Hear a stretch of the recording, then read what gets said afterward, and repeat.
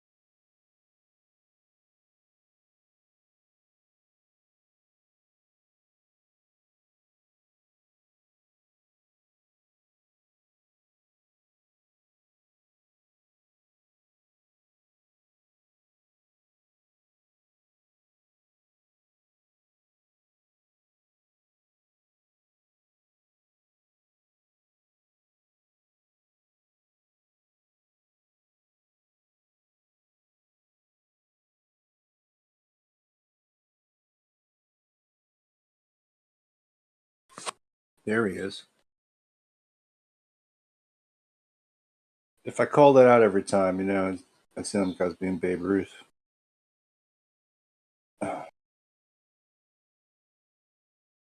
Hey, Don, what do you think about Tom Waits? Is he the greatest singer ever, maybe? I don't know.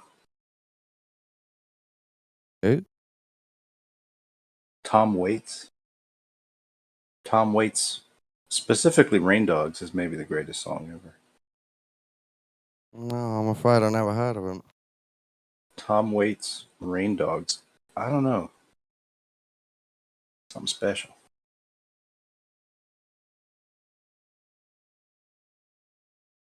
I'm watching Mouthy Buddha on BitChute.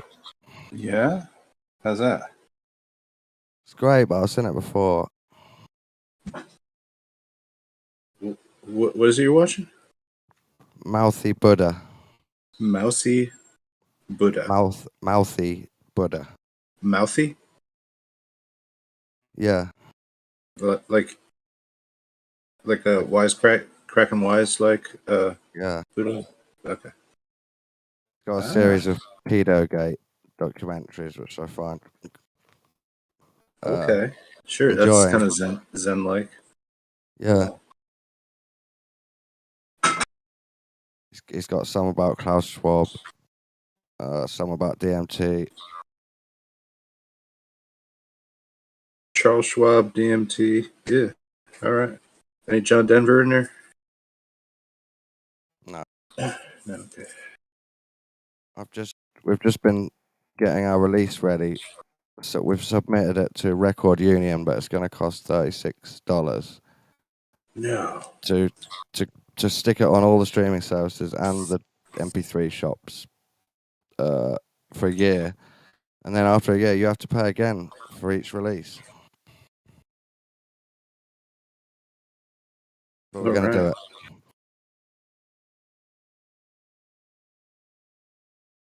That's cool. What are you releasing? It's 4 sort of trap dubstep tracks that I made with my friends rapping, grimy rapping on it. Top.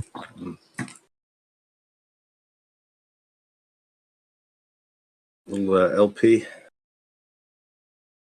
Yeah, it's 3 or more tracks, so they class it as an album. All right.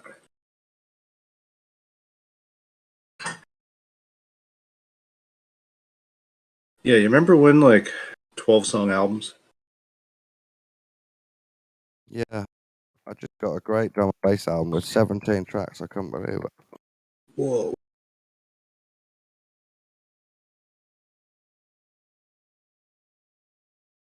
I say if you want to do 12 songs, you got to cut like 30.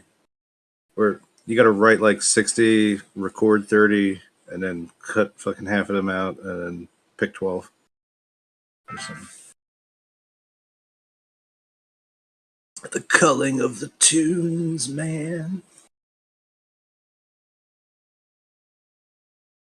And then you get something like Never What You Thought You Were Starting to Write as well. I think you get that, which makes it really tough to have an album. That's like a good album.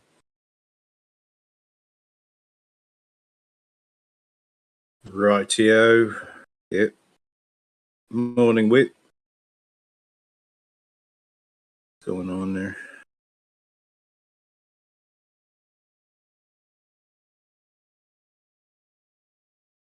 I would like to have streaming perms, so I could stream controversial media. You would do that, wouldn't you? Yeah. You grimy bastard. There's a newbie in the text chat called Suicide Donk.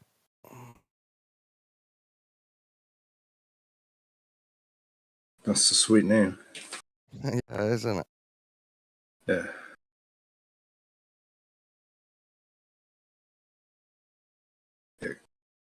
Kind of half in excess suicidal blonde, half donk from Crocodile Dundee. That's donk. Yeah. He's not so smart.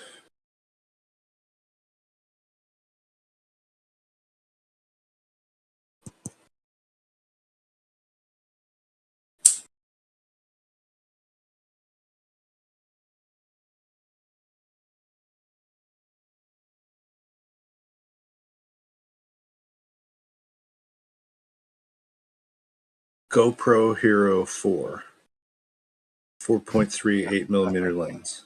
How do you like it, sir? Oh, fuck that. That's got like massive, like spheres. I don't know what you even call it. It just sucks. It basically And so. Yeah. you can put it on linear mode. It's still curved a little bit. Yeah, and they only started making them recently good because of the software that corrects for the lens aberrations and stuff.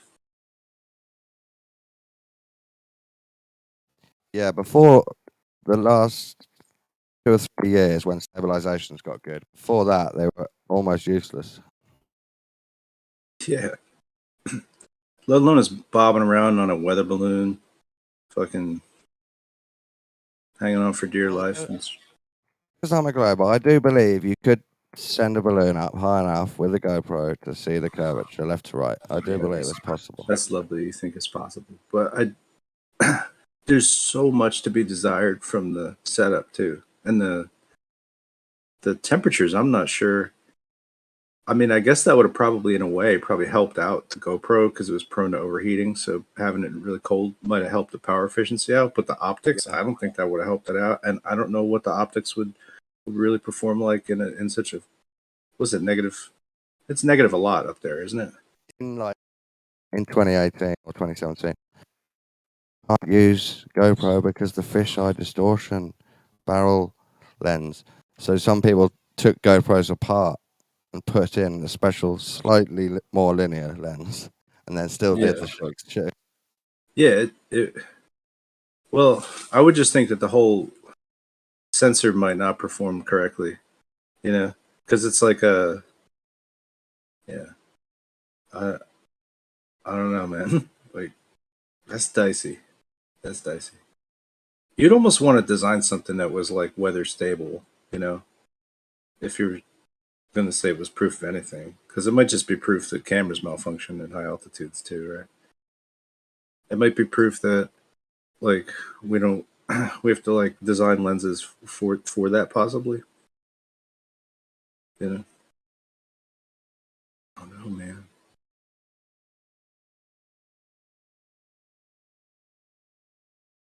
I'm about to smoke a joint. Oh I yeah, feel like I want to read. I want to tell you what's happening in my Mouthy Buddha documentary. I bet you it's unpleasant. Now, is some good happening? Is it funny? At least it's not Uh, funny. It's not. I bet you it's not funny. well, the story starts here. James Alefantis is an art collector. Well, it's not. I already know this biography of this fellow. This only leads to bad places, really, Don. This is my area of expertise and mystery. Oh my goodness. You're trying to relax with Mr. Waite singing. Is it Mr. Waite? Tom Waits. Tom Waits. WAITS. Yeah, have a joint. Listen to Rain Dogs. Come back and think about how you maybe should have better suggestions for viewing. All right.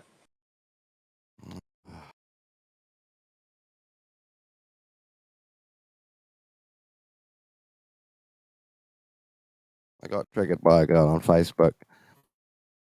Her name is Sadie, and she's waking up, so she's anti-establishment. She's got 2 accounts, and she's just constantly scrolling through Facebook and reposting anti-establishment shit. Anyway, she's got to the point where the New Age is a demonic deception. But she's also, on the same account, sharing 777 special angel number with a meaning. Yeah. That Sweet. just pisses me off. Yeah. Yeah. I can understand that. Where do you think that comes from? That is the New Age.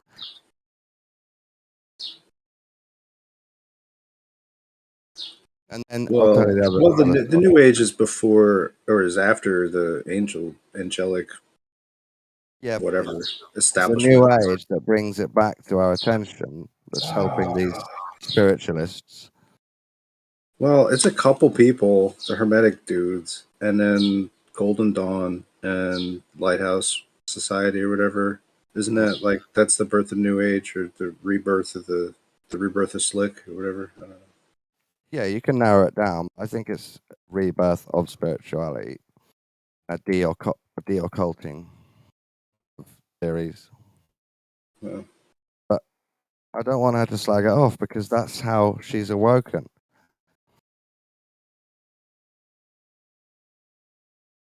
Anyway, the other thing was there's an English school, and they are strictly saying boys and girls can choose between trousers or skirts.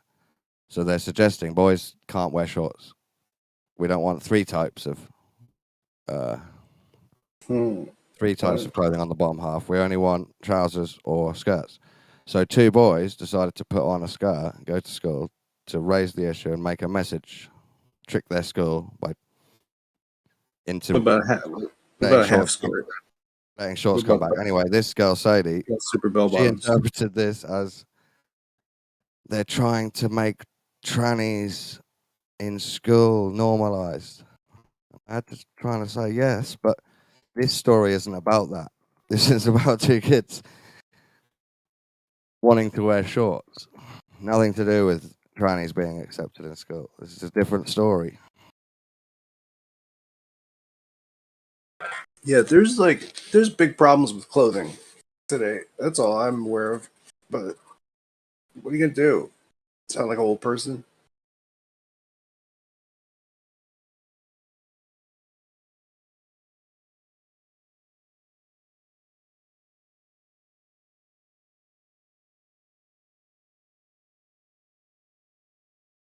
Well, ever since you know when, it became that like vending to or buying from a shop that wasn't like a big wholesaler outlet, you know, like a department store, could happen, and then you have buyers selecting for that department store. They'll say like, "Oh, this is some good shit. Let's get some of that on the racks." So that occurred. So there was at least like a curator to the shit. Then at some point, everything's just Amazon and Chinese companies making polyester. Oh I think yeah. that's kind of like what occurred. And then the yoga pants sort of invasion, stretch pants started it. Um, and then we had to validate why stretch pants were there. So it's like, oh, it's because of yoga. Like as if there was some kind of yoga awakening, which I wouldn't say that there necessarily is, but maybe kind of, sort of, but Not to not enough justify to the justify the awful. amount of. No, it's too much polyester for just the fat of yoga. It's not happening. Yeah, Then you've we're running amok. I'm Ugg telling you, man. boots.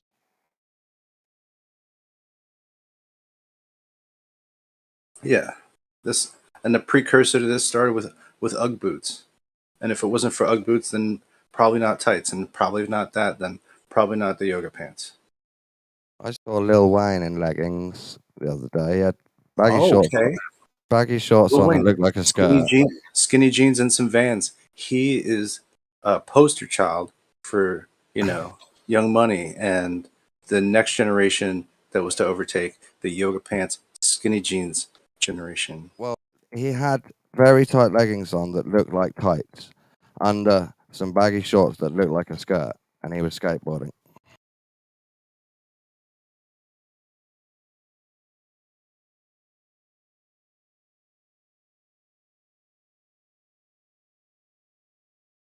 Yeah, yeah, it's a real battle out there. It's a real war zone in the fashion world. Stay safe, everybody.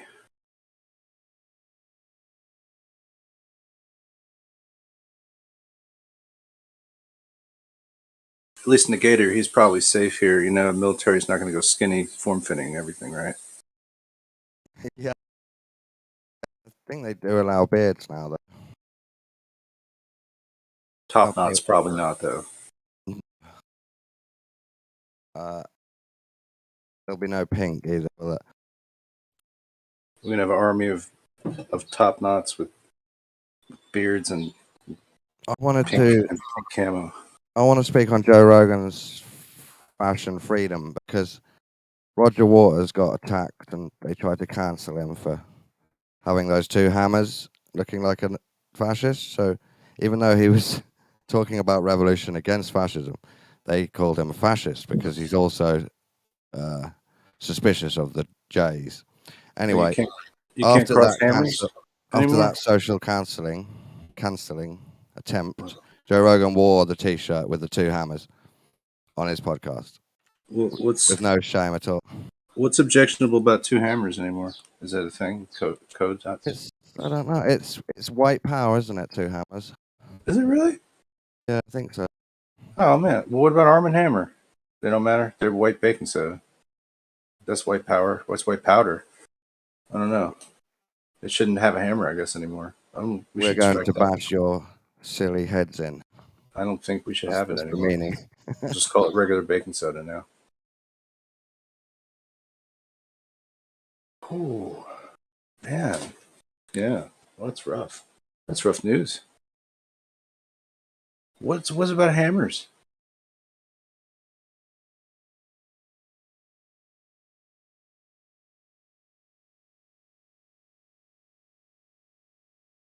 Yeah. Excuse me while I search for Joe Rogan in a two hammers T-shirt. Yeah. Yeah. Yeah. Okay.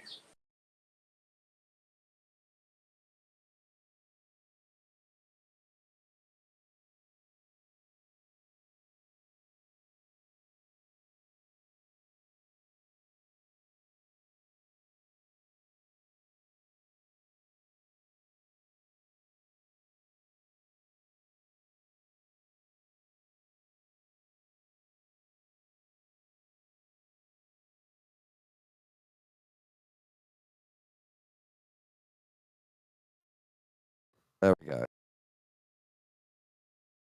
What a brave man.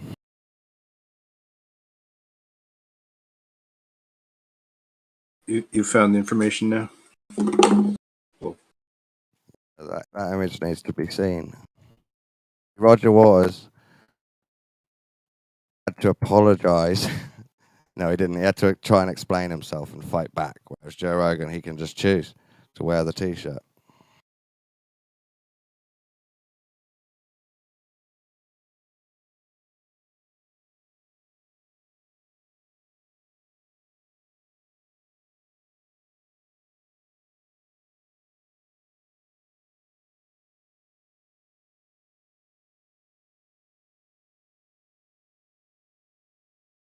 They were smelling bath salts on that episode. Have you ever done that, Snacks?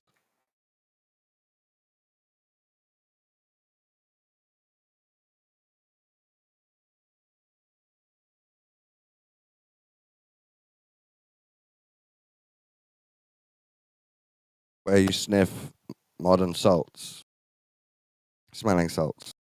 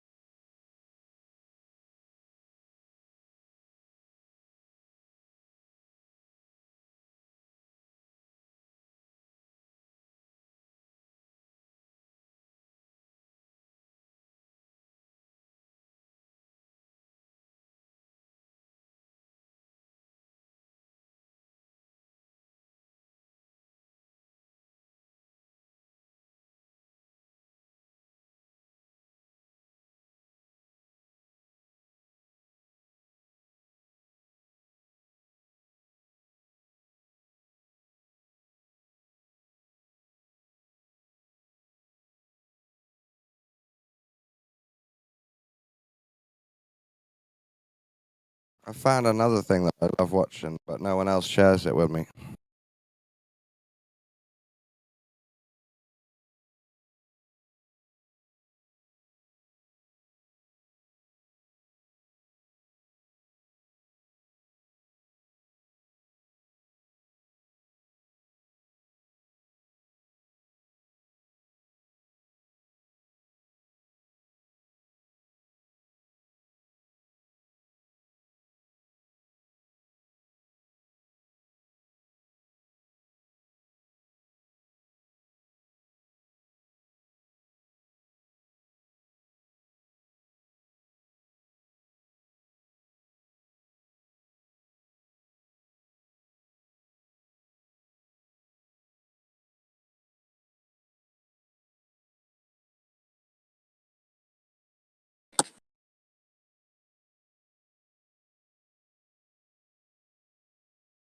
I want to be productive today.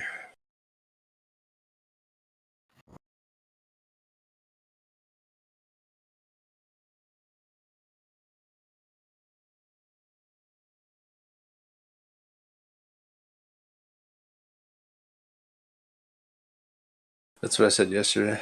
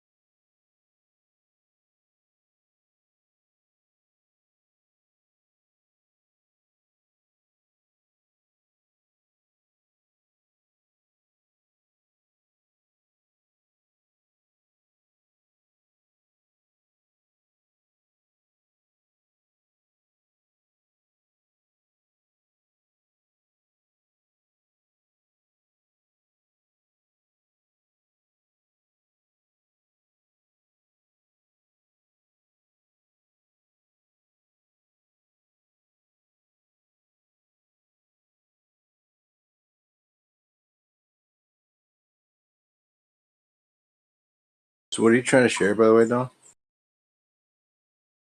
Video. I've got a new little obsession where I like watching Indian villagers react to Hollywood movies. Okay. It's like watching a child understand gravity of humanity. It's Wow. just wonderful. That's pretty deep. It's like you get to see it again for the first time. Yeah, but you're an innocent spiritual Indian instead. So I'm seeing Avatar, Terminator 2, Lord of the Rings through them. It's like a new experience. You're kidding me. They show them the entire Lord of the Rings? No, they shortened the 3 hours into about 40 minutes. So you see all their main reactions to the main scenes. Wow. But they're just saying such great stuff. They say, oh, that monster is really, really dangerous. And then they say stuff like, he trusted on him. Which suggests they use trust as like an action in their sentences. Trusting on someone. Yeah. Well, like depending on or something. like not out of need, but out of you know, yeah. That's yeah. I think that's The interesting. old man was seeing Titanic. He said, "It's such a lovely scene to see such a marvelous ship sailing."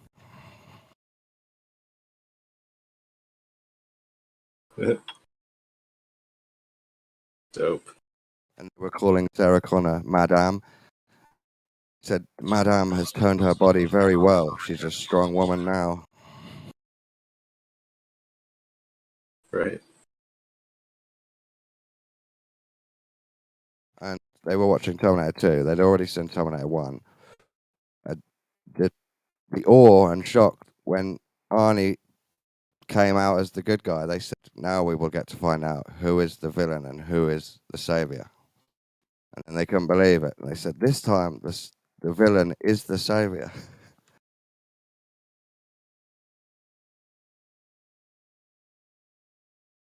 At least, you know, like all the people that we encounter are still like, oh, you guys are people. You know what I mean? They're not like, oh, you know, Yeah.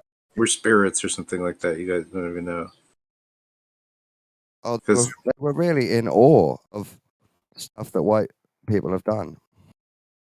yeah, it's even better than before, pretty much. Yeah, But it's they like the really you know, the relate. American Indians and the white man. Like, what did the white man have really? Like tobacco and liquor. We have VR.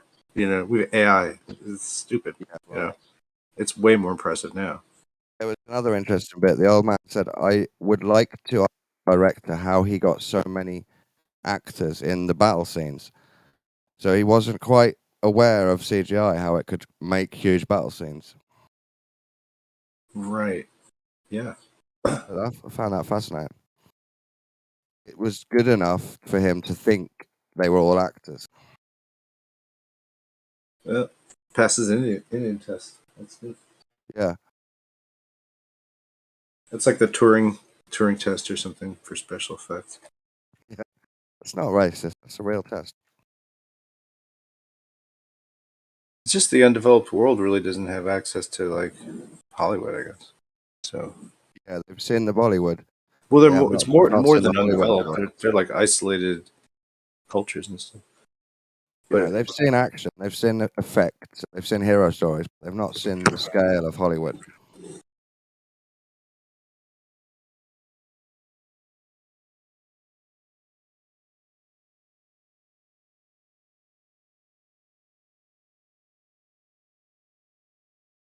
It's really hot and muggy yeah, here. well, actually, you know, it'd be interesting. Like you could basically like load many city blocks in a VR and have them walk around in a city and see what that's like. I mean, that'd be crazy. Yeah, I'd go in there.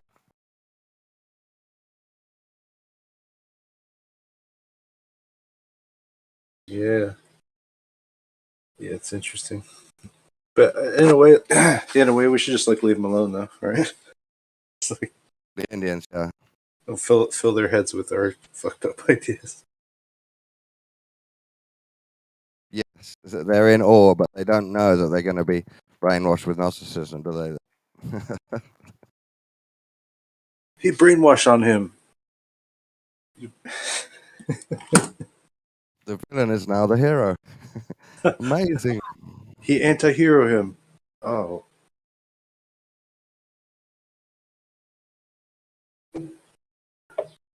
this only modern narrative convention. Recent.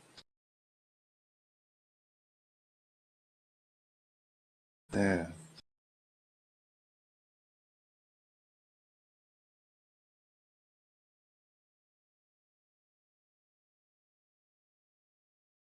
It's weird. Or do we like have that like kind of primal language sort of internal, if you will? I think Maybe so. you know. All the archetype shit, we build on it. We change the archetypes, but most of them are there at a base. Mm-hmm. Yeah, I mean, the more you speak to people, like the more you're kind of used to a certain kind of convention of language, I guess. But yeah, I think for quite an amount of weeks, I was basically subsisting on the power of fire. Like either to like make coffee in the morning or just everything w- was that, and just I could collect like a little bit of wood to do this. So like I collect wood, make the morning coffee like that, and then I could light it on fire. I did it with Fresnel lenses and stuff. On But I purpose. was just like, You're not using electric on purpose. I was sort of off grid for a bit, and It was like a kind of a year or choice. something. Yeah, yeah, Reality. yeah. It's a choice, and up until like like you're like I don't need a vehicle right now, so like that's fine. But yeah, it was that anyway. But What's the conclusion this of is a working long with story fire? if we go it this way. I Um, skip to how much you love fire. it's the I fire hate it. god. I'm just like the fire god is about. Like that's what makes my coffee in the morning. That's what cooks my meat. It's It's the fucking fire god. Like Promethean shit, isn't it? Fire. I'm just like, yeah. And then somebody else. And so I'm alone for a while, right? And I know I'm like a little out of my head. It's fine. I know I'm a little out of my head. I've been like, weeks and weeks of like 115-degree temperatures. I know it. Just it drives you a little nuts. It's fine. Like I'm aware of like I'm just a little. I probably need a shave or two, and like after the shave again, probably. I'm saying like, but But your mind is just somebody's like, I'll make you coffee. And it's like, I don't need you to make me coffee. You don't have to put that shit, like, you're not doing me a you favor. The actually feel fire god, I already deal with the fire god. I already can just do this. Like, you don't need your bullshit. bad. One was going to come in between. And Do not sign me onto your, like, I have to deal with your bullshit so you can do me a favor. Like, I don't even need it. Like, we have a direct relationship, me and the So did fire you say, god. no thanks, I'm going to make a fire later. She's like, I've got an actual coffee machine right here. It's plugged in. You're like, nah. But yeah, it's like internal dialogue. I just sort of like started vocalizing that internal dialogue because it's very primitive, but you sort of almost don't even, because you don't use words to talk to yourself like this. Did you imagine being that person that forgot how to make fire and then you were like given this special knowledge? Oh boy. Like imagining if you couldn't do it and you didn't know how. And the fact that you do know how and you did do it. Oh, I'd be telling other people like, hey, you don't know about the fire? Dude, let me show you. This is hot shit. Let me show you this. Yeah. You want a potato, bro? Have you ever tried a hot potato on weed? Bro,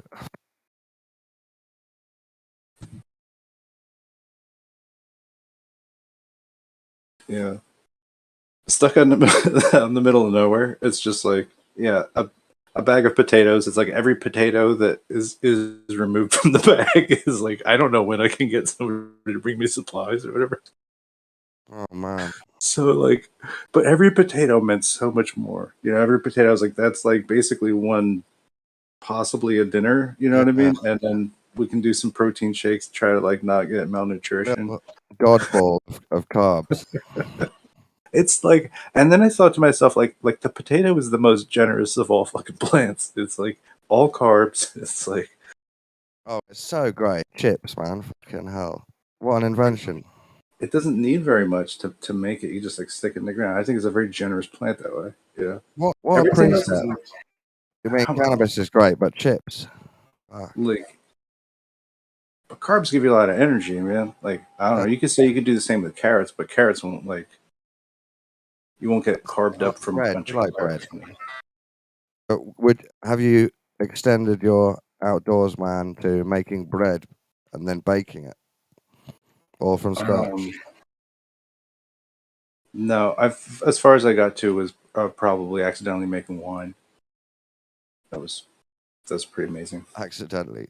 Yeah, yeah. It's just like, oh, the grapes were all like white coated when I got them at the store, and I just decided to make some like fruit water, which is like a bunch of different fresh fruits.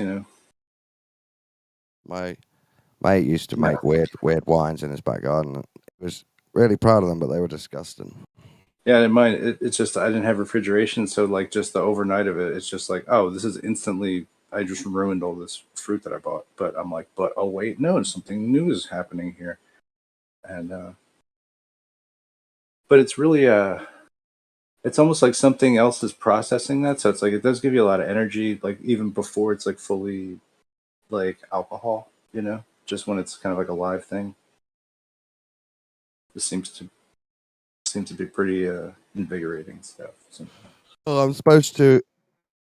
I don't know if I've recommended The Covenant yet to you, but it's good. Guy Ritchie. Donnie What's Darko. he, what's he do? You need some Muslim interpreter, and they make friends. It's great.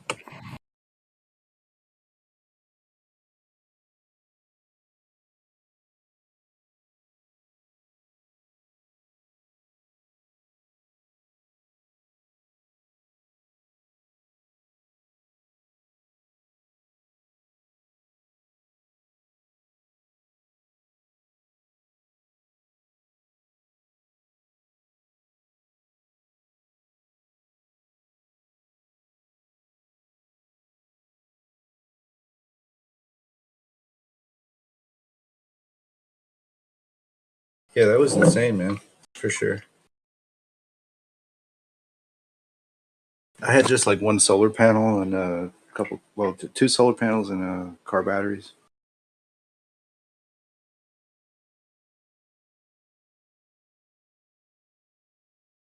Did you have your phone with Discord? Yeah, yeah. Well, it's Hangouts then. See, that was a bit of an attachment you kept going, I guess. Mm-hmm. Yeah, yeah. Broadcasted through a lot of it. Oh, the greatest thing though is like there's nobody around, so like I could pretty much play my saxophone like at any time. Oh yeah, Like no one would know where it was coming and from. naked in the woods playing saxophone. It's a desert. Oh, oh god, that puts me off a bit more. The sort of dryness in the dirt,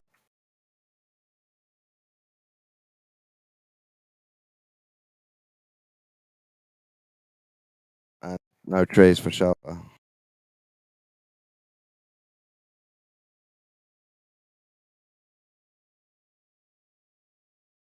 But that's still cool, standing naked in the desert playing saxophone. I guess that would be cool. I didn't. I didn't like live that out. Like I really should have though. Like in Live the stream moon, that to Discord. like the full moon, right? Like just standing like on the top of something. You know what I mean? Maybe Air Jordans and sunglasses, some Ray Bans. You know what I mean? And Yes, saxophone, basically.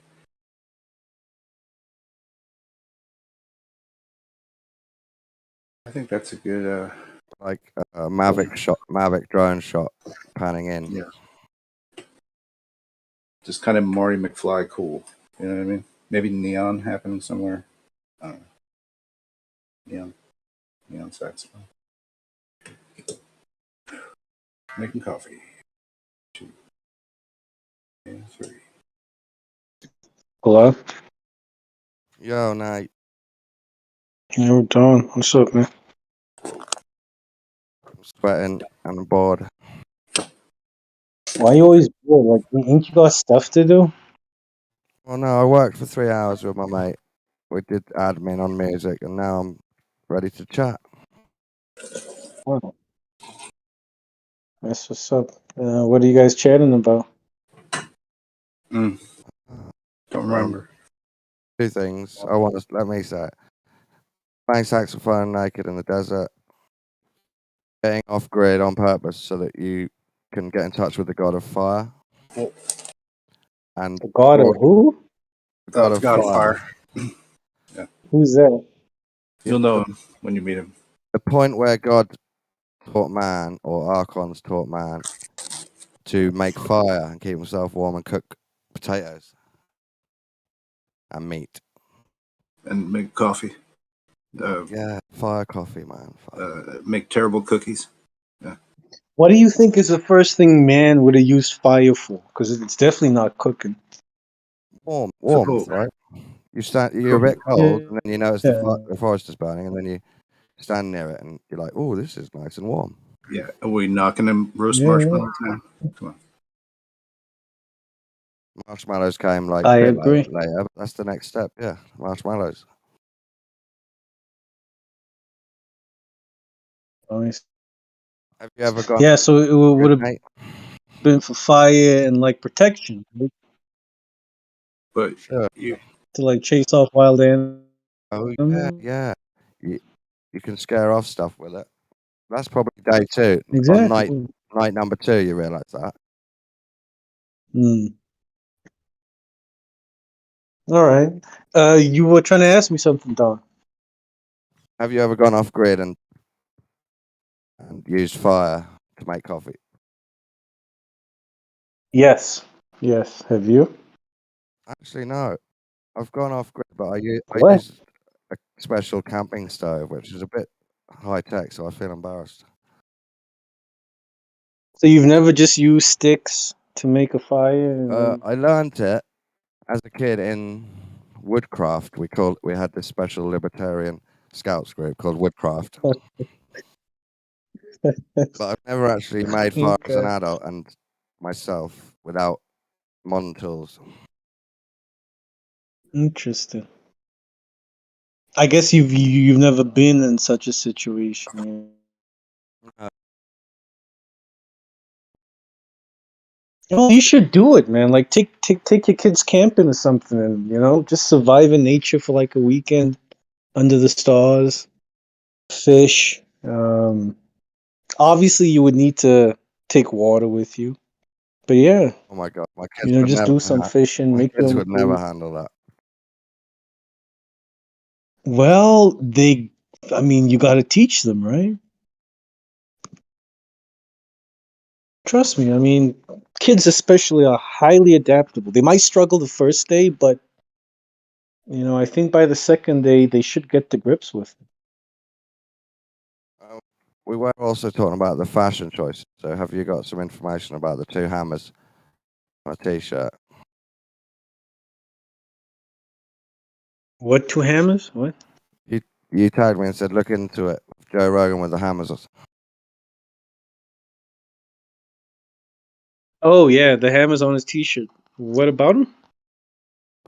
I'm saying Roger Waters had that on first as a statement of fascism relating to his artwork, and he got told off for it. So then Joe Rogan showed his freedom of fashion by wearing it on his podcast. Mm-hmm. Okay.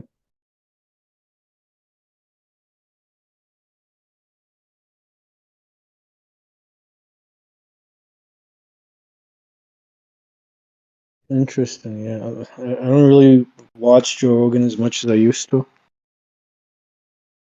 Yeah, flick through, and he doesn't have that good guests anymore. Mm. Yeah, I just feel he became a bit. I don't know. Like he's a bit flippy floppy, He follows the mainstream here, but then is Yeah, a bit conspiracy minded with something else. Like I don't know he's a bit where too he really neutral, isn't he? stands. But I So guess that's the right thing to be, right? To be somewhere in the yeah, middle. that makes him flip flop a tiny bit to us observant people. Yeah. Like he's pro climate change, but then is anti vaxy waxy. So I don't know. Yeah, that's kind of weird. I would be anti-vaxxy, vaxxy, but I'd come down the middle with climate change and say I don't really know the science on this.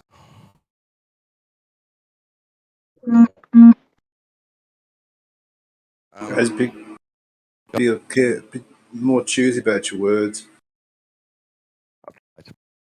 But he gets to talk a lot, doesn't he? And does it how he wants.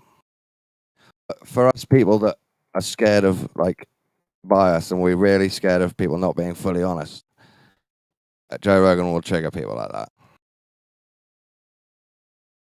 So like Water is saying in the chat, Snacks, that after going off grid, he needed a finer grinding on the coffee. Calculate it. That was good, because that's true. Huh. I adopted something which I can't seem to master. Again, it's sort of a painful process to build it back, which is just doing it with a handful of coffee and just basically air dropping it into a French press. But I think we've lost the telemetry data on how many fluid ounces my French press was, and I haven't seemed to be able to get the right flushing, because what I do is I use way too much coffee, probably about twice as much as you want to do, but it's so much that I just basically instantly pour it back out. So it's just, I'm just really washing the coffee grinds off and just pouring it right into a pot. So I don't know if that helps. Sort of a lost art. I've lost.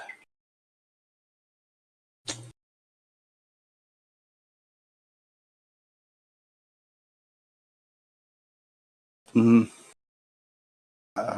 lot of caffeine. You get most of the caffeine, but you get none of the acid buildup that you would normally get from coffee because you're not letting it brew. It's not getting that hot. So, yeah, the best.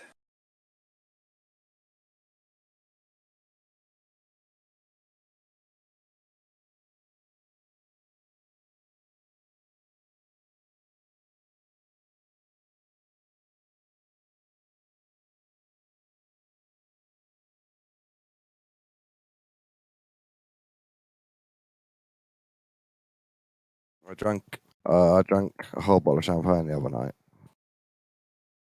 Proper shit. What did you drink? Jesus, bro. But me and my girlfriend Why? shared 2 whole bottles of champagne. She won it on a Facebook competition thing. Oh, I thought you was like drinking alone or something. No, it was a choice between the champagne prize or Mandarin gin. So we chose champagne. Yeah, I thought you were just like listening to Lil Wayne by yourself and decided to pop bottles. But anyway, 1 bottle was too much, and at the end of the night was blurry, and I don't want to do that again. Mm.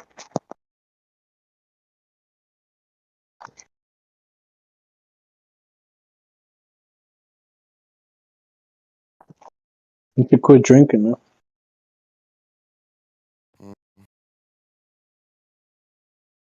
I can't quit all my vices. It's impossible.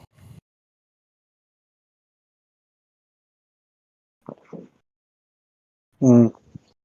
Why is it impossible? It's just so much work, and they keep you going in life. Your vices do sometimes. If they're really destructive, you can never argue that you should keep it. But if you're more productive now than you were in the rest of your life, you can argue this is how I'm getting on. Weak argument, man.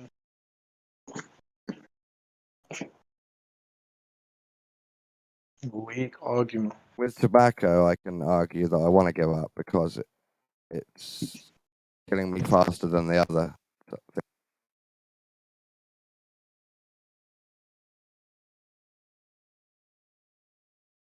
Honestly, a lot of it's the paper, man, and the filter.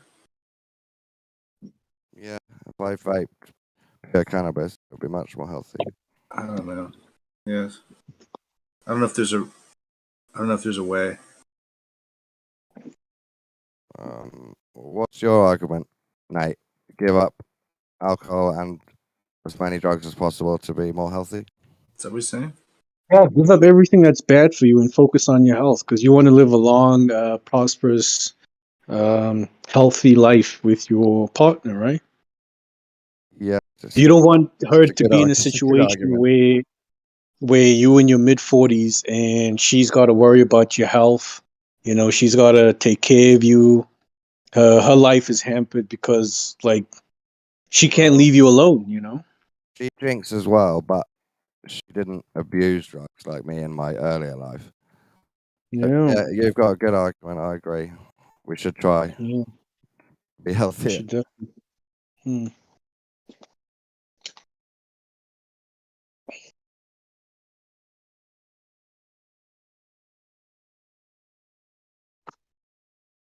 I'm glad we agreed, though.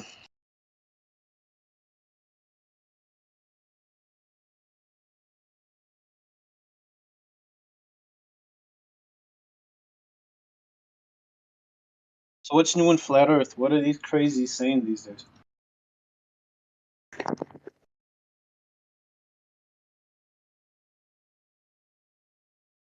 Nothing is new. Yeah.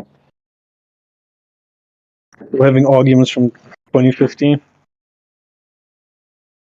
Super refracticality, expialidocious.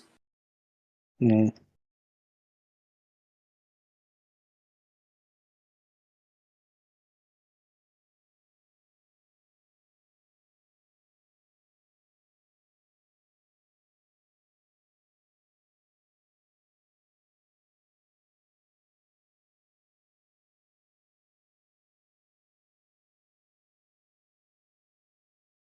Nate, did you complete your book report on Stefan Marbury? Isn't that the basketball player you told me about that couldn't make it in the NBA, so he went to China? He did make it in the NBA. Did he? All right. He's just too. So you didn't look into it. Okay. Mm. Yeah, but no. I don't know. Have you seen this new trade they made for Bradley Beal, the Phoenix Suns? Mm-hmm. Yep. Yeah. What do you think about What do you that? think about? I think nothing I of it. think it's nothing of it. Okay. I think it's crazy what the Suns are doing, going all in. You know, like what if they don't win the title this season? Then what? They're beyond the salary cap.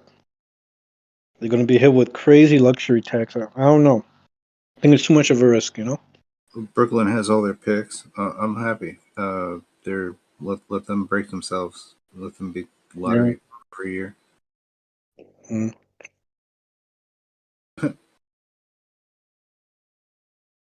I just want Wembanyama. That's all I really want. Okay. Let's see if let's see if that happens. Like the only way to get over losing Kevin Durant is Victor Wembanyama. Mm, yep, that's a whole nother level.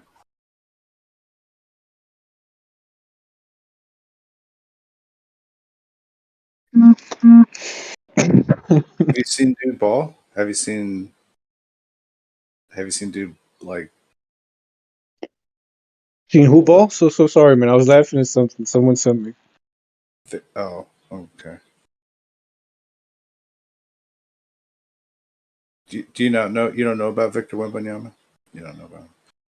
I know him. That French kid. That's going to be the. He was drafted number 1. Yeah, I know about him. He wasn't drafted yet. Oh, he will be obviously. I mean, he's going to go number 1. It's not obvious.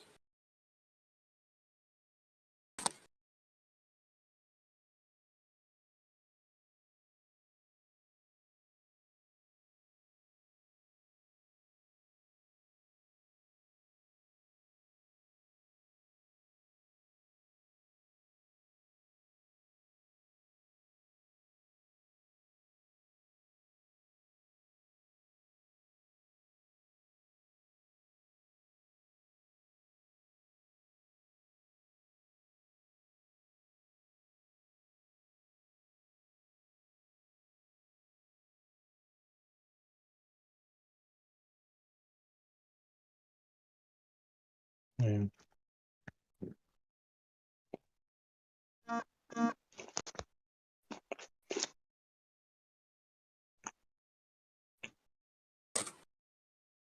Well, anyway, the Spurs are not committing to saying that they're drafting him. Mm. It's the entire media sphere that's saying it. Yeah, because I don't think he would work well with Popovich. You know, Popovich is a bit old school and military-like. I don't know if Popovich he could is deal with a advanced in young his super. years. Like, he can't secure that he's going to actually be around for this young man to develop.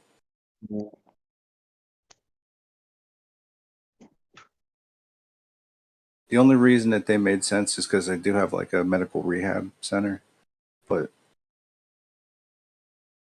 yeah.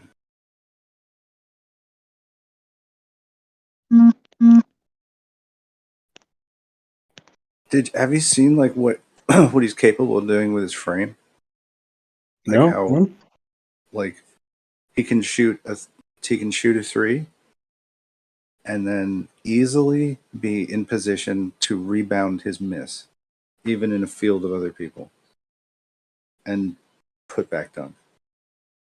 Like he can take a practice three and then use that as a running setup to just dunk it, pretty much. Like, yeah, it's really insane.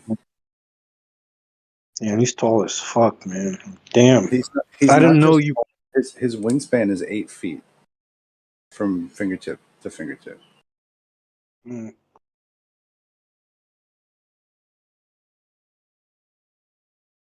No. Crazy, man.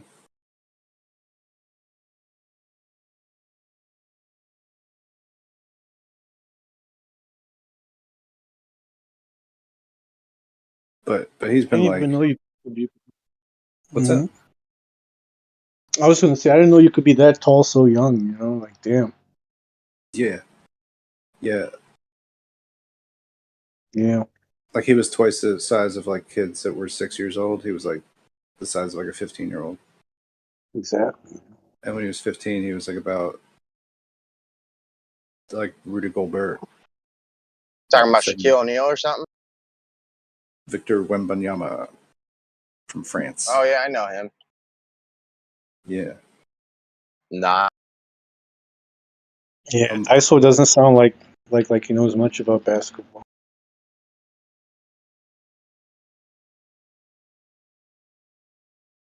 I know a thing or two. Yeah. Just like truly like ghastly proportions, super skill set, trained by coaches, parents are athletes, groomed from like basically birth to be a great athlete. Whoa now. Pretty special. Who was that Chinese guy that played for the Lakers a couple years back? He was like, I think he was taller than Shaq.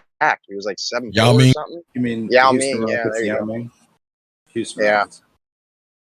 Now he's on the Rockets. No, he was always on the Rockets, but he had to retire because of leg damage because the Chinese government made him play Olympics after playing an 82-game season. So it's just too much wear and tear for somebody that magnitude. Yeah. The big guys can't play a whole fucking season. You know what I mean? They got to sit games out. It's no way. If you're over like 6'6", I don't know.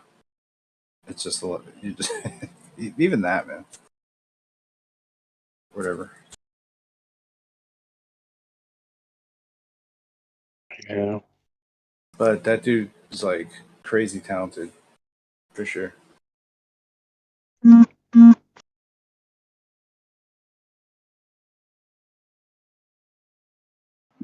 don't know. I still think Spud Webb's pretty awesome, dude. To be that height and playing with those guys and all what he did. Yeah. Pretty awesome. Yeah, sure. I mean, Spud Webb, tremendous hops. Like a 4-foot vertical fucking jump height or something. Mm-hmm. Yeah, but like, how do you fit in cars and stuff? You know, Just get them custom made. What if you gotta take a cab? You know, like get on the train or a plane. I'm like, damn.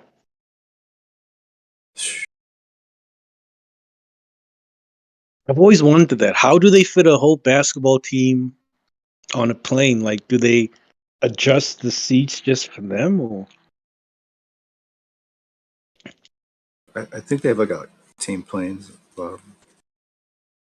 Specially made? All right. Yeah. That would make Private sense. jet. Yeah. I think they do. Few of them And I do. guess they also like custom make the team buses and whatnot. Maybe not. But,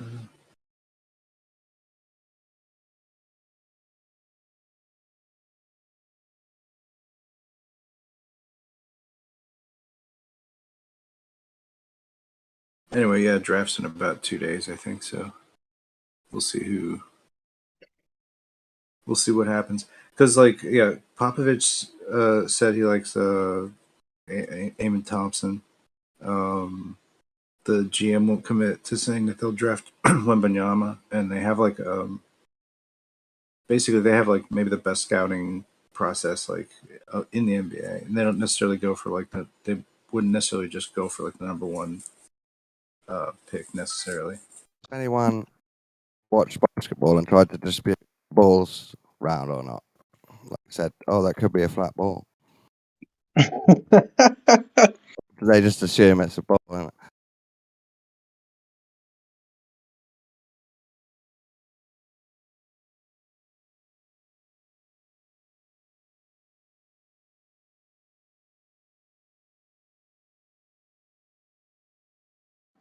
Yeah, they actually have to account when they shoot the ball for the Coriolis effect. Just saying. I think so. Someone said that before. I've heard that on a TikTok or a meme or something. Yeah, that's why they put the spin on the ball, because it's the reverse spin. So as long as you put the spin on the ball, then everything will kind of balance out and it'll just go into the basket. Put some English on it, yeah. I blame Neil deGrasse Tyson for that. I don't know. I think the there's a few guys who shoot like incredibly parabolic arcs. One of them's like D'Angelo Russell, but he's incredibly good for it. You know, he'll just shoot these incredible arc jump shots. But if you pretty much you just have to shoot them halfway though, then they just fall in. How else are you going to get out from around, goaltending from some of these guys? Some basketball courts have got blue beam technology, haven't they? What? Most of them have sensors enough to where they can replicate the entire game in like VR. I actually saw. I mean, halftime show holograms. I actually saw the most amazing laser show at the beginning of a basketball game years ago, dude, and that was spectacular, dude. Now they have surprised they don't do it anymore. holograms. They have holograms of sharks like splashing out of the court. This was prior to that technology, so they didn't quite have holograms, but they did have like a laser show they put on, and it was freaking amazing. Well, they're just overlapping that. It's like a overlay that they do for broadcast. You're talking about, Don? Is it? The people in the crowd see it.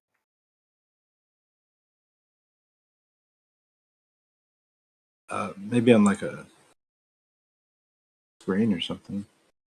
I thought from one angle, the crowd sees it, and then they like do it again for the other side or something.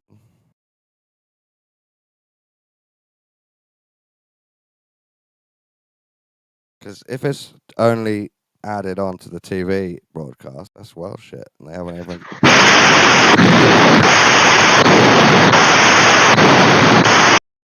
That's a problem. Jesus Christ. Yeah, sounds good. Yep, you got that dust out of there at least. Yeah. Who did that? Who's Thug Hunter Goku? Oh, damn. There's a raid going on. Did somebody get him before I did? Triangle expanse. Jimi Hendrix is. You also gotta get Dreamy Bus. He's spamming like dick pictures and text chat.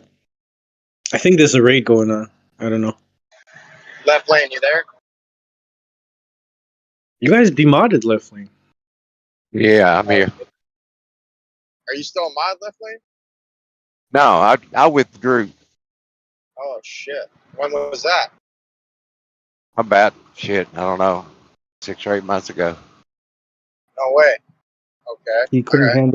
handle the bullshit. Right, Howard? Do what, Nate? You couldn't handle the bullshit anymore, right? Yeah, I guess without getting into a pissing match, it was I felt an unfair situation.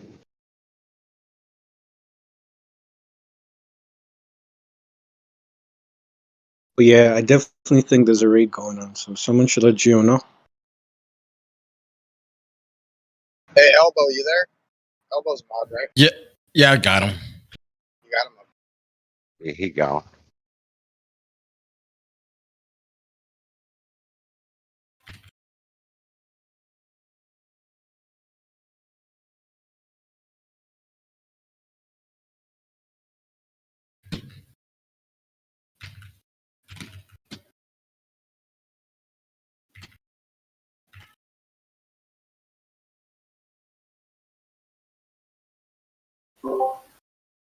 How do you take do you take down all of the posts? Because I was doing it one by one.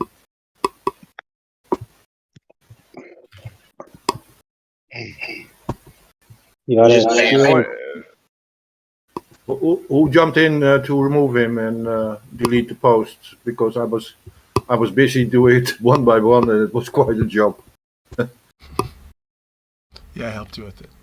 bro. No reaction. I'm not- Okay. I'm not sure Should I help you out with I think if you ban them, that it might take them down. I'm not sure of that though.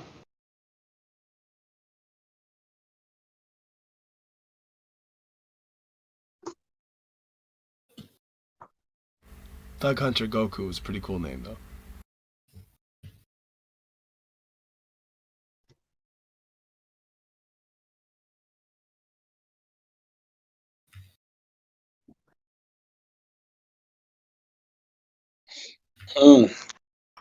So what are we gonna argue about and tell lies about today, guys?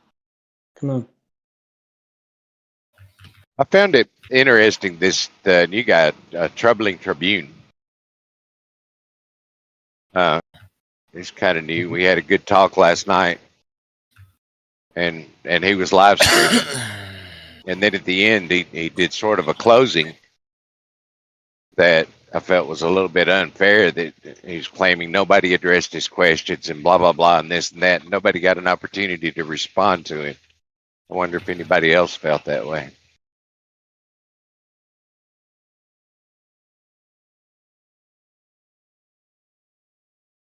Yeah, I have no clue what you're talking about. Yeah, I wasn't here, man.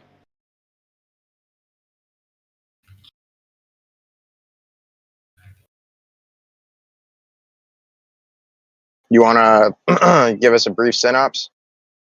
Well, we were talking about, he and I were discussing just motion and movement, why you feel it, why you should or shouldn't feel it, and then he went into the Chandler wobble, and I didn't know anything about that. And Kosho came in, and they were talking about the Chandler wobble and various other things. And he had questions. Kosho had answers, and Bacon had answers. We talked for probably over an hour. But What's it called? The Chandra wobble? Chandler, Chandler. Chandler. Doesn't that have something to do It's with kinda- Earth's wobble? It's almost like the crust sort of slips off the axis. It's kind of difficult to explain, but Sounds like the Zhibinikov effect.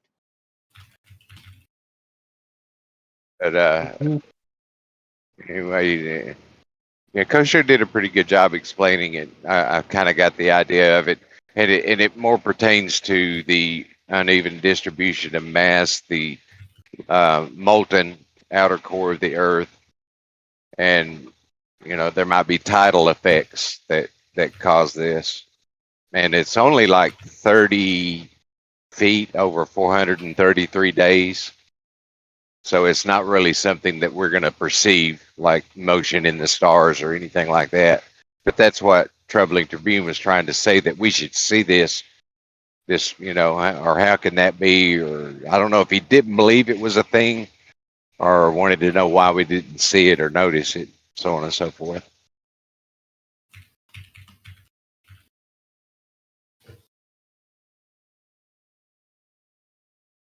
The thing is, when it's kind of a normal conversation, but when he closed, he did a closing statement and said that none of his questions were answered, and nobody got a chance to respond to him. So it kind of looked to his audience, it looked like we weren't, I don't know. It just seemed a kind of a shit move to dump on us like that and leave.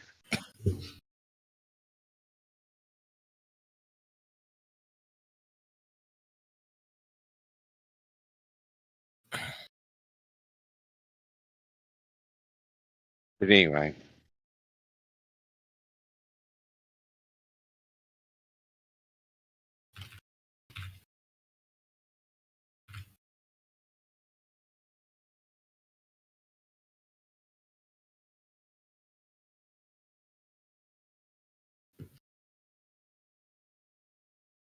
The way I understood that wobble is it's like if you were standing directly on the axis of rotation and like 215 days go by, the axis of rotation would be like 30 feet away from you.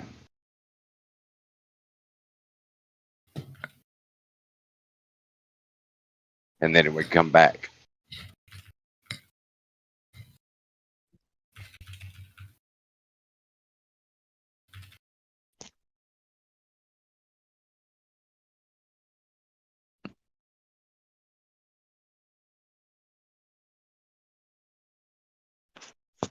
Also found it strange that Witsit brought it up last week too.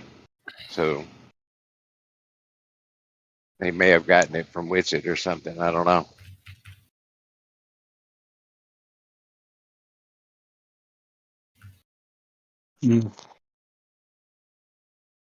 But what's the argument with it? Like, what are they saying? It proves Earth is flat, or what? Nah, it's just an argument for misunderstanding. I think I'm not sure what his point was, but it was kind of like, how can Earth be having two different precessions in different directions at the same time, kind of thing, like sort of like the 11 vectors. How can Earth be traveling in 11 vectors at once?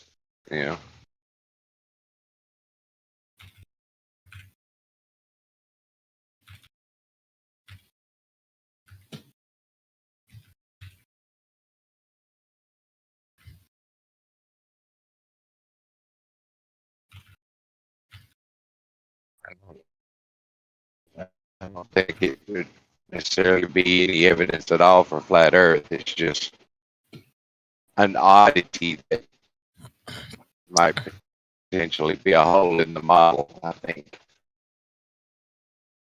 I don't know.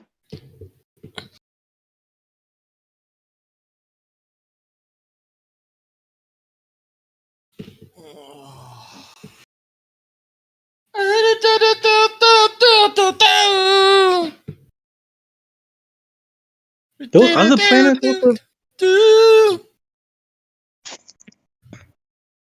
That's Other good song, planets man. have Chandler wobbles as well, right?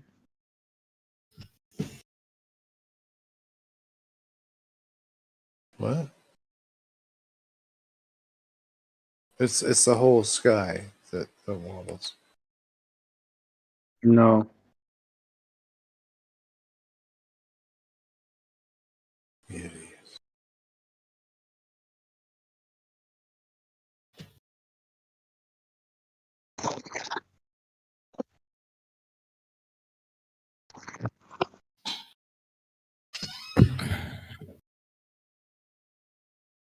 10, 20.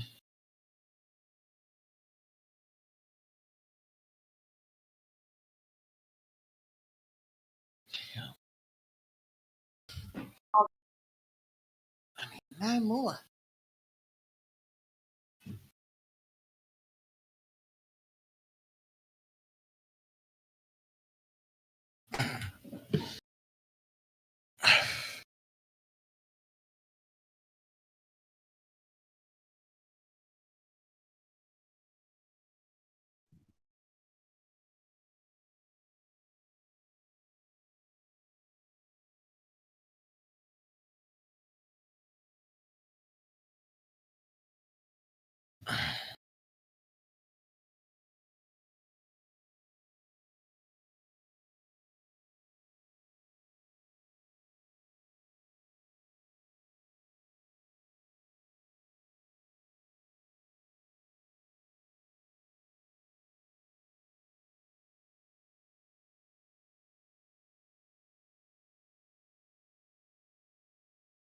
Yeah, it says here it's a variation or slight deviation of the Earth's axis of rotation relative to the solid Earth.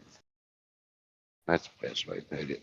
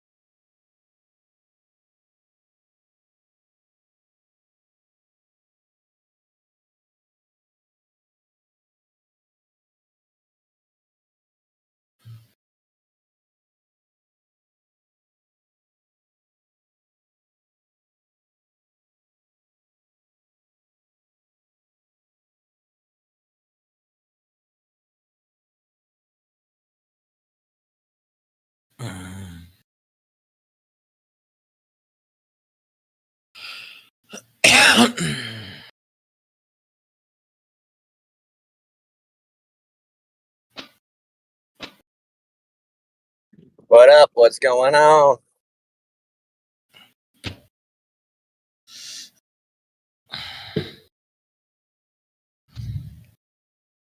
Yo, we chilling.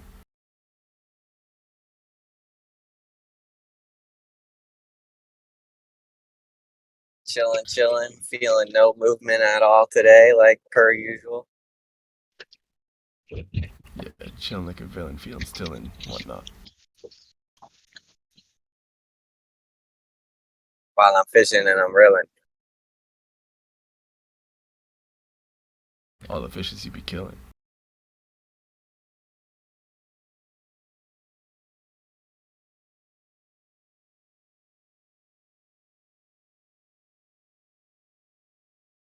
So many in the net, it's overspilling.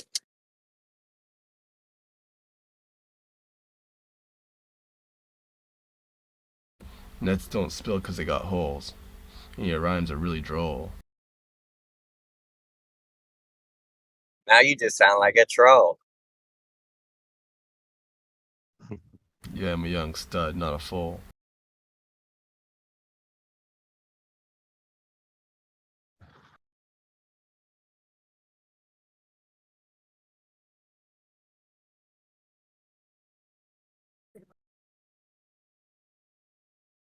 What's up, everyone?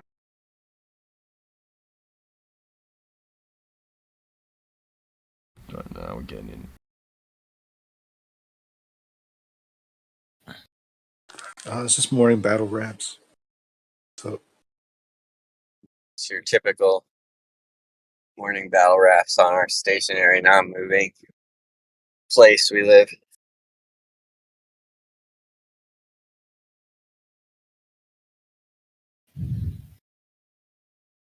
You guys are battle rapping and you left me out. Okay.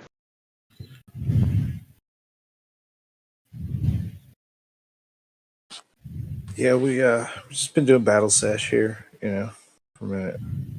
Just from yesterday. Yeah, we gotta keep the flow moving because we know that the Earth isn't.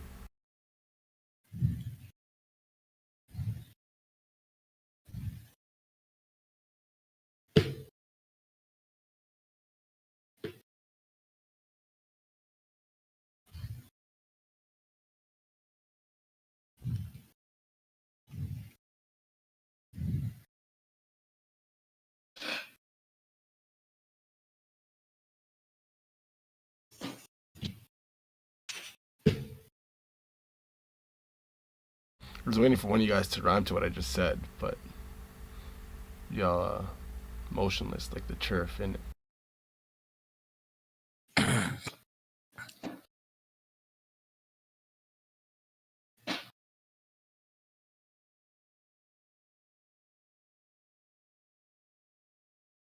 I mean, if you guys don't want to jump in, I could keep on going because the flow infinite.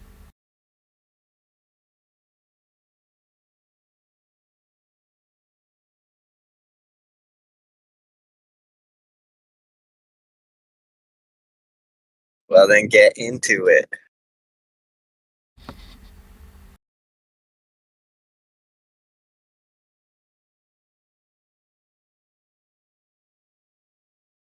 I'll join in 10 minutes. Let me just have my morning tea. Ed Freeze here. Drop some bars. What's up? Freeze, drop the bars, bro. No. I have 0 morning bars. tea. What are you talking about? What time is it where you live? 0 bars, no pressure. It's 3:44 in the afternoon, but I'm having my morning tea now. A real go-getter, are you? I got my own business. I can do whatever I want. I'm just messing, dude. I know. You're not really being like revolutionary with a morning tea. And maybe if it was like midnight or late night.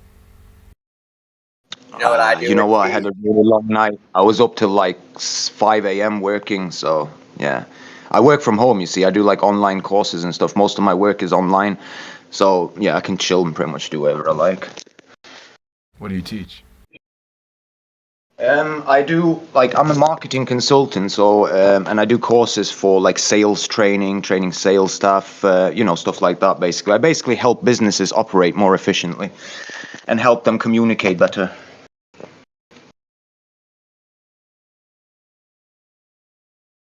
So you're one of those ad guys. He's that let me help you help me kind of guy. I'm one of those. You're one of those Don Draper types. Let me help you for you paying me a lot of money for doing something you could have done yourself, but you're too stupid to do. That's the kind of guy I am. Isn't that every job that exists, like ever? I bet you got no flat Earth clients. Except for like jobs where, it's a woman hiring someone for something that she literally can't do because of like muscles or physical inadequacy or what have you. But other than that, every single job is you're paying someone to do something that you could have done if you were just more knowledgeable. Or you're just lazy to do. Yeah, he just knows to put it up on like whatever, Netscape or whatever, Earthlink or whatever, It's just whatever. People like learn that shit.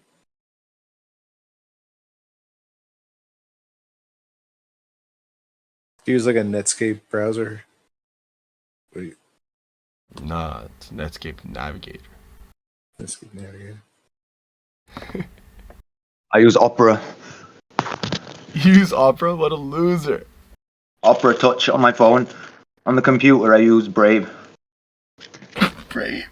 Sorry. Okay. It depends where I'm on the computer. It depends really what I'm surfing as well, to be honest. It really depends what I'm on. And what you were saying, by the way, no, it's a little bit deeper than that. I've worked in sales for a very long time, and I am quite a good communicator. And you'd be surprised how many businesses, even with the most simplest of tasks, they're not able to do it. Like, they're not able to train their own staff with even the most simplest of things. So, like, for example, I'll give you a very, very simple one. So there's one little trick that I teach that I call just repetition. So I remember I had a female client on the phone once, and I said to her, right, let's go ahead with this. She said, I'm not sure if this is the right for me. I said, don't worry, you'll be fine with us. You can trust us. So we'll just go ahead and do this. She's like, but I'm not sure if this is the right thing for me. And I said, again, don't worry, this is the perfect thing for you. I said it, the same thing 3 times over in a slightly different way. The 3rd time she said yes. Do you understand? And you'd be surprised. That's just hypnosis. Yeah, exactly. And, these kinds of tricks, this is what I teach to people. Verily, verily, I say unto you. Sounds like I my have first had girlfriend. people. She wasn't I've had ready. people pick up the phone when I ring them, when I'm cold calling them, and say, "Go fuck yourself, get a fucking real job." 10 minutes later, they're giving me the credit card details. So people are very gullible. You'd be surprised, guys. Bro, you call people and bug them and then get them to give you their credit card information. No, Dude, no. Well, I used to you're work for this part of the company, and what problem. we used to do. No. We used to do SEO, so we used to sell SEO services to businesses. So Yeah, I tell used to me when ring the them up. economy crashes if you still have a job. Well, I still will be quite well because I still have gold. Get you a recession-proof job. Well, the thing is, my job will not be replaced by AI, for example, because my job is in human communications, and AI will never be able to communicate the way humans do. You can always tell when you communicate with an AI. At least I can, because you can trip them up.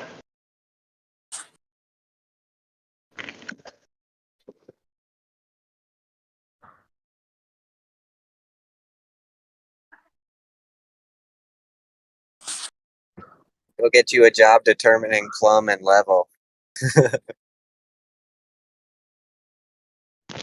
Yeah, man. You know what I read? I read that accountants in the next, like by 2025, I think it was, are going to be 95% replaced by AI. And there's a few jobs that, like, just in the next few years are not even going to be around, basically. Have you guys seen these huge Amazon warehouses where there's like 3-4 people working and the rest is just like robots? Have you seen it? No. There's like basically 3 people maybe working in the whole factory, and the factory is massive, and everything else is like taking care of robots. The only thing the humans do are like just verify and pack. I think they pack. That's all they do. Everything else is done by robots, and it's like a factory where normally maybe 1,000, 2,000 people would have to work. Normally, there's like 3-4 people working, and the rest is all robots. Yeah, they got to do that in countries that are bankrupt for sure. Well, yeah, can't afford workforce. There's one thing in China that I saw that was, I don't know, it was both cool and disturbing. There's this mall in China, I think it's in Guangzhou. There's no people working in this mall. There's shops and everything, but it's all AI controlled, all of it. Down to the, like, there's got sensors in the floor, so it knows how many people are in there. The ventilation, like air conditioning, is AI regulated. The shops are everything AI regulated, and it's cashless. Like self-checkout. Like, I'm always asking, where's my employee discount? Where do you work? Who do you work for? No, I just have I own my own AC company. I'm saying, like, if I go to Home Depot or like the store and they have a little self-checkout counter, I feel like I'm entitled to an employee discount since I got to ring myself up and pay. Good one. I like that. Yeah, I get it. I remember when them self-checkout scanners first came out in the supermarkets, like, what was it, like maybe 15 years ago or whatever. I used to go, and what I'd do is I'd get a bottle of, like, say, liquor or something, but I'd take a milk as well with me. I'd scan the milk that was 1 liter or whatever, but then I'd put the liquor on the scales, on the weighing scales. That cost like 20, and it'd work. You'd be able to, like, get around it. I don't know how sensitive they are now, but yeah, it was just a fun thing. Yeah, it's crazy. They got us doing all the work and still paying for it. It's weird. Like, there's people that pay for cable to just watch commercials all day. Yeah, I know. I haven't owned the TV in over 12 years, I think it is now. 12 years, I think, yeah. 11 years. My children are not allowed more than an hour TV a day either. And that's very, like, they're not allowed to eat, watch TV. They're only allowed to watch TV an hour a day here and there. Dude, I wasn't even allowed to come inside if the sun was out. My You know parents would be like, "No, you don't come back inside until it's dark out." Same. No, that's why I was like when I was young as well. But now it's a little bit different because, like, how can I say this? Like, us. Like, I'm assuming you were born in the 80s or 70s, yeah. And us, we still know that old world, you know, before the technology became so integrated that you can't live without it. But imagine the people who are born after the 2000s, like, they don't know anything different. They don't know any, it's quite sad, really. No, dude, they think the world is Minecraft around them or something. Exactly, and that's sad. You know, I look at my brother. He's well, I've got two brothers, but one of them, I'm looking at him. He's gonna move out soon. He's just graduated. He can't even fry an egg. The guy's 19 years old. He can't even fry an egg. At his age, I was already living alone, had my own apartment, was working, cooking. Do you get me? It says a lot. Dude, you gotta have a chicken to fry an egg. It's pretty tough, man. It's crazy. I'm actually thinking of getting chickens, bro. Funnily you said that. Thinking of getting chickens. I'm gonna build a greenhouse. Yeah, I am gonna. I'm gonna get 5-6 chickens and build a greenhouse in the back garden. Dude, it's worth it. It feels good. I go out there all the time, feed them. They follow you around. They're like a pet, dude. How many have you got? I only have 2. They keep getting their heads taken off by raccoons. Can I ask you something, bro? There's one thing I'm not quite sure about. How big of an area would I need for them? Like, would a 2 by 2 meter square be enough for, say, 5 chickens? Or is that too little? Like, okay, a meter is like 3 feet, so that's like 36 square feet. I think you want 10 square feet. I'll try to do that to meters per chicken. Yeah. So I have 2 chickens and I have 32 square feet, and they seem to be fine. So it would be perfect then. Like 2 by 2 meters would for 5-6 chickens. That'd be good then, yeah. 2 by 2 meters. Wouldn't that be 36 feet square? Oh yeah, 36 square feet. Yeah, 6 by 6 square. Yeah. Oh shit, sorry, that's too. If you raise them for meat, you even make the area smaller because you don't want them moving around a lot. But if you're raising them for eggs and you just want them to have a good life and stuff, you try to give them as much space as you can. Because, dude, chickens are treated like crap in this world, man. I know. It's horrible. It's disgusting, especially these chicken factories where they're just in cages all their life. But no, I want them for both. I want to keep a few I'm going to keep the best egg layers for eggs, and the rest of them I'm chopping them. Yeah, there you go. And then you'll end up, like, when you get chicks, you'll have some roosters. So the roosters usually, you'll eat those. Yeah. Well, that's what I want to do. I want to set up something that's self-sufficient, so I, can keep getting eggs and chickens from it. So, a rooster with like 5-6 hens or something or whatever. Yeah, dude, get the recipes ready, man, because we eat a lot of freaking eggs because of it. I like eggs, me. I like eggs, and the thing is, I do a lot of other things with eggs. Like I make pancakes. I love pancakes, so I use eggs a lot for that as well. So eggs, they will be used. Definitely a superfood. Yes. You just let them like walk about your entire yard, during the day, and then have this kind of like secure kind of enclosure, like a coop for at night, so that like the raccoons and foxes and stuff like that can't get to them. Yeah, exactly. That's what you gotta do, Warped, is what you do is you get a chicken coop, which is even a little smaller than the caged area, and at nighttime the chickens just know to go in there, and they go in there and they roost up all night, and then when the sun comes out, they'll you'll have to open it up and let them out. And then I have like an area called a chicken run, which is caged in, but then I let them out of that when I'm home and just let them roam around the backyard. Yeah, as long as you got a fence, you're set. We don't have a problem with raccoons. We might have foxes, but rarely. But cats, house cats, will be a problem. So I will need to get like a chicken coop, because we have like a very big back garden, very very big, and it's It's about 16. No, it's fenced in as well. 16 by 6 meters, I think it is. So it's huge. So I was thinking of putting like a chicken area, a little greenhouse, and then we're gonna build an extension as well. But can I ask you guys, are messy chickens? Do they make a lot of mess? No, man. They're not too bad. Sorry, and the rooster isn't loud or anything either. Like, it's not gonna disturb the neighbors that much, is it? He's loud. I don't have one. But I only have if the neighbors have issue with it, there's like these little like neck, like almost like chokers type thing, these neck bands that you could put on them, and it kind of just like squeezes their throat a little bit so they can't make such a big sound. Is that for the roosters? For the roosters, yeah. Yeah. Well, And you're concerned with the cats, dude. Once chickens are full grown, I have house cats and stuff that go outside. They messed with the chickens once, and the chickens pecked the crap out of them. They're friends. Yeah.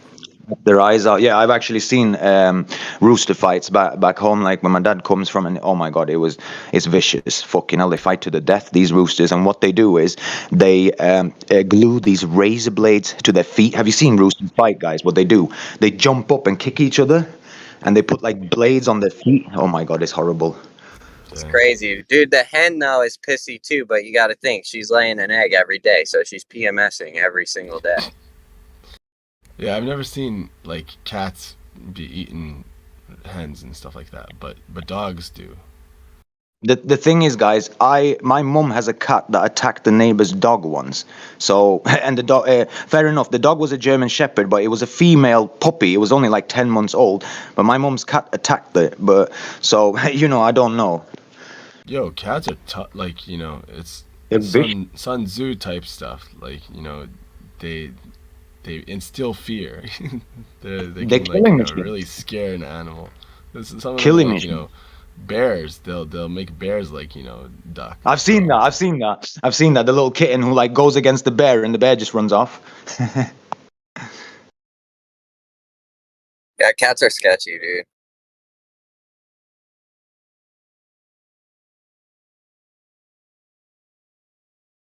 But yeah, I'll be if honest, you I'm like not the biggest get fan the of cats. chickens and you put them in the coop, like the night that you get them or what have you, and then you let them out in the morning, they kind of acclimate really quickly, and so even if you have a big yard or whatever, at night they'll go back to the coop, and you just put them in when it gets dark and let them out when it's light again, and you don't have to worry about animals during the day.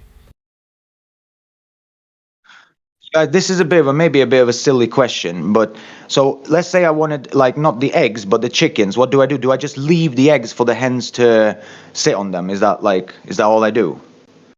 Yeah, But I need a rooster as well. of course. Or else Right. Yeah, the- you need the rooster. The rooster has to have sex with the chicken before it lays the egg. Yeah. This is what I was going to ask though. Without a rooster, do they still lay eggs, unfertilized eggs? Oh, okay, thank you. Sorry, I know it's a silly Unfertilized eggs, question, you but just pick them up. And, Yeah, Right. just grab your eggs as soon as you can. And even if even if you get fertilized eggs, like you have a rooster, as long as you grab them the day they lay them, they're still good to eat. and how soon? Like if I leave the eggs, how long does it take for chicks to come out? Do you know? It depends on the situation. No, I'm gonna. So I once had a chicken who had a fertilized egg, and there were multiple fertilized eggs, and we cracked one open. It was fine, but then we cracked open another one, and there was a chicken fetus inside of it. Yeah, no, you got to grab them right away. You know what I mean? Yeah, better to be safe than sorry with it, I'd say.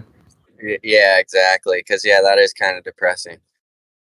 Oh yeah, it was sad. We had I'd guess an a few entire weeks for it batter to of incubate, to answer your pancakes question. away. Sorry, what'd you say, says Alex? It says here that chicken eggs need to be incubated for 21 days before they hatch. However, by the time they've come out of the chicken, they've already been incubated for 14 days. So a week. Are you talking about 21 days after they hatch? I mean, after they are laid? I Or don't know. 21 This is days what it says. total? I'll read to you what it says. Chicken eggs should hatch 21 days after they first start in an incubator. Remember that your eggs have already been incubated for 14 days before you receive them. Okay, so it's 21 plus 14. Oh, maybe this is what you buy from the supermarket eggs. I don't know, man. I don't know. Dude, But I know that. Sorry. No, go ahead. The coolest part, I just want to let you know, the coolest part of eggs, like when they lay them or whatever, is you could just put them on your counter and they last for like a month or something or longer. I don't know. They last for Yeah. like half a year if you want. I know. You don't I have know to that you can- refrigerate them or nothing. Just don't wash them. I know that you can take them out and put them in this little like climate incubator thing, and you can hatch them like artificially. I know that you can do that. Yeah, if they're fertilized. Yeah. Well, you know what, guys? You just solved a major problem for me because the thing I was most worried about was the roosters screaming every morning and stuff. Because I have been on the farm and they're loud, the bastards. And I have neighbors on either side, so I was worried about that. But that's good. I'll just put a choker on the bastard. It doesn't have to actually choke them, like, but it does, you know, it doesn't let the throat expand enough for it to be really loud. I've never like used it myself, but it was actually someone. Well, it makes sense. It's like the ones you put on dogs. Have you seen the mouth guards you put on dogs? Like a muzzle? Yeah, like a muzzle type of thing. Yeah. Yeah, a similar idea, but not for the mouth, for like the throat. There's a little picture in the text chat for you for an idea of like what you need to build it and stuff.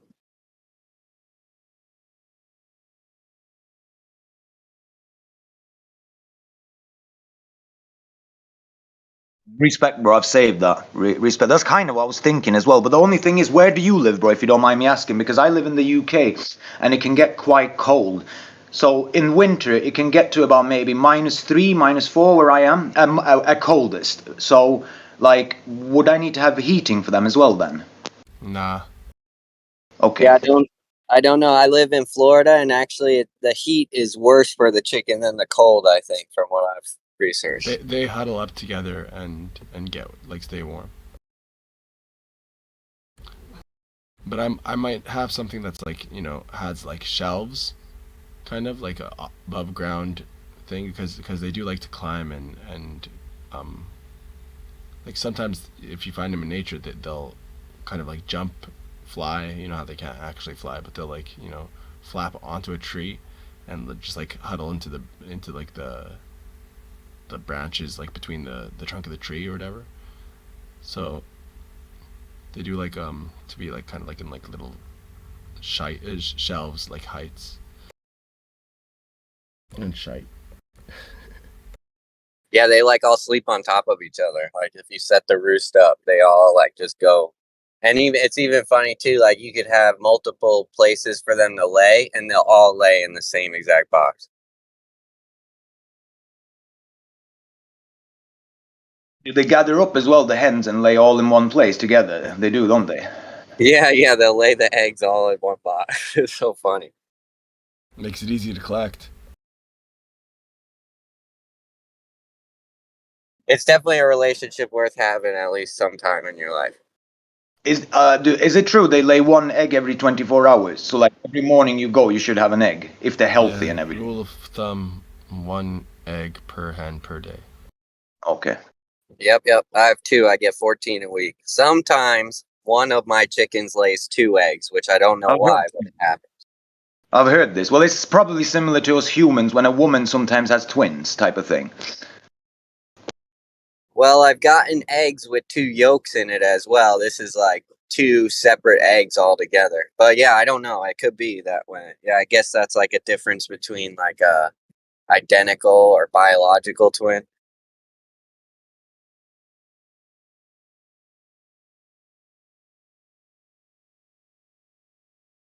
So how come we don't have a rooster, Tora? I'm not really allowed to have chickens in the area that I'm in, so I can't have them screaming.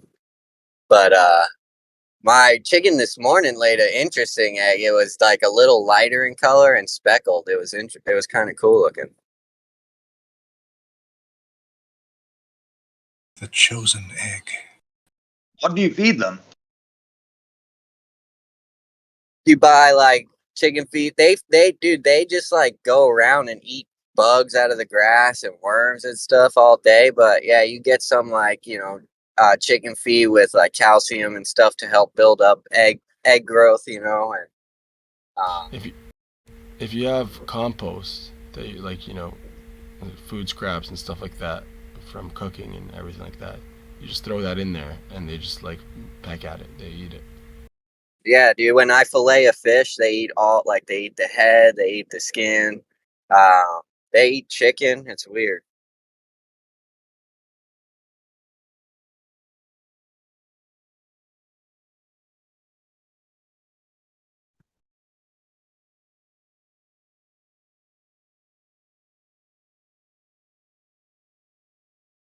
on farms when you have like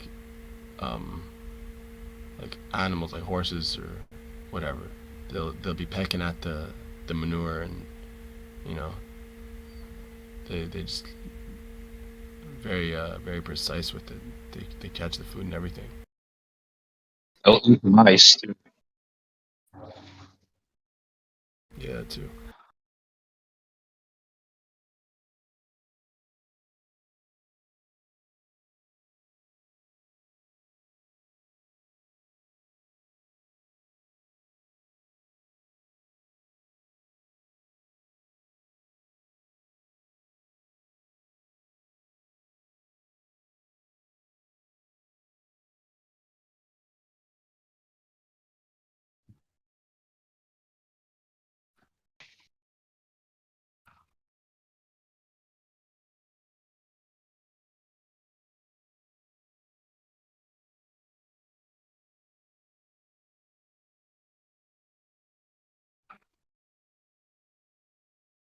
You know what I would really love to have? I would really like to have my own cow so I can get my own milk.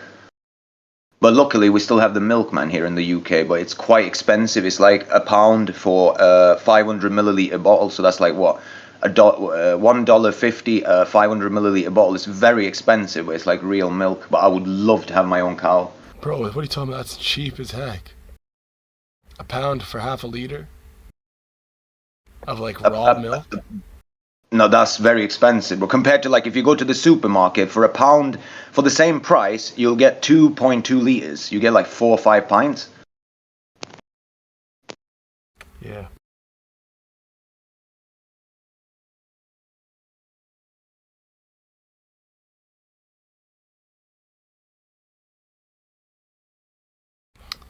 Here it's like $25 for like a gallon of raw milk. It's like $5 for a gallon of like pasteurized, processed. Where are you, bro? Where in the States are you? West Coast. Oh, right. Fuck, you know. They call it white gold.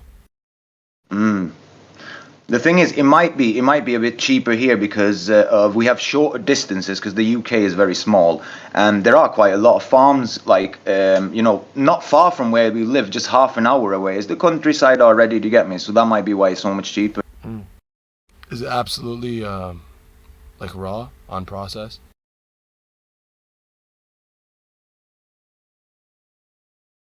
As far as I know, yeah. It just like when you get it, it even has a thick layer of cream on top, like real milk. So as far as I know, yeah, nothing's been done to it. Yeah, that's what's up. I miss that stuff.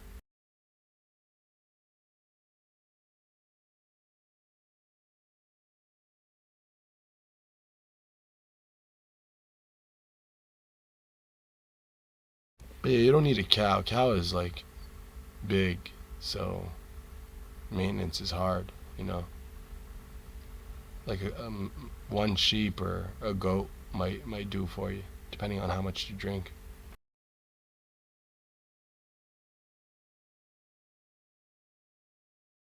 You need to stud it out though, so like it has, offspring, so it lactates and all that jazz.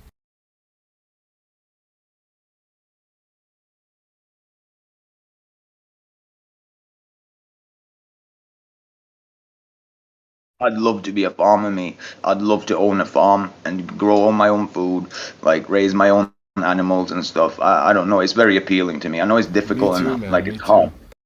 I love it.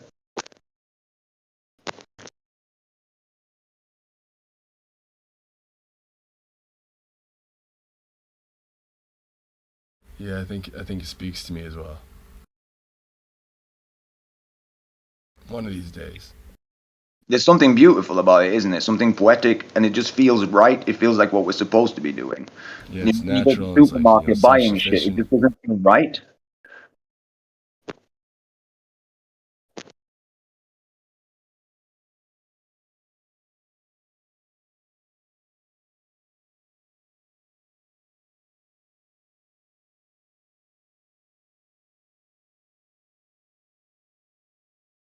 One of these days, inshallah. Inshallah.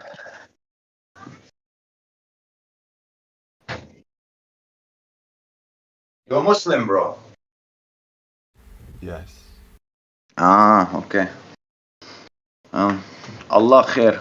Allah kareem. Inshallah.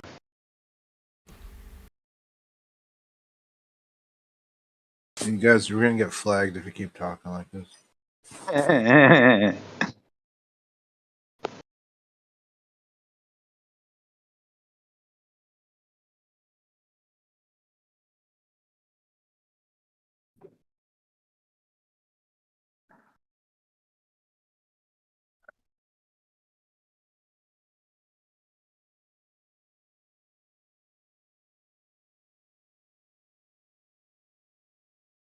Who was that, by the way, who said they're Muslim?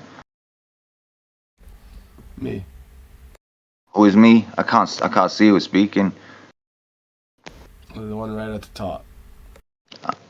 Oh, right. There you go. Oh, okay. What about you? Are you a Shia? Are you Shia or Sunni, bro?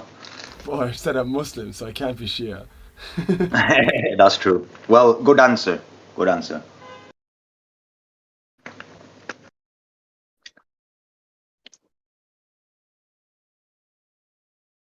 Rabbi Yadihum. May God guide them. And all of us. Allahumma ameen.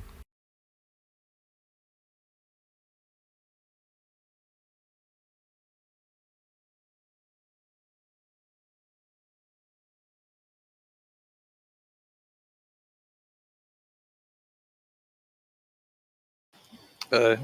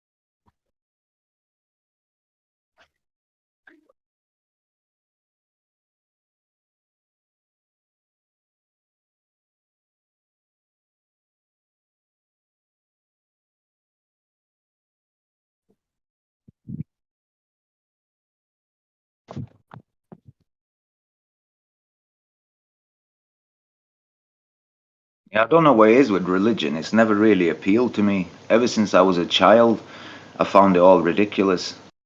Like I remember I was in year 1 or year 2. I was only 6, 7 years old, and we were teaching religion in school back then, and we had to, like, you know, the whole story about Jesus in the baby crib. We had to draw baby Jesus in the crib. I was drawing stick figures and tanks and, you know, fighting and stuff, and the teachers, like, they rang home to my parents because of that. And my dad is a hardcore atheist, so they said that to him and he just started laughing. Like, but ever since then, like, I don't know, it just, religion has never really appealed to me. I don't know what it is.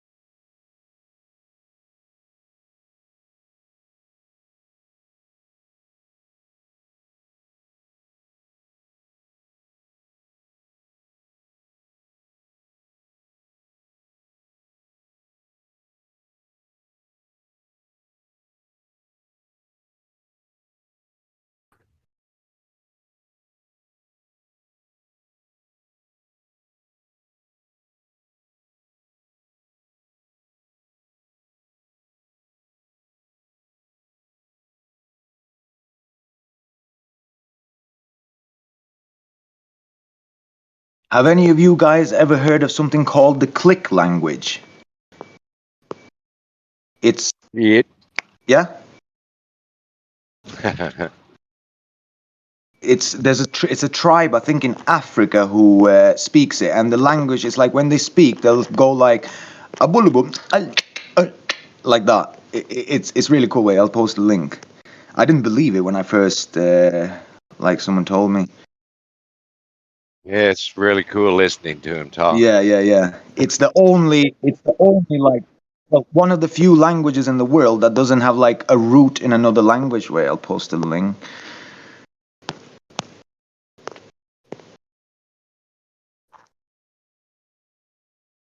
They're posted in the text chat if anyone's interested.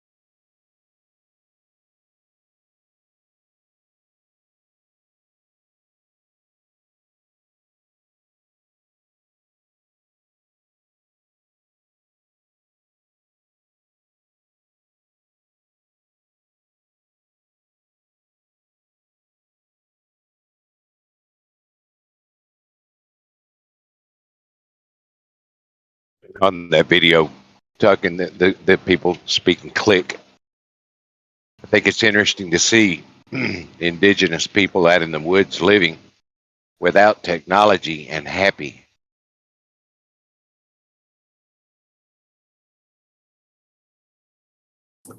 The further away from the technology I get, the better it seems. Like when you go camping and you disconnect from all that.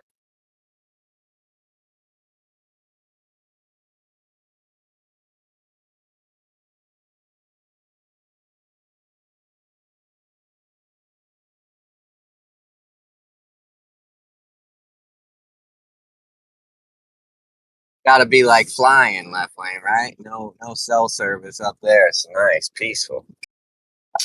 Yeah, I love it up there, man. It's almost like if you think deep about it, the invention of the wheel, kind of thing might have been, I mean, if you think of technology as bad, technology is the product of our intellect, our intelligence.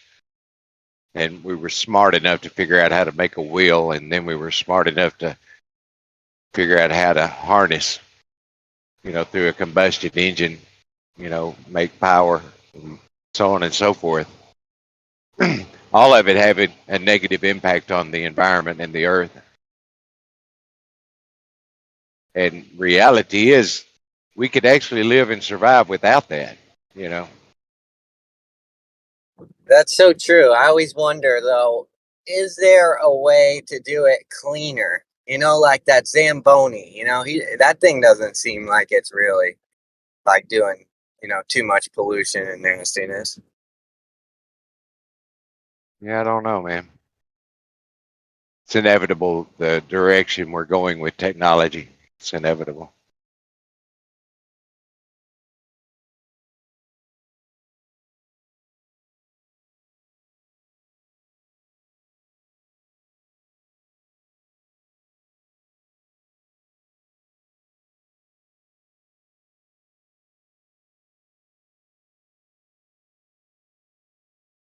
And Hey, I don't Jesse. remember.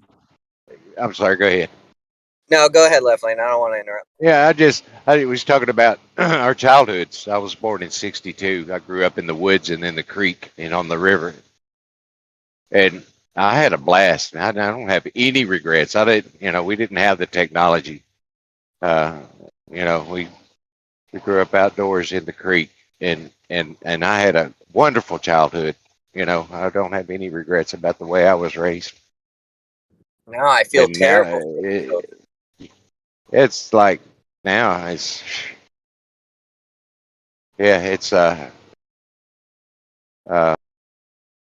in the big scheme of time, things are changing very, very fast, and I just wonder what I'll see before I die, and then I would like to be able to see 100 years from now.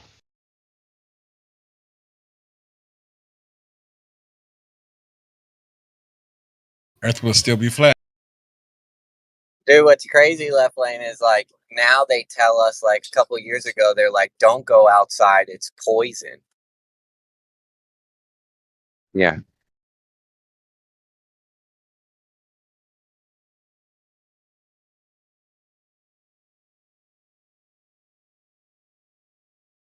Good morning. Good morning. Jesse, what's up, dude? How much does that bowl of string you got weigh? Oh, I can tell you that. Hold on. I weighed 12 feet of it. Well, no, I just mean like, is it heavy? Like, can you pick it up? Oh yeah. Yeah, no problem.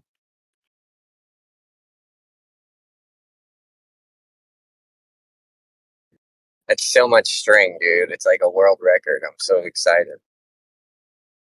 Probably is the world record if I can get it stretched out on a lake.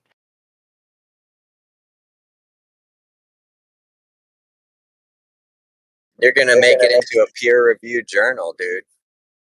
Oh, I don't know about that. We don't even know if it's gonna work yet. I'll review it for you. I'm one of your peers. Oh, thank you. Okay, 700 milligrams per 12 feet. Let me calculate that for you. Is that 0.7 of a gram? Yes, per 12 feet.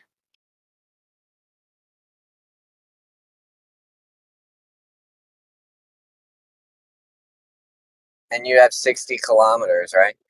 No, 6 kilometers. 6, I'm sorry. 2.5 pounds of string. And what was the buoyant force you measured on it per how much length? 1 milligram per foot. So, and how many feet? Almost 20,000. So, total buoyant force of 20 grams. Exactly. You should be able to pull that down. See, that was one of the issues we talked about with floating line and that length and how much buoyant force would be present over that distance. That and like the rumpus is saying, you'll never be able to. You'll break the line before you overcome the buoyant force, much less pulling the sag out or anything like that. And I didn't think that sounded right. You know, I thought, well, he calculated it. Maybe it's so, but 20 grams. You should be able to overcome that. It's a close one. It's a long shot. I'm the first one to say that. Well, it's been talked about so much and debated so much over the past 2 or 3 years.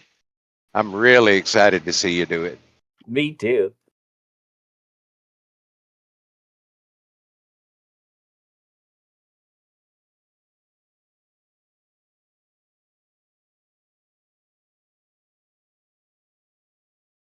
Jesse, you remember when we were talking about that picture that you say you could see left to right curvature? Which one specifically? The one from Dwayne Kellum's balloon? I think it was in the chat the other day. We were talking, and you're like, "Oh, I gotta run to some dinner or something." Was it the ship you measured left to right?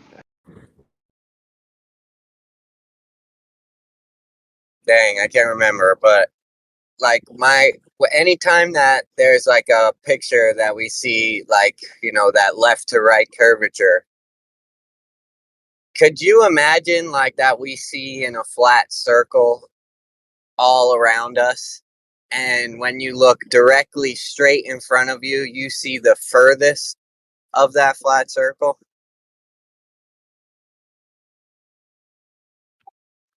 I'm not following. Why would it be closer if it was not straight in front of you? So how I look at it is like your peripheral vision doesn't see as far as your straight line of sight. Is that correct or incorrect? Well, that's incorrect. If the light reaches your eye, you can see it, no matter how far it's from. It's true that your eye doesn't see as fine of detail in your peripheral vision, but I don't see how any of this is relevant to if you're using a theodolite and you point it in different directions and actually measure the angle of the light objectively. Yeah, no, I understand. I guess what I'm trying to get at is more like, what shape would you describe your eyes see, like all around? Like when you go to the ocean and you look out, doesn't the ocean look like a hemisphere, Well, I mean, figuratively, we call it a hemisphere, but technically, the eye is an angular sensor. It senses it records the, or it records and senses the angle, color, and intensity of light. That's all. It has no, a single eye has no ability to derive a distance of something other than what distance it focuses on. But if it's past a mile, it's all appears infinite anyway as far as the focus range. So there's really this idea of a sphere implies a radius. There is no radius to your eye's vision. It's just angular. Okay, yeah, no, I agree. Like imagine a burrito tortilla. You know a tortilla? You mean like a round, flat mini pizza crust? Yeah, like that, right? Now imagine you put yourself in the center of it and you look out toward the edge of it. Okay. The part in front of your eye, like in directly straight towards you, is going to be the furthest you're going to see. And then to the left and right, it's going to start coming in closer to you. Correct? Wait, but your eye's in the center of it, right? Yeah. So the left and right, what I'm saying is like that tortilla. What I feel like I keep seeing when I see these left to right curvature pics is the tortilla is still flat, but someone is drawing a line to make it look like you're pulling the one edge of the tortilla up. So that way you see like what looks to be curvature when really that's just like the extent of your vision, and you drew a chord line through it to manipulate the mind into seeing the curve. Does that make any sense? Well, I'm trying to figure out a good way to portray this. I kind of understand what you're saying about about the horizon that is a circle around you, that you're sort of depicting that as a curve that you see. Yeah, but it's like flat in front of you. But if you were to go ahead and draw a line from left to right, it's going to look like it's curved, but really it's just like it's a further distance you're looking at. You know, it's still it didn't start moving, you know, or going up or something. But why would it be further? If your eye is in the center of a tortilla, it's equidistant from all points of the edge all the way around, right? Yeah, I understand what you're saying. I get that.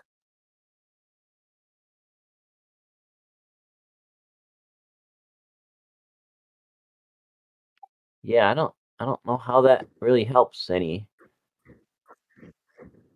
And the fact Well, like that if you draw a chord line through the edge of the tortilla, it's gonna make it look like it has a curvature, like a hump, like you're trying to get at to the mind. You know, like one of those squares. If you draw like a 3D square, how you can make like the front a different front when you look at it. Your mind can switch it. right, and that's tricking your mind. But the fact Yeah. is, So when we can take a camera, put a rectilinear lens on it. We can test this camera with straight lines, and it shows them as straight. And then we can send it up, and it objectively, without any tricks on the human brain, records a curved horizon line on those pixels.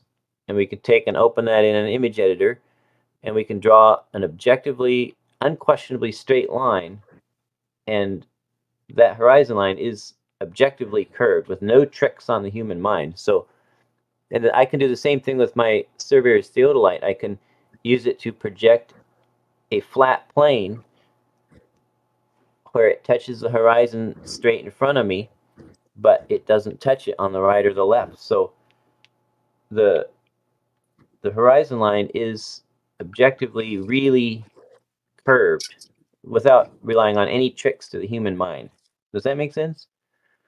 yeah, like on a tortilla, if you looked out at the edge, it would look like it was curved because the tortilla is curved on the edge.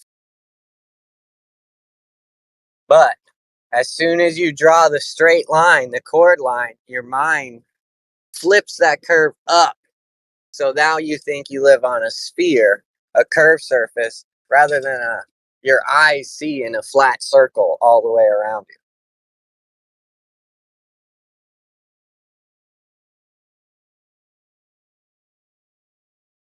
I'll get a tortilla out and I'm gonna draw it and on a show. There Now you you're go. making me hungry. With quesadillas, anyone? Make me one as well.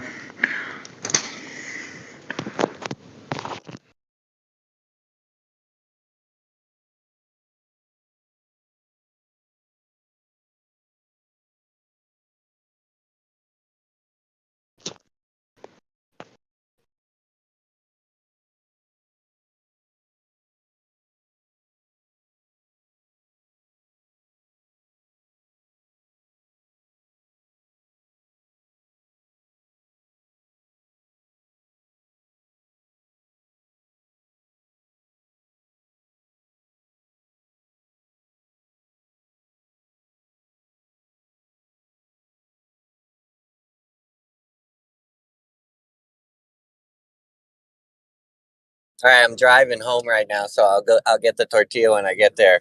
But I just posted a picture in the chat. You guys ever see this little puzzle thing that you have to like tilt up your phone and push it far away, maybe look at it with one eye or whatever? You ever see that before, Jesse? No. They used to be in like Highlighter magazine when you were a kid.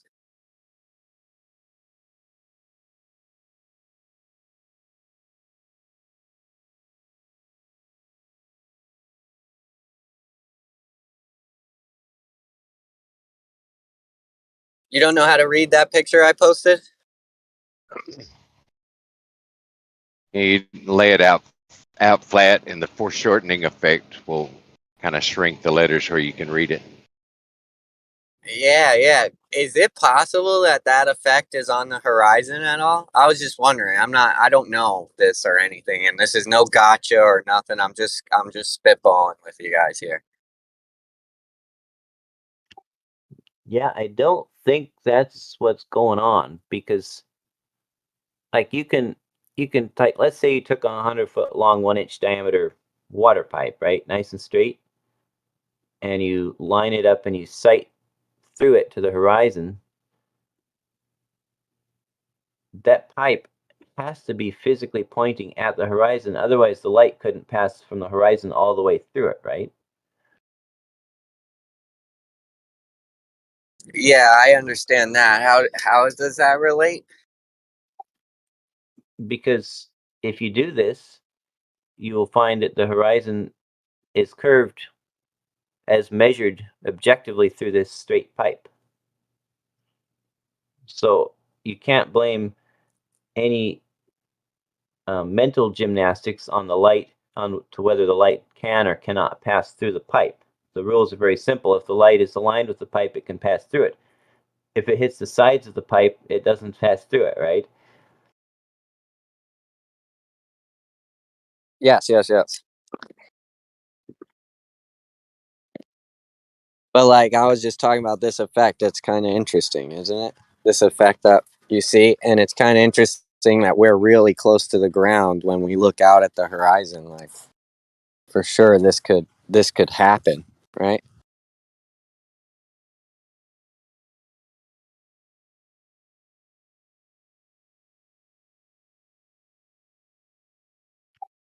But yeah, that could happen, but it wouldn't change the location that the light was coming from, or the angle that the light reached your eyes at.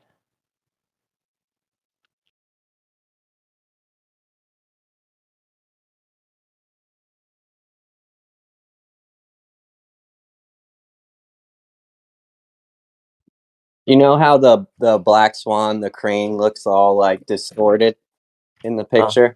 Uh-huh. Yeah, and I know we always say refraction. Like that's the common answer, is refraction is causing that effect.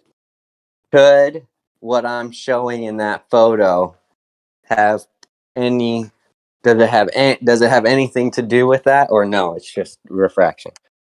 No, something can't appear in an actual different place unless the light takes a non-straight path. That's just the law of perspective.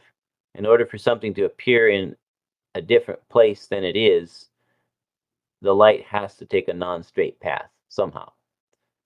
And parts of the boom are clearly appearing in a place they are not, because obviously the boom isn't shaped like that, right?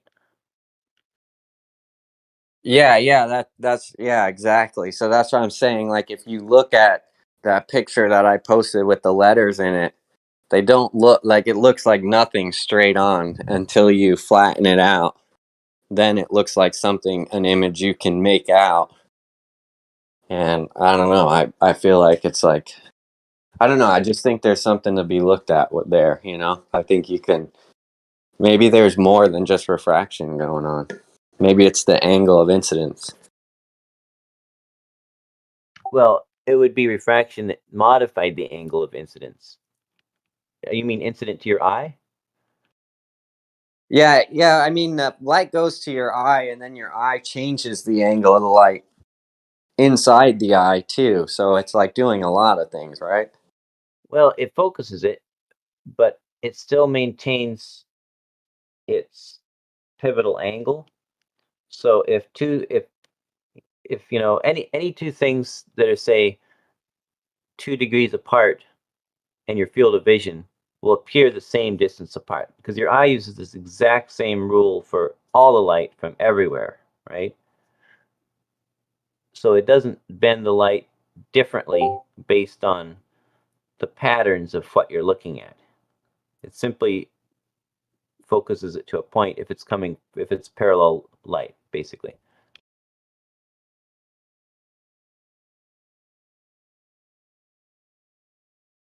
Gotcha. I'm gonna research it further and search for good examples of this more so to present a better argument. I'm just throwing it out there, spitballing right now.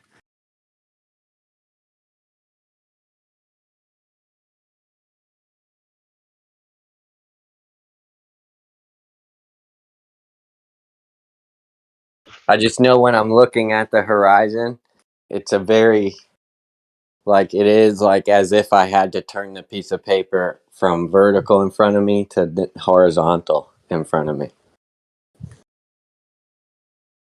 It's such a far angle away, you know? Yeah, I'm gonna grab some food here. I gotta get ready for work. Say hello, Jesse. I'll be kind of in and out for the next few minutes.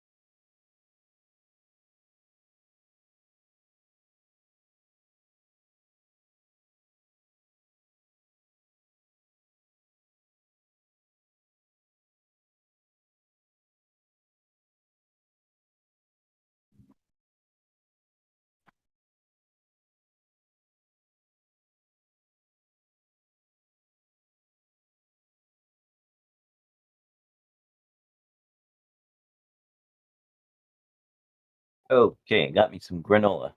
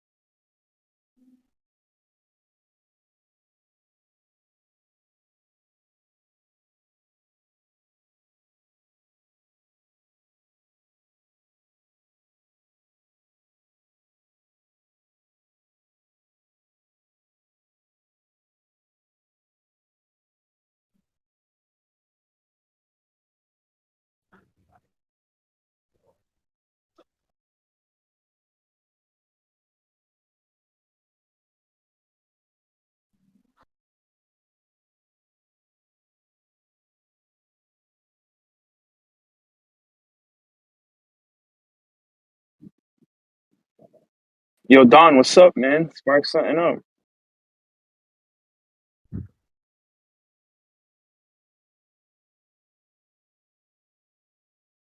It's a new dawn.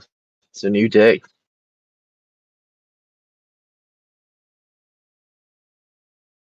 Don, you animal. Hello. It's a new life for me, yeah. And I'm feeling good. I'm just making dinner. What you cooking? Fucking bird's eye chicken, reformed chicken. Fish finger sandwich is the way, bro. Fish is good. Fish finger sandwich, though, is the king's food. I've not had that in years.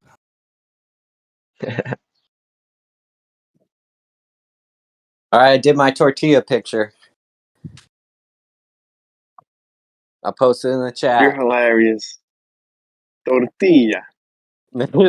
This is what you're calling the curve.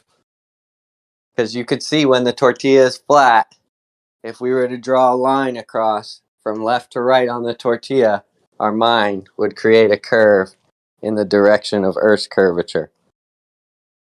So then I placed a little something behind it to tilt it up for you to show you the effect that you're seeing. Dude, you're hilarious. What's that in the background? Is it an avocado? Mangoes. It's mango time. It's a mango. And the mango tree's got tons of them. I'm trying to get them before the squirrels do.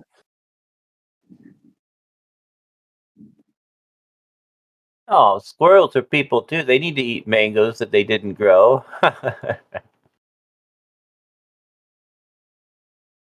They get way more than me, trust me. Oh, I know. I'm teasing you.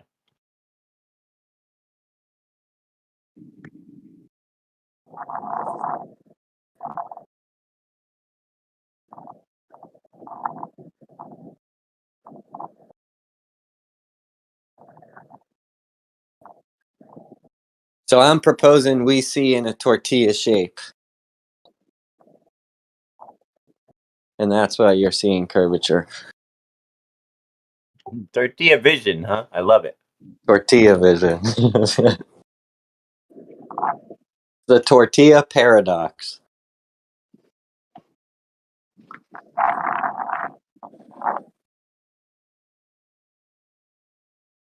We can tell Witsa he can do away with this parabolic visual space because we've got the tortilla now. Yeah, we don't need word salad. It's tortilla vision.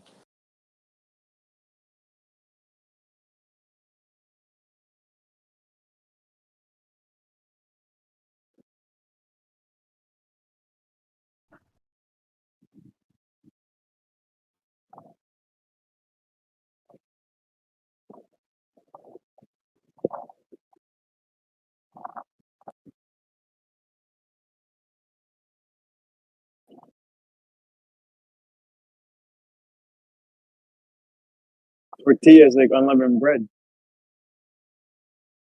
That's right. I got the leaven in the fridge right now.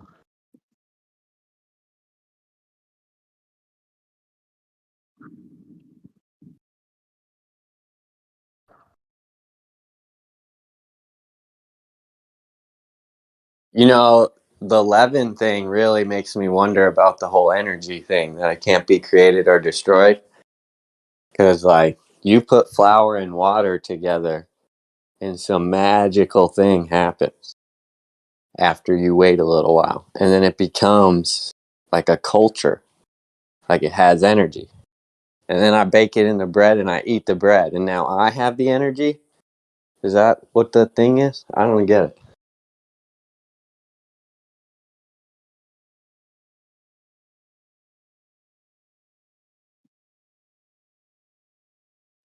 What's your question? You ever make a sour with flour and water? You mean like sourdough? Yeah. Can't remember, but I know about it. Yeah, it's really cool. Like, once it's established, you pull half of the sour out and you can make bread with it, and then you just add back flour and water again and it grows back again, right? Yeah, it's like making yogurt or kefir and stuff. Yeah. So it's interesting to me, like, is the energy in the flour and the water, or is it in the air? What energy? The energy to cause the flour and water to rise. Oh, it's the bacteria. There's And little living creatures, microscopic living creatures. They breathe too, you know. yeah, in the air, right? They're just in the air. No, they're in the sourdough. Well, how'd they get there? All I put was flour and water in there. Well, I don't add any yeast. Did you start it though? Where did you get your sourdough starter from? I started at home. I'll teach you guys how to do it. You take a half a cup of flour and a quarter cup of water, mix that in a container, let it sit for 3 days. Then you pull out half of it and do the same again. You put a half a cup of flour to a quarter cup of water. After about 2 weeks, you will have a bubbly, yeast-looking starter without ever using yeast. Well, that's the thing is yeast actually is everywhere. It's like on top of like pretty much every outdoor surface. So you doing that, you are cultivating and creating a habitable zone for yeast to culture. That's why it's doing the thing it's doing. Yeah, so the yeast is just in the air, so the energy is just in the air. No, the bacteria is in the air. The energy comes in forms of like protein and all that other shit, and that's the bacteria is eating other sources of energy, and then its farts are what causes your bread to rise. That's I've heard. Yeah, when the bacteria farts out alcohol, right? Yeah, yeah. Well, it farts out like CO2 and something else, like a combination. But yeah, Yeah, I get that concept and I understand like the simplified version, but do we really think yeast is farting? yes, yeah. So I can take yeast. So if you want me to do this, I'll do it on my channel one time. I'll take some yeast and I'll activate it, and then we'll look at it underneath the microscope. You can see them eating and farting and making little bubbles. And that yeast is just in the air normally, and I'm just cultivating it with Yeah, flour and well, I mean, water. it's in very tiny particulates everywhere, but when you create an area for it to grow, it's like mushrooms in the dark. Like the spores are in the air. Like when mushrooms release spores, they travel through the air, they land, and then if there's a habitable zone, they'll start to cultivate, and they'll get a culture or a colony. Dude, you want to know something crazy in Florida that just happened right around my town? Is there was magic mushrooms are growing in everyone's yard. Yeah, yeah. I mean, they naturally do grow outside. And they get the right conditions, and then boom, you'll have an entire area that's just met the right conditions. Those mushrooms will flourish. Yeah, But typically definitely we be had to go. careful.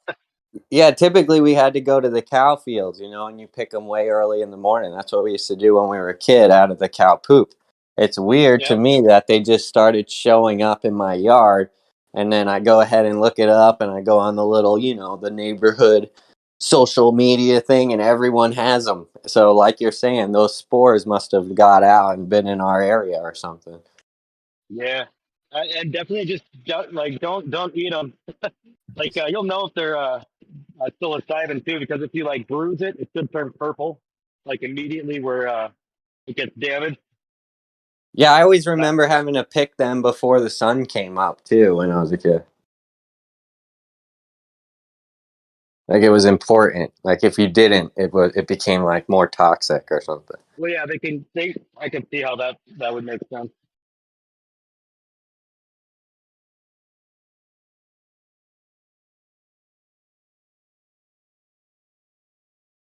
Yeah, our town's been weird ever since that happened.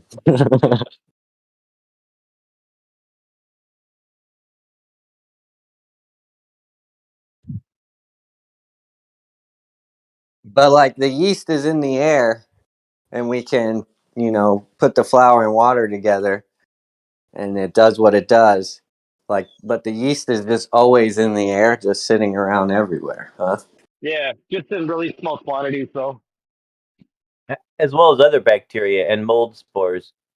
It's in small quantities, but I literally put a top on the jar that Well, I the thing mix is, you it. get a little bit in there, and that's all you need is just a couple of them. You create, what do you say, a week-long environment for them to bang and breed in. Yeah, it's so weird, like bang and breed. I can only think of animals and stuff like that doing that. Yeah, they are. They're little teeny bugs. Little teeny bugs, yeast is little teeny bugs. Yeah, they're little teeny bugs, man.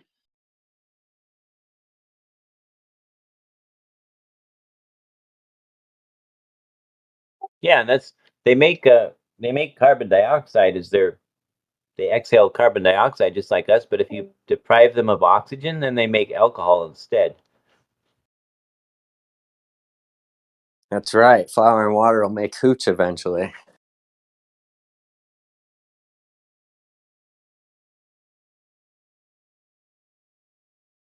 We're not depriving them of oxygen to make alcohol.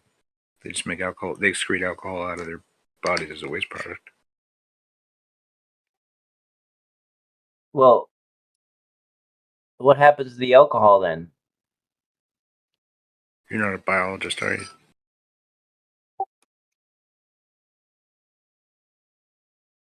Well, no, but I know that if you try to make wine with and let oxygen on it, all you get is vinegar, right? And carbon dioxide. You have to keep the oxygen off the wine to get the alcohol, right? Or am I wrong? I could be wrong. I don't know. I haven't made wine yet, but I should. But I like vinegar. It's pretty good. Who was that said I want no biologist?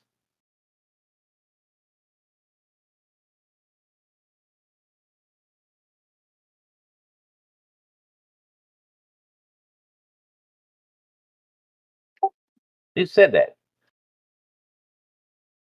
You said it yourself. Oh, percentage. Okay, I was in another window.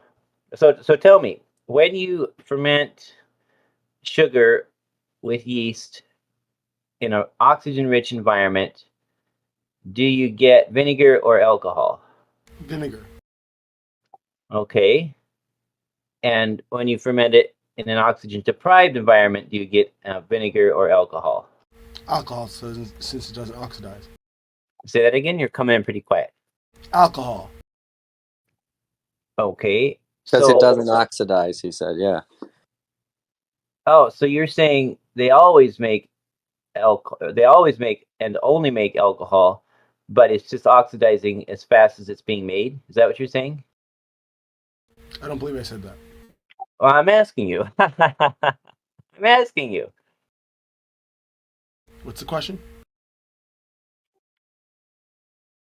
When yeast is digesting sugar in an oxygen-rich environment, does the yeast produce alcohol or vinegar in an oxygen-rich environment? In an oxygen-rich environment, vinegar. Yes. You've got yeast digesting sugar in an oxygen-rich environment. Wait, what organ is it digesting, mister?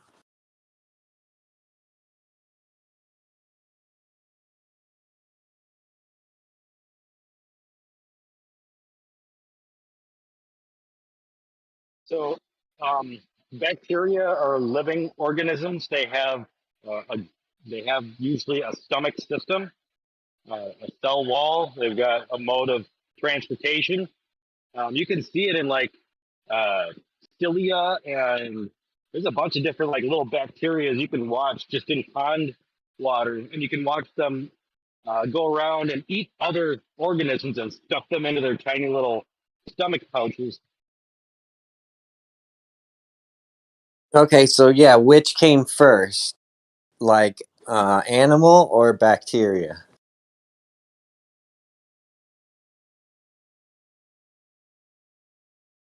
Bacteria. I don't know, but I don't know if that's a properly formed question since bacteria is an animal, I guess. Like, can it exist without a host? And so that would be like a parasite, and yes, bacteria can exist without a host. Parasites require a host. Why is bacteria an animal? Why is it an animal? It's in a colony. It's not like a zooplankton. Zooplankton would be more like a animal. Ants are in colonies too. Does that make ants animals? Yes. Really? I thought they were Yeah. insects. They are insects, but they're also animals. I thought Mighty everything animals. that was living and breathing was technically an animal. They're proud animals. So trees are animals? Trees are not animals. Trees can't animal. They breathe. They can only plant. They breathe, but they don't have a stomach. I think it requires to have a You don't need a stomach to Okay, so breathe. Venus You need Venus lungs. flytrap is evolution. No, So Venus it's- flytrap doesn't have a stomach. I have flytraps. I've got pitcher plants. I've got nepenthes as well. They don't have stomachs. They create a pouch and they pump it full of enzymes, but it's not a stomach. Dude, They're pitcher just, plants are crazy. Yeah, dude, I love them. I absolutely love them. You have it in And the several ground or in different a kinds. pot? So I've got a bog system for my North American carnivorous plants, and then I have Southeastern Asian pitcher plants that actually they're vine and Right. So you have a range of carnivorous plants? What's that? You own a range of carnivorous plants? Yeah, well, I mean, a small range, yeah. Well, no, that's cool. Anyway, yeah, more than I have. Is it buggy by you? No, I mean I'm in Minnesota, so we, it gets whatever. But they eat tiny little gnats and bugs and shit. They rarely. Every once in a while, you'll see the fly trap catch a decent sized bug. You don't But live in they don't. Minnesota. People from Minnesota are nice. Wait, what? I'm not nice. But why aren't there like Venus flytraps in the wild? Why don't people just go plant them outside and they can't There are. propagate? They can't They handle it. only exist in certain areas of the eastern coast, uh, and it's very specific. Like, so it has to be a bog system. Like the water can't have any nutrients in it. If you try and water your pitcher plants with tap water, you'll kill them. Oh whoa! Yeah. Yeah. Dude, Warning. pitcher plants in Florida are almost impossible to kill. Well, that's like they're in a bog. Like they're in the perfect environment. Yeah, I had to stop watering it because it was crazy. And the pitcher plants are the ones that grow to look like large photographs of things and tempt them. Yeah. Well, there's a couple pitcher different plants. kinds. So there's pitcher plants from North America that like look like very tall, like tubes or test tubes. Yeah. And then there's the actual pitcher plants that look like belt sprouts from Pokemon. Those are the Asian ones that are on vines. It's actually a modified leaf. The tip turns into the pitcher plant and it extends down, but it only does it if the conditions are right. Otherwise, it just dries up and just remains a leaf. Do we have a model for Bulbasaur in the wild, or is that pure fiction? Bulbasaur. No, I don't know. I don't think there's an analog. You ever drink the juice out of the pitcher plant? God, no, that's so disgusting. Like when I clip them off and I trim them, like they're always filled with just bugs and like tiny little gnats. You mean protein? Yeah, well, gross. You make a fucking I'll do it for $1,000. After you work out, you're supposed to drink those. Yeah, they're little shots of protein. Yeah.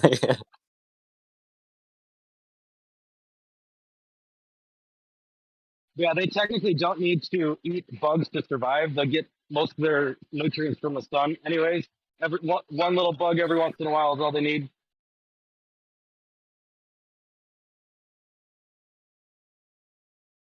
Wow.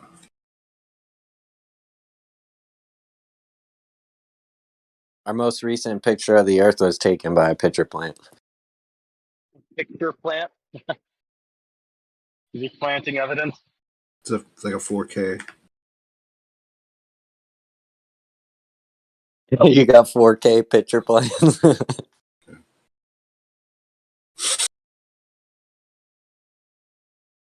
It sounds like Demon Stride might have 4,000 pitcher plants.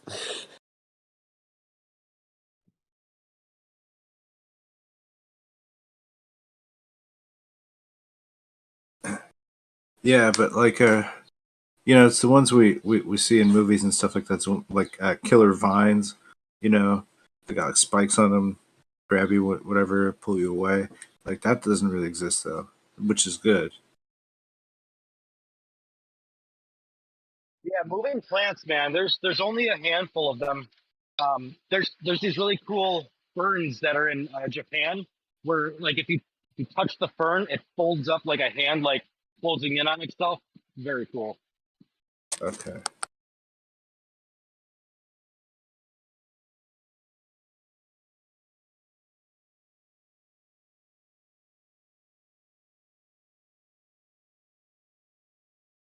Yeah, it's just a good thing, No giant bugs, no carnivorous plant species. I mean, we pretty much got it made here. I don't know. Maybe I'm just having an optimistic day. Dude, made in the shade. It's weird. People give me an orange and you got oranges for the rest of your life. Wild. You put flour and water together, you got bread for the rest of your life. It's weird. Because if we were like, oh, we gotta go fight the vines, you know what I mean? Like, oh yeah, I gotta go to work, honey. I gotta go use a flamethrower on the vines. The vines grow so quickly, they're gonna overtake everything. We'll all be buried in them. No good. So true. They do it to our preserve areas here. They have to burn them every so often. You know, maybe it's just this episode of Super Friends I saw, but such a thing is possible. You know, and it would just everything would be cover vines, cover over bridges and the roadways and the buildings and everything would just be covered. Yeah, terrible situation. Dude, that all the pyramids in Florida are like that. They're just overgrown. It just looks like grass. Crazy. They won't let me dig them, dude. I keep going to City Hall. Are they Indian burial grounds? Because you definitely can't dig those up. They're mounds, so it's like a pyramid structure, and there are definitely Indians buried there as well. But there's a lot of other stuff.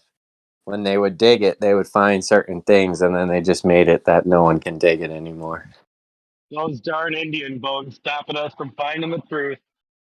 Dude, I just want to see what the heck the structure looks like. That's all. use ground penetrating radar. I'm sure you can get away with that. Is that a machine I can rent? So yeah, that's Ron White. I don't know who found the Ark out in Turkey, or the alleged Ark. They use ground penetrating radar to show you the internal structure of it. I personally don't believe it's what they found, or that it shows that. But yeah, they use it for stuff like that all the time. No, I gotcha. Kind of just wanted, like, one of their old hooks for fishing made from, like, a deer hoof or something. Just a priceless ancient relic, and it's going on my fishing line. Yep, exactly. It's how many fish there must have been that they didn't even need a barb on the hook, man.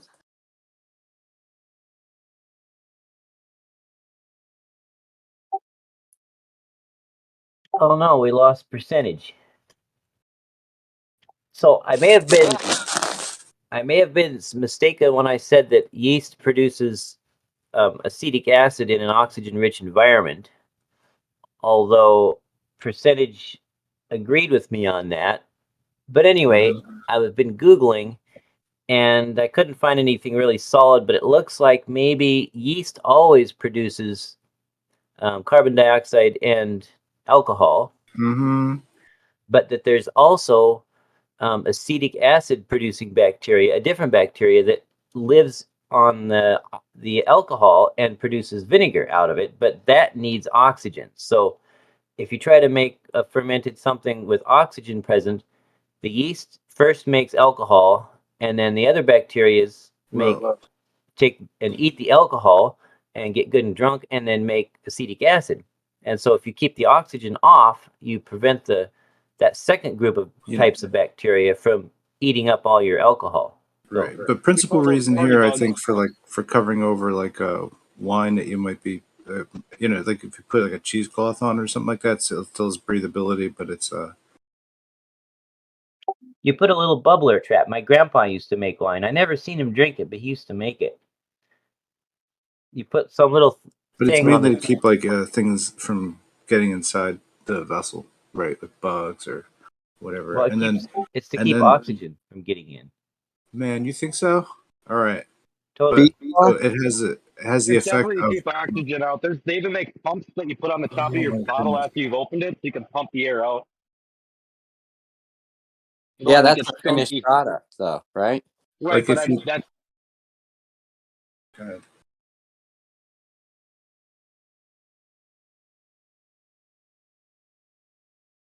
Yeah, all the CO2 will cause the vessel to pop anyway, so it has to be like somewhat open. Right, it has to be vented, but you can't allow oxygen in. And What so are you talking about? See, like that does, like it can, like you can just it doesn't mean it can't allow oxygen in. It's just like unlikely that it will, because like there's already, right, like a somewhat closed environment here, but then the pressure will keep building up in the vessel, right? But you have to keep burping these things anyway. So like every time you do that, you're introducing more air, but it's not like that's stopping people from making kombucha. What do you use for an airlock when you make wine? I don't know. I don't make wine, but I mean kombucha. Like you can do it. So like kombucha, that. yeah. So kombucha, you do let air in when you're making kombucha because you want that vinegar in there. That's what makes it so No, sour. like no. So there's a way you don't. Doesn't have to be that way. So Are you saying that kombucha does not have acetic acid in it? You can make an alcoholic kombucha. Right. yeah, you just add a lot of sugar, and it just has a lot of sugar to munch on. Sugar and tea, and so the tannins help to keep the SCOBY going. Are you a chemist? Or I mean, are you a biologist? What? No. I'm a farm Okay. boy. I'm a farm boy. Okay. So anyway, my point before was that like they just excrete alcohol and CO2, sure, as byproduct. If you have oxygen near it, it will tend to foul it. Yeah. But it's not like yeah, but anything in the open air is gonna tend to ruin, right? So this is like an electrical reaction. Well, it's more like a microbiology reaction. There's little critters. Some of them piss out alcohol, and then another species comes along and drinks it up and then pisses out vinegar.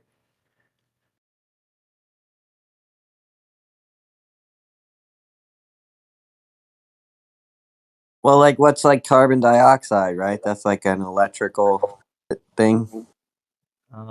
That's a gas. Isn't it made up of like particles called like electrons, neutrons, protons? Well, all atoms have electrons and neutrons and protons, or at least electrons and protons. But I guess that would make everything in the world electrical. But then there's things that are more electrical, and we classify those as electrical. Yeah, like everything seems to have like some kind of electric charge, and depending on like how you manipulate that electric charge, you get different forms of what we call gases.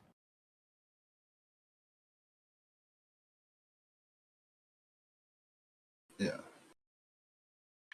Snacks, in answer to your question, I certainly have no degrees, but a friend of mine just finished his 2-year degree, which was microbiology and chemistry and math in preparation for going on to in the medical field, which he may not end up doing. But that was the plan. So that's what his 2-year degree was a foundation for. And I did my best to tutor him on all of the chemistry and biology stuff. So I kind of have some exposure to it, actually. And then I'm not though, but I just kind of know wine. Maybe I don't know. Just I've heard it explained to me. Yeah. Have you heard the old song "I'm an Old Cowhand"? Yeah, I have. That's it. I just get everything off the internet anyway.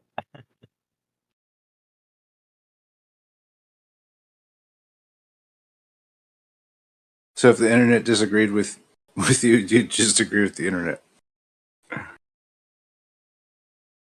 Well, no, I mean, I just went and after the discussion earlier, I went and read what I could, and that's how I found out some clues that there was one that the yeast was making the alcohol, and then the acetic acid bacteria were making the acetic acid by digesting the alcohol.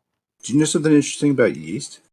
Is it can like remain dormant in like layers of snow for like a long time, and then get wafted away and be active in the environment again. Like it can like wind up in a mountain snow cap or some shit, and then hang out there for a couple thousand. You know what I mean? And then continue on its merry way. I think that's really interesting. Dude, yeast is wild, bro.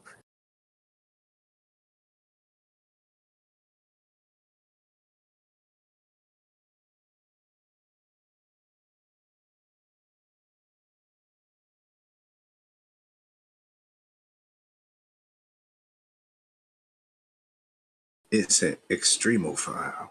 I don't know, but it's everywhere in the environment, pretty much. You know. Yeah, is there less yeast than nitrogen in the air? Like,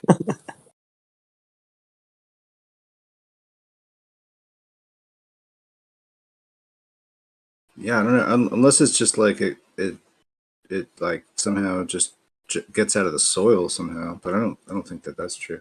I I feel like it's just like always maintaining this kind of cycle where it's just sort of in the air, blowing in a tree, hanging out, propagating somewhere, dispersing, and on and on. I feel like it brings a whole new meaning to give us this day our daily bread. Hoo, hoo, hoo.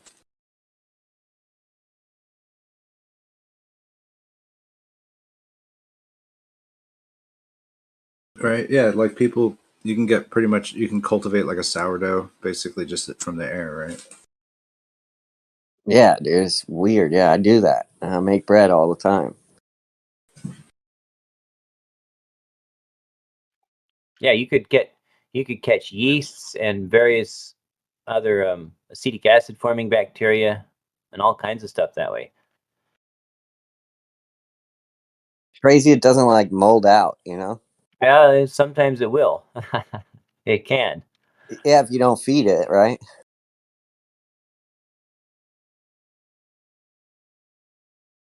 You keep that starter active, though, it'll just last on your counter indefinitely.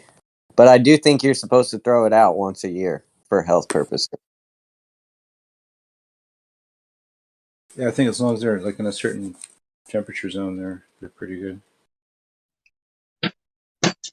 Yeah, I've had a lot of mine turned to vinegar, but even then, you just take like a tablespoon of that and then kind of, add more flour and water. It's totally fine.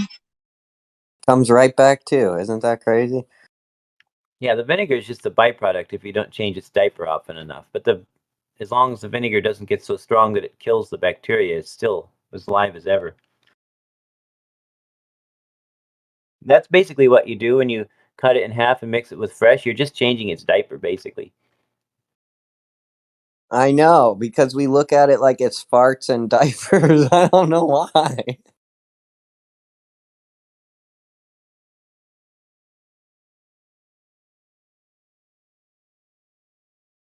It's like this super complicated thing, yeast, and we're just like, yeah, dude, it farts alcohol. Like we didn't even What like else do come you up with call a it when an good. animal produces gas? We didn't come up with like a scientific thing. We just were like poop jokes.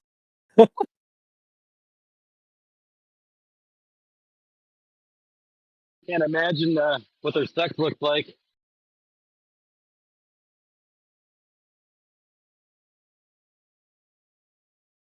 Somebody Google it. Google what? What their sex looks like.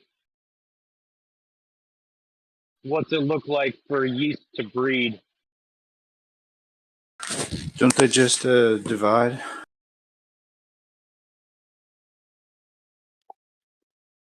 I don't know. That's I know they multiply. Yeah, they're halfway between like like something you might say is a bacteria, but then there's something like a fungus or something like they're not quite. They're like a little bit of a half and a half sort of thing. Right. So, when conditions are really nice for them, it looks like they just reproduce by budding, where they basically a little yeast cell starts growing off the side of a big one and then breaks loose and.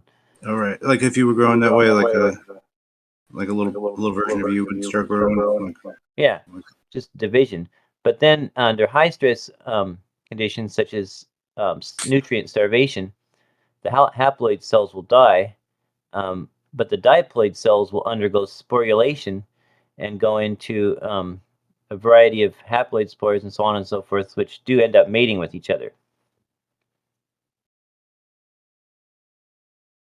Oh, word? And eventually reform the diploid type. What? So it's like homo incestual with itself? That's dope.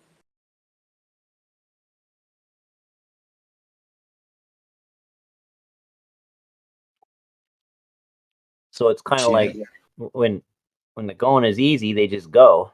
But then when things get rough, then they kick in the method that would allow them to start doing some gene mixing and selection to compensate for the stresses.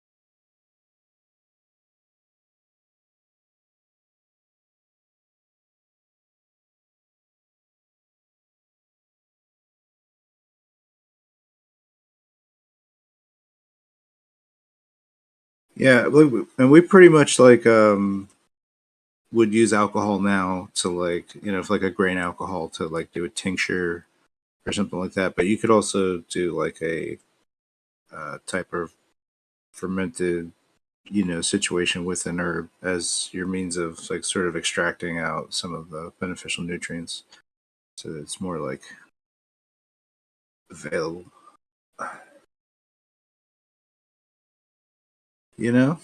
I'll make some mugwort brew.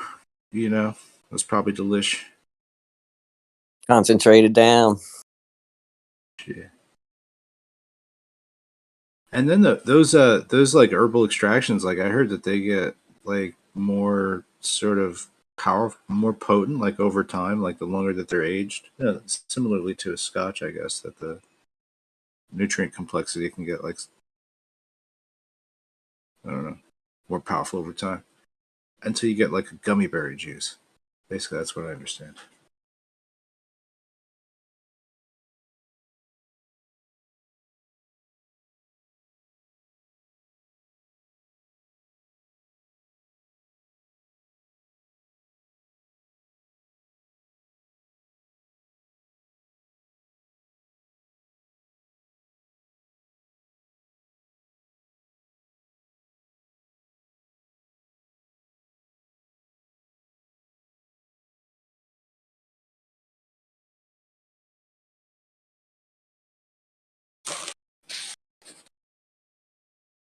I don't know. Do you think that they came up with like beer first, or they were like, "Yo, how about apple cider alcohol?"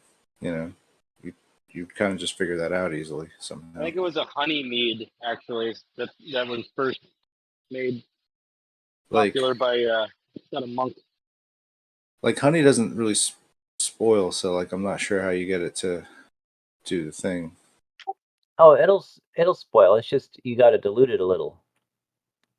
It's just there's not enough water in it to support the bacteria. But if you dilute it, then it'll ferment just fine. Oh, okay. Because the bacteria consumes a lot of water in its process, just like we do. I'm going with wine as the first form of alcohol. Okay. Final So answer. get some grapes around, or like is grapes. That makes a lot of sense. These dudes just stepped on some stuff, put it in a bucket. They're like, someone's got to clean that up. 10 days later, they were like, I dare you. I think the actual first form of alcohol we know of was a Sumatran beer on what the hell is that writing? A cuneiform or something like that. Oh, what kind of beer? Sanskrit. There we go. I think it was Sumatran. Sumatra is in Africa. Talk about Sumerian. I do the Google thing, but I'm not allowed to touch my phone at work. Dude, Andre the Giant used to drink a ton of beers, bro.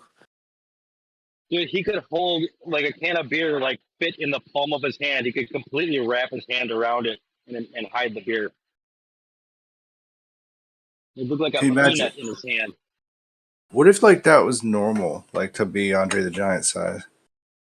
Like he came from a a tribe of the Andre the Giants. Dude, we're Are gonna our need species bigger. is polymorphic like ants? Yeah, we're gonna need bigger chickens and eggs. He doesn't need polymorphic powers. I'm just saying, like, there seems to be like just like people of larger size that get born around these kinds of areas, man. I don't know. It's like a recessive trait, or just it's big people sometimes happen, or what's your excuse? I think they just keep intermingling until they get shorter and shorter and shorter. It's almost like there were whole varieties of big people in the past, and now they just like play for the NFL or something. Just kidding.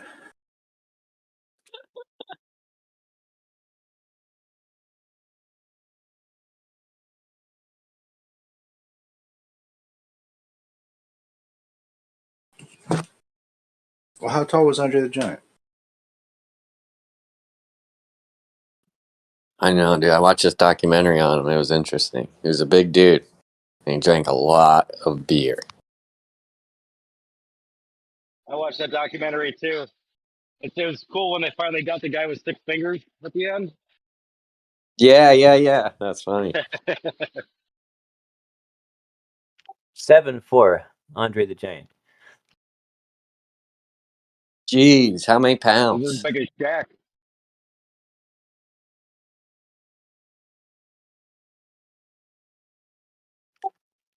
Wow, I guess there was a Georgie Gonzalez who was 8 foot.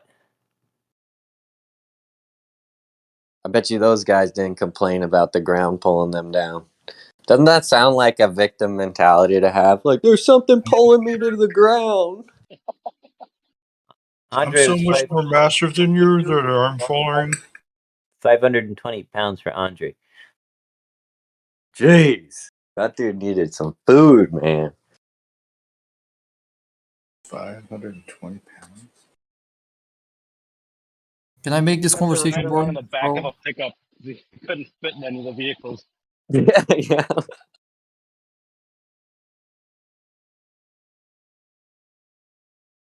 Go ahead, 7'4". Bacon. Yeah. Oh, I have a question for Goldbergs, which is bugging my mind. I gotta feed Ruhif's dogs. You're gonna feed Ruhif's dogs? I didn't get that one.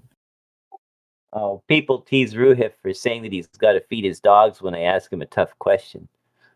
Yeah, like you can't feed your dog and answer a question. So I was joking and saying I was going to go feed his dog, so I didn't have to. Get it. Well, I mean, if no one knows the answer or no one wants to bother with this subject, it's all okay. But, What is it? Oh, it's about momentum and kinetic energy. Like, momentum is mass times velocity. Kinetic energy would be mass times velocity squared over 2. So those equations are different. One is linear in respect to the mass and velocity, and the other is a squared function of the velocity. So it sounds like if there's a collision between two bodies, you can't get both conserved. So which one do you get conserved? Momentum, and then you just lose energy somehow? Or to get energy conserved and somehow gain momentum or lose momentum? Sounds like either case is wrong. Am I missing something? Did anyone catch that? Yeah, why is the energy doubling with each increment of velocity? Is that what you're saying? No, I'm asking like if there's a collision between two bodies, should I expect the total kinetic energy to be conserved or the total momentum to be conserved? You're supposed to punch to the back of their head. Both have to be conserved. Oh, how can both be conserved if one is like they can't both be conserved? Kinetic energy is transferred into other forms of energy. Yeah. So the energy is conserved, it's just not kinetic at the end. Whereas the momentum is conserved, the momentum has nothing to transfer it into. There's no other type of momentum. Okay, so if we assume it's a lossless collision, so all the kinetic energy gets transferred, then we either have momentum increasing, the total momentum increasing, or we have it like we can have it decreasing too. That Do you sounds know like the it difference shouldn't happen. between? Do you know the How difference is between how is the momentum? elastic and elastic and an elastic condition collision? Probably No, sonic, no. Yeah, the focus perfectly elastic would. focus on perfectly elastic. Get rid of all the variables. Just understand the concepts. When how is it momentum conserved when a ball hits a static ball, a standing ball, and it imparts momentum into it? What about the momentum of break yeast? it down into one situation, then understand that, and then we'll go to kinetic energy, how that's conserved. Okay.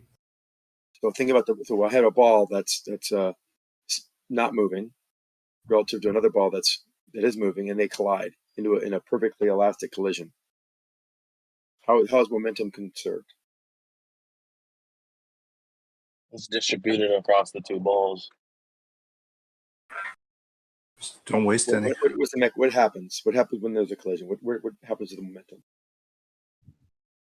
There's a force acting on the ball that the moving ball imparts on the static ball, and the static ball imparts a force on the moving ball. Both. Yeah, there's a force in between them, a repelling force in between them. All we need is there's a force, and that force will then accelerate the static ball to some velocity, and the direction will change on the ball that imparted the force on the static ball. So the movement, there's a force accelerating the one ball, and there's a force on the ball that hit it that changed its directions. So momentum is conserved, and all the equations work out. There's no leftover remainders. You're thinking that there's now a total momentum that is increased. There's not. The momentum of one ball is imparted on the other ball. It changed directions. It probably slowed down. The other one sped up, and the momentum is the same between the two balls. With me Right, so so far? total momentum doesn't have to be conserved. I guess the concept of total momentum doesn't make a lot of sense then, right? Well, momentum there's momentum of one ball, and there's a momentum of another ball.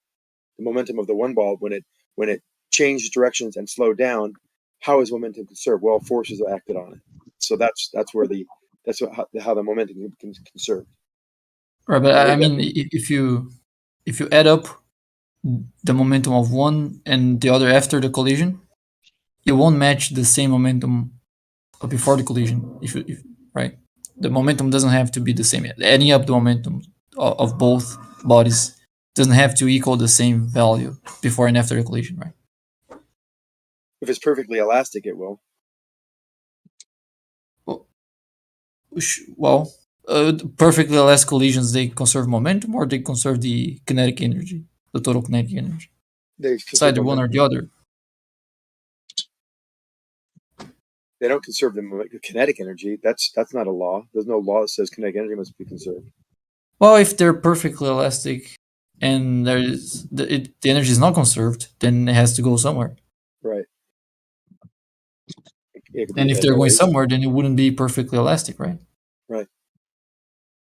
Okay, so and the kinetic energy has to be conserved if it's perfectly elastic. If the collision is perfectly elastic. Yeah, okay. Yeah, so then momentum won't get conserved. I guess momentum doesn't have to be conserved. Momentum always has to be conserved. Well, not the total momentum. If you're just adding up the momentum of first body and the second body before and after the collision, I don't think you're going to get the same value then. Why wouldn't you? Because momentum it's a linear function of the velocity, while the kinetic energy is a squared function of the velocity. So if the kinetic energy gets conserved, then the momentum won't get conserved because they're different functions. If you add up the values with different velocities, you can get both the same with different equations. I'll get an example. 1 second. let's look at the kinetic energy of a ball that hits another ball that has an elastic collision. So that velocity, that kinetic energy is 1/2 the mass times the velocity squared, and it makes contact with another ball, and it's a perfectly elastic collision. That energy, all that energy is going to have to be conserved, and if there's no other energy besides no heat, it's not going up in heat, it's not going up in deformation of the bodies. It's the direction doesn't change; it doesn't matter. So all that energy would be conserved. That's what you're saying, and I think Okay, so elastic collision, both energy and momentum are conserved. Yes. Inelastic collision, momentum is conserved, but not kinetic the kinetic energy. Right. It's very simple. It's very, very simple. I understand that, but Or inelastic. Why are you? I'm just wondering, where are you coming from with this? Not thinking that both. What was the argument? Because I'm just wondering where the foundation is on your well, side. based on the equations, let's go with the perfectly elastic then, where the total kinetic energy gets conserved. If you transfer the speed from one object to another one via collision, if the total momentum is the same, I have to get an example. So let's say there's a body of 1 kilogram at 2 meters per second, 2 meters per second, and it hits an object of 2 kilograms. And the collision is perfectly elastic. The 2 kilogram object wasn't moving. The 1 kilogram object was at 2 meters per second. If I start the equation by assuming the I think I get it. Yep. To know how much speed, because there are plenty of different velocities that I could transfer and still end up with the same momentum, right. And there's plenty of different velocities that I could transfer to get the same kinetic energy. There's only one velocity that I can transfer to get with both conserved, and I think that tells me what is. Okay, I get it. I think I get it now. Yeah, I get it. Okay, it makes sense now. Thank you, guys. Mm-hmm. There you go. There you go. So with the equation alone, with only the conservation momentum, you can't tell what's going to be the velocities after the collision. And with the kinetic energy equation alone, you also can't. But if you have both of them and both get conserved, then you can tell what's the velocity after the collision. Problem is, I think that solves it. Problem is, elastic collision is an ideal, kind of like the ideal gas law. It only deviates from that ideal. You know what I mean? Yeah. I mean, I'm just, yeah. The less elastic, the. Yeah, Go ahead. elastic collision, the energy is completely transferred between the bodies. Or inelastic, there's sound, heat, whatever, all that kind of jazz. So yeah, sure. In I'm just trying to get the simple thing first. Right. Yeah. And people say that when things stop, and suddenly you've lost momentum. Like there was a big argument about what was our discussion about something moving. They forgot the fact that the momentum, it was conserved. Just because it stopped or changed doesn't mean it wasn't conserved. If there's a force acting on it to slow it down, like your car's got momentum. You slam on the brakes, you lose momentum. But did you lose it? Is it not conserved? Of course it's conserved. That energy went into the brakes. There's forces acting on the moving body, which changes direction or changes velocity. That was a hard concept for a lot of people to understand initially when we started talking about this years ago.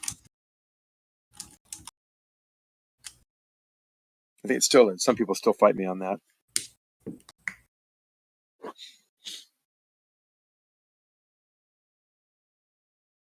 Change of momentum is a force can define that.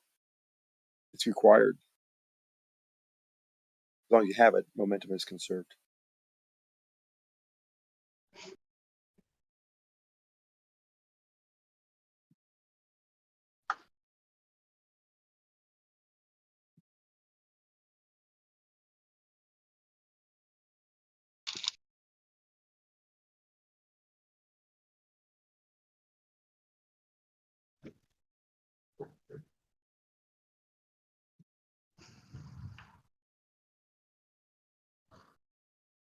The rate of change of kinetic energy. That's always a cool one for horsepower.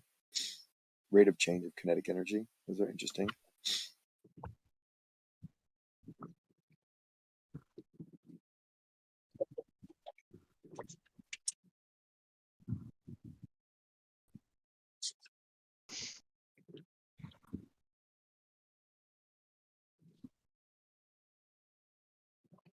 Then you got Newton seconds for momentum and watt seconds for unit measures of work or energy. That's an interesting one. Watt seconds, power seconds. That means energy. It's a hard one to grasp sometimes.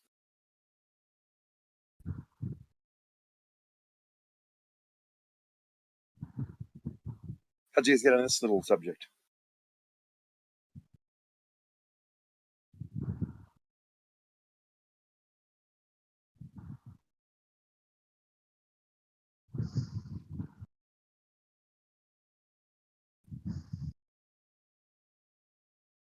Breakfast break.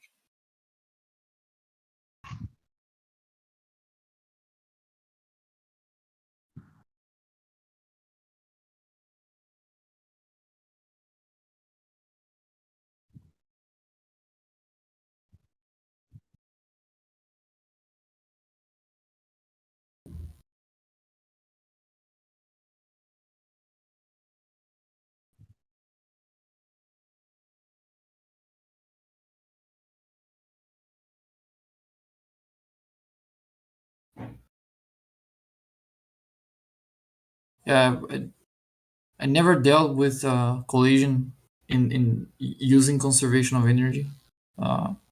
Every time I allowed collision in the simulation that I wrote was just that if two bodies touch each other, or the radius of one enters the radius of the other one, then there's a repelling force that shows up that pulls them apart, and that would end up doing the collisions. So I didn't have to calculate momentum or kinetic energy to make the collisions happen. They would just follow the basic Newtonian laws. If I had tried to figure out the velocities after the collision to solve it, and the directions and such, then I would have to solve this issue that we just talked about first. So you're just talking about forces. Spring mass systems is the only equation you were using for that? Yeah, so there's this simple type of simulation I always do when I want to test things, which is just every particle has a mass, a velocity, and a position. So every iteration, I update the velocity based on the sum of forces and the mass, and then I update the position based on the velocity, and I keep doing that stuff for like millions of iterations per minute, and the result of that ends up matching all other equations that I didn't use, like conservation of momentum, or I don't know, like if you simulate orbits like that, it matches Kepler's equations even if you don't put it there, which is quite nice. Mm-hmm. Well, I even derived. Sorry. Go ahead. You remember that Coriolis problem? Like you have a cannonball being shot, you gotta find the coordinates where it hits the surface. Right. Yeah, I found a closed solution for that. But I needed an equation to solve for the eccentricity of an orbit based on the initial velocity. And I couldn't find an equation for that, so I used my simulations to derive one empirically. And it turned out it was very simple equations. Yeah. Like if you hit a projectile horizontally, there's a certain velocity that would give you a circular orbit around the Earth, right? Mm-hmm. Okay, but if you shoot in a different velocity, say a smaller velocity, then you can get the ratio between that velocity and the previous one. And 1 minus that ratio squared gives you the eccentricity of the orbit. That one I just saw it. Like I plotted a bunch of simulations and graphed it, and the graph looked like a parabola, and I just figure out which parabola would best fit it, and it's a very simple one. It's just 1 minus the ratio of the velocity squared would perfectly match the values of the simulation. Hmm. So that's probably a real formula, has a name. I have no idea which Right. formula is it, but I could derive it. Yeah, orbital mechanics was never my forte. Yeah. Oh, I also trying to simulate orbits using Kepler's equations now, and I'm always comparing to the ones using just Newtonian basic laws, and they're matching pretty nicely. I can also tell how accurate the Newtonian ones based on how close they are to the ones with Kepler's laws, because the Kepler's laws, the ones using Kepler's equations, are closed form solutions, so they're much more accurate. Mm-hmm. Except for Mercury. I think Mercury is just defiant to Newtonian mechanics. It doesn't like being told what it should be doing. The Oh, I'm not. The morning star is defiant. Yeah, I'm not referring to real data. I'm saying how Newtonian mechanics matches Kepler's laws. They match perfectly. Oh, so you're not talking about real life then? No. Like the equations of Kepler were derived empirically because they come before Newtonian mechanics, so you couldn't derive them mathematically. So they were derived based on the position of celestial bodies. So that's empirical. And it's arguable that they're not perfect because it's not just Mercury that you get wrong if you're using just Kepler's equations, because Kepler's equations don't account for any of the precessions of the orbits. You need the interaction between planets to get those precessions. But if you have only, they can't do that exactly, though, can they? I think they can for all planets except Mercury. I think that's where the problem appeared. Like if you take into account interaction. I'm talking about if you have one planet, I guess, quote unquote, orbiting the sun and another planet orbiting the sun, you can calculate both planets and how they'll interact with the sun, but then you can't also then know how they're going to interact with each other without doing these like fat supercomputer simulations. Oh yeah. The way you calculate, like you predict the future based on their interactions, requires simulation, require an iterative process. Yeah, it's not exact. It's a well, it's not exact in the sense that the more precision you want, the more computational power you will require. But you can reach arbitrary precision. Like, I want this down to a millisecond. You can get there. It's just gonna take longer.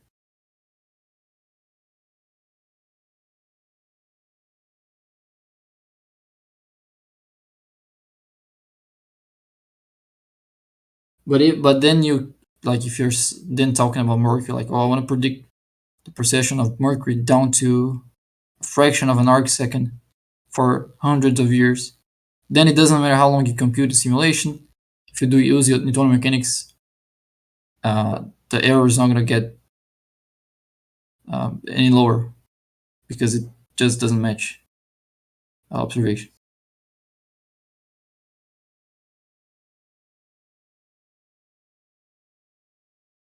But it has been fun to play with these simulations.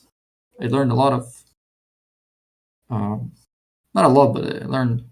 Well, I didn't know anything, so I can say it's a lot about orbital mechanics. Still know very little, but just by playing with simulations that I wrote myself, I could learn a lot of stuff.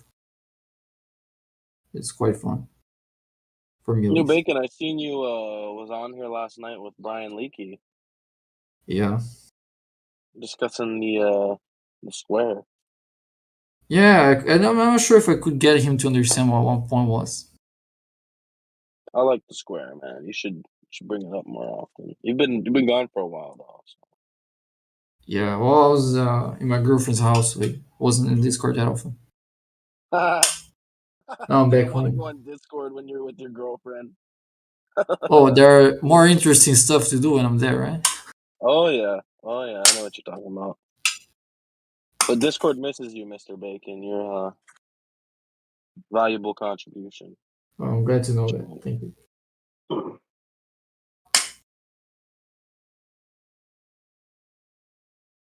Yeah, the square thing is a bit complicated. I sometimes have a hard time getting Globers to understand what I'm trying to say. Yeah, I know how you feel. Like we're speaking perfect English and we can't even get them to agree that the sky is blue. Like, come on, man, the sky's blue sometimes, right? Well, the blue is being scattered by the sky. Right. You can't just say it, can you? The sky's blue sometimes. Yeah. Sometimes it's like, sometimes it's pink though. Sometimes it's Yeah, black. sometimes. Yeah, sometimes yellow. That's true. Sometimes it's orange. Sometimes it's like purplish. So It's very Bacon, nice to look at. Bacon, what do you think about we were discussing the other day long range photography? I know it's not everyone's favorite, but setting up a camera where one is normal and the other is infrared so that you can essentially see how different the image is in the two spectrums and how much further you could see in either spectrum, because the lower wavelength light will be less affected by refraction or whatever. So it'll be less or whatever. Yeah. There was a big debate on it the other day, but I think someone's trying to do it. Get two of them, mount them right now next to each other, and see if there's a difference in the. It's more of a refraction test, I guess. Yeah, like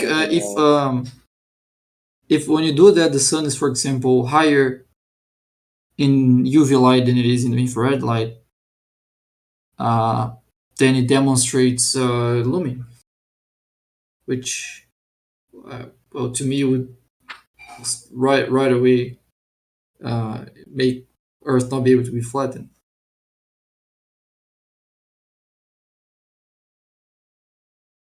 Like to get sunsets on flat Earth, you need sinking. Yeah, I'd say so. Sinking. Yeah. So but I'm not if sure you that would think be the only thing, right? Because I guess sinking in a sense on the visual / imagery side, but what is causing that sinking, I guess, would be up for debate. Because some people say it's refraction, but there could be a third factor that we don't know about, right? You can't take in. That's why you do these scientific experiments. Because even if you know all the factors, there could still be another factor affecting the result.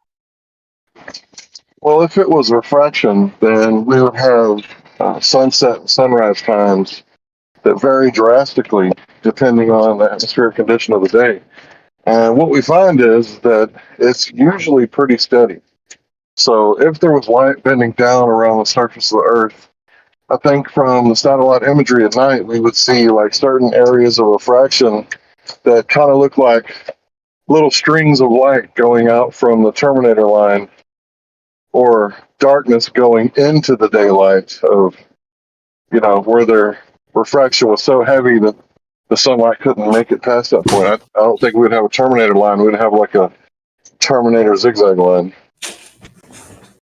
I'm not sure how you determine that. Well, does light bend around the curve? No, I'm not. I'm saying I'm not sure how you determine the exact distance of your terminator line in all directions. Right. Right. But does light bend around the curve of the Earth? In some way, yeah.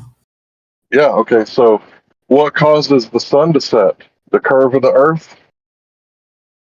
Well, the fact that the sun is below the horizon.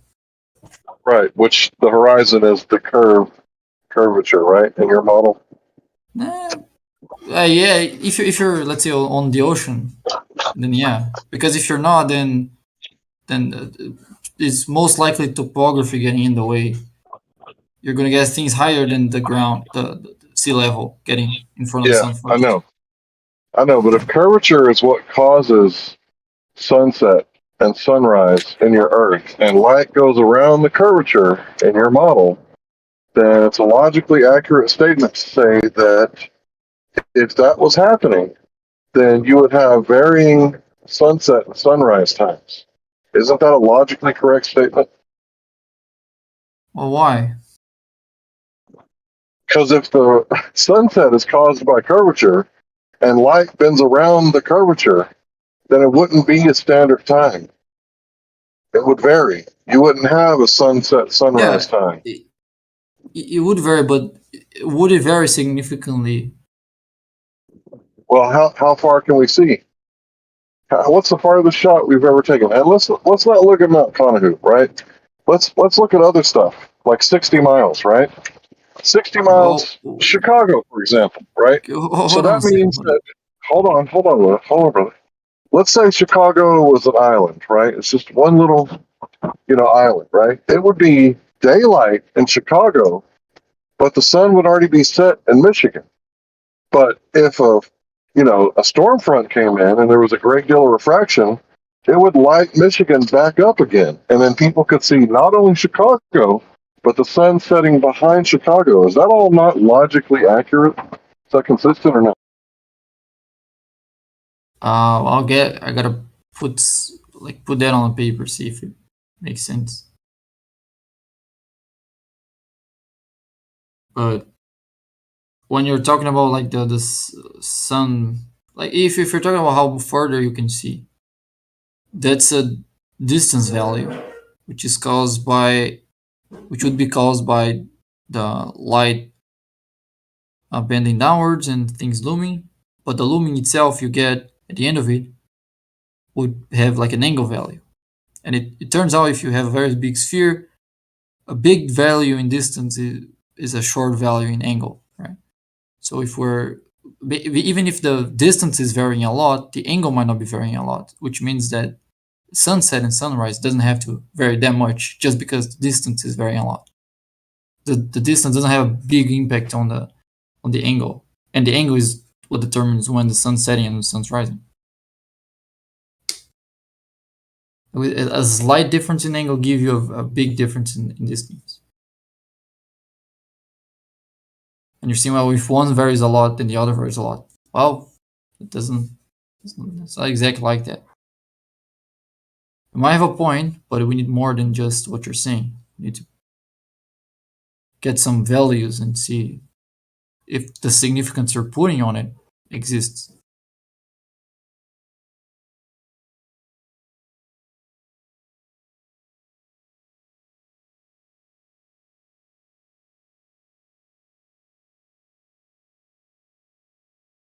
Mic check. Yeah, you're good. I don't always respond quickly when I'm at work. I apologize.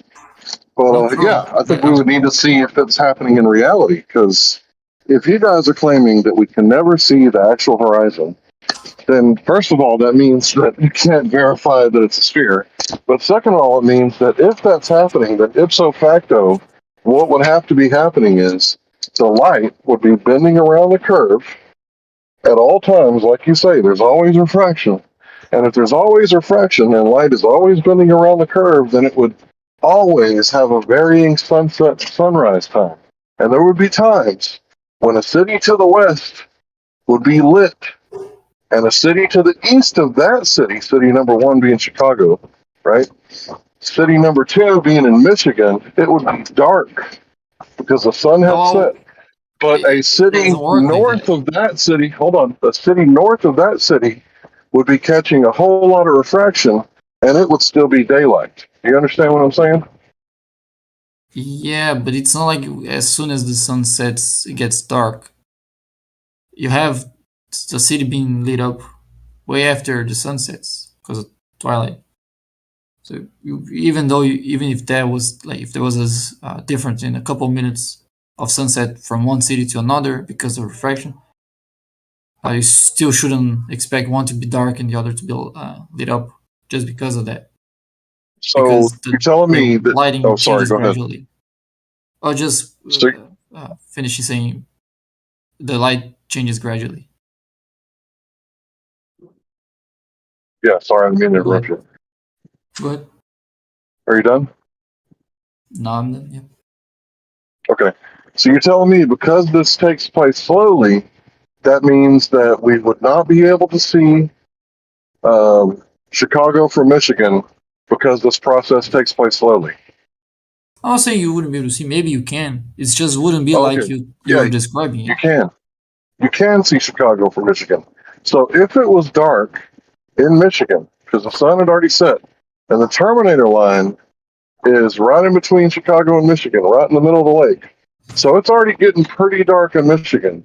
But then a storm front came in, and all of a sudden it was above standard refraction. And not only could you see Chicago, you'd also be able to see the sun setting behind Chicago, or about to set behind Chicago, right? You're saying a storm can make the sun set twice? In your model, yes. I don't think so, because you would have to have the sun rising by more than half a degree, and Hey, that you got change it. would have to would have to change almost instantly, because if it takes just a little longer, the sun is even lower, and that wouldn't be enough to pull up the sun again. Right. That's what we would have to see in your model for it to be true. Well, why? Okay, so but can refraction does that to this amount of lumi, like a half a degree? What? Can the change? Can the variance of refraction reach half a degree in just a couple minutes? That's I what's don't know. required. Yeah, but what you're saying requires this to happen. Right. So can we see Chicago from Michigan? I don't know. I Because guess of so. refraction. Yes, we can. Right. So I'm not because we sure. can see, I'm not sure if because we that's can see because of Chicago. refraction. Hold on, brother.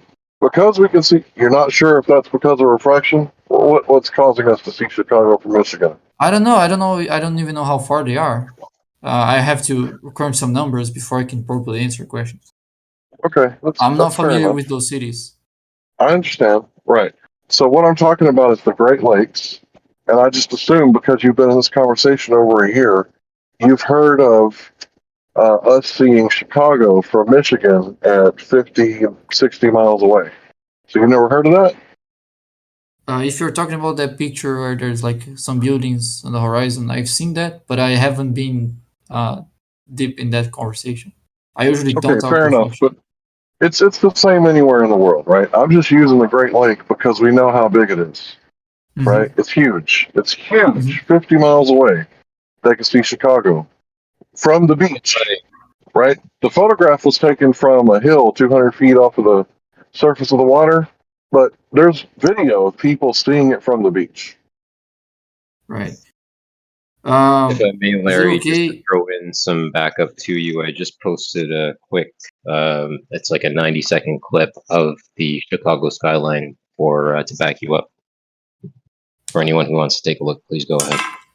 Thank you very much. So if that's happening, sometimes you can see Chicago and sometimes you can't, right? So when Chicago pops up into the picture, according to the Globers, it's because light is refracting around the curve and hitting your eye, right? If that were to happen, there would be periods of time where the sun has set in Michigan. The atmosphere would change and there would be above standard refraction. After the sun has set, it would rise again, if that was what was happening. But that's not what we see in reality. That's my argument. Thanks. Yeah, but for that to happen, you need the refraction to vary rapidly because the sun keeps getting lower and lower. You would need refraction to change half a degree of how much things are being illuminated in just a couple minutes. I'm not sure if that's even physically possible. Like what you're saying shouldn't happen is a pretty extreme situation that I'm not sure is even physically possible. Right, I'm not sure it's possible either. That's the whole thing in question. We're not sure that the light's bending around the curve. Forget about 2 or 3 minutes. I don't think it could happen in 60 million years. Oh, then this observation is irrelevant. If you just don't believe refraction can do that at all, then pointing out this observation doesn't help you in any way. Wait a minute. Are you telling me that an atheist can't argue against the Bible because he doesn't believe Jesus is the Son of God? No, I'm saying that this Well, you said I have to observation. believe it in order to argue it. That's what you said, right? No, I'm saying that if you want to argue, like this observation, could be used to argue that refraction has to vary a lot, something like that. You can try to do that with that. But if you're saying it can't at all curve around the ball, then that observation doesn't do anything to prove this point. Now, I'm saying what you're giving me now is a second point, a second claim that this particular observation wouldn't demonstrate. Okay, we do get the fact that light is bending around the curve. That's what you guys claim, right? Yeah, in some way. It's not like exactly like you're stating it, but You want it? If it's curving down, then it can go over. It can go over any like humps or things like that. So if the surface is curved and there's downward refraction, then it can you can have light going out. Yeah, you get it. I don't understand why this is so difficult. I mean, Paul, if you have refraction going that's near the surface and you start going up in elevation, like over one of those buildings, suddenly you'll see not only an angular position change in your field of view of the object, but it will start changing. That rate of change will change as you go higher. So suddenly when you get up to the third or fourth floor, everybody sees the same sunset. There's no difference anywhere around that area, north or south. But only near the water, on the water, would you see this curving of the light path downward, which looms something up. So people that are on near the surface are seeing the sun off the lake to the north, or I guess you have to go really far north because those lakes go north south. But you know what I'm saying? If it didn't have water north of you and they didn't have the same refraction, they wouldn't see the sun. So there'd be like a shadow really near the surface. So it'd be an uneven light distribution on the surface, very close to the surface. But above the surface, that wouldn't be the case. It's not this big a deal. You're making a big So you're deal. saying refraction. Sorry, just to be clear, I thought you were done. So you're saying refraction doesn't happen at all the higher you get away from the surface of the water? It's more uniform, and it does still happen because you still have a density gradient in a curved path of this light, and that's why they use standard refraction in most cases. That's pretty accurate. You can actually measure it as you go higher. That refraction will change. And that rate of change will depend on the angle of incidence, and the angle of incidence is constantly changing because the surface is curved, the atmosphere is curved. So you have density gradient and the angle of incidence both changing. Right, the most extreme area of refraction will be at the surface, and you can prove that by taking measurements at different elevations above the surface and see where that position of some known object at a known distance is, and you can kind of rectify what the refraction value actually is at any altitude. All right, so basically, hypothetically, if refraction does happen and the Earth is flat, then it would cause the bottom of buildings to be cut off because the light would be bending down into the ground and never hitting your eye, right? It would cause it to disappear from the bottom up. Whoa. No. What? No? So if, okay, so you just said refraction happens. Hold on. I'm just clarifying. You went really fast. I know, that's why I'm clarifying. Right. You said that refraction causes light to bend down, right? So if we're talking about like a one-story building, right, it could completely disappear because that one-story building, the light bouncing off of it would bend down and hit the ground and never hit your eye, causing it to disappear from the bottom up. Well, no? Completely wrong. So light doesn't bend down. So light doesn't bend down? So it can't bend down so far that it hits the ground. What's the magic mechanism? Hold on. I'm just you're not asking. allowing us to respond to you. Hold on. Yeah, I'm just trying to clarify, guys. It's a yes or no question. You It's answered my it, turn and now to I'm clarify. trying. Okay, go ahead. Wow. Right. You wouldn't disappear bottom up because light gets reflected from the objects in all directions. So the light that was going straight to you would reach the ground, but there is light rays going in higher angles that when bent down would still reach your eye, but now it would come from a higher angle. That's why you get illuminated. You don't get things disappearing.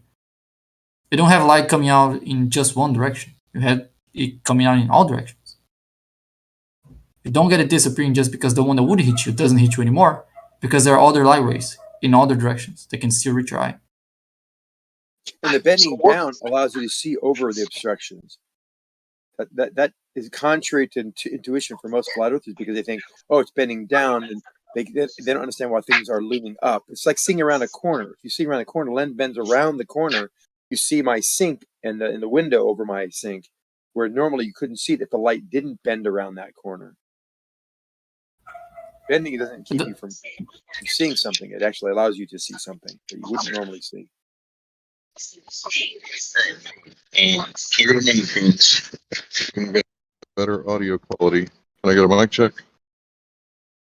I can hear you now. I got the mic check part. I didn't hear what you said before that. So you guys said that light bends down, but it cannot bend down so far that it hits the ground and is obstructed. What is the mechanism that keeps? That's not what you just said? No, I didn't say it can't bend down so it hit the ground. It will hit the ground, but there are other light rays. You still can see it. So you can see the other light rays, right? So that means that light just goes off in any direction, and you can never actually measure the curvature because you don't know which light ray you're looking at. Right. So how is something actually obstructed from the bottom up if it's too close? Like, for example, that Netflix series where there's obstruction, you can see that something is causing the obstruction, but the horizon's actually behind them. How do you explain that, guys? I'm not sure what you just described there. Did you have a picture? You never seen the Netflix series? I did, but I don't recall what you're referring to. Okay, so in the Netflix documentary, it's not a series, I apologize. They show that the Earth is a sphere because they put a boat out on the water, and they have lines drawn on the boat, and the bottom lines are disappearing because it's behind the horizon. It's disappearing from the bottom up. But actually, if you look behind the boat, you can see the horizon is actually behind the boat. So what's causing the obstruction in that if light can't bend down and bounce off the water and obstruct? We didn't say it can't bend down.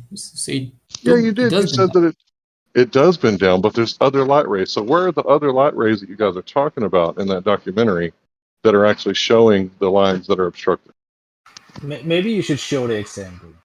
Yeah, it will help to get a... I'm at work. I apologize. I just assume that you guys have been in this conversation for years, and when I talk about the Netflix documentary Chicago, it's like the National Geographic one where they have the boat and the National Geographic. I thought it was I just figure you guys know what I'm talking about. It's like Flat Earth 101. Paul.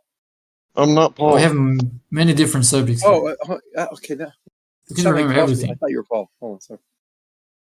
No, we're talking about refraction. I'm giving examples of what you claim is refraction, and we're talking about refraction.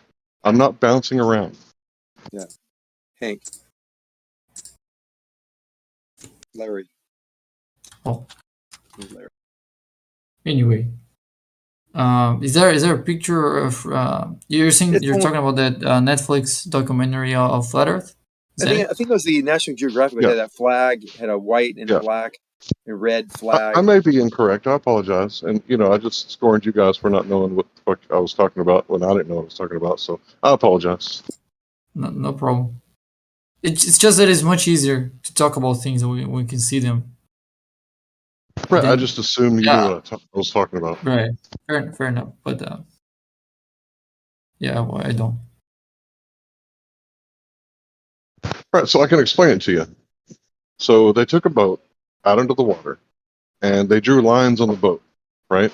Horizontal lines going up vertically, stacked on top of each other. But you could see the differentiation between the paint of the boat and the black paint of the line they drew on the boat. And you could see that some of the lines were disappearing from the bottom up. Now, you guys just claimed that the light won't bend down on a flat Earth because there is actual refraction. And if the Earth is flat, it won't bend down and cause obstruction. You said that won't happen. Then I said, how do you explain this? And I referenced the horizon behind the boat when the claim in the documentary was the horizon was causing the obstruction, right? Because according to you guys, the horizon is basically what causes things to disappear from the bottom up because the Earth is a sphere. So if the Earth is a sphere, the horizon was behind them. What was causing the obstruction in front of the boat, causing the bottom lines to disappear from the bottom up things? Because are you saying that the horizon was higher than the bottom obstruction of the boat? Yes, the horizon was behind them. There was Oh, we obstruction in have to front of see the that. I boat. never saw that before. It doesn't sound like this would happen. It's on the Not just documentary. because of the belief on the globe, but even given how I understand it would work on flat Earth, still shouldn't happen. So I will have to see that to give you a better response. So you're saying light can cause things to be seen further, but it can't refract the other way and cause things to like. And what I mean by the other way, refract down so hard and so far that the light never reaches your eye. You don't think that can happen?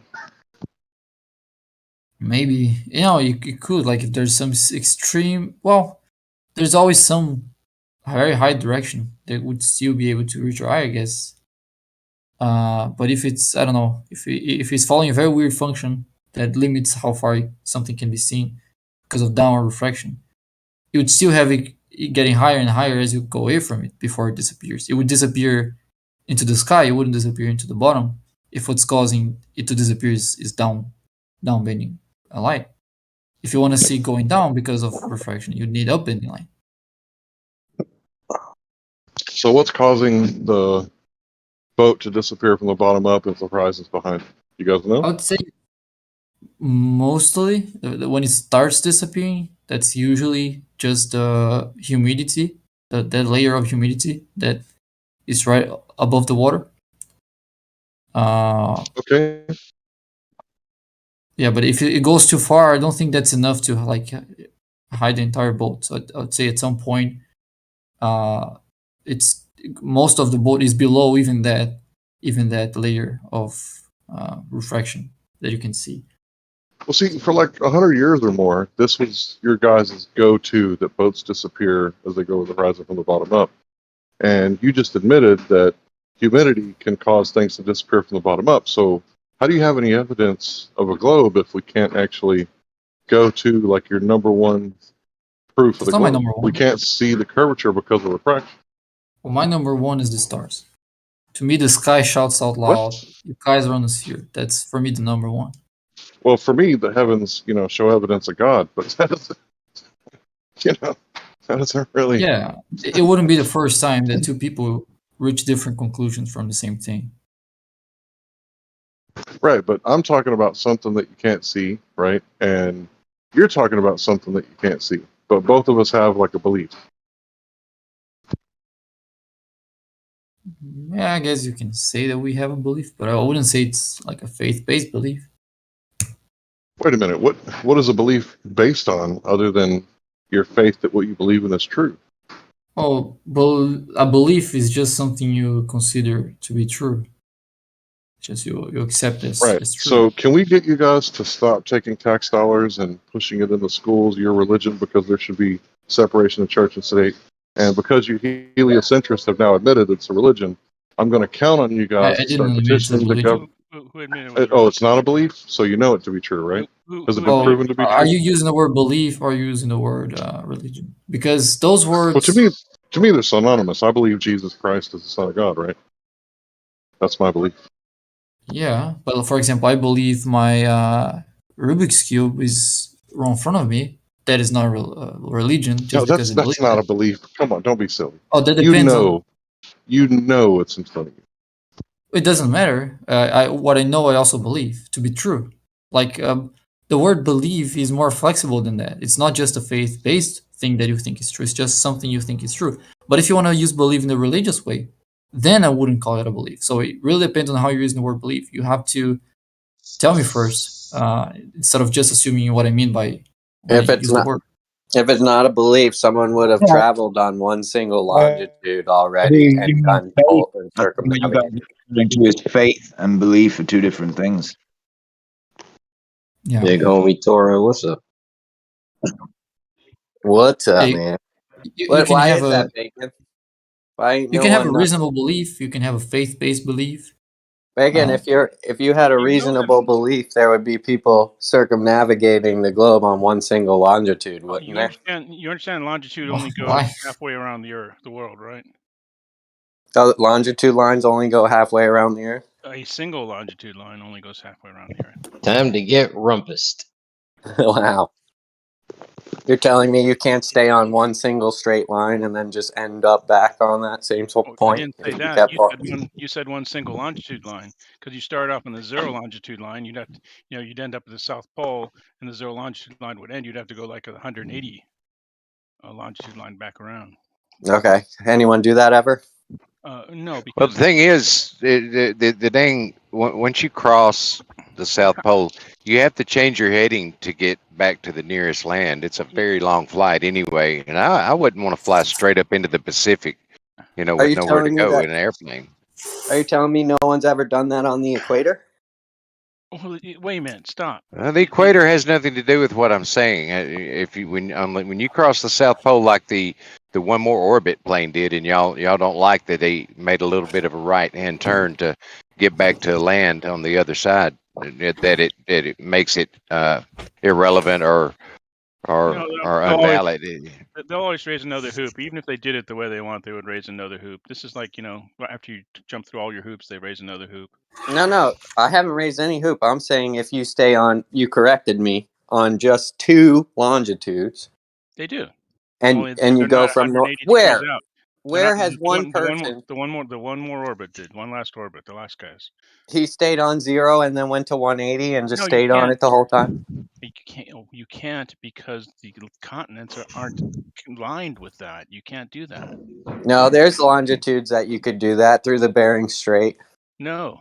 Yes. I'll tell you, you draw me two opposing, absolutely 180 degree longitudes that could support such a flight. Okay. Yeah, I posted the one in chat. The bottom, the image on the bottom left of those four images shows where the plane went across the South Pole, and then he made a right-hand turn to get to this, the southern tip of South Africa. If he would have went straight, it would have been thousands of miles to get to any land to refuel. He'd have run out of gas.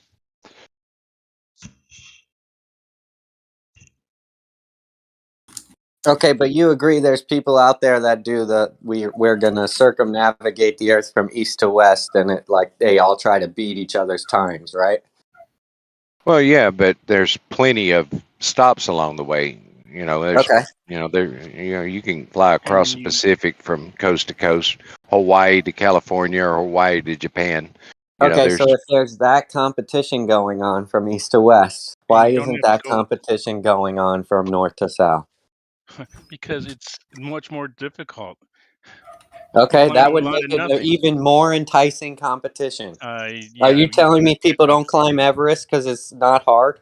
Yeah, you don't understand competitions. I guess. Okay. Fine. I don't understand competition. Sounds like you don't understand competition. You're like, well, that would be harder, so then people wouldn't compete to do it. What? Again, do you know what professional sports are versus high school sports? Which one's harder? This is not a professional sport. You have to pay a lot of money to do this. It's mostly just to get your name in the record books. Are you saying professional athletes don't get paid a lot of money to do stuff? They do. However, people flying around the Earth usually don't get paid a lot of money to do it.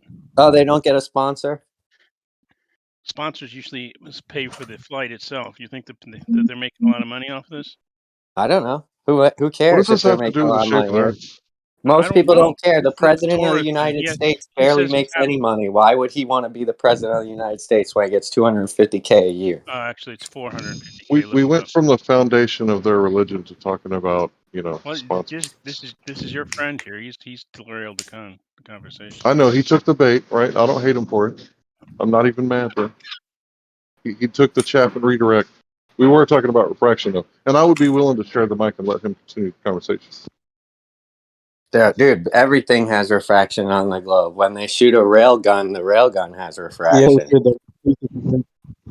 Yeah, Larry, what happened was someone posted exclusive evidence for a globe that isn't possible on the flat Earth. So I think we should just pack it up. About It's time. over, right? I think you should pack it up too. But first, go to Washington and advocate for your religion to be removed from the school system, because I demand separation of church and state. You It's not a heliocentrics religion, need to though. stop pushing it. Oh, It's not. you're not Yeah, go heliocentric. for It's it. not a But religion, though. That's the flat problem. Earth is over, right? Again, yeah, I did. Someone Good luck with is. that. I mean, Flat Earth has been over for 2,500 years, but that's okay. But yet here I am. Why do I Yeah, exist? because well, I could yeah, tell you. but Here I comes mean, the ad Larry, hoc. there's. I usually get banned when I tell the truth in this server, so I won't tell Here you that. comes the ad homs. Wait, Here please they come. Larry, explain there's how the that. whole. Nate, please explain how that evidence you just Yeah, provided proves Larry, the Earth there's the is whole going one more around the orbit sun. thing. Doesn't that? I haven't provided any evidence. I'm not the one that posted it, but it's been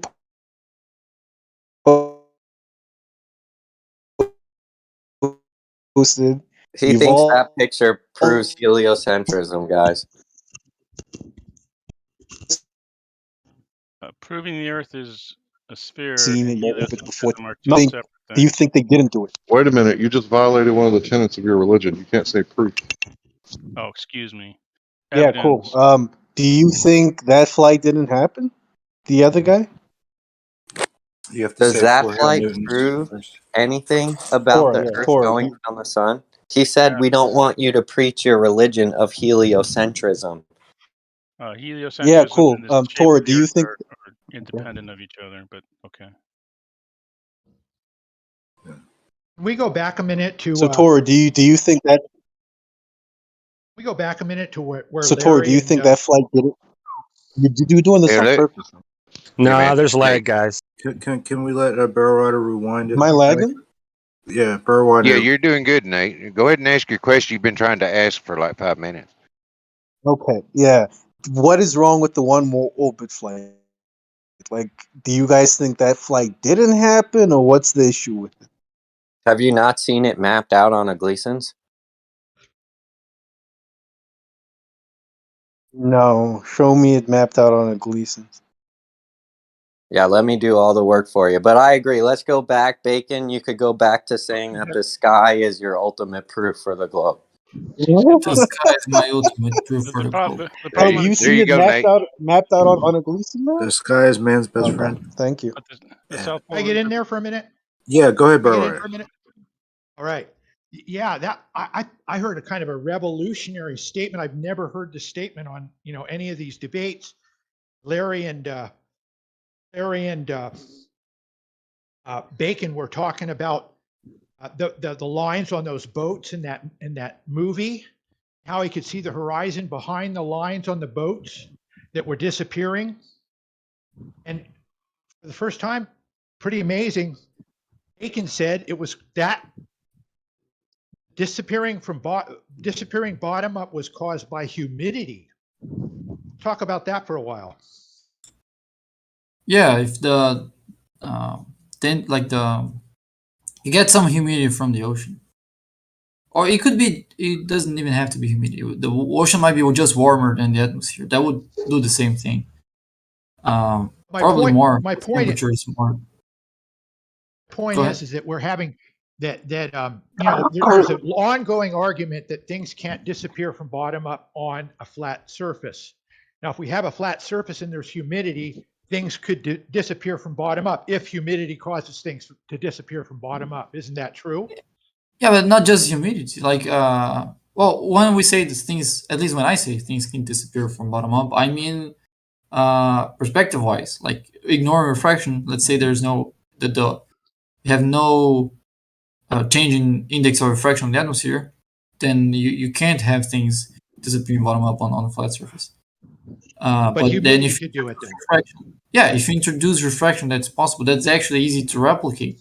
If you have a hot surface, like you've probably seen this already. Like when a car is on the sunlight and it gets hot, the surface on top of the car creates like a mirage, like a tiny mirror that can obstruct things, and we can see the same thing on hot roads. So that's not a new thing. I think I wouldn't say. It's not the humidity that's causing things to disappear bottom up. It's the refraction. Refraction causes things to Yeah, disappear. the humidity gives you a higher a less dense air in the bottom, because water vapor is less dense than air. So if the air is more humid below, then it also gets less dense below, which gives you an inverse, the inverse gradient. But that's like a small limit. What's causing the lines of the lines on that boat, the horizontal lines on that boat, to disappear, and yet you can still see the horizon behind the boat? What is Well, I causing that haven't to happen? seen that. That doesn't make a lot of sense to me that that actually happens. So I have to take a look, see if I can make sense out of what I'm seeing. If not seeing it's much harder to tell you what's going on. Yeah, I'd like to see that. Has anybody got that Personally, image? I think it's the waves, the chop in the water was blocking it. It looked like a really bad example of trying to show proof of Earth, the globe, Earth. So I've always had a problem with that particular. Yeah, but how many video. million people have seen it, and how many times have you Globers called it out for being bad? I have. You've heard me call it bad from Yeah, the very I've heard beginning. you just now. But like, you No, guys don't make from the debunking very beginning. videos From the very beginning. on National Geographic. From the very Has a beginning, Glober I've ever made a, debunking Glober video? Because I've made videos against flat earthers that I thought were bad arguments. Really? Like what? Like what is a bad flat Earth argument? Well, I don't really like the firmament argument. I don't really think that's a go-to for me. If we're talking about the shape of the Earth, why would we be talking about the firmament? I've talked about this in the past, and my videos What's started out on bad? YouTube. Hold on, bro. What's My videos bad start, about it? Mm-hmm. bro. If we're talking about the shape of the Earth, what does that got to do with the sky vault? I mean, I don't think you should lead with that. I think you should talk about the curvature not being there. If we're talking about the shape of the Earth, that's why I went right into refraction. Like Well, it's like I the think key argument. yeah, but I think people bring up, the sky dome thing because they're trying to extend it beyond just trying to falsify the Earth. They're trying to make positive claims about whatever model they believe in, which is a good thing to do. You shouldn't just be focused on saying it's not this. Try and also say that it might be that. Right, but I'm That's a trying good to thing make the to do. argument that I've never seen a Glober make anti-Glober videos, right? Like I've called out Jeranism before. That's not What's the guy's true. name? What's not true? They're You can show me. Globers that think we never went to the moon and whatnot. Okay, but that's kind of separate from the shape of the Earth, right? Like I've called out flat earthers. I think it was what's the guy's name? Christopher, I think was his name. He was on the Art Bell show. What's his name? Talking 2015 era. Like I consumed like all of his stuff in the beginning, and he was on Jeranism in the early days. Sorry, Globebusters. He was one of the it seemed like he was a founding member of Globebusters. He was always on. Yeah, the Morgo. That's it. Thank you.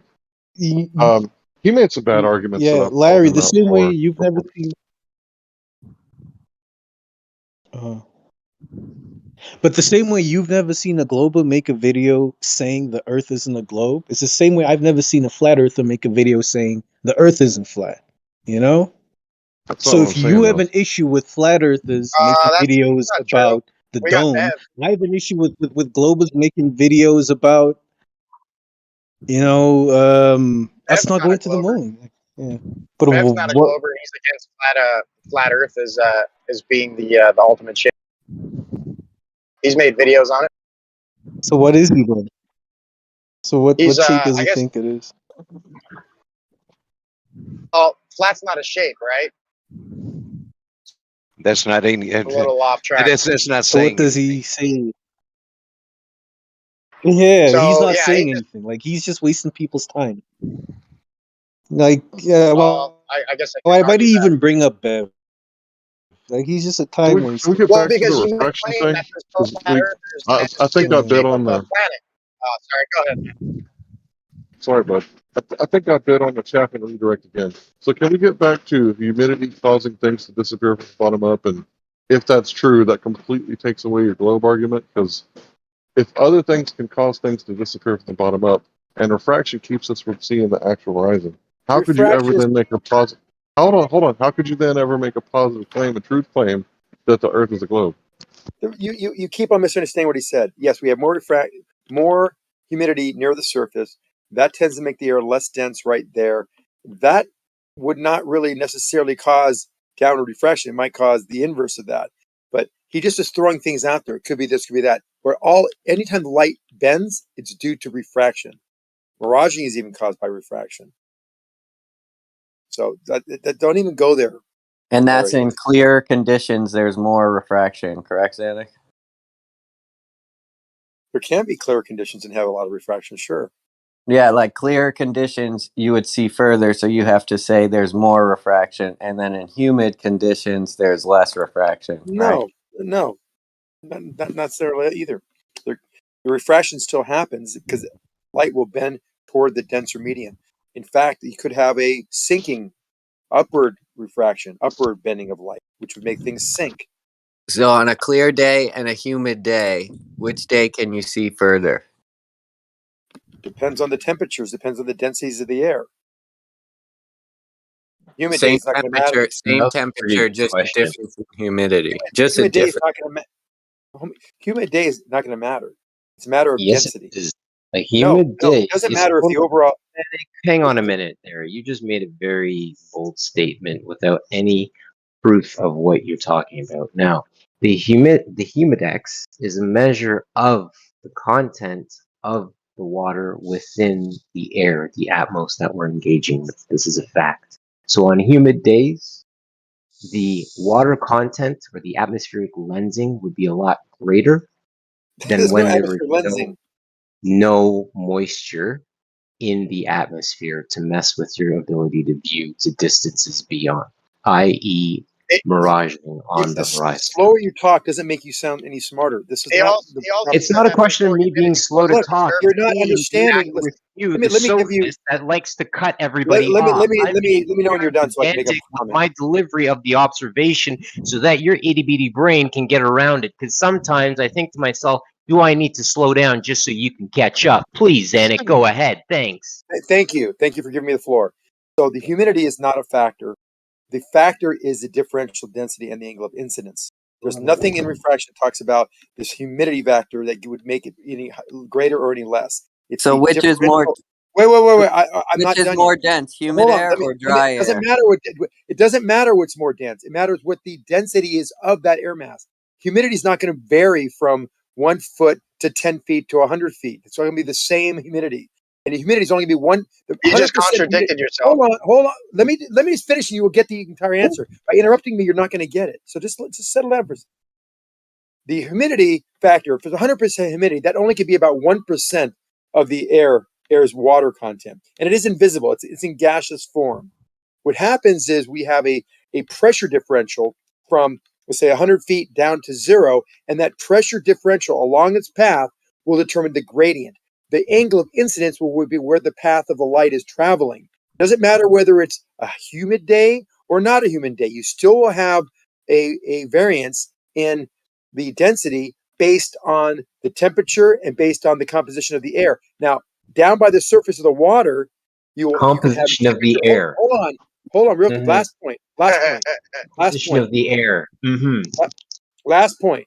Now, near the surface of the water, you can have a very cold water and a very hot air, and just near the surface, within a few feet, you can have a temperature inversion. I mean, normally temperature goes down with altitude. In this case, it doesn't. It's the opposite because the water is very cold. So it's very cold near the surface. That will cause a density change, a gradient change right near the surface, which will enhance the downward downward path.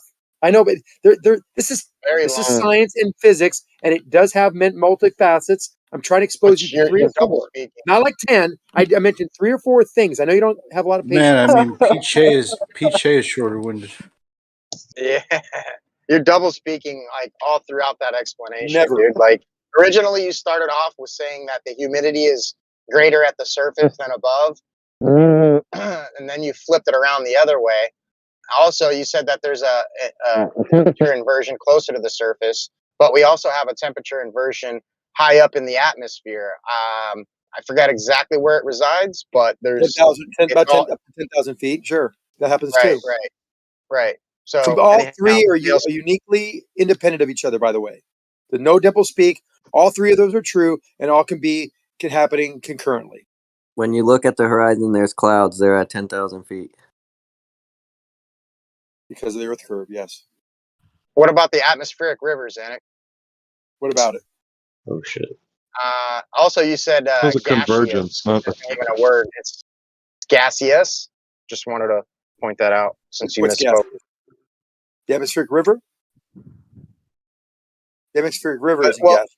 That's actually real water in liquid form. Oh, okay.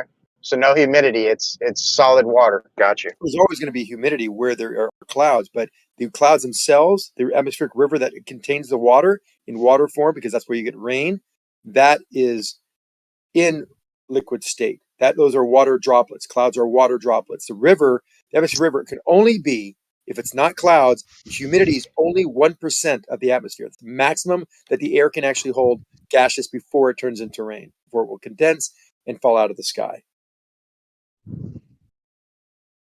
Oh, in that Thank you, video Broco. that Larry was talking about, where the horizon is visible behind the boat, the lines on the boat are disappearing. So is it that the air between the boat and the camera making things? What I'm saying is there's two different kinds of refraction there. One is bringing the horizon up in the background, and another refraction is bringing the lines on the boat down. Is that possible there? That's an What you're interesting. saying? I think on this side, on this particular topic or incidents, I would be on your side on this one, because I don't think that's a good example of Earth curve. I don't believe that it is Earth curve for that. I mean, that's my own. I looked at it very briefly, but we've looked at it for years. Every time I look at it, it's like, yeah, this is kind of silly. There's like one line missing, and there's a choppy water, and in the background you actually see the land or the horizon above it. So, I mean, I guess conceptually, if I was to guess, let's say it was Earth curve, and it was refraction. Both were happening. Then we see the first part of this distance, a mile or however far that person was, a mile and a half, 2 miles, knocking off one of those lines, and in the distance we see some looming. So the light traveling past the boat suddenly starts bending downward over this distance, and it looms things in the backward up. Like there was no looming up until the boat, and there was looming after it, type of thing. They I'm didn't even spitballing there. paint the lines though. They didn't paint the lines right. They painted different colors on the top and bottom to deceive. Yeah, I know. It's white and it's black and there's red, and one of the bottom lines was missing. But I don't really like that one. I think it's kind of I think that's bad, actually. I think it's a bad example. Doesn't really have any impact, and it could be other things that could have been happening there. Maybe it's just the waves that for over that distance, maybe that are blocking it. It's not really Earth curve. Weird I'm not too really sure. that was on Discovery Channel, right? That they would do something deceitful like that. Discovery or National Geographic, one of the two. It wasn't Netflix. It was one of those two. I saw that little segment. I thought that's kind of silly. I think they were overstepping their commit on what actually was happening. So rather than go through all these mental gymnastics on why that might be possible, that we might see that effect that's in that video, one of the possibilities might be that the Earth is flat, huh? Oh, of course. Okay. Possible. Yeah. But when you see things like what National Shell and I always post, the ship, when a ship is completely missing, and all you see is the top of a 300-foot vessel, and there's no miraging at the surface that's detectable, and the angular position, I've always, even to Travis, I've talked to him about this all the time. It's called the water swell, Zanuck. Sure. You have to look at the angular position of these objects. When the angular position of this object is going further downward than it should for its distance to you, then that is a problem. That is a major problem. Things just can't go down because perspective doesn't work that way. No, it's not called that. The object in a distance can only for example, that boat you see that NASA has posted. There's a point down there at the bottom which is 6 feet high. That's Let me 6 ask foot you high. this. The Earth is flat. You got to stop cutting me off and interrupting. You got to stop doing that. Well, let's just be more concise because you're monologuing, bro. I'm not monologuing. If you have something that's 6 feet high, and it moves further away, like the ship, it will always be at eye level. It will never change its angular position in your field of view ever as it goes away. That's not true. That's not true. You don't need it. You don't need to What say it. isn't true? You can wait till I'm finished. It won't be a monologue if you stop interrupting me. Just stop. I won't do it to you. Don't do it to me. I'm trying my best not to do that. Well, so just let's stop wrap it doing up. I can't. You keep on fucking interrupting me. Wrap it up, dude. It'll be done in a sentence. Stop it.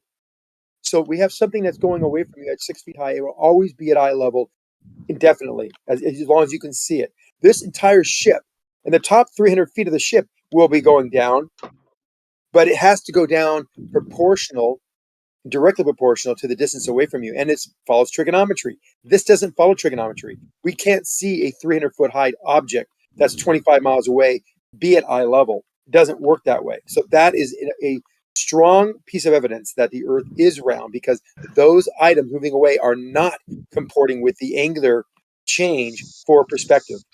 Can I ask you a question? Certainly. Does the sea level change during high and low tide? Sea level does change in high and low tide. Yes. Did you account for this when you took this picture, or when the picture was taken? Was this accounted for? No, because the sea level change would be 5 feet. 5 feet plus the swell, plus swells have a period. Swell, you're making things up Obviously, there's a Swells have a 200-foot period. wave between us and that ship. Yeah, wave front edge. Let's call it that. Yeah, Yeah, 200. well, I have another question for all waves have that a period. picture. Is what is Guys? the height of the thing taking the picture right of the horizon? How high is that observer? Hello? How high is the thing taking the picture? Camera mount, whatever it is. How tall is it? I think it's 20, 30 feet off the shore. There's several different versions of this particular video. But the point He didn't ask how far is off that the if shore. you have He a asked the wave, elevation. if you have that's my waves, point. I want to let me know, finish. but it's You have- important because no, Zen. It's not a question of letting you finish. It's a question of if I have a heightened altitude with a camera mount, or maybe I'm on a mast or lighthouse, whatever the hell it is, right? This picture is indicating that I have a rise. The horizon itself has risen to the eye level of the thing taking the picture, right? So to note the height of the thing taking the picture gives you a relationship of what you would expect to see on the other side of it. Because those buildings, if they were taking a picture of us, let's say, right, they would be identifying the exact same phenomenon. So I'd like to know what is the height of the camera taking the picture of the horizon. Thanks.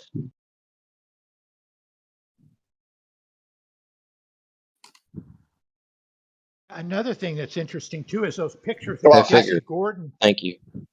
No, it doesn't matter because the water level doesn't change. The viewer stays the same. All you see is a ship Contradiction. No, it does change I because really when can't even you finish just- the you sentence. just What kind of Drone, shit are don't you? tell a No, lie. it doesn't because matter. when water We can level talk changes. about drone where footage and we see drones gaining altitude up in the sky, the horizon always rises to match the drone. I'm No, going to it- speak no, slow doesn't. and be it's gonna pedantic fall. so you understand. it Yes, doesn't it do The that horizon at all. falls. In fact, The I've shown horizon you falls many as we go times. up in altitude. Danik, you're interrupting. The horizon falls as we go up in altitude. That's why we see further when we go up. By the way, thank you. That's another globe proof. So thanks again. No, it actually How isn't. is that a Because globe again, proof? Actually, it Are is. you Actually, it kidding? is. The higher you go up on any shape of a surface, keep The the horizon wider you're going to be able to extends see out, No, during if it- increasing out, angle. not down. If the Earth was an infinite plane, it would not change. Sorry. You would not see further on a flat if you get one higher on a flat plane. Do you really believe that? It's demonstrable. It's math. Okay, Let's so you're just let saying that. let each other finish. Yeah, go ahead, finish. Oh well, I mean, you guys seem to think that. Oh, I mean, the fact that that was everything. We need to know every nitnoy about this picture. The fact that the altitude doesn't change, he's taken from the same spot, doesn't change it. The fact that it's going over the horizon, all it would do is delay that. You'd see further, but okay. Well, Zanuck already admitted and conceded to the fact that sea level changes depending on high and low tide, and then doubled back and said that sea level never changes. So wait a which minute. one is You're talking mean sea level? Or you're talking sea level? Did I say mean sea level or did I say I sea just, level? I just No, gotta but address. guy is ridiculous. I gotta address his argument. I was waiting for him to be done. What This is difference like does the it dumbest make? figure I've What heard difference? so far. All the years I've What done this, this is what the difference does? dumbest objection Yeah, I've ever heard. what difference does it make what the sea level is? If the sea level, I mean, what difference does that make? You think that the sea level is different between us and the boat by Can, about can I 300 feet? can I get in for a second and then I'll be quiet? Yeah, Well, go wait, ahead. Okay, so we I'll established delay. earlier, right, with the we established earlier that the boat Don't was float. disappearing from the bottom up with the horizon behind it, right? And Bacon said that it was because of humidity, right? So we admit that this happens, and it probably would happen on a flat Earth too, right? If this phenomenon does indeed I'm happen. sorry. So He hold on, misspoke brother. Yeah, about I'm that. The talking. pictures I posted, It's my I don't turn. agree with Zanuck. I think you're taking them out of context again, but that's another issue. How Exactly. can I be taking him out of context? He said it was Because he because of specifically said humidity. it's That's refraction. literally He what he said it said. He was. said On the No, pictures, he humidity. didn't. on the pictures I posted, I don't see a horizon behind the Bro, boat. why are you interrupting me after I waited Yeah, for you let to him get done finish, talking? please. Because the Let him pictures I finish, Right. please. posted didn't have this Yes. phenomenon. If Hey, I could you can if I address could it just after. finish, you can address it after because I will go on mute because it's noisy here. So what I'm saying is that if that can happen and things can disappear from the bottom up with a horizon behind it, then why would you assume that if you got higher on that surface that you then wouldn't be able to see further? That is, I'm not going to say what it is. Go ahead. The Of course pictures you I can see posted further. do not show that effect. I'm sorry. So you're telling me if I see the bottom of the boat disappearing in that, what was it, National Geographic Flat Earth Debunk documentary, that if I were to get in the helicopter and go higher, I wouldn't be able to see that? I'm not sure what you're talking about. I don't see those pictures and evidence. All So I you see is weren't here to hear the conversation, obviously, but you know that I'm misquoting Bacon, right? the pictures I Yes. posted. I don't see the phenomena you're describing. It's funny because Danik agreeing with me. Yes, he wasn't here, but he knows for a fact, he has firsthand primary knowledge that I'm misrepresenting what Bacon was Well, saying. Well, because I heard him no, clearly I say, do some experience on flat earthers who misunderstand things all the time.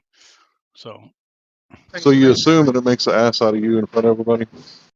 no, I assume that you misunderstand things because you have a history of misunderstanding things. Okay, so what part did I not get correct when he said that the reason that the bottom of the boat was disappearing was because of humidity? What part was incorrect about that? Probably that you were talking about. You're not talking about the picture I posted because I don't see that phenomena. But yet you assume that Okay, phenomenon what is picture causing. did you post? I posted 3 of them with boats with very clear horizons with no horizon behind them. No, I wasn't talking about the picture that you posted 10 minutes ago when me and Bacon were talking 30 minutes ago, bro. What are you talking about? Well, I mean, I post these pictures and immediately you start talking about humidity and horizons being behind the boat. And I post 3 pictures and there's no horizon behind the boat. Yeah, You bring that's up not this. what we're talking about. You're Oh, talking I about see. something entirely different and then So saying, I'm assuming that I got it wrong. You're the one getting it wrong, bro. So I post a Stay picture and you focused. start talking about horizons behind the boat, even though the pictures I post don't have horizons behind the boat, and then start talking about humidity, which I didn't agree to. But okay, go ahead. Yeah, if we could just stay on topic. We're talking about the National Geographic documentary, Debunking Flat Earth, where the horizon was behind the boat, but they were using that photograph to show that the bottom of the boat was disappearing, that it had went over the horizon. Do you understand that that's a contradiction, that both can't be true? Post the evidence and we'll take a look at it. Okay, so I'll try to find it. Bro, just sit back if you're not on point with the topic. Meantime, though, I posted 3 pictures that don't show that phenomenon and still show the boat disappearing from the bottom to the top. And there's even Meantime means you're supposed to be looking it up. What are you talking about? I'm looking at pictures, and is there a 300-foot wave between me and this boat? Can I make a comment about the horizon? Yep. If you look at Jesse Gordon has pictures where things that are above the horizon in the foreground are below the horizon at a distance far away. He has that picture of a sign that's like 8 feet above the water, and the horizon is above that in the background. And there are other photos that he has where it's exactly the opposite. So you really can't use the horizon front of boats, behind boats, or anything like that to prove the shape of the Earth because you don't know what's going on with that. There's so many things that can happen.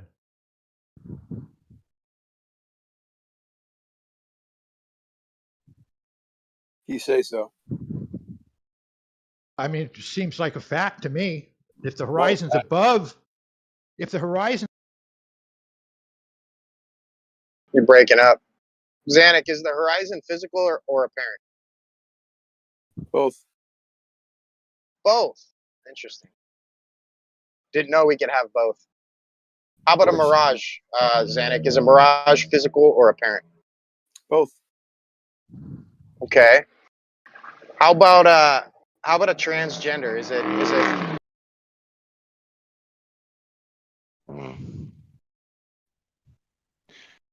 Weird turn. Yeah, it took a little weird turn, but we got to take that weird turn in order to kind of differentiate where Zanuck's mind's at. When I show you this picture, and I want you to be really honest with me in the chat right now, what does this mean to you? What do you think's happening here? This is a 280-foot boat. Okay? I'm just going to say both. 280-foot boat. All we see is the exhaust ports. What do you think happened to that boat? Just be honest. Did it compress? All the terms you flat earthers like to use. That's the boat before, and this is the boat after. So I would say both. What? Almost like it's going downhill as it's going away from you. Yeah. Why do you see the horizon at the with the observer here? It looks like the horizon is right at almost at the bridge level. So, and I have values on there, how many meters the observer is at, where the eye level is, how many meters the top of the boat to the bottom of the boat. So we got like 200 foot of boat, and then we have 23 miles later, all we see is a smokestack.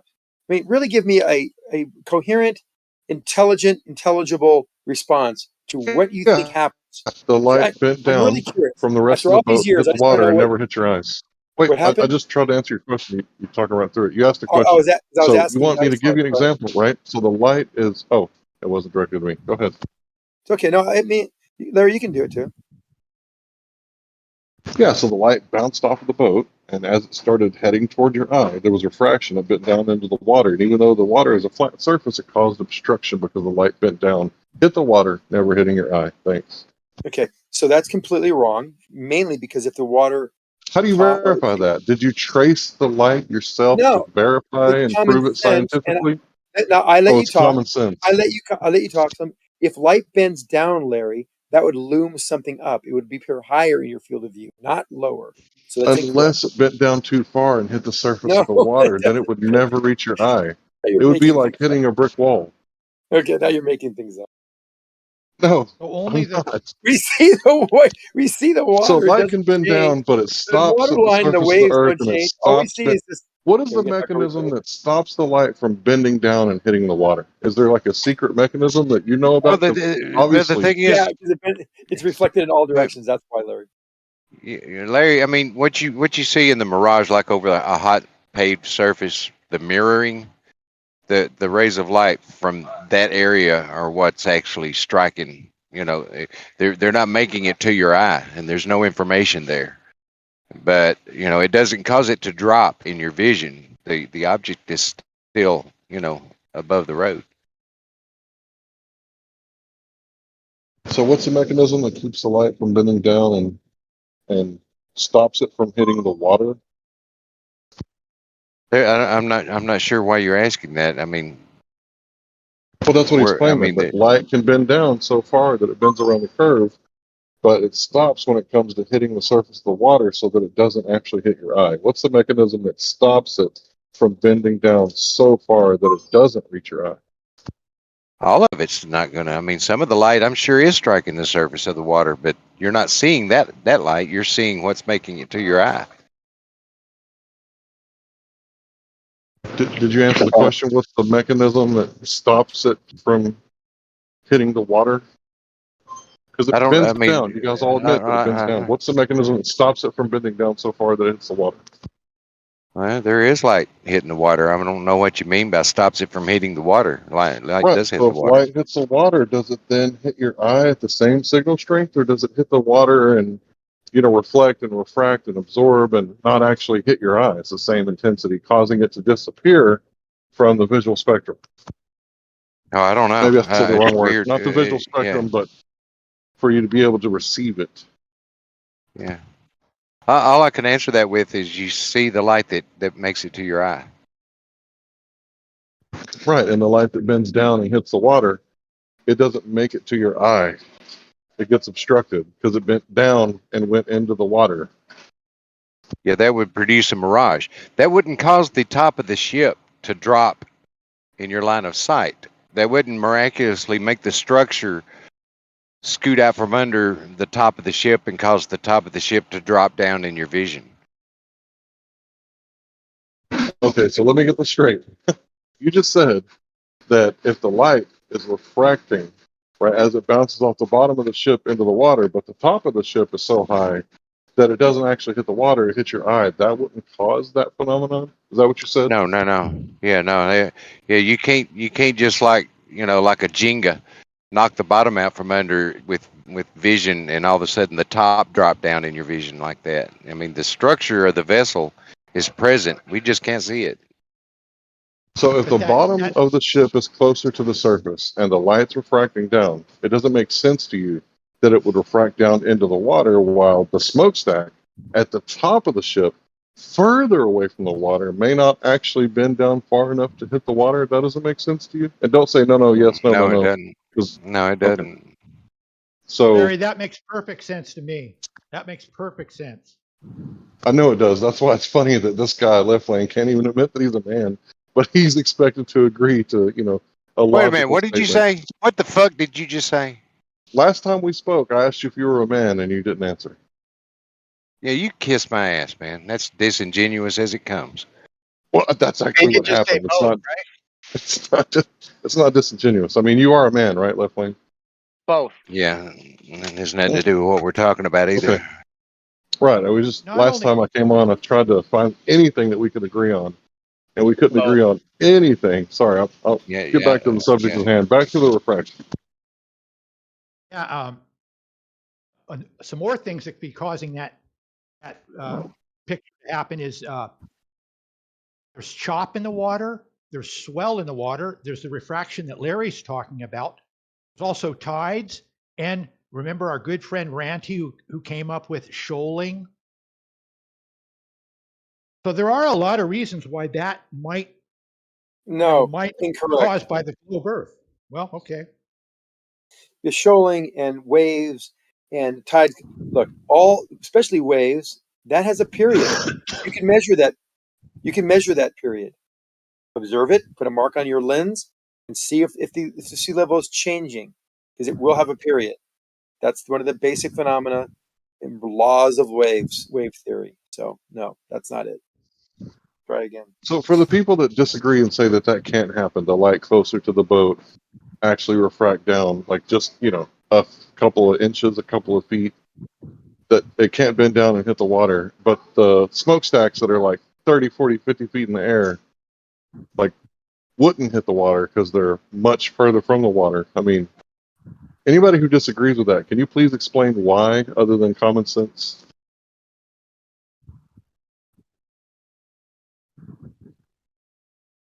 What's the mechanism that keeps light from bending down so far that it actually hits the surface of the earth or water and not reaching your eye? What keeps that from happening? What phenomenon stops the refraction from being so intense that it bends down into the water? Refraction itself. Refraction itself. So refraction is self-governing. It stops. Oh, that's the water. Too far. Can't go any further. We're talking very, very subtle angles based on the differential density and the angle of incidence along its path. So there's no sharp angles that will. For example, light does not bend at a 45-degree angle when you're looking through a differential density at a curvature rate of 8 inches per mile square. This doesn't work. The equations are very simple and very clear, and you're just making things up just to be an objectionist. It's okay. How am I making things up? You guys Is there- say that refraction You got light at happens. the Let's say bottom I of the agree boat with it. diving into the water. How come you can see it? Because light travels in all directions. It's reflected in all directions. This reflection, coupled with refraction, allows you to see these objects. And all we see is a slight change in position of those objects as they get further away. Xana, give him room to answer and rebut you, please. You kind of walked all over him. Right. So basically, what I'm saying is the guy earlier said that you wouldn't be able to see more stuff if you got higher on a flat surface. And I said, if refraction's happening, things are bending down, causing it to hit the water and never your eye, because it hit the water first and not your eye, then if you got higher, wouldn't you be able to see further? Because you guys say that the light refracts in all directions.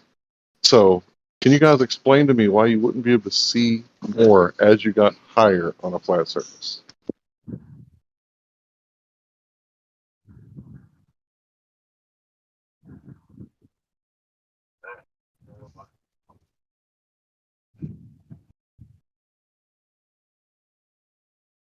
I forgot to add. Did I lose you guys? I forgot to add Bacon's reason why things disappear from the bottom up. Humidity. That might be another reason why that ship is so Again, far down below the horizon. taken out of context, he was very clear. He threw that word out there. I was like, oh, cringe factor high. You don't just say humidity, throw that out there. And he said because that would cause refraction. He said that. So refraction would be affected by humidity. But it was an ill-formed response. I don't think he thought it through, and it makes very little sense. Differential I don't density. think you get to answer that for him. Well, he can Said back that. it up later. I know he said it, but he also backed it up by saying because refraction. He said that very clearly afterward. Humidity in itself does not cause refraction. Humidity Angle doesn't of, cause refraction? humidity does not cause refraction. Refraction is caused by a differential density of a medium, and the differential density coupled with an angle of incidence. And over a curved surface, we have a progressively changing and constantly changing angle of incidence, which makes the refraction greater, makes the light happen. So if I'm standing 6 feet off of the water, right? The water is at my toes. And there's another guy who's like 10 miles away. And let's say hypothetically I could see him. Aren't we at the same level of atmosphere? No, we'd be below you. Well below you.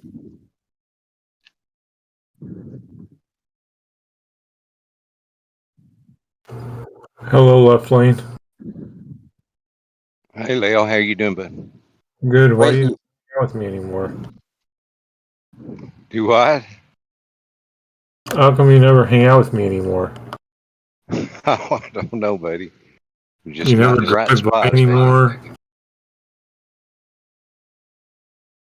Yeah, I haven't been to Jose's in a while.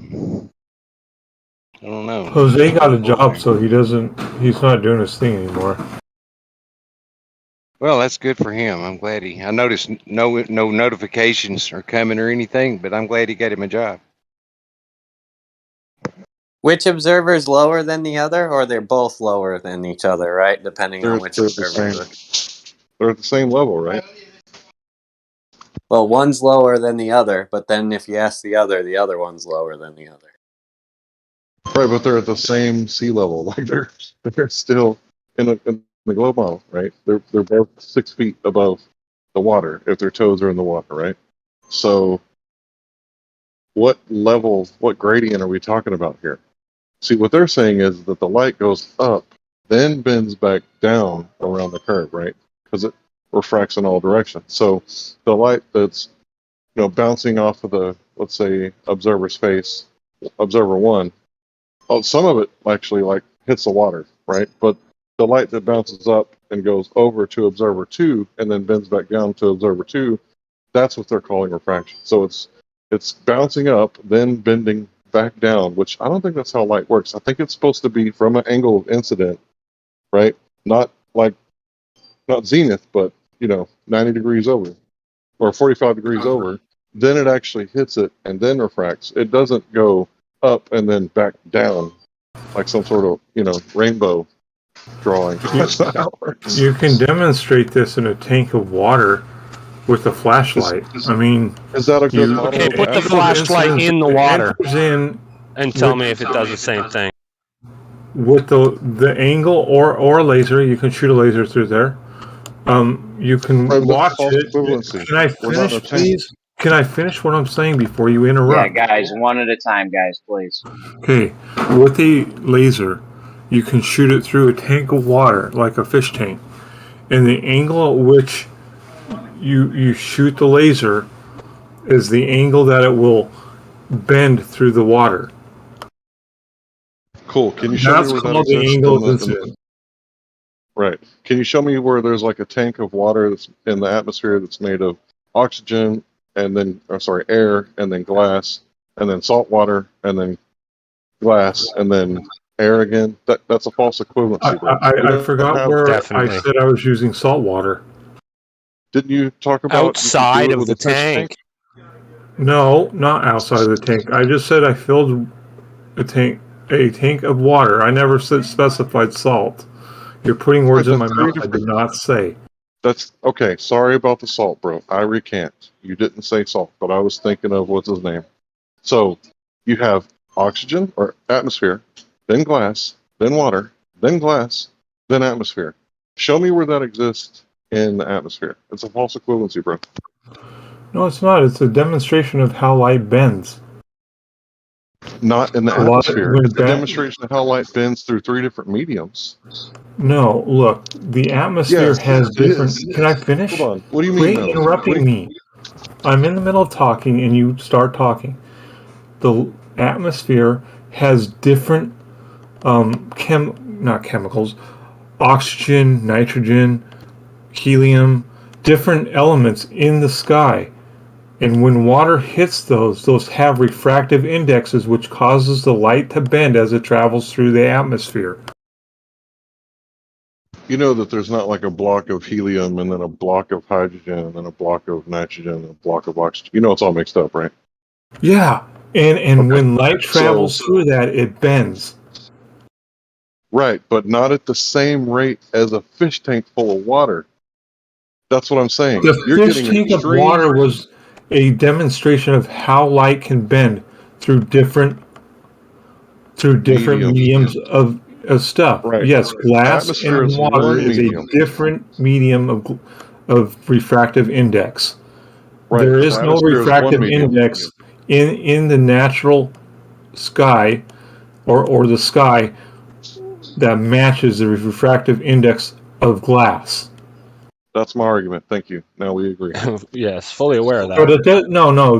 The complete argument is that there are still elements in the sky that causes light to bend.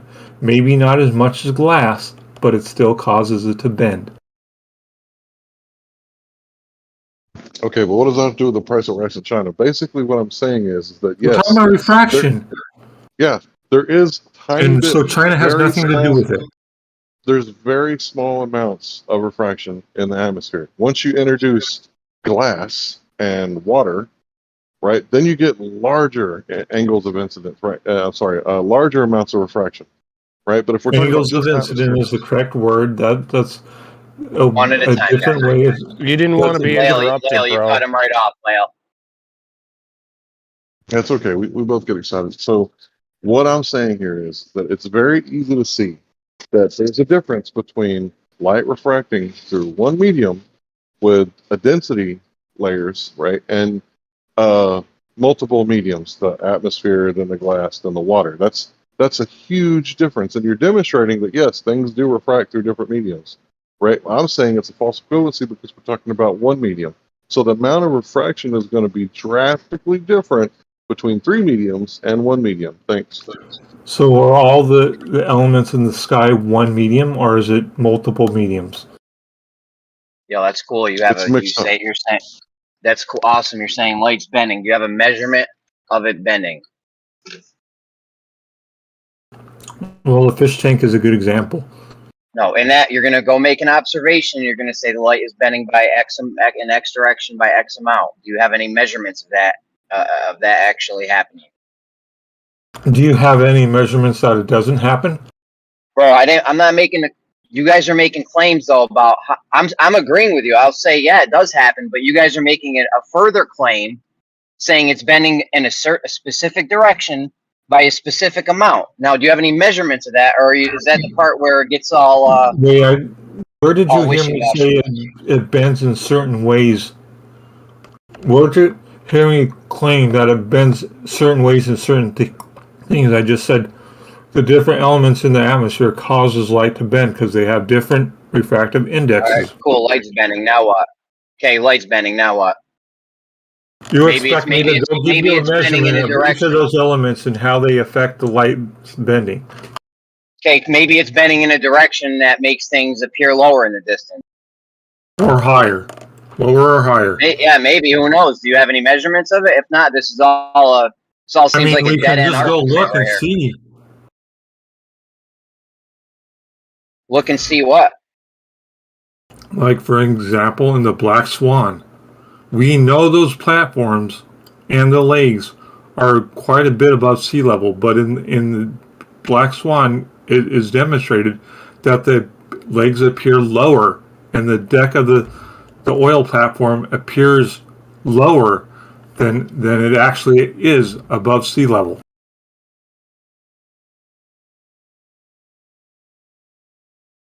If you're done, I don't want to interrupt you, but so when we're talking about making a model, right?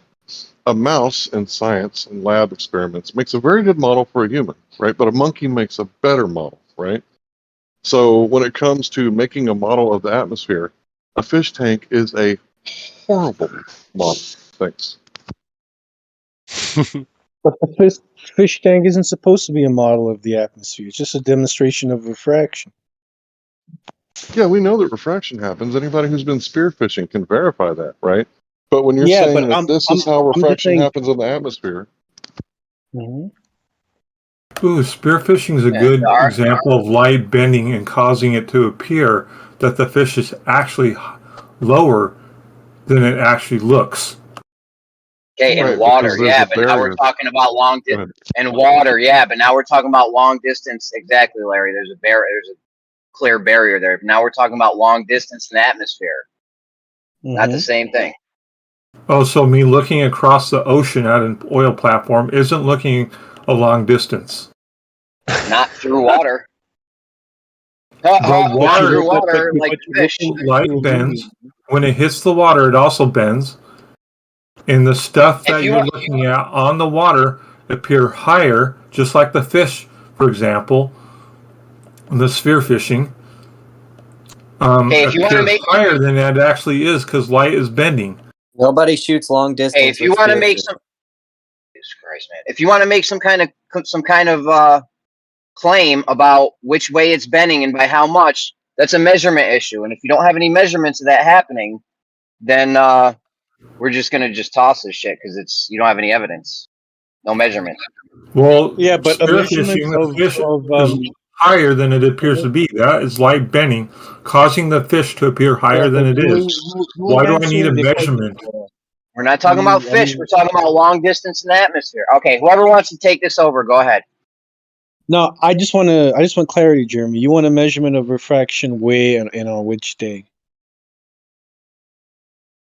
Anywhere.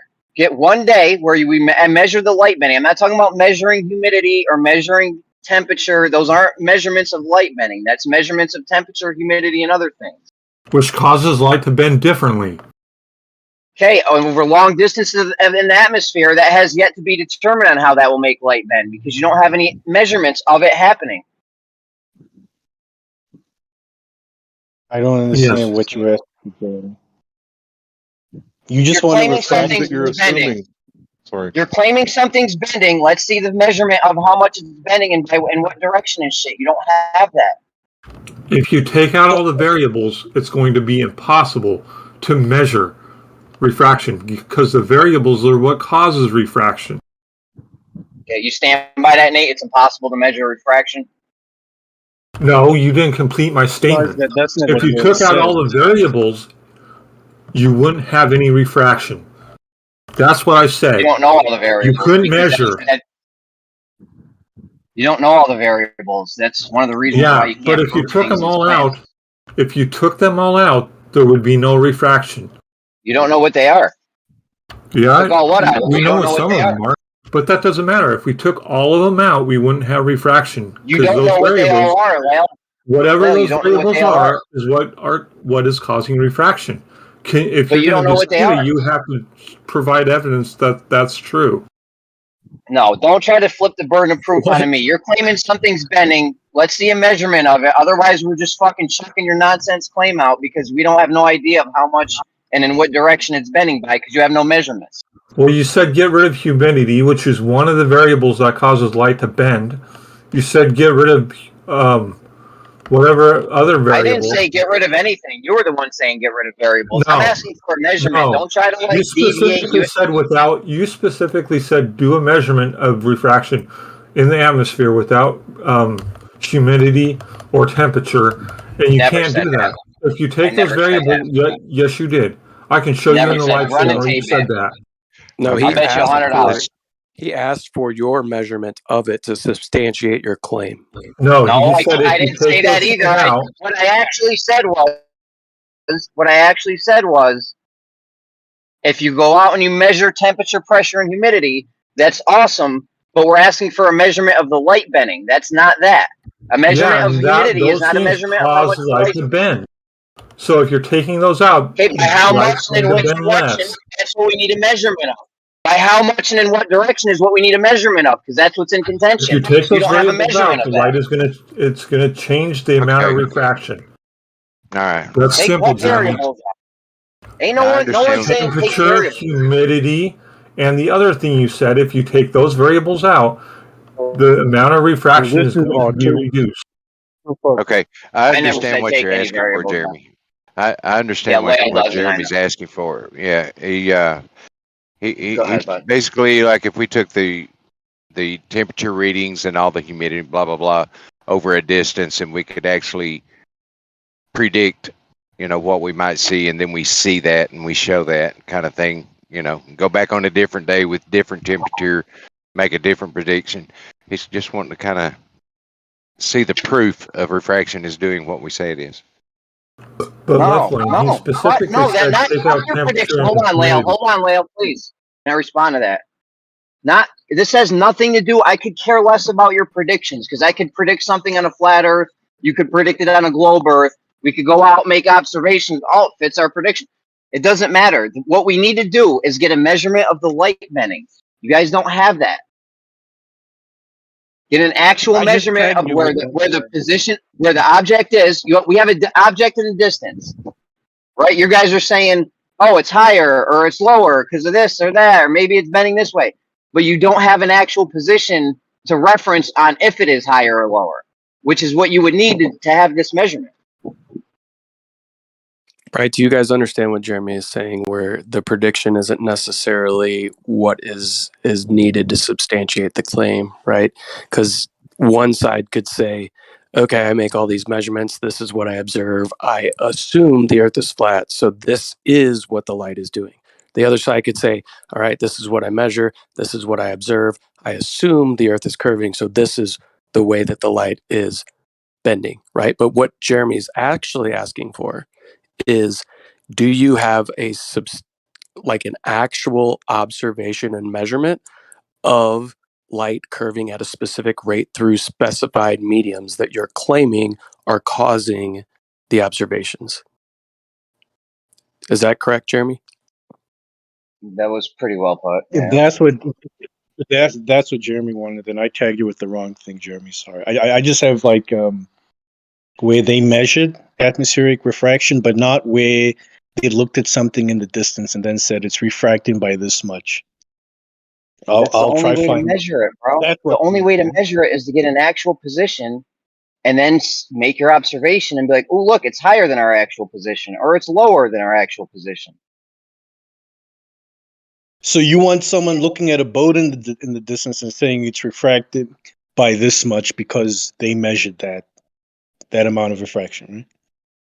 Yeah, if you go out and you tell me something's higher than its actual position, but you don't have its actual position, guess what? That's worthless. Anyone that even believes that is just a straight up sucker. I don't know what to tell you. So just the pure, but So you got to realize Jeremy's not religious, right? He doesn't believe that Jesus is the Son of God, right? So, to him, like believing things without, being able to verify it kind of makes you a sucker. But if you have like good evidence to support your belief, like in his mind that, okay, you got a substantiated evidence to substantiate your belief. all right, Jeremy, maybe look at the PDF I tagged you with, because they use the sun as a target, at And do they specific have the altitude. sun's and do they have the sun's And actual position? yeah, well, what do you mean by its actual position? Well, when you're looking at it, it's being refracted, right? And you're just going to say, well, maybe it's higher, maybe it's lower, but do you have its actual position so we can know if it's actually higher or lower?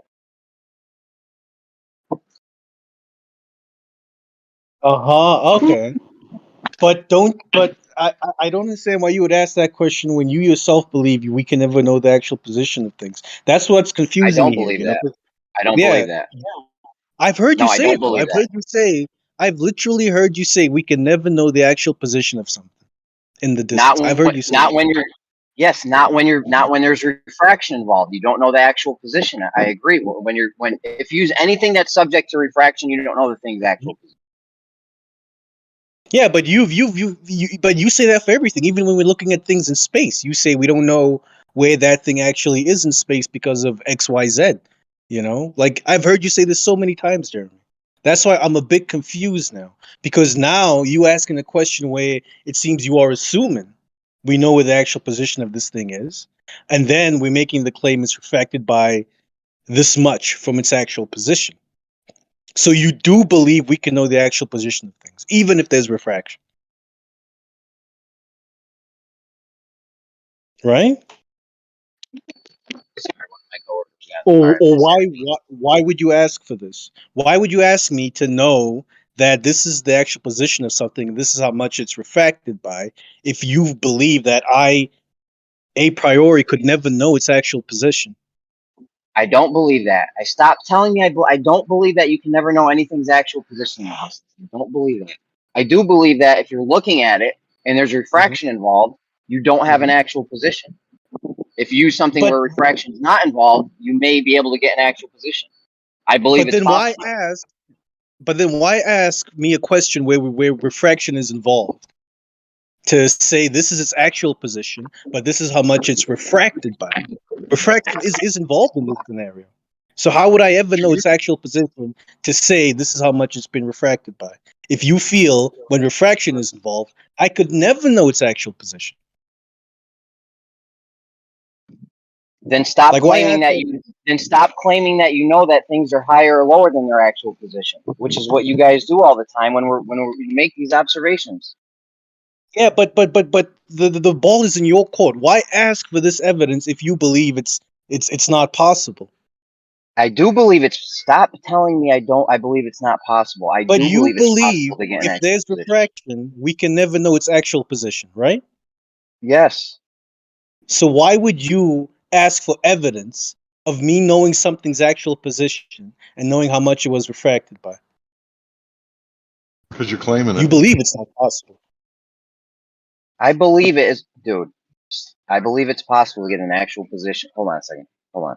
I believe it's possible to get an actual position in the distance. Okay. Where you don't, but it has to be a way where the refraction is not involved. If you're just looking at something that's refracted, you don't have an actual position, obviously. Hmm. So why ask me for? Never mind. Man. But You I guys are posted claiming. something. Look into it, and then let's discuss it when you got time. I'm asking for it because you guys are claiming that you know something's higher or lower than its actual position. Yeah, but I tagged you with something that I'm hoping answers that question, but I won't know until you read it. So take your time in reading it, and then it's only 8 pages. It's not that long.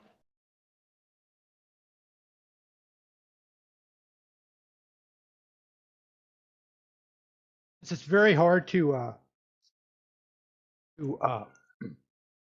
know for sure what's happening to light in our atmosphere, it would be safe to say that we shouldn't use these observations where refraction is involved to prove any shape of the Earth. But that's the thing. These observations are not used in isolation. If we had no other pieces of evidence and just these observations alone, I would be with you. These observations alone, in isolation, don't tell us much about the shape of the Earth. But when you take these observations and you fit them with other pieces of evidence, like it's like putting pieces of a jigsaw puzzle together. You only get one image one image in the end, and that image points towards the Earth being curved on its surface. Well, I would say that, saying that the Globers are using refraction to prove curvature, that's actually not what it does. What they came up with refraction for after the Black Swan incident was to explain why you couldn't see the curvature. So really, what the refraction argument is, it's an admission that the flat earther was correct, that there was this thing. Hold on, bro.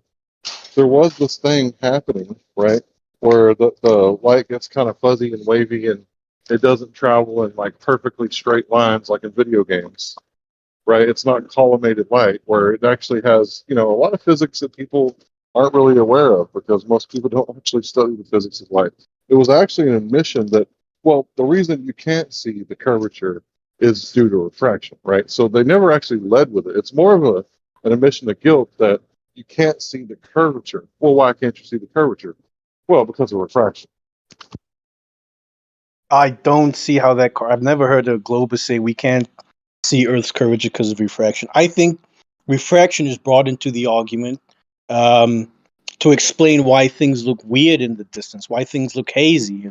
Why we can never actually know the true, real position of the horizon. Only its apparent position.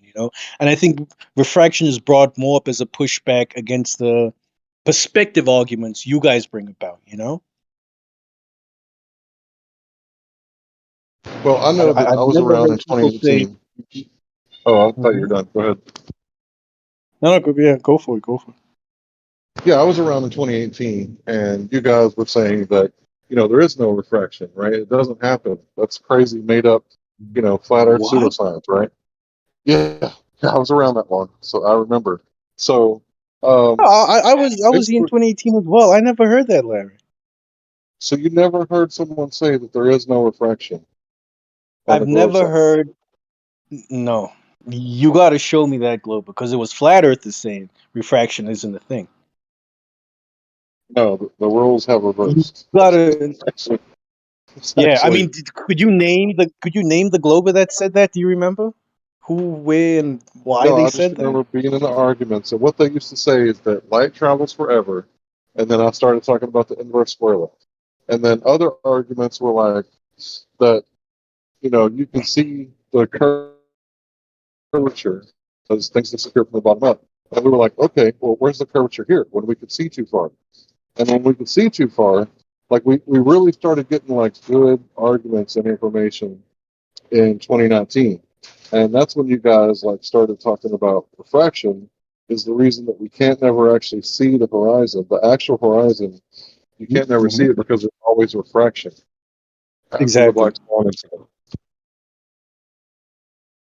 Yeah, it was But before roundabout. that, you never said that. You guys were always like, disappears from the bottom up, right here, right here. I, I I don't know about all of that, but number one, I don't know what the inverse square law of light has to do with light not being able to travel forever. The inverse square law just speaks to the intensity or brightness of light. It just says that the brightness of light drops off with distance. So it just means that something will be too dim for you to see, but it doesn't mean light from that thing hasn't reached you. Our eyes just can't see it. So, Um, so you Number guys are one. you Number guys two. you guys are. Go ahead, man. Sorry. No, go ahead. Go ahead. Yeah. I was just gonna say the brightness of the light would be the illumination. So you got non-visible light and then the illumination. So those are the two distinct differences. So the illumination is what's affected by the inverse square law, not What does that have light. to do with refraction? We're talking about refraction. Yeah, Yeah, I yeah, understand that's what that, I was. buddy. That was going to be my second point. Because Inverse I square was law got going over nothing to arguments do from like with 2016 to 2018 era, and you guys used to repeat like a mantra, light travels forever. And it does. light does travel forever, but the inverse And you square law guys, just tells us that its intensity drops off with distance. It doesn't say that light doesn't travel forever. You know, that has nothing to do with the inverse square law. many flat earthers always said we could see too far, but when asked how far too far is, they never give us a definition of how far that is. Because look, we can see the sun, even if even if we were to agree that the sun is in a physical object, we can still see the light from the sun, Again, which you're is seeing traveling the a certain distance, illumination. but you won't tell us how far too far is. Why? I just corrected this, Lael. I just corrected this, and then you're making the same mistake again. No, Right? you never. We don't. How far is too far? Tell me how far too far is an exact Beyond number. the curve math, bro. That's Are been you the done? statement this whole time. All right, I'm backing out. Will you please No, bro, tell me go an ahead. exact distance of how far too far is? I got too many people interrupting me. I don't have time to play these games. You guys go right ahead. It's a and simple have fun. question. How far Yeah, but it's is not a too claim far? that he made. Exactly how It's many not miles is too far? We heard your question. Yeah, but yeah, Lael, no one here made that claim. You know, so it's a bit unfair to demand an answer for them. You know, and Daislow's But trying to they get. have in the past. That's the point. They're bringing up arguments Who? that say you. I heard Larry say it. I heard Dyslow say it. I've heard That's an Jeremy appeal say to the it past today. fallacy. There's no such thing as a past fallacy. Anyways, you guys have said that in the past that we have claimed that we could see too far, or that refraction bends too far much. But you guys have also made the statement that you see too far. How far is too far? Too far could be a reference to we see objects too far in the distance that How the far is that? curvature I want of a which you distance, let not me- a blanket Dude, you're gonna statement get of too kicked out far. of here real quick. You're gonna get kicked real fucking quick if you keep doing that. You're just talking over everybody. Do you want me to answer your question or not? I want you to answer exactly the distance of how far too far is. Do you want me to answer your question? 9 miles, 12 miles, You have to check out 15 your miles, fucking 2,000 phone. miles. You want me to answer your question? Yeah, Lael, Jesus calm Christ. down. You're gonna get muted, bro. He's gonna get kicked from the server. I mean, he just comes over here and verbal diarrheas all over everybody when they're trying to answer his ridiculous questions. So if the question is, somebody in the past said, we see too far, I can give you an answer to the possibility of a reference that somebody may have made to us seeing further than we should be able to theoretically see based on the curvature of the Earth. If you want to know that distance is going to be relative to the observation, the observer's height, and what the alleged radius of the Earth is. So there is On a no flat Earth, how one far is too far? specific answer.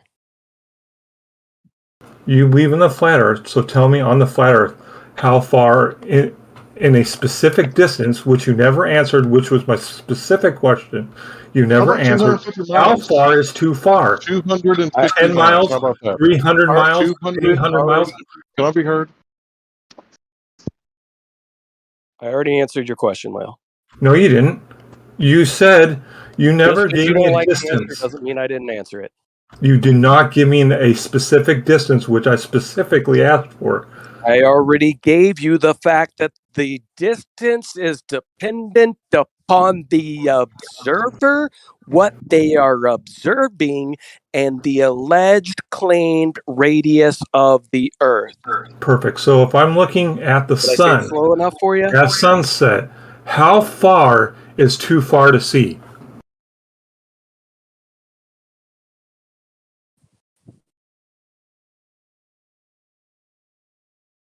You don't get it, do you? Anyways, let's go You're back not to answering the actually question. talking about something that matters, because your incredulity is not going to dictate the conversation. That's not incredulity. You're not answering. I gave you the answer. If That's you not an want answer. to know the answer to your question, plug in exactly what I gave you. Okay. What is Here's the the thing. distance of the We sun have- hold above on, the Lyle. Earth? Stop, man. Just stop. If the horizon's supposed to be at 3 miles, if we're at a certain height, But the horizon's supposed to be at, say, 3 miles away. Okay, if we see an object that's 6 miles away, then clearly we're seeing too far for the globe, right? No, No, because I can see the sun. I mean, what's your point? If So the what if sun's above the horizon and I'm looking at across the ocean at the horizon, and I see the sun, let's say 30 degrees above the horizon, why the sun is a lot further away than 30 or 10 miles. if somebody the says horizon- I'm at a 6-foot observer height and I see the horizon at 25 miles away, that would be too far in theory for a spherical Earth with a radius of 3,959 miles, regardless of how high you see the sun in the sky. What if I see the sun right next to the horizon?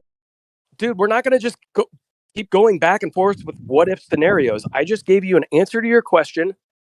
We've given you specifics as to what that may mean, right? Seeing too far when we observe a horizon at 25 miles away from a 6-foot observer height, that would be further than the globe would dictate because there should be a physical blockage of that horizon at 3 miles, which isn't the case. Okay, so back to the question. I'm a 6-foot observer standing on the beach.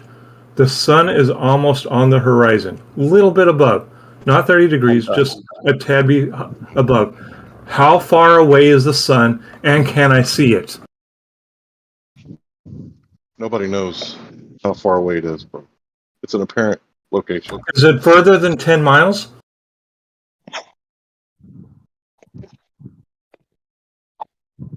Is it further than 50 miles? Is it further than 80 miles? 200 miles? How far away is the sun? That question has never been answered. Go figure it out, bud. It's still It's a not question for you. You're the flat earther. You're saying we see too far. How far away is the sun if it's on the horizon? this ain't about the sun layout. It's about the curvature. Yeah, it of is. Earth. We're talking about a Supposed to 6-foot be- observer. My It- 12-year-old man. niece understands this conversation. Come on, man. Seriously. Let's move on. This ain't about the sun. This is about the curvature of Earth in your globe model, and we're supposed to see things on the ground at a certain distance. And after that, they should be blocked by the horizon. If we can see them and they're not being blocked by the horizon, guess what? We're seeing too far. Done good. All right, then. If the sun, half the sun is obscured by the horizon, how far away is the horizon if I'm a 6-foot observer? What This ain't causes about us- the sun, player. This ain't What about It the is sun. about the sun because I'm asking a direct question about how far the sun is away. If Nobody it knows. appears to be at the horizon, Nobody half, knows. half we're of it's moving being on. blocked. How far away is the horizon? All right. Nobody knows. We're moving on. Do Does you know? anyone have anything else? Because you don't want to answer how far away of the horizon if the sun is being halfway obscured You're by not the addressing horizon. the point. How far away You're is just it? not you're just not addressing the point of how I we're am seeing too addressing far it directly. for the globe model when you say the horizon should be 3 miles away and we can see it 9 miles away. Perfect. So how far is the sun away if it's halfway obscured by the horizon? It has If I'm nothing a to do with 6-foot the observer looking at the literally sunset. nothing to do with this. Yes, it does. It has to do with the horizon. The question was about the We're moving on. horizon. How Careful. far away is the Moving on. horizon if the sun is Gotta move on. obscured by half? All right, we're moving on. Does anyone else Yeah, have anything? you got to at some point. Yeah, that was. Jeez. Whatever, that's your boy. Does anyone have anything else where we can move on from this, or when we're yielding Yeah. the floor to Xanax, that's when you know it's bad. Yeah, now I see why you haven't been playing with him lately, left lane. Anyways, Lel's been a there bad boy. was a conversation about refraction. I mean, did you guys want to go into that, back into that, like an actual conversation about refraction? Yeah, about if the Earth is, the horizon is moving where the sky meets the ground. If that's happening, you can't actually measure the curvature because all you're measuring is the different refraction causing different horizon locations. So you're never actually measuring the Earth curvature. You're achieving Well, line Left of Lane, let me sight. ask. You're achieving something when you achieve line of sight. Let me ask Left Lane. what Left you're Lane. saying is that it's not. You know, the ballers are saying it's not line of sight. I contend that it is. Okay, Left Lane. When we're seeing too far for your globe model, like when we see the second oil rig at the Black Swan site, when we're seeing too far, what's the reason for that? Would it be refraction? Yep. Just refraction. When we see too far, it's refraction. Right? Up below refraction, yeah, man. So when we don't see far enough on a flat Earth, what is that? What do you mean we'll see far enough? I don't know. Can we just call it refraction? But what is far That's what I've been enough? saying. Like, if I don't see London from New York, far enough? Or? I don't know. Like everybody says, well, on a flat Earth we would see this, right? So if we don't see it, and we don't see then what, then it's then Earth cone. refraction. Oh, then No, it's it's Earth. Earth. Yeah. Ah, Yeah. That's how it works. Well, the reason that we don't see it is because of refraction. So therefore, the Earth is flat. It's just sometimes things disappear from the bottom up because of refraction. And I've been telling people who are like new to the conversation that this is where the crux of the conversation actually boils down to, right? If you want to know like Flat Earth 101, you need to understand that flatties say that it's not because of refraction that we see too far. We see too far because it's flat. And Globey says the reason that you can see too far is because of refraction. But things disappear from the bottom up. That's how we know it's a globe. And then the flatty says, well, actually, things could be refracting down and hitting the water and never hitting it. Or that's what I say. Maybe other ones have different opinions. But this is the crux of the conversation. This is like where the rubber meets the road, so to speak.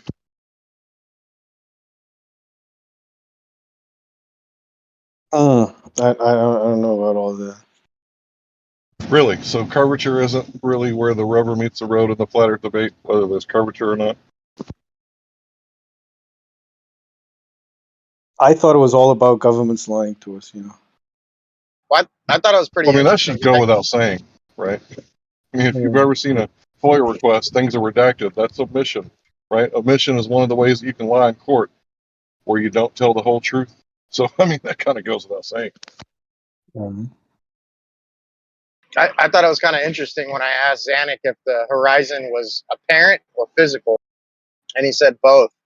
Do you agree with that, Chirality? Or can't remember your real name. If the horizon is apparent or physical? Yeah.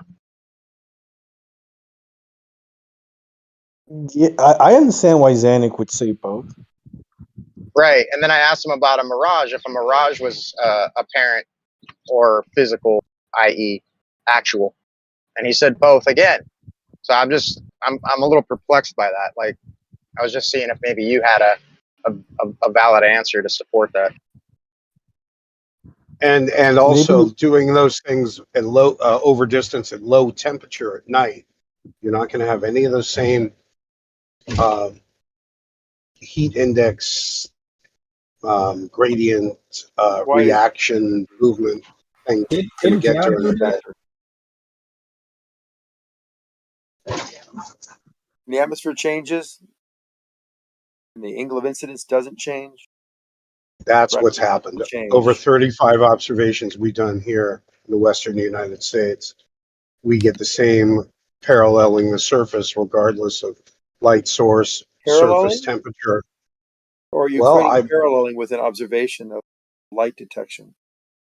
Equal height over distance, I believe I'm paralleling the surface, whether it's water, land, or ice. So you have to prove to me that well, because we think the laser beam is a straight beam. We think the light beam is a straight beam.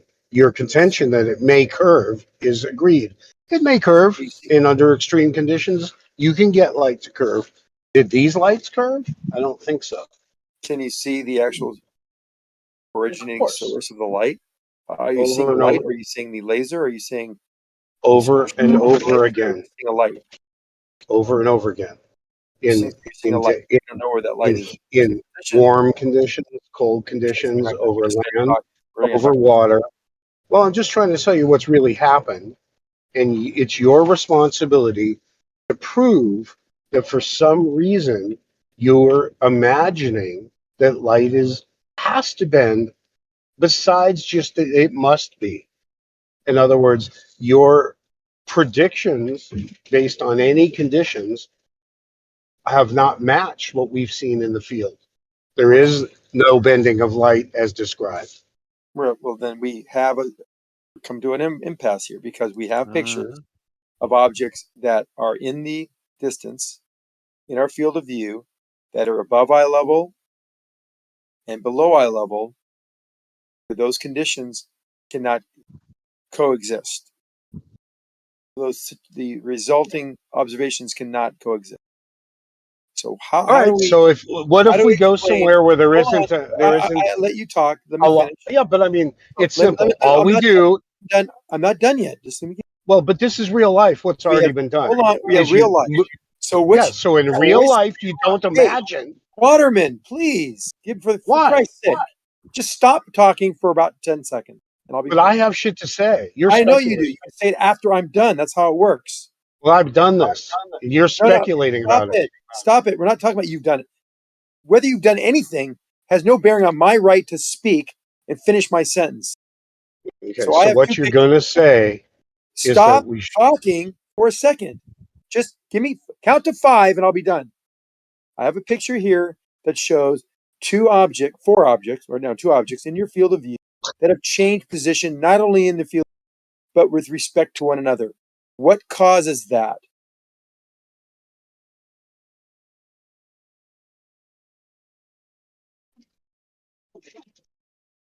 I'm sorry, I didn't expect a question. I thought you had something to say. I did. What causes these two objects to change their position in your field of view and change position with respect to one Okay, another? the same things that you're grouping together that you're calling refraction would be the level of moisture in the air and the amount of temperature inversion going on between the surface and the air, and any movement in between. That's So it is before you get into mirroring and other miraging. Why are you conflating other types of issues and topics and Because all we're talking obstruction is about the issue, not refraction. Obstruction.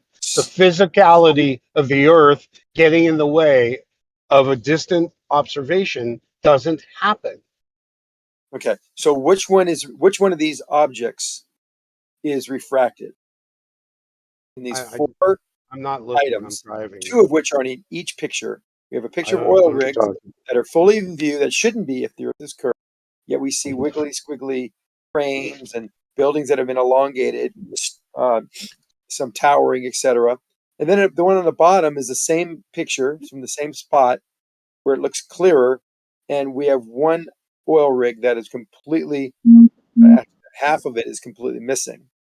And So the also twisty crane one, lower, the twisty crane one. almost done.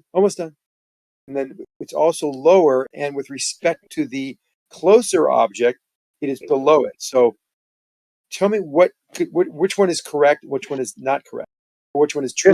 Let's just not true, talk which about one's something that's completely distorted, like the twisted crane. Let's just theoretically talk about that. It's not refraction, it's a distortion. So let's remove the idea that it moved up and down and left and right. It's in place, it's distorted, right? So distortion's different than refraction or obstruction. So you Really? got to start to break this down when you're looking to analyze it instead of calling it what you want. So How what so? I was trying to interrupt you with was the truth is what you do is you go somewhere where it's just after rain and there's not a lot of moisture in the air and it's fucking cold. So there's not a lot of What does temperature moisture inversion. in here have to do with anything? Just telling you what to do if you want to What does clean up your moisture in the air have to do with anything? Sorry. What does moisture in the air have to do with anything? Because the thing that you call refraction is part of a moisture index. It's part of No, what it's not. causes what you call refraction. No, it's not. Yes, density in the air is caused by moisture. You're fucking foolish, man. You're blowing my mind. Okay, I'm going to put the refractive equation on the board here, and you can actually see where moisture is in that equation. You'll see it. Have you heard? Never mind. I can't win this argument. You can't because you're not knowledgeable on what causes refraction.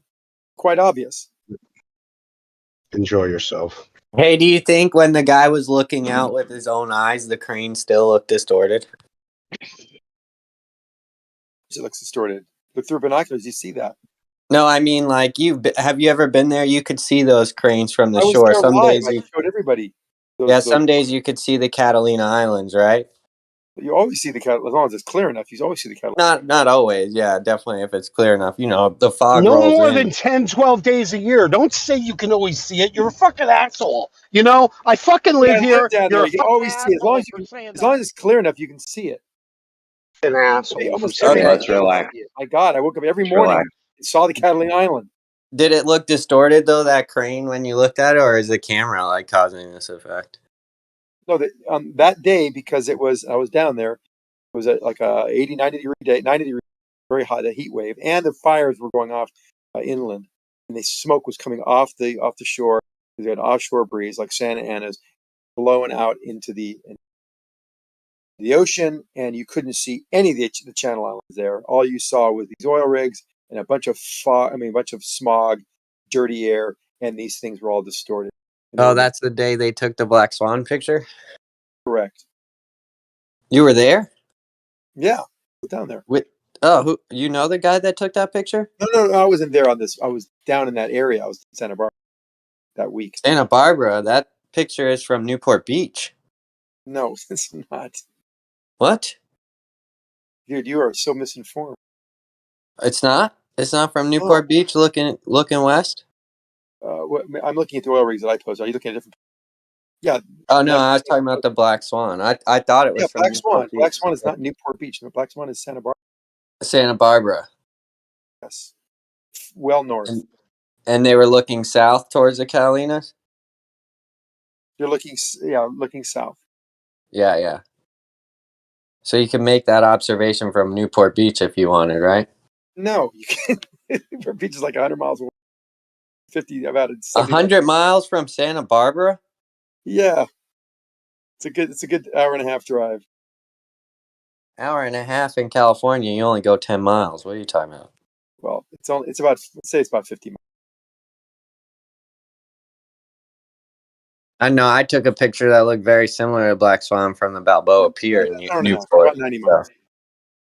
Anyway, it's nowhere near Newport Beach. You can't see these oil rigs from Newport Beach at all. Not even close. You can see Catalina, and you can see the harbors, Twin Harbors. You can see a lot of things from Newport, but you can't see anything that had anything to do with.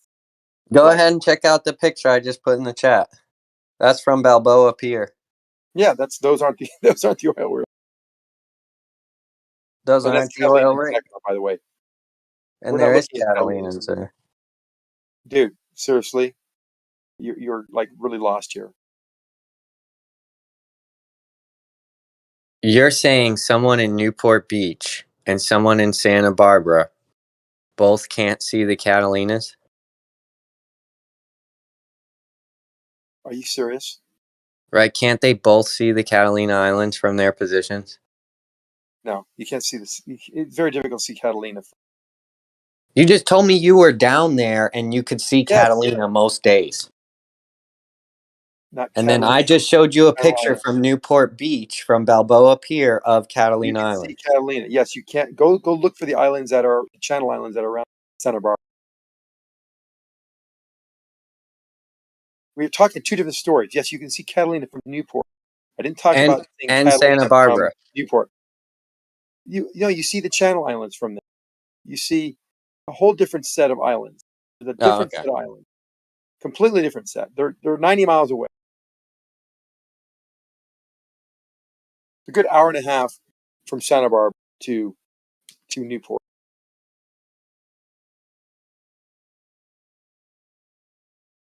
Have you been in California? Are you living in LA?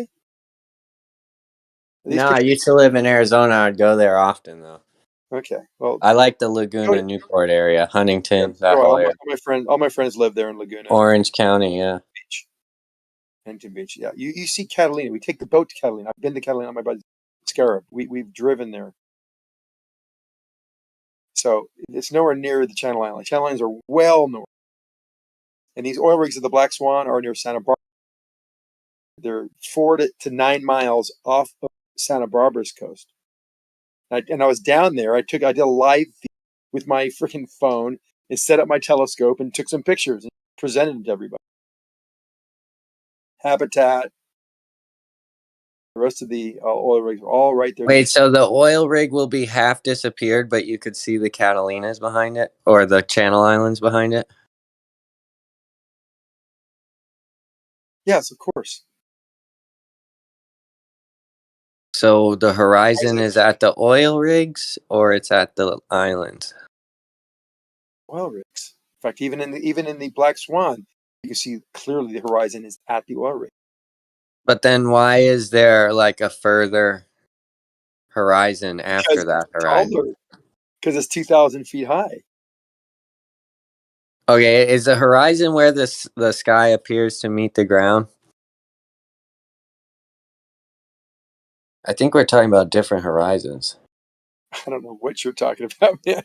You're telling me that you could see half of an oil rig cut off, and then if you look further, you could see the Catalina Islands on the horizon. No, you don't see So which one is the horizon? You see the Santa Barbara Islands. Whatever, the Channel Islands. You see another horizon line. So you're saying there's two you don't see horizon another lines? horizon line. You don't Because see you just horizon said line. yeah, the cutting off of the platform is your Yeah. first horizon line, and then you could see the Channel Islands behind it. Okay. Do you want me to post some pictures? Dude, you're acting really funny right here. Yeah, post it up. Okay. Why is this so hard for you to understand? We see it. We see there. So half of the oil rig is missing, but in the distance we see the Channel Islands because they're tall. They're 2,000 feet high at the peak. That whole mountain range on that island. So wait, the horizon is not where the sky appears to meet the ground? Yeah, the horizon is where the sky meets the surface. Yes. So Doesn't mean when everything's half of tall. the oil rig is missing, that's where the sky meets the surface? Or is it beyond that, No, where the before that. islands are? It's before that, actually. Well before that. It's at about 3 or 4 miles if you're 6 feet tall. But that's why we see half of the oil rig. You know, at any point where the oil rig is missing its bottom, in fact, I think even the first oil rig here it's missing. The horizon is even before this first oil rig, which is 4.5 miles away. But only a little bit of the missing. But you still can see mountains in the background because they're thousands of feet high and they're 26 miles away. Why is this so difficult for you to grasp here? Did you post a picture?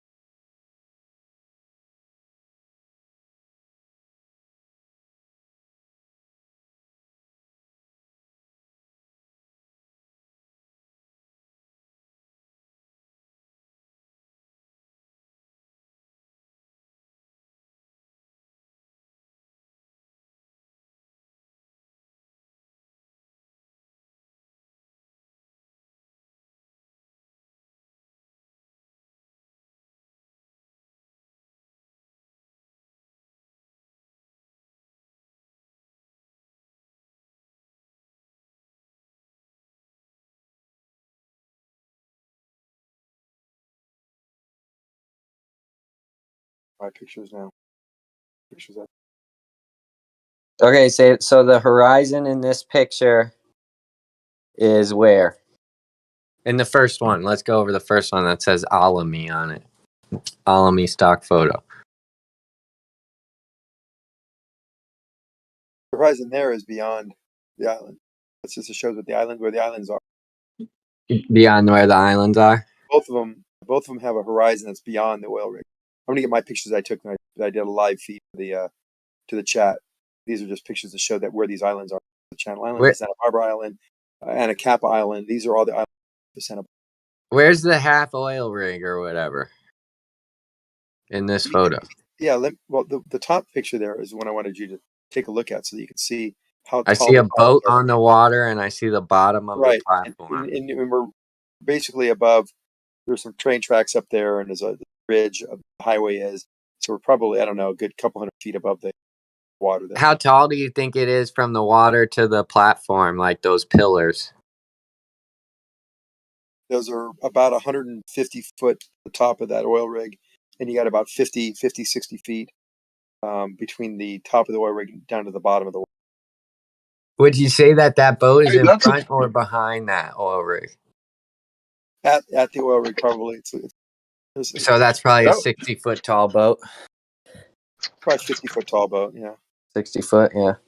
50 foot. So I got a question. If those towers on that oil rig are that high, wouldn't that be an actual density tower instead of, like a fake one, like, a few feet above sea level? You can see the pillars, right? But the towers would actually have, different layers of density, and that would make the cranes look a little crooked. Would you agree? No, I wouldn't agree. I don't even know So what you're there's not a density tower between like hundreds of feet in the air, like a crane normally is. But this is a crane on top of a platform. So maybe 200 or 300 feet in the air, right? So there's not a density tower between that and a few inches off of the surface of the water, but there is a density tower no idea between a few inches off of this. You have no idea because you're not listening, right? I'm listening, but you're not making any sense at all. How are you listening if you're talking through me? Does that make sense too to you, Zach? That didn't make any sense either. What you said. So talking through someone is demonstration that you're listening. I didn't say anything. I was listening to you intently. What you said and what you did say didn't make any sense. Why don't you try to? Okay, so is there a density tower between a couple of feet from the surface of the water to a couple of feet above it? What do you mean a density tower? Is it a little more dense towards the surface of the Earth, and the higher you get, the less dense it is? It's always denser as you go down. Density gradient is positive as you go toward the surface. Right. So the density gradient between hundreds of feet in the air to a couple of inches off the surface, there's going to be quite a bit of density there, right? What does that mean? What does that mean? There's a density gradient between hundreds of feet and a few inches, right? It's denser where you are near the water. There's less dense as you go higher. Right. So there's an actual difference of density between the towers and the lens, right? What? Density more There's than different amounts of density between the atmosphere that's hundreds of feet in the air and a few inches above the water, right? Yes, it's less dense as you go higher. What are you asking? Right. So that's why the cranes are crooked, right? No, that's not why the cranes. No, it's not because of refraction, actual refraction. It is refraction, the bending of light around. You have Around the ball only. Is that what you're about to say? What was I about to say? Go ahead. Why don't you say it for me? No, I'm muted, so you can go ahead. No, go, I didn't know what you even said.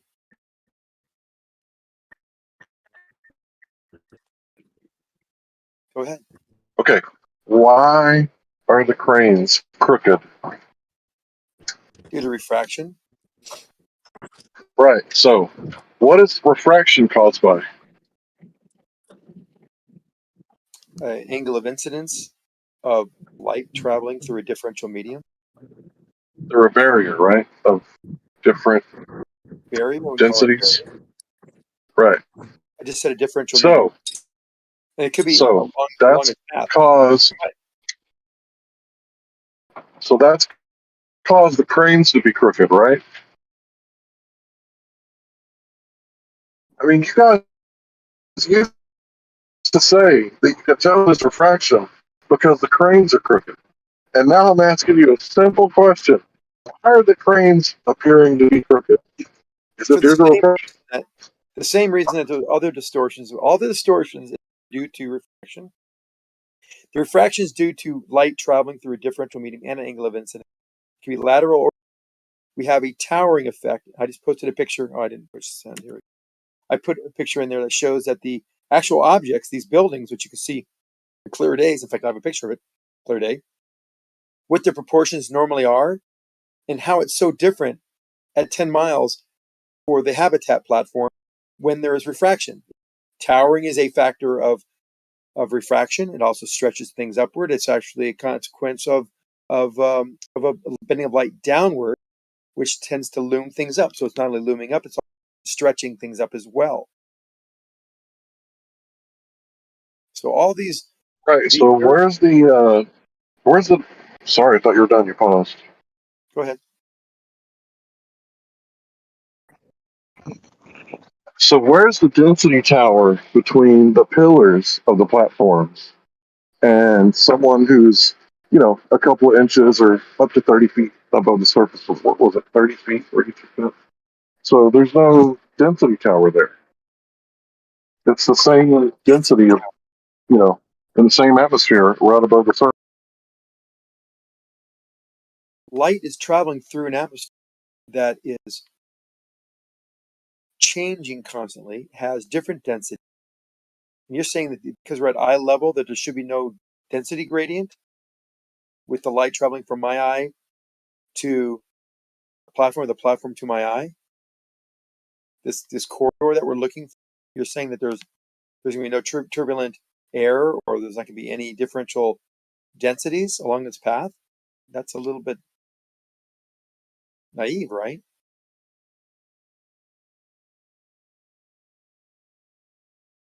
Why do these objects in the distance, very distant, look distorted? I mean, there's some pictures I have of oil rigs that they look like ships. They're so distorted. That's due to refraction.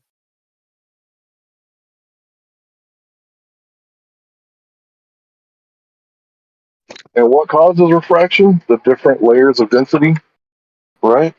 Differential density and an angle of incidence. So the light has to. Angle of incidence. Right.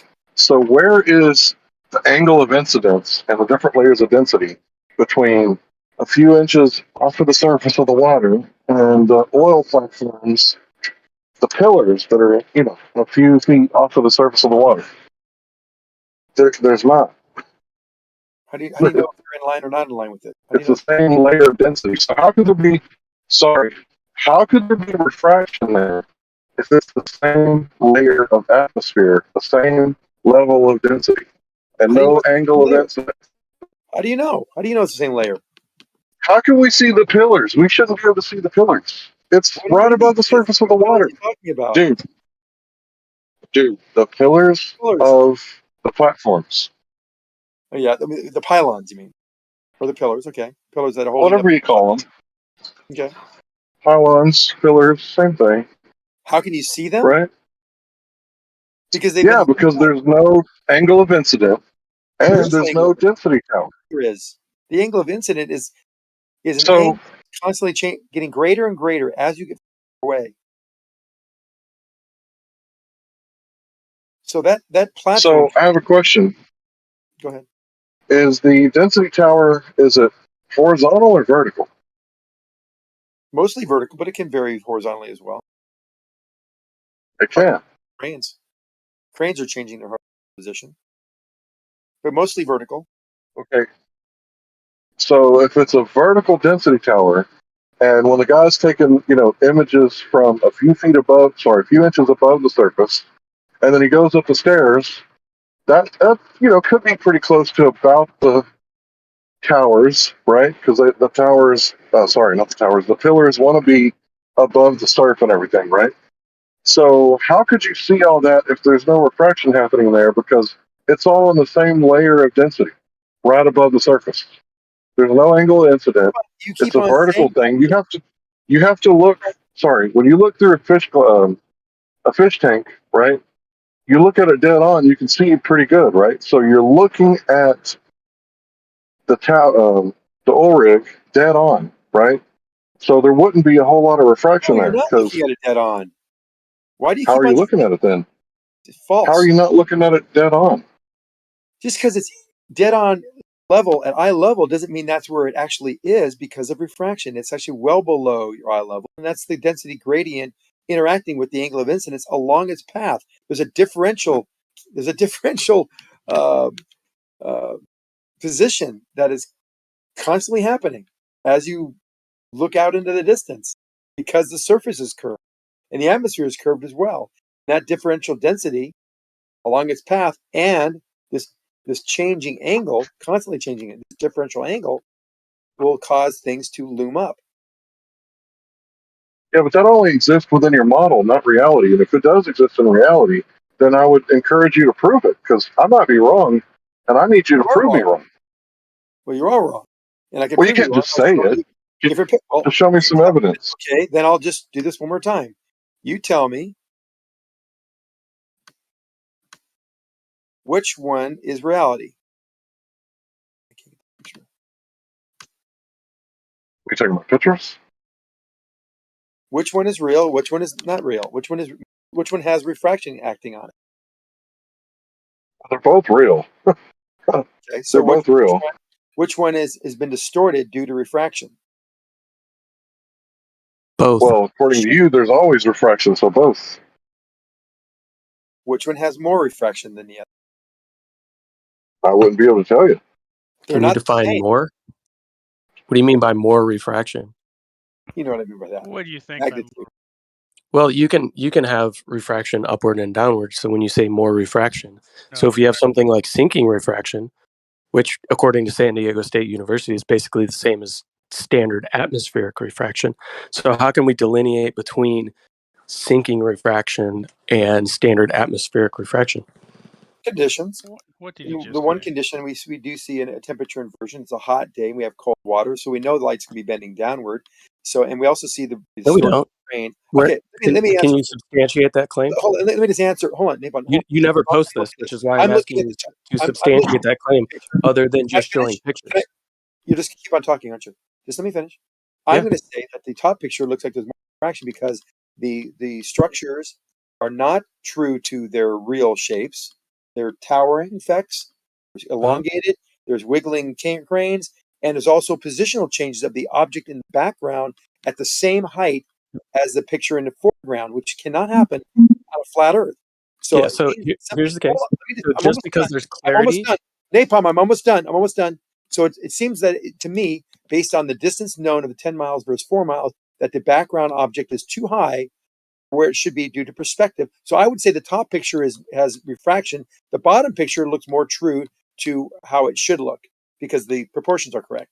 yeah, based on your lens that you're looking through, which is that of somebody who believes that the Earth is a globe. But what you need to actually do is remove those lenses and look at it empirically, right? So I was just on a flow trip, floating down a river, crystal clear water, right? So the fish I was seeing in the water were just as clear as if they were not in the water.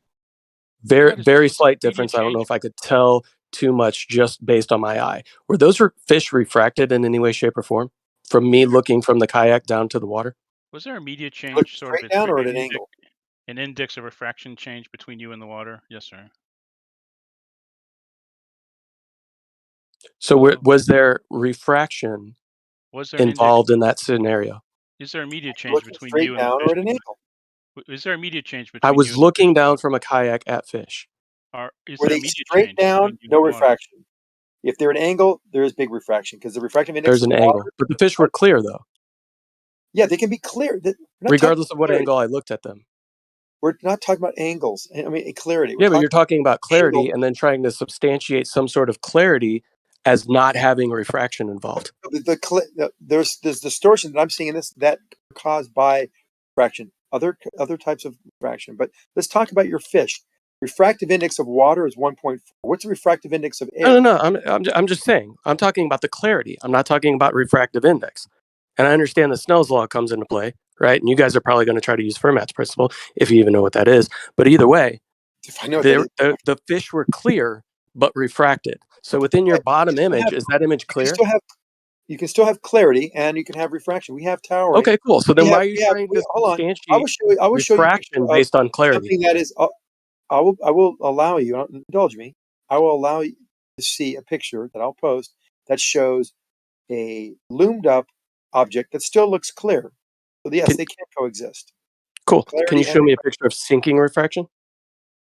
no, because that's very rare, especially over the.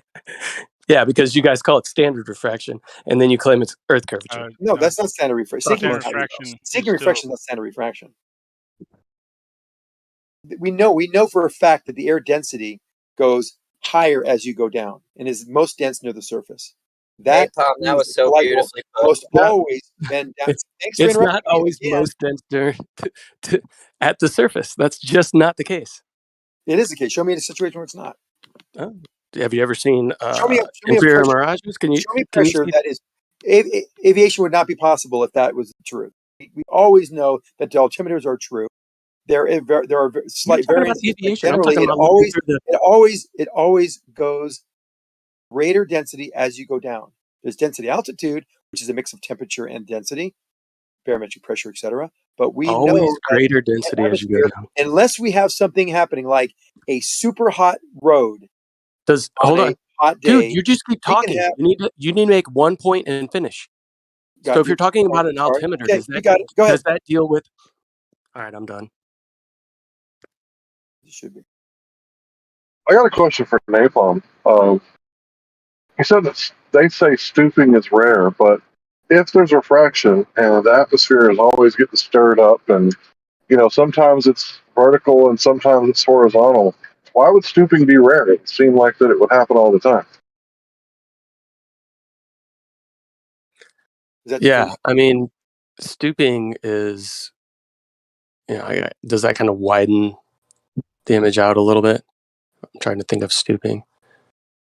Well, it would cause something that you would be able to see on a flat surface to disappear behind an apparent curve, but there actually would be no curve. It would just cause it to disappear, like I was talking about earlier, about how the light would refract down, hit the water, and never hit your eye. Wouldn't that be stooping? But they said that couldn't happen. Yeah, stooping. I'm not too familiar with stooping and where that actually, what causes stooping, or the alleged cause of stooping. As a consequence of upward. Well, I think that's what I was talking about. Sorry, I didn't mean to talk over you.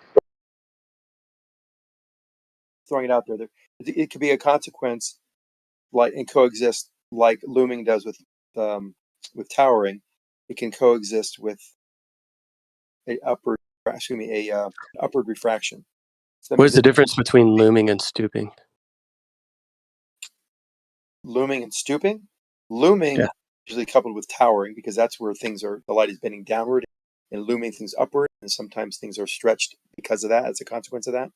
Stooping would follow a upward refraction, where things would be sinking and things also would be pressed. Stooping. Okay, so in my understanding, right, that if something is looming too much, that the light's bending, towering, let's use that one. If it's towering, the light's bending down.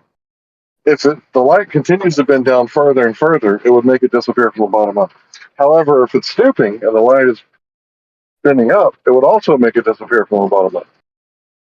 So either way, both refractions can explain, not scientifically, but philosophically, how things could make the Earth look like a globe and how the thing could make it look flat, depending on your point of view.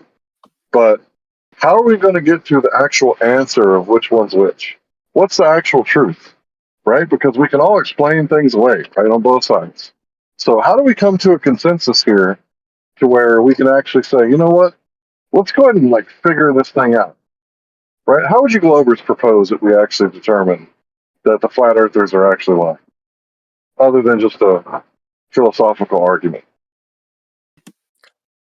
I can answer that. I mean, you can do a lot of small scale experimentation. A lot of it's been done by a YouTube channel called Sky Free, right? So they can demonstrate what you see over long distances at short distances by introducing, various temperatures and medium changes and things like that. And they can basically show all the effects that you might see at a long distance observation just at a short distance.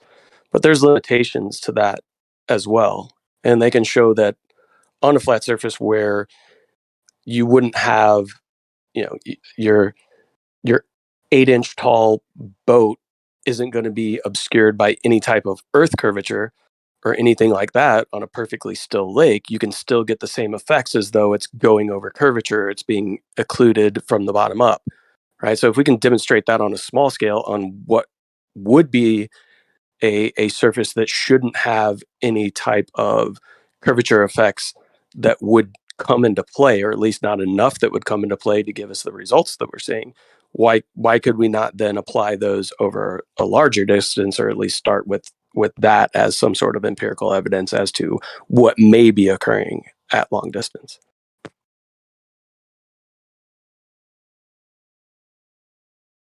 I mean, an RC boat appearing to disappear from the bottom up as it goes 100 or so feet across a lake, what's the explanation on that? What type of refraction is taking place there? And if it's a type of refraction that we never see and it's so rare, why does it happen all the time when people try to do these demonstrations across lakes? Well, I'm just trying to see if we can, solve this little dilemma before we go to war with China to, protect Taiwan, and a loaf of bread is like, $10.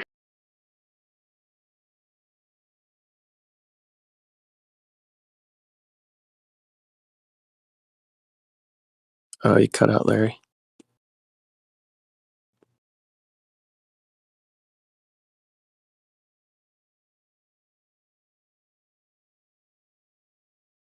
Sorry about that. I'm in a building. Can you hear me now? Yeah, gotcha. All right, cool. I said, I was wondering if, we could get to the bottom of this, and actually solve this little dilemma. Maybe before we go to war with China to defend Taiwan, and, the cost of a loaf of bread will be like $10 by then. Yeah, well, I mean, sorry for changing the subject, but I think we need to solve this one. I think this debate needs to end. Yeah, I agree. I don't know. I think, unfortunately, people just can't look at things from an objective, like a fully objective standpoint. I know that could be said on both sides, right? But most of us on this side took a step back and tried to look at things objectively and came to a different conclusion, right? Initially. And I don't know, some people just aren't willing to actually do that, or I don't know. It's weird. Like, from a purely objective standpoint, how can we approach what's taking place with something like refraction? Because anytime you want to go investigate refraction, like I was talking about before with San Diego State University, they're going to automatically assume that there's some sort of curvature rate that objects are dealing with over distance.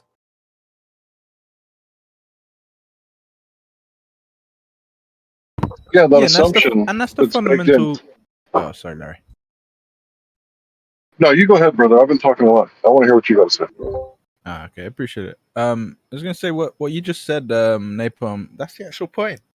That they're already assuming it. So regardless of whether they bring up refraction or some other excuse, the only reason they can even justify that excuse is because they're assuming that they're assuming the curve into that excuse to justify their conclusion, which is just begging the question. All sorts of stupidity, right?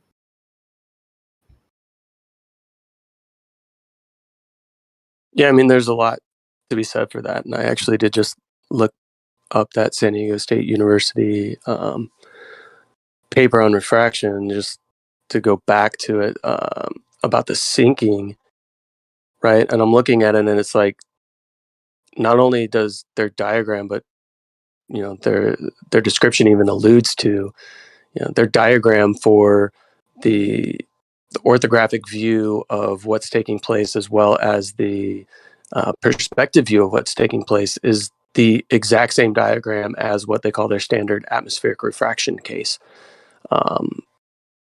So this sinking that is extremely rare, that, so on and so forth, is the exact same thing as standard refraction.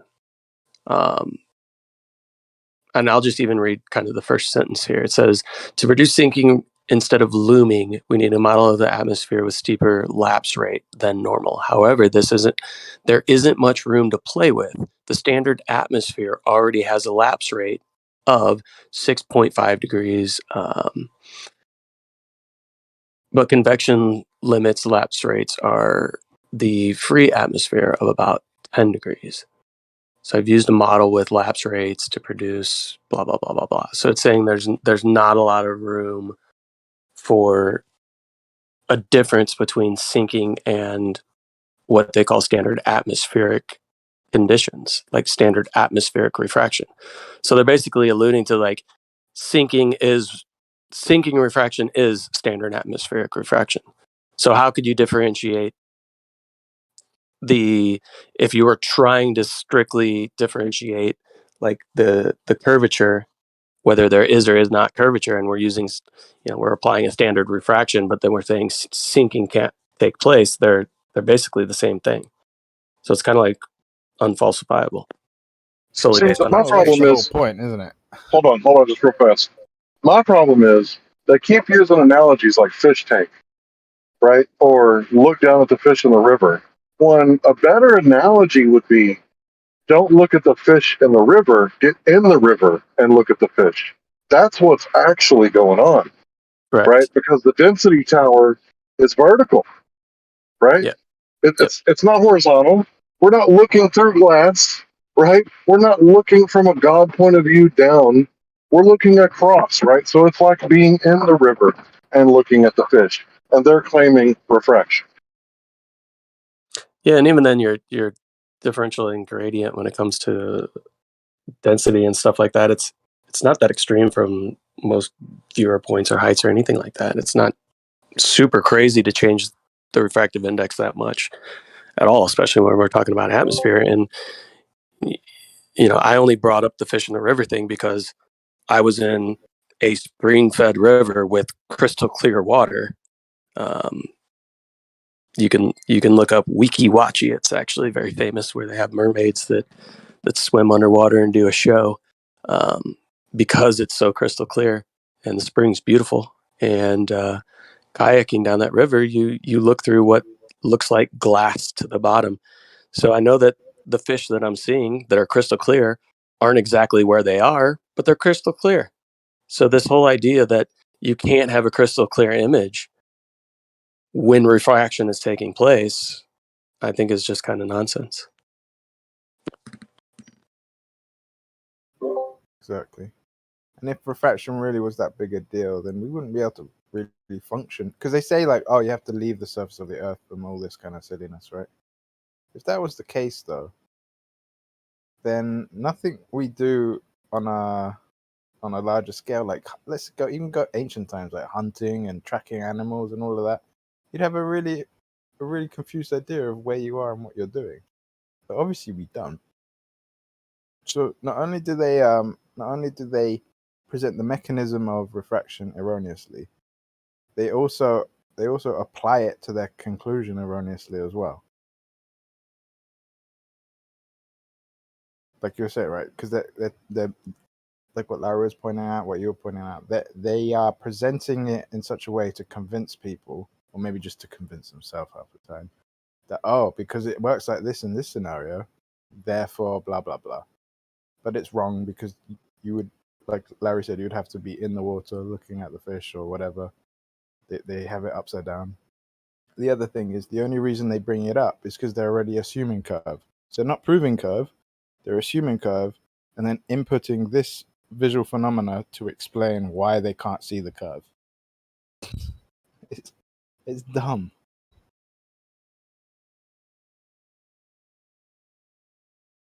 Yeah, just to be clear, Napalm, I wasn't disparaging you for bringing it up. I actually brought it up before you brought it up. But it was because I was trying to differentiate between being in the boat, looking at the fish, and being in the river and looking at the fish. Like, we know what a good model is, right? A good model is something that, you take identifying parts, right? Like schematics or for houses blueprint, right? And then you model it after that, right? There's no fish tank in the middle of the atmosphere. So using the fish tank to somehow prove their point about their super refraction, that doesn't work for me. It's not a good model. It's like using a cactus for a model of a man. It's a false equivalency fallacy on its face.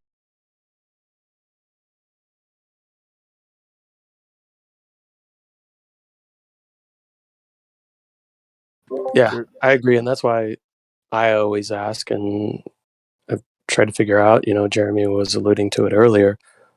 Where are the studies? Where are the papers? Where's everything that actually shows or has determined this curvature rate of light over distance based on some specific atmospheric condition? Like where do we see this light bending in the way that we're talking about? I mean, most refraction deals with what appears to be straight lines interacting with a second medium and changing its course, not a huge like arc or anything like that. The only place that we can see that is when we have these scenarios where you shine a laser through glass, then through a extremely dense medium of water. So you're dealing with air, glass, and an extremely dense like water gradient. And even then, I wouldn't even necessarily consider it an exact arc. It seems like it goes up and comes down, and that's laser light. How have we established that ambient light, which is what we view when we're looking out across the world, we're dealing with ambient light. We're not dealing with laser light, which is Right. incoherent. So Coming from who's all done the angles. test on incoherent light bending? True. What they do is basically they apply dishonest investigation. Now, Jesse Gordon did You it. can't say like intellectual dishonesty because it's not an intellectual case they're presenting. You can't say it's scientific dishonesty because they're not performing science. So they're being investigators dishonestly, right? It would be similar, not completely the most accurate analogy, but to a police officer going, okay, well, I think this guy is the one who did it, so I'm going to plant evidence to make the case that he did it. That's how they draw their conclusions out. Because if they actually had, like you were saying, Napalm, if they could actually extract the curve, then they wouldn't need to do any of that. They would the evidence would be there time and time again that they could derive the curve from what they're observing, but they're not doing that. It's completely the other way around. They're planting the evidence. Yeah, Jesse Gordon did the showed he did like salt water and used just daylight looking through salt water and showed that refraction does happen with sunlight, daylight. Yeah. Yeah, but you're looking through salt water. We're in the salt water. So put that experiment in the saltwater pool and do it without the glass, the atmosphere, just the salt water. Because unless you want, I mean, how would you expect us to mimic the density gradient in a fish tank without using, some kind of fluid medium where we could create the gradient, right? I mean, how would you do that? Are you saying there's no density gradient in the pool? A what? Are you saying there's no density gradient in water? Yeah, but not sufficient to bend light. No. Okay, but there is if you add a fish tank and some salt water, but that's not equivalent to the atmosphere. Fish tank and salt Well, I water. mean, I don't know. It's not I what mean, we're it was breathing in done. right now. So, yeah, I guess you're just not going to accept that either, but there it is anyway. Yeah, well, if I had a new drug and I was testing it out on cactuses and I was like, the cactus seems fine, Left Lane, do you want to try it?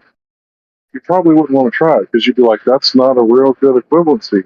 Just because a cactus survived doesn't mean that a mouse or a chimpanzee would survive. Why don't we test it on those first?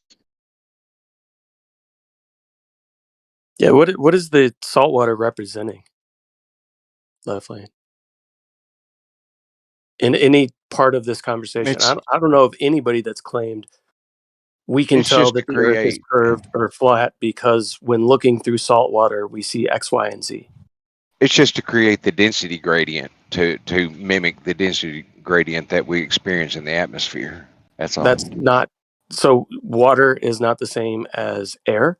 The density gradient is completely different that he It's just created.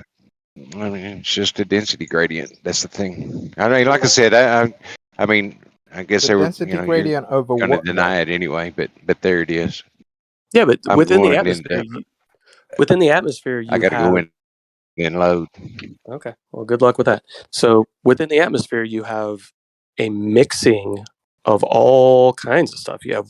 It's a very fluid-like atmosphere. You've got wind blowing things, agitating all kinds of stuff. Are You you? have water evaporation that takes place over water, which, if we're talking about always air's always densest, the closest to the surface, is humid air more or less dense?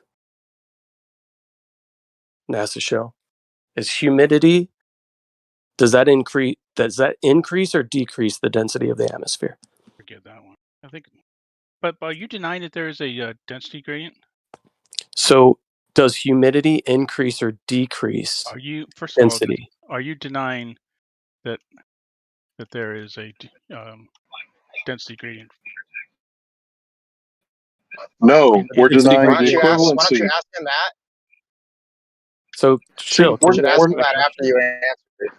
Yeah, can you answer my question? Yeah, answer the question first, and Is then ask yours. humidity, Are you denying that there is a density gradient in the atmosphere? are you denying Are that you avoiding the humidity question? would change the density of Humid the air is atmosphere? less dense than dry air, by the way, but that's okay. Less dense than dry air. So Yep. if we're looking out over water, where would most of the humidity be residing? Are you denying that there is a density gradient as you go up in the atmosphere? So where would the Hello, are you? most I'm asking a simple question. humidity be I'm residing asking a question here. within an observation across water? I'm asking a question. Is there a pressure gradient in the atmosphere?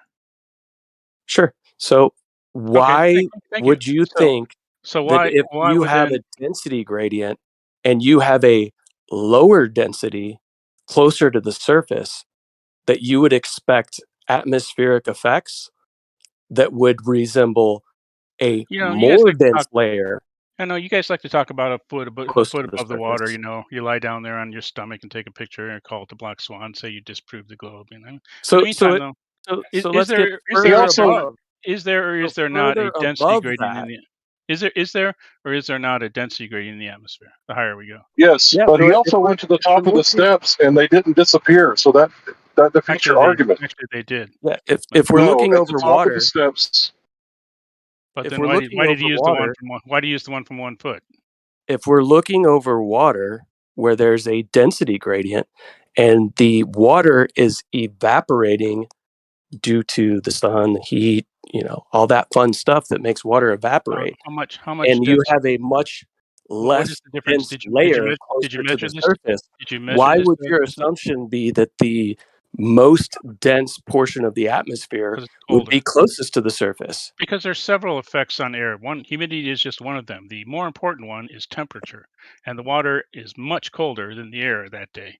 So that you see, that's a problem. You guys let's pick on one thing and forget that there's multiple What things day? that I've the made day of the black observations swan. where it's been totally But different again, between you the. pick one. So you say, oh, it's only humidity, and it's not. It's temperature. Did I say I never said it's only Well, humidity? then I asked you why are you hammering the on effect. humidity? You Then gotta why are let you me hammering finish. humidity? You gotta let me You finish. have not mentioned First of all, anything I'm else. not gonna, dude. You have not mentioned anything else in this discussion except humidity. Yeah, Where's I he at? asked I'll you. just mute him. Yeah. I Yeah. asked you what effect humidity has on the density. You wouldn't answer it because you're scared to do so because you know the ramifications of that. Because you guys like to make this claim that the air is more dense towards the surface, light bends towards the denser medium. Therefore, any observation we're going to see over over distance is going to have light bending downwards. So then when I say, oh, so does humidity cause the air to be more or less dense depending on humidity? You want to talk about temperature. You want to talk about anything other than the fact that most of these observations we're talking about are over water. They're at observation heights that are relatively close to the surface, where you would have a less dense, in most cases, Incorrect. See, the problem is layer you are close to you the are water. ignoring temperature, you're ignoring pressure, you're picking on one minor thing that you and then saying, oh, it's obviously humidity and humidity makes it less dense, therefore it's less dense. Can Forgetting you the tell fact that me? the temperature difference is more important than the humidity difference, but that's okay. So Okay, ignore so everything else. can you Ignore tell me everything the else. refract? Ignore everything else. Pick on humidity and say it's only humidity, therefore it must be, I, and everything's wrong. I didn't Your ignore other any. Real quick, Yes, you are. You real haven't quick, mentioned Nate, anything real else. quick, I Napalm. just asked you Hey, about one Stop a second. aspect. Stop a second. He has not mentioned a single thing other than Hey, humidity I'm for the trying to last part of mod this real quick. discussion. Shut up. Chill, I'm trying to mod really quick. If you get muted, it's only temporary until Napalm's done talking. So just letting you know. Oh, I'm letting Napalm talk. I mean, he just talks and talks and talks about humidity, forgetting the fact that there are temperature differences and the hot air, cold water, temperature difference. Yeah, we'll ignore that part though and only concentrate on humidity. So, in making an observation over distance across water, and we have a consistent temperature between you and the observed object, what is the effect that temperature has on that observation when it comes to light and which way it would bend? Does Bends light the bend light, towards makes it more or dense and the light bends toward it. That's correct. no? So light bends towards The hot denser more medium. than it does cold? Bends toward the denser medium.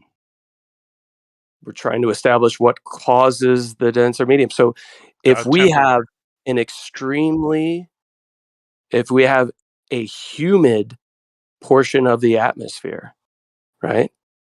Is light going to be bent towards the humidity or away from the humidity? What effect does humidity versus temperature have on density of the density of air? Do you know? Good question. Yeah, you You don't tell know, do me. you? No, this is your thing. I mean, but you concentrate only on one. See, you're concentrating on humidity. Despite the fact that this is off California, where humidity really isn't that much of a factor. But okay, that's another issue to Does hold. water evaporate off the coast of California? Is there water evaporation? What's the humidity of the air in California? Is it generally considered to be humid or generally considered to be a dry climate?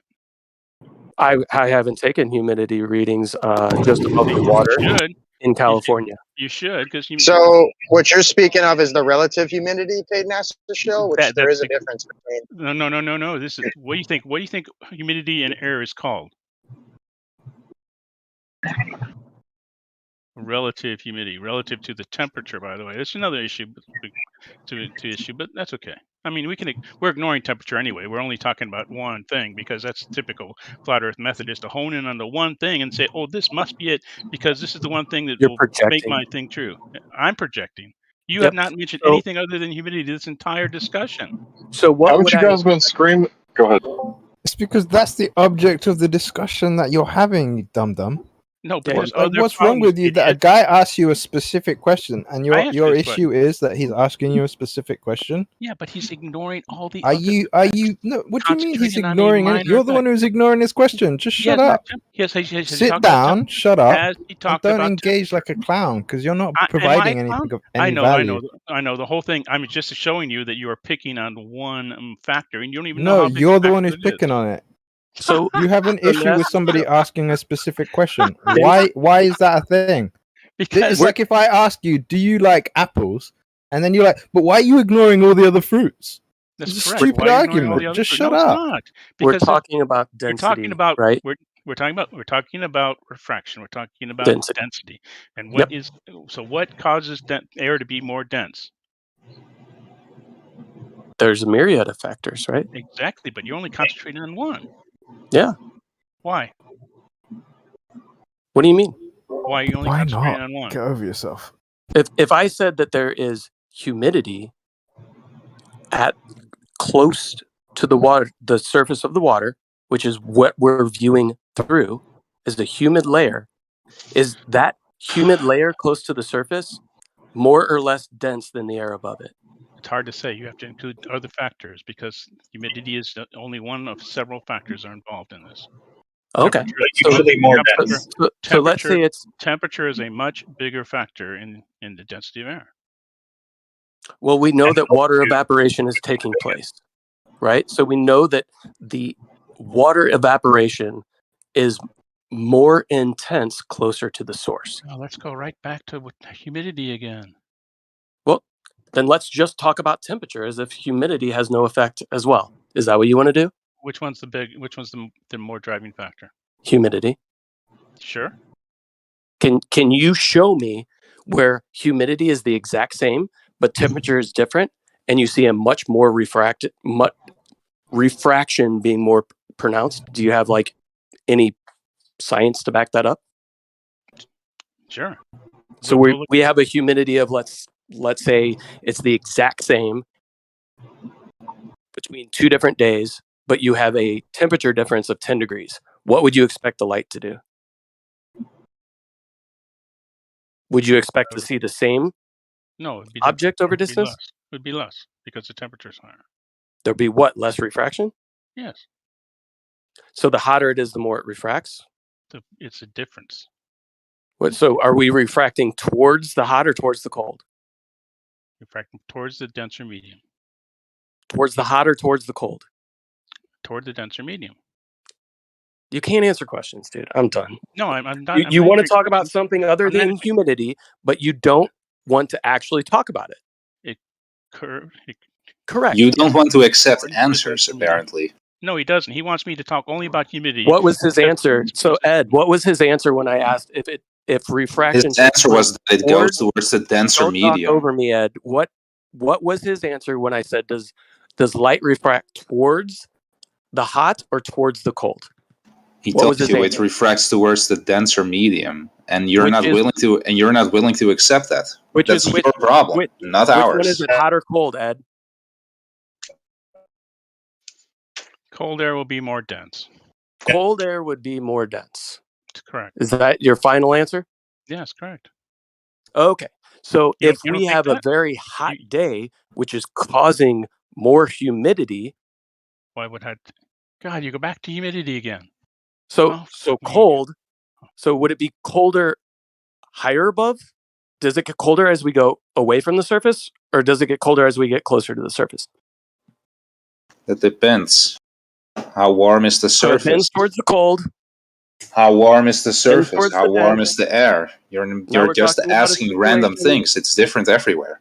Now we're talking about a situation where we have colder, less dense air above, and we have hotter, more dense air below. What would we expect to see? Refraction upwards or downwards?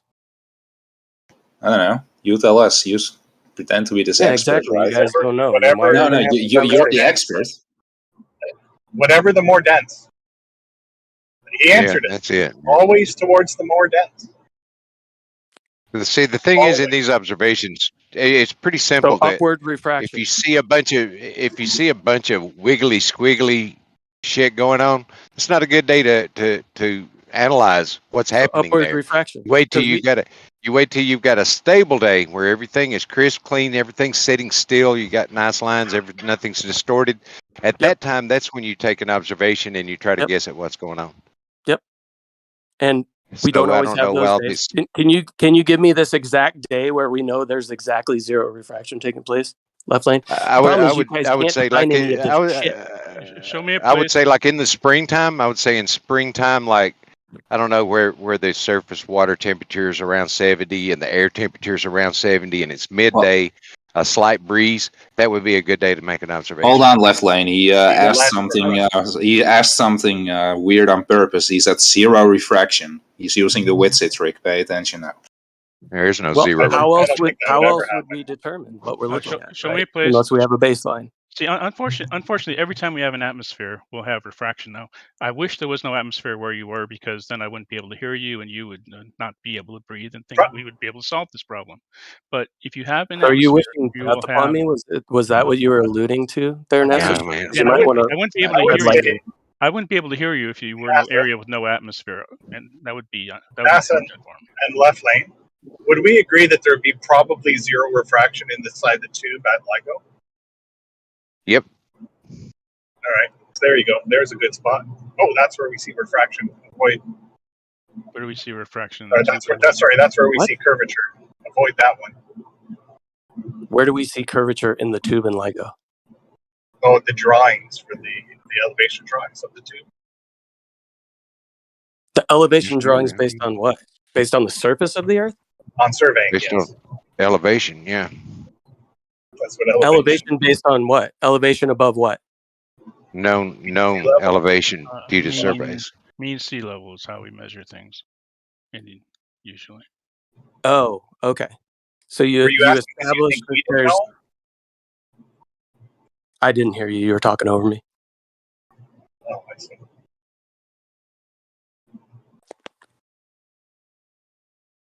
Yeah. So you guys really can't establish what you're talking about because What? because when we're talking about density, we're talking about humidity, we're talking about heat, we're talking about cold. You guys say light bends towards the cold. The cold is above. So which is it? The biggest factor is colder air as we get higher. So generally, except when you have a really hot day over really cold water and you're cooling off that layer that's right between them on a nice still day. That's what's happening in these pictures of the black swan.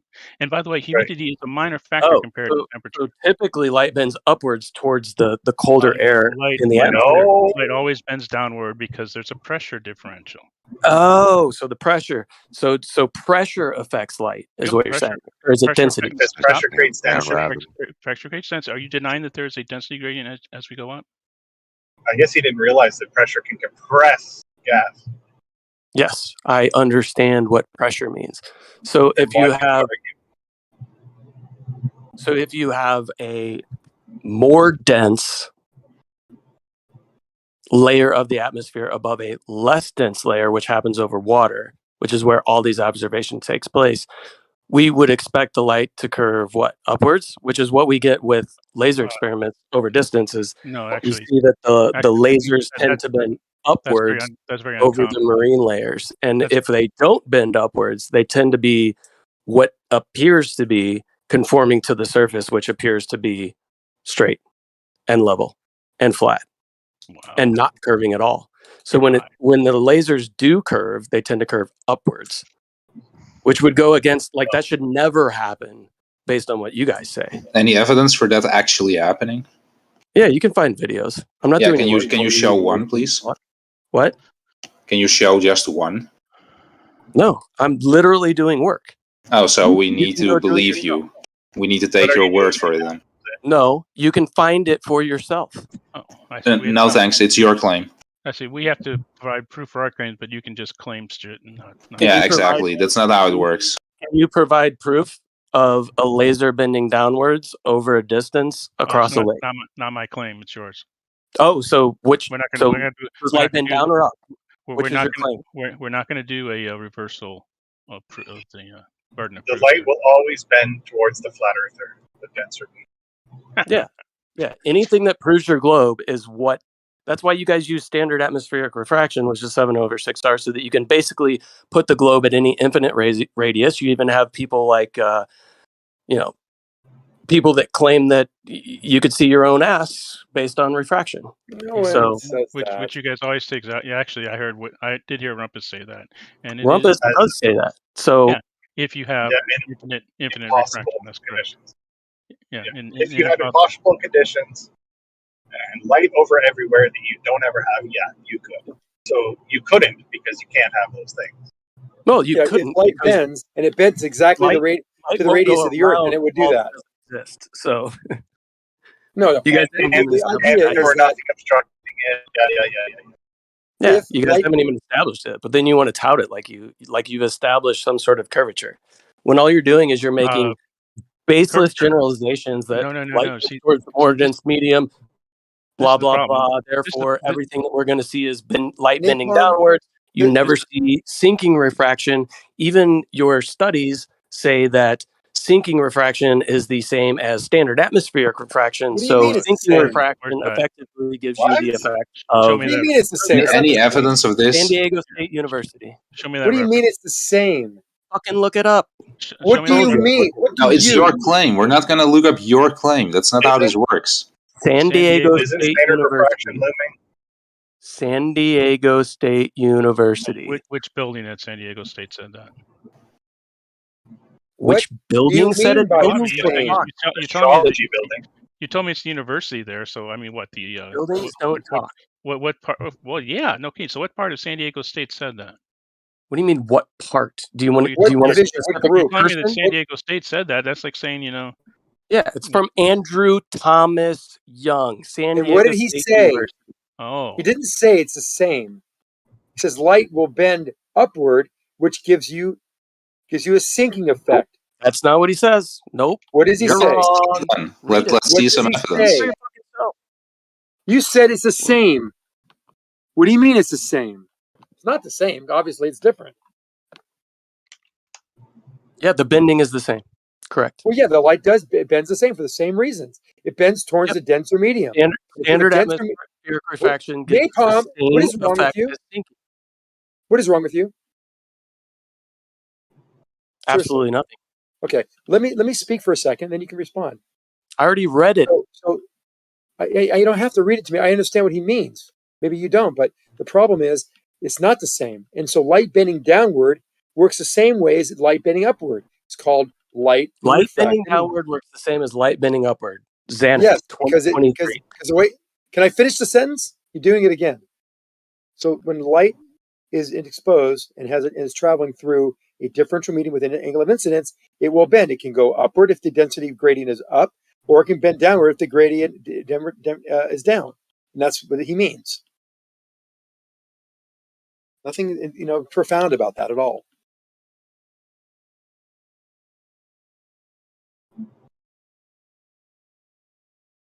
Can you hear me?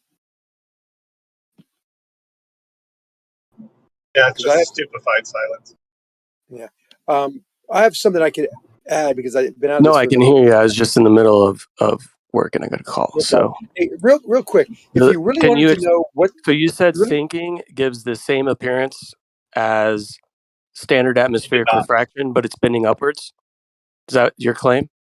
Sinking is the bending of light upward, and looming is the bending of light downward. The effects are the same, but I didn't say anything about looming. The effects of sinking and looming are not the same. Standard refraction is. It was halfway through his answer. Chucky, are you talking or is he talking?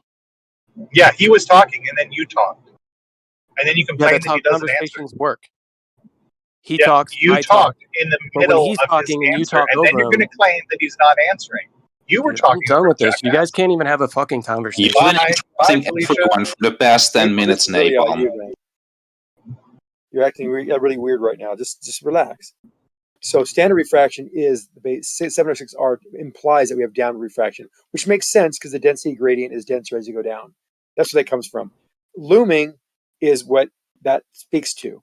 When we talk about sinking, that's the inverse of that. That's opposite of that. That's light bending upward. Yeah, he's not even here. He left, bro. You guys are being unbearable. And Ed, if you've got nothing to add, bro, don't come in here like creating chaos, dude. We don't need that shit. Yeah, that's exactly not what I'm doing. That was what Napalm was doing, since he kept complaining about interrupting while interrupting everyone nonstop.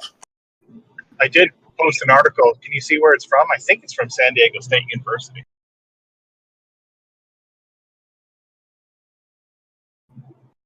Too bad See he's it? not here to see it.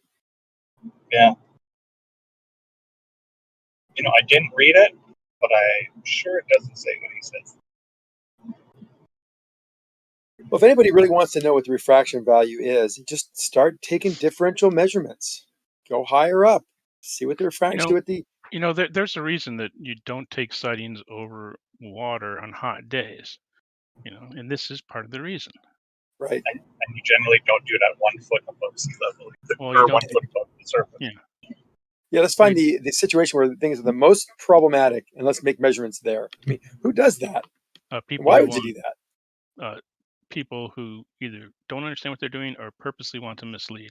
And I don't know which one. purposely, I think this one case was a guy who took the picture and then someone who purposely wanted to mislead used that picture. Yeah.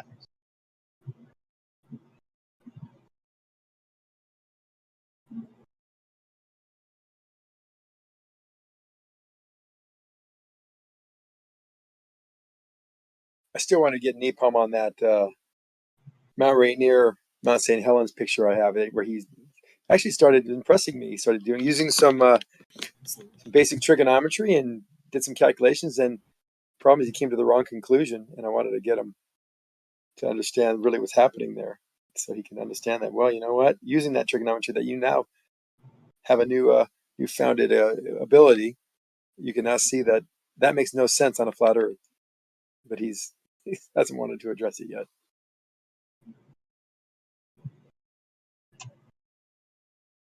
So many clues, so little time. Who are you talking about, Zanuck?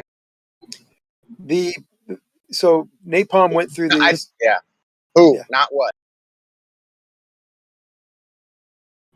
Yeah, So Napalm was Napalm is who you talking. were talking about. I'm describing what we were talking about. Napalm was speaking about the Mount Rainier, Mount St. Helens drawing and graphics that I've posted many times. And then he did some math on his own and tried to prove that that was something you'd expect to see due to perspective. And I showed that it's absolutely not the case. And so he hasn't been here to kind of go to the revised version where I give the details of what actually is being seen there. And I'll put it in the chat if you care to see it. Because this shows that, it's in the chat now, this shows that that mountain in the background should not be anywhere near where it is in a field of view. Using basic trigonometry and understanding how these elevations of these mountains are situated with the distances from the observer where they should be in your field of view.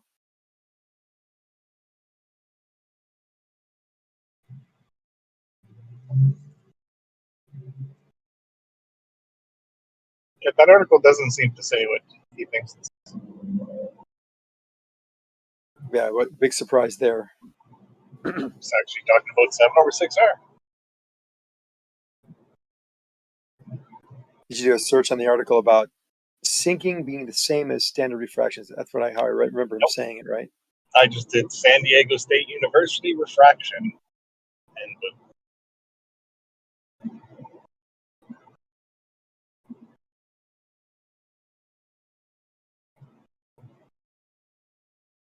it was like what Riley had that bet, didn't he, about the guy that said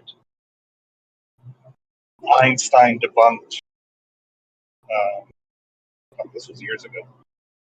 Einstein debunked Newton. He got the guy on. Tune, or who was it? Got the guy on, and he said very much the opposite.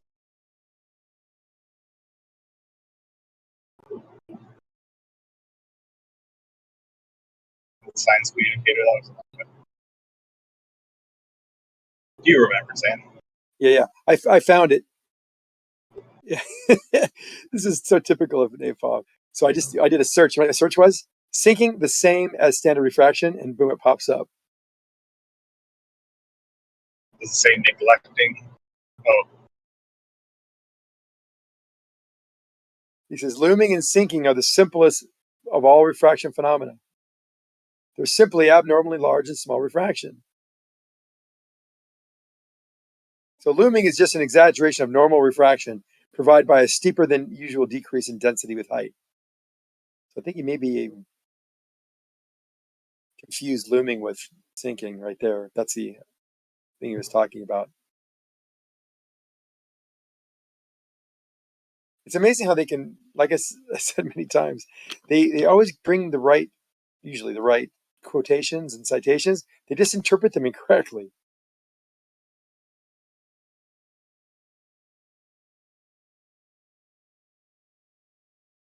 It is not fair though that sometimes we speak in common parlance and other times we use jargon, right?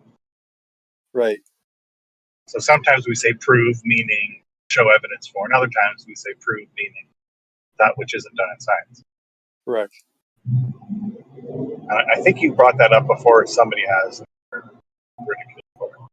I'll tag Napalm here.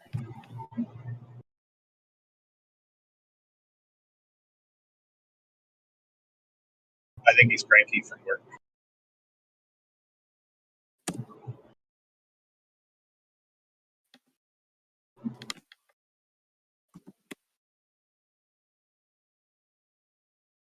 It's 32 here in Canada, which is hot for us. Yeah, it is warm. You Americans spell it cold.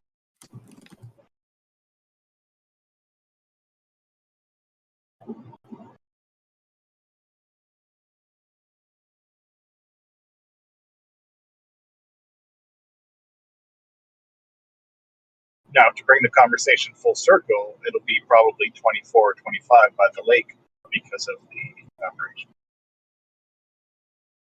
I forgot. Are you in Western Canada or Eastern? Ontario, so it's East, yeah. central-ish. Yeah.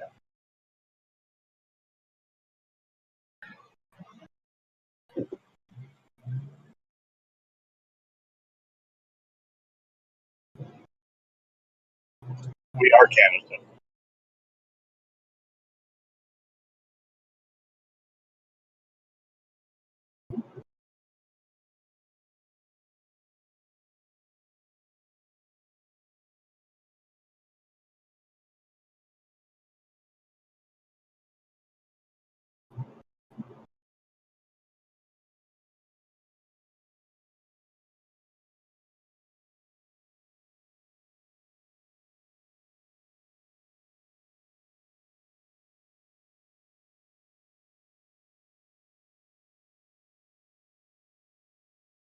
I noticed there's been a lot more Globers in this channel lately. Is that yeah.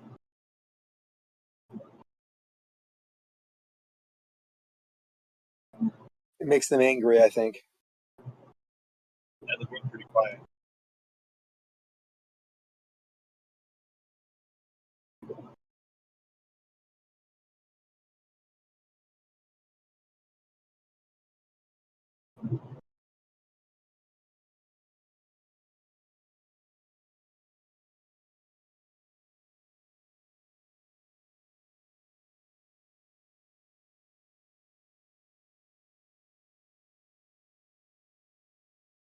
I'm going 30 kilometers over the speed limit. I'm getting past.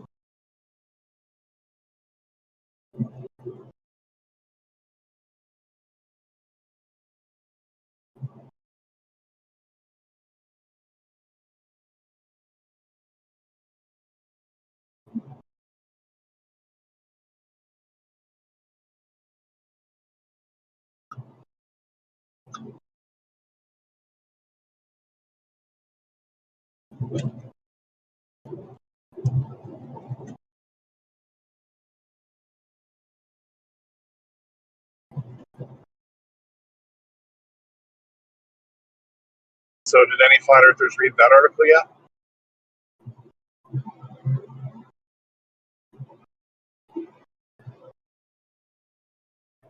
I hope so. Maybe they'll learn a little bit about these basic elements of refraction. Danny, what did you just say? Hopefully they'll. I hope so. I hope they take some time to read it. And then you said hopefully they will. What was that word you used after that? Learn something, yeah. Which dude's that? Well, I'm hoping. Don't know if it's possible. Yeah, I guess hoping they learn it. Yeah, I guess so. There are quite a few though that have. Most Some just leave though. Some are probably embarrassed to admit that they have learned something. Which is fine. I think it takes a brave soul to pull a Jose or trouble about. Exactly.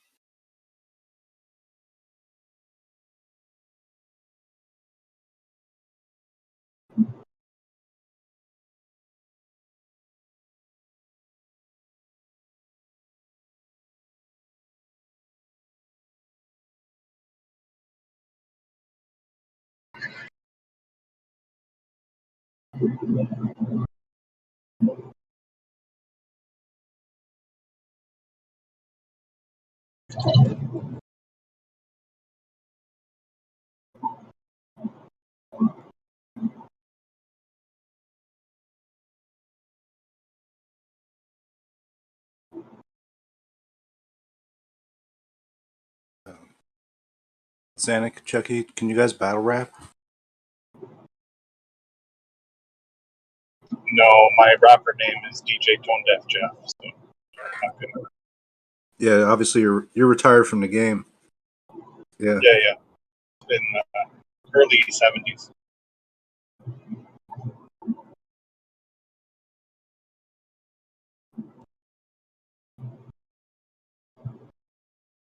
If you guys go on T-Tube, though, it came before YouTube. One before YouTube.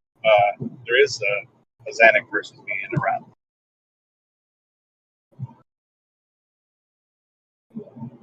It's an MP1. Right. Did we finally get to the bottom of the old refraction myths? Yeah, the oil refinery refracts. Yeah. It's an oil refractory. There's rarefaction of common sense sometimes. Well, I think they just keep conflating like atmosphere and water, or atmosphere and glass. And those two things aren't the same. Like, you can't conflate those two things. Those are two totally different things. So yes, there is a density gradient, right? It does exist in the atmosphere. But comparing that to the atmosphere and fish in a river or fish in a tank is a false equivalency. So we can't let them make that analogy anymore. Right? It's kind of like saying that we didn't make the analogies. That was brought up by somebody else who said, "Am I seeing a clear fish? Is it being refracted?" And I said, So "Are you we looking didn't bring straight up down?" Jesse Gordon? Larry.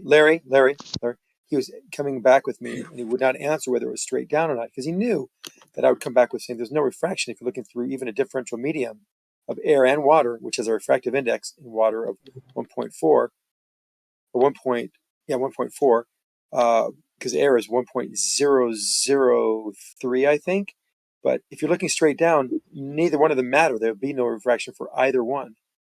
But that he wouldn't want to address that, because the angle is what you really need to deal with. And then if you have a real high refractive index, then you'll have a huge amount of angle change with refraction if the refractive index is very high. And doesn't take a genius to figure that one out. And the equation doesn't ask for the medium; it just wants the density, the refractive index. Right. So let's do a better model, right? Because fish in a tank and fish in a river is not a very good model. Let's make a model more like this. Imagine there's like hypothetical sheets of paper, right? And they're stacked up like a stack of paper, right? So as you're, looking across and seeing it, because they're not perfectly stacked on each other. Let's say there's a little flip space, right? And you could see like, the paper barely, it's like barely visible, but, we're looking through the same level of density as we're looking out across the ocean.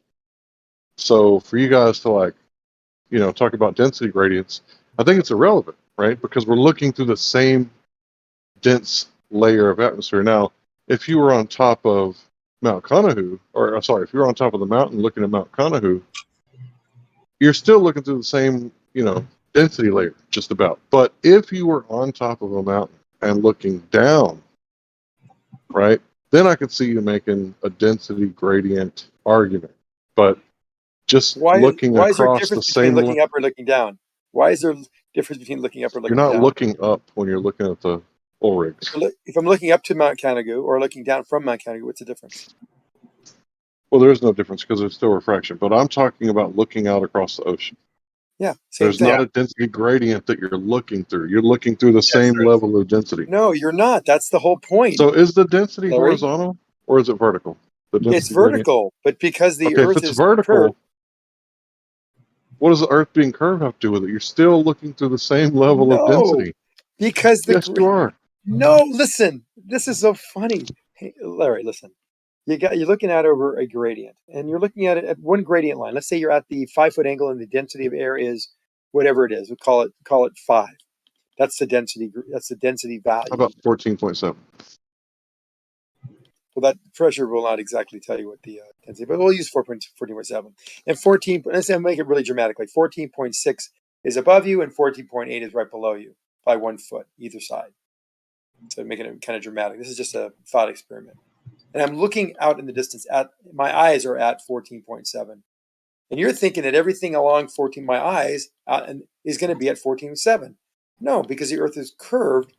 As I start looking outward at my 14.7 line, that 14.7 line dips down, and suddenly I'm looking through 14.6 and 14.5 and 14.3 straight ahead. But I'm also looking downward as well, because my eyes are seeing not only just straight down this corridor, optical corridor, I'm looking up to 60 degrees up, or 120 degrees up, and 120 degrees down if I went through, if there was enough room downward. There's not. So I can see in all directions, left, right, up, and down. And every time I see an object that's down, I'm looking through a density gradient across those lines of equal pressure, equal density. So I'm looking down toward the water. Well, I'm going to go 14.7, 14.6, down to 13, just for the example. Not these are actual. Not that these are actual numbers. And if I look up, I'm looking through a density gradient also. And it's even more dramatic, because if the Earth is curved and the atmosphere is curved, I'll have a differential medium just by looking straight ahead at the same level. So you've completely ignored that's the all assumption that those we're things I arguing mentioned. about. Sorry, I thought you were done. Yeah, you just ignored all the things I've just mentioned right there. So regardless of whether you're looking straight ahead, even if you look down, you have a density gradient against it and crossing it, and looking up as well. And looking straight ahead, yeah.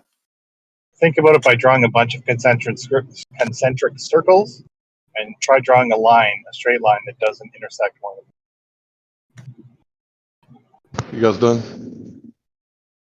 No, well, yeah. Okay, that's the very thing that we're trying to prove or disprove, right? So your premise is baked into your argument to prove your premise. So it's like saying the Bible's true because the Bible says it's true. Like that doesn't work. No, you can actually test this. It's testable. Yeah, stand the premises. Larry, it's testable. And how do We you test measure it? the gradient. Not only that, we can actually measure the refraction, Larry. All you have to do is measure this object in the distance, no matter where it is, and you know how far it is. Make sure you know how far it is away from you, and you'll get an angle from you to the object, base of the object, whatever angle So you can this measure. is the way I see And it. now you start. You're Hold on, oh, I thought Larry. you This were is done. a test you can do. This is a test you can do. So you measure the distance to the object. You know what that number is. Now you measure the angle to the object at a distance. And you get some angle. You want to know, well, is it refracted or not? Well, does it follow planar geometry? And you say, no, it doesn't. Okay, so how do you know it's refracted? Well, that's right there. You know it's refracted for that reason alone. Now how much refraction do you have? You start going up in elevation. You start raising your point of view to that object and see what that angle change is. And you will develop a plot, Larry. This plot will be a curve shape type of plot. And that plot will allow you to get the refractive value at any altitude, because it'll give you predictive qualities. So if you wanted to measure refraction, that's one way you could do it fairly accurately. All right. So you said 14.8, which, and I understand it was your analogy, and I understand your analogy, and you're saying that it's curved. So as you're looking straight, you're actually looking up because of the curvature. So I get your argument, but mine is going to be a little bit different than yours, right? So this has nothing to do with your argument. Going forward, this is my understanding of how it actually is. So when he was on the beach, 1 foot above the water, give or take, taking picture of, let's focus on the pillars, right? The pylons. And he was right above sea level, so 14.7 psi. And he was looking at pillars that were like 14.7 psi. But you're right, as you're looking out, you're not just looking out, like you're also looking a little bit up too, right? Like especially with tall buildings or cranes, sky cranes that are stacked on top of oil platforms. So Yeah, I would expect to see refraction looking up as you're looking out, because you're not bending your neck to look up. Your eyes are scanning from the bottom of the pillars to the top of the cranes. And as your eyes focus on the top of the cranes, like in the image, you see the cranes are bent. Now, I can expect to see refraction there, but at the pillars, you wouldn't expect to see refraction there because it's 14.7 versus 14.7. Now, we all know that refraction is because of the different densities and temperature, right? So there would have been extreme temperature differentials right above the water where the pillars are, because that would be closest to the water. So that would be the most temperature differential. So you would expect to see refraction because of that, but you don't. But you do see it through the different density layers, because cranes that are in the sky stacked on top of oil platforms are you just don't get quite it. a bit higher. So instead of 14.7, that's where I would say 14.6. So instead of napalm, you're now bringing up temperature because it's the largest factor in determining density. Refraction only has to do with density. Temperature does alter the density, but it only has to do with density. So if temperature does alter the density, and density is what causes the refraction, what are you talking about? It's not the only thing that changes the density, but you said refraction matters about temperature. No, refraction is caused by a difference of density. Yeah, this is Well, tell the Globers that, dude. temperature is a Seriously. small factor actually in the refractive equation. I can bring that to the table here. It's in the denominator, so the greater it becomes, the smaller the effect is. Altitude would matter more. Yep. Agreed. I agree with you. Altitude matters more, but temperature does matter, because temperature affects the density, but not as much as the pressure, doesn't right? Like if you're at the bottom of the ocean, there's going to be more pressure than if you're at the surf. Density does affect density. I mean, temperature does affect density. That's why there's something called density altitude in aviation. That you're flying Right, into so Denver, and if you're a hot day, that altitude at 5,000 feet really becomes 6,000 feet if it's warm enough. So it means the air is less dense due to the temperature. Right, so you guys are making the argument that you see there's refraction, you can see it on the cranes, therefore everything else we say about refraction bending around the curve is true. And I say, no, you still need to prove that. And then you just made the argument that, there's curvature, that's how you know you're looking through different densities, when really you're supposed to be using refraction to prove the globe, which I don't know how you could, because it negates the horizon that you so desperately need to be Here's what we cutting say. things off. Go ahead. Here's what we say. We've measured the Earth to be curved. We've measured the How'd you density. do that if it's refracting? Thanks. Finish my sentence for me. No, I'm sorry. I just thought you were saying we measure the Earth to be curved, and I said, how did you do that if it's always refracting? There's many ways geodetic surveyors have measured the Earth.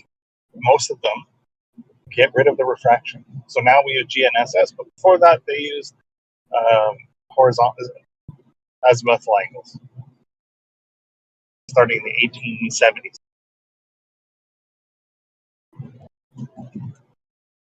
So the Earth has been measured a lot of times, and now it's validated thousands of times a day by every pilot, international shipping companies, et cetera, et cetera, et cetera. We know the shape of the Earth. We know that it's round. We know there's a pressure gradient. We know that there's refraction.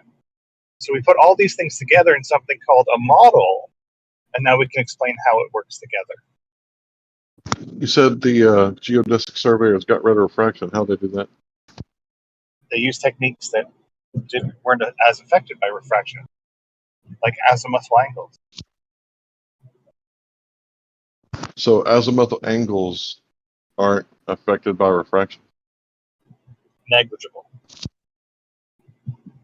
Negligible. Yep. Is that what you said? So there's refraction when you're explaining something that you can't explain, but when it looks right, then it's negligible? What can't we explain? Well, like Mount Conahoe from like 250 miles away. Is it explained by refraction? I don't think so. That's how you guys say Well, it is. that's you. But it is explained by refraction. So Right, don't that's say an it's not explanation, but it's not proof. Nobody said it was. You said it's proof. Who said it's proof? You just said we said it was. No, I said it was explained. I never said proof. Okay, so are you making a knowledge claim that the Earth is a globe? Yes. By looking through a refracted atmosphere. No. When did I say that? So is there always refraction, or does it stop sometimes? There is always refraction, but it's negligible when measuring azimuthal angles. Okay, explain that to me, because maybe I don't fully understand. What is that? Can you go into depth on that subject? Let's call it horizontal angle instead of a vertical angle. Do you know what horizontal is? If not, Bev can give you 5 years of data for repeating it.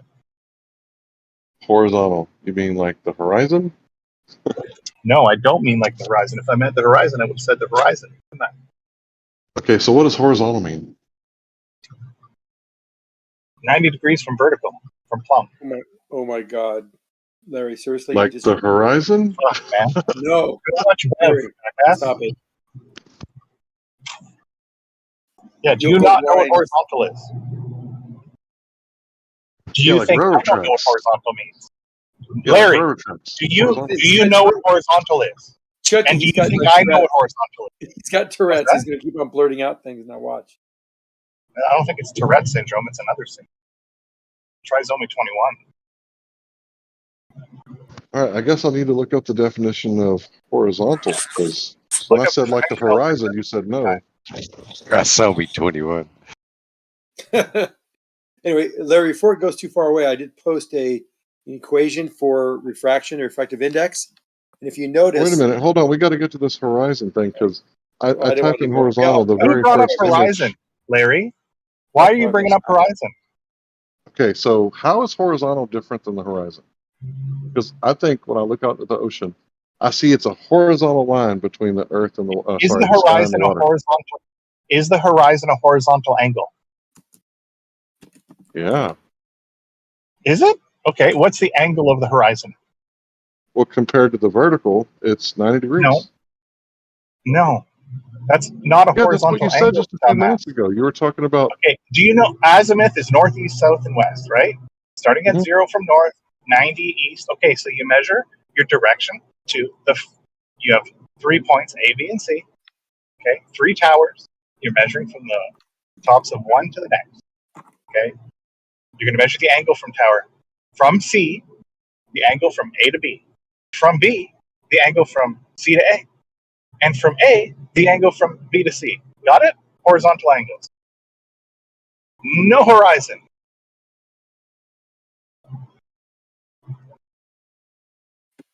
Next stupid question. Yeah, I got to admit, I don't follow. I don't know what you're talking about. Sorry. Okay, so geodetic surveyors in the 1800s surveyed the United States. They've done Canada, the UK, India, France, I think, and probably many other countries. Probably Australia at this point. We know the shape of the Earth from that, from extrapolation, and now we also know it with GNSS, Global Navigation Satellite System. It uses not just GPS, but the other 11 GPS-like systems in the world. And they all validate the shape of the Earth. And not one of them says, oh, it might be flat. Okay, well, I looked up horizontal because you guys kept saying that I don't know what it means. And Merriam-Webster. I asked you if you Hold on, bro. I'm in the middle of talking. Horizontal, according to Merriam-Webster, adjective 1A, of or relating to a apparent junction of earth and sky situated near the horizon. So you said that those two things had nothing to do with each other, but there's horizon right there in the definition of horizontal horizontal. angles have nothing to do with the horizon.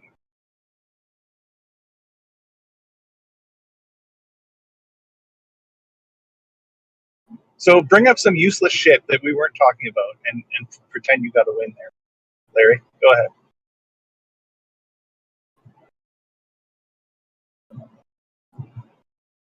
Larry's. I'll be right back. I'll be right back.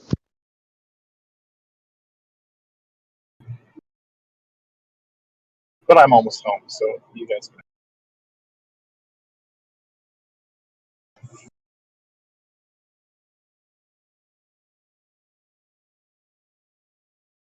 By the way, when I go for a swim and snorkel, I see anti-crepuscular rays. Why is the sun underneath my lake?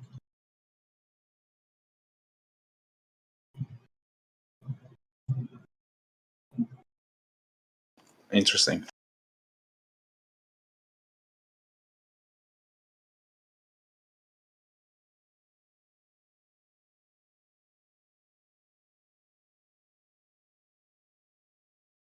Seems all the experts left the room simultaneously. Yeah, they're going to go cry and complain that this server's been taken over by 8 billion globers.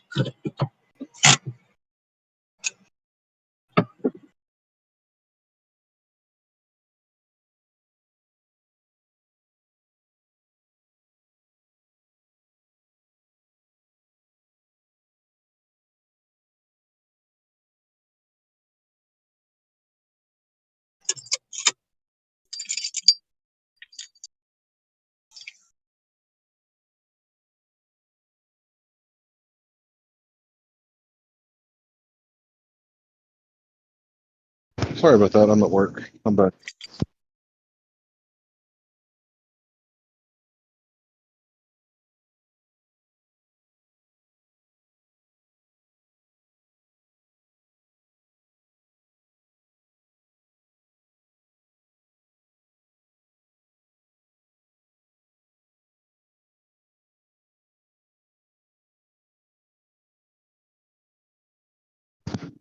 All right, I found something. Horizontal angles and survey.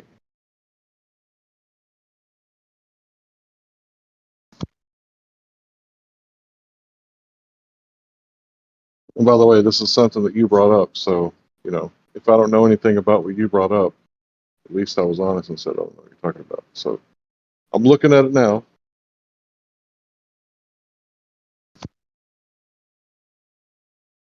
Who are you talking to, Hank? Whoever was just talking like 2 minutes ago.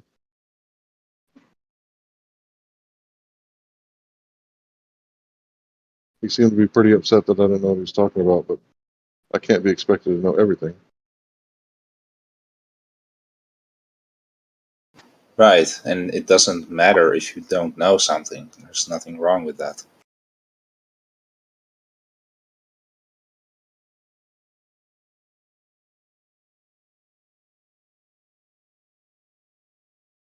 You don't understand why that's always such an issue. Someone tells you you don't know or you don't understand, that's not necessarily an insult.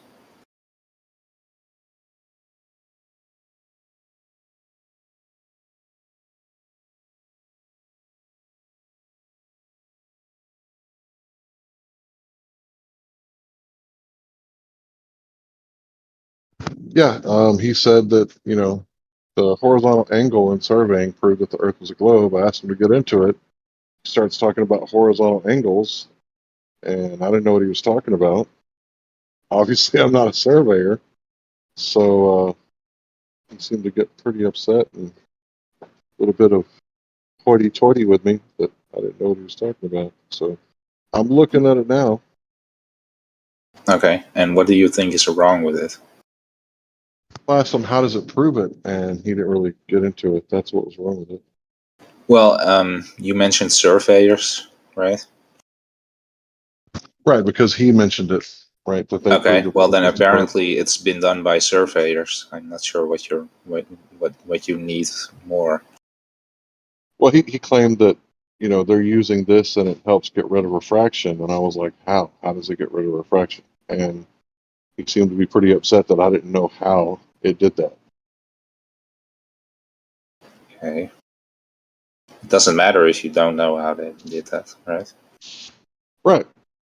But Right. if he's claiming it, he should be able to explain it, you know, like he would to a 5-year-old. Because if you understand a subject, Why? Because if you understand a subject, you should be able to, you know, dumb it down for people who aren't as learned as you are in that subject. and No, break that's it not down to true. them. Oh, really? That's not necessarily true. Really? Yeah. Okay. Yes. So why is that not true?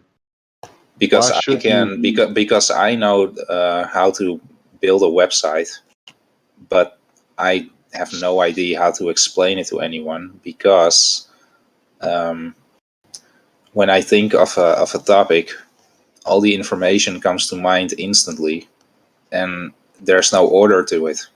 So I'm not going to be able to explain it in a orderly fashion that would make you understand it. That doesn't mean I don't understand it. Well, I understand how to change a starter, and I'm pretty sure I could explain it to a 5-year-old.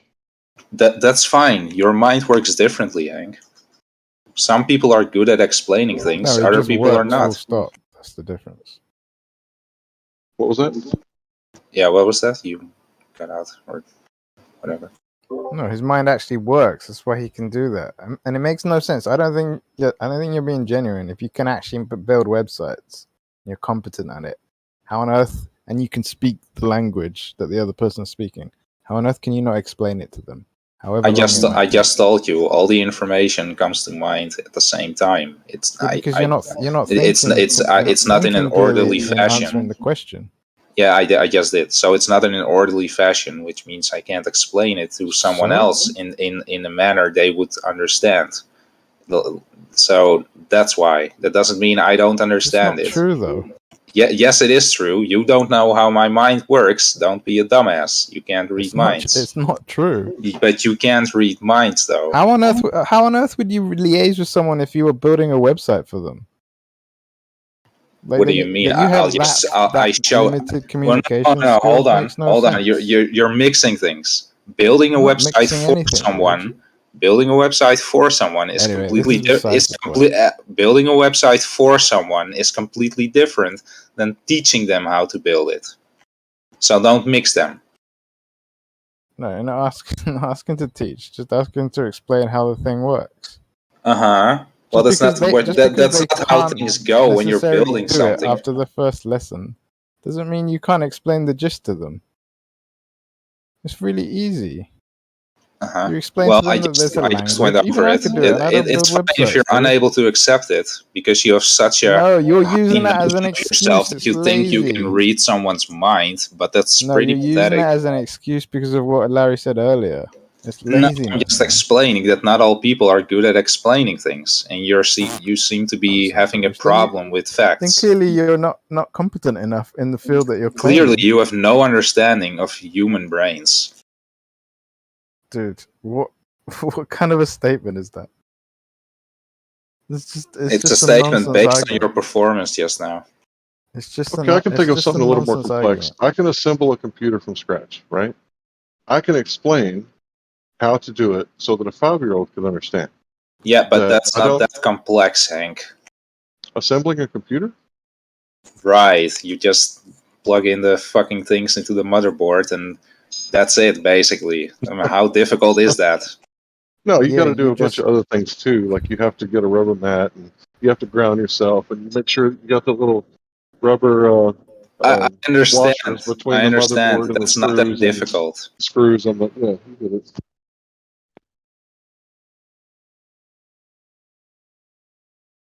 So anyway, Larry, what was your earlier point that he's hiding from?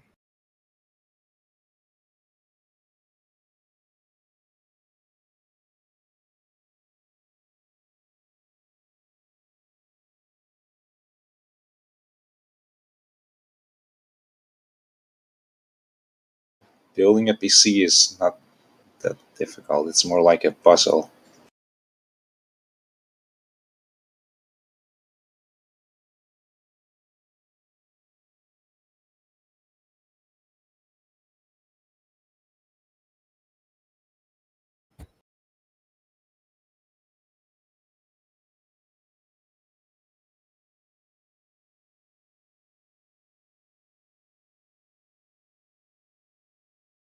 Yeah, I mean, if that guy's still here and he wants to come back and explain how horizontal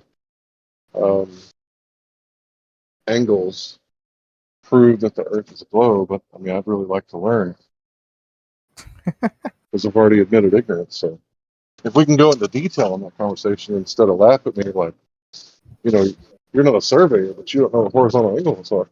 What an idiot! Just explain it. Yeah, they're gonna make a claim and then just leave it hanging. Okay, that sounds fun.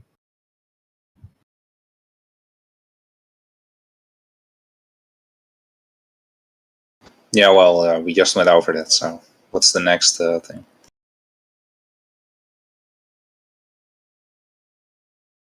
Clearly not, otherwise he wouldn't be asking, would he?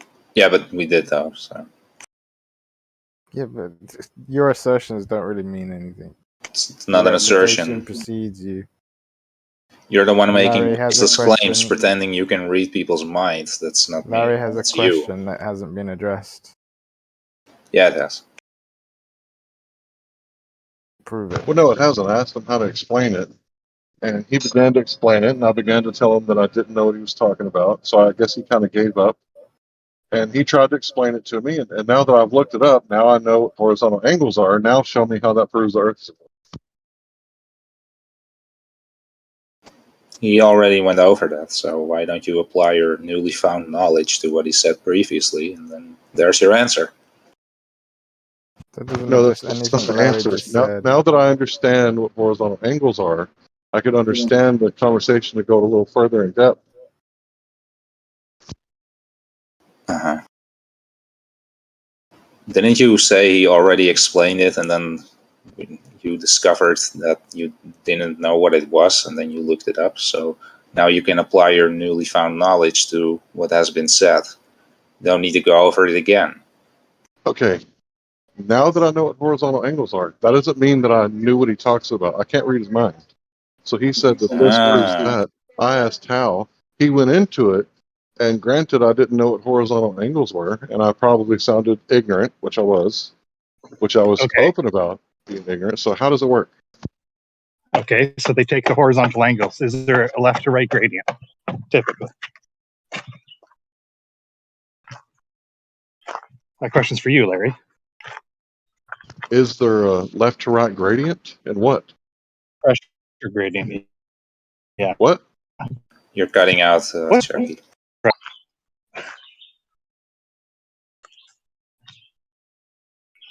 Can you hear me? No, it's You were still cutting out. bad connection, I think. Yeah, I just got out of the Wi-Fi. Is there a left to right pressure gradient, Larry? Typically. No. Okay. So would refraction affect horizontal angle? I wouldn't think so. I think that's the argument I've been making all morning. Great.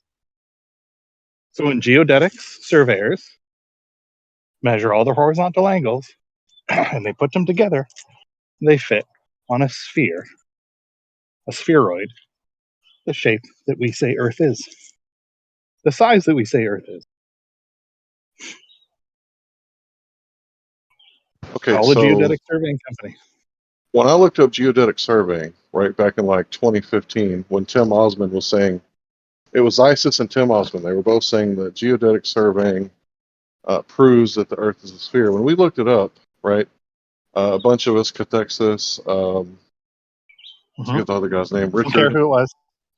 Yeah, we all Don't looked care at who it, it and was. what they said was that they take the model and they plug the data into the model. So again, it's kind of baked into the So proof that you're assuming it's a model. yeah. So that's why I was So asking here, how, because when I looked at it back then, it didn't prove anything.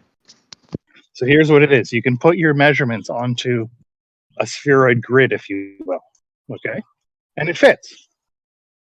If you try to put that information onto a flat grid, it doesn't fit. What would that mean? How does it not fit? You're using planar geometry when you plug it into a flat Doesn't. model. How does it Okay, not somebody fit? posted What's the that. Oh, problem? you know what? I'm gonna show you. I think I downloaded it, so let me post it again. Some people don't think in 3D apparently.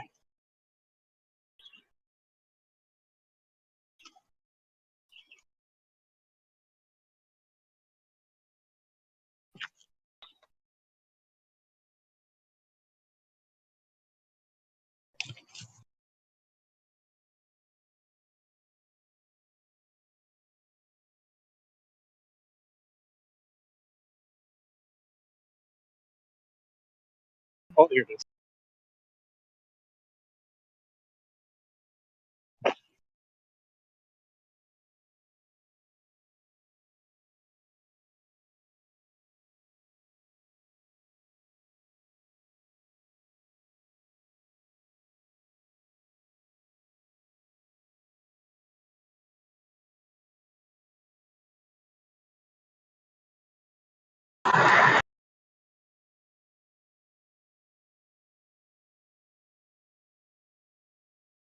Go, go. –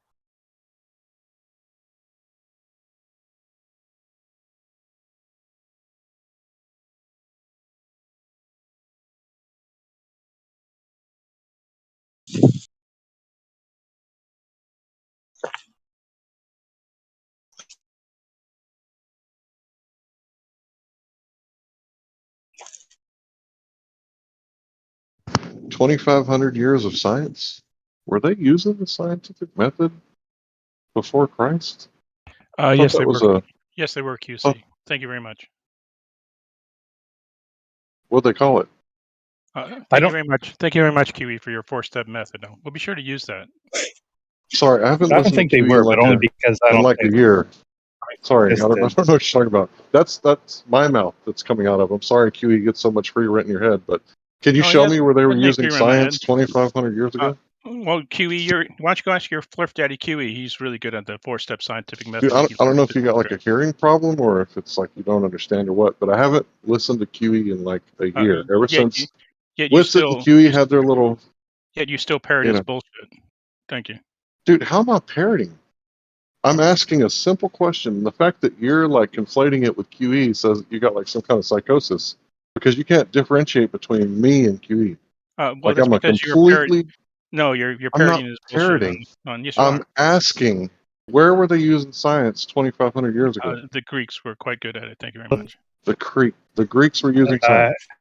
Yes. China was good. Yeah, but we're more familiar with the Greeks because we don't read Chinese very much. In Yeah. Okay, so they were using natural philosophy 2,500 years ago. Yep. Okay. No, wait a minute. Natural Confucius philosophy. say? Yes.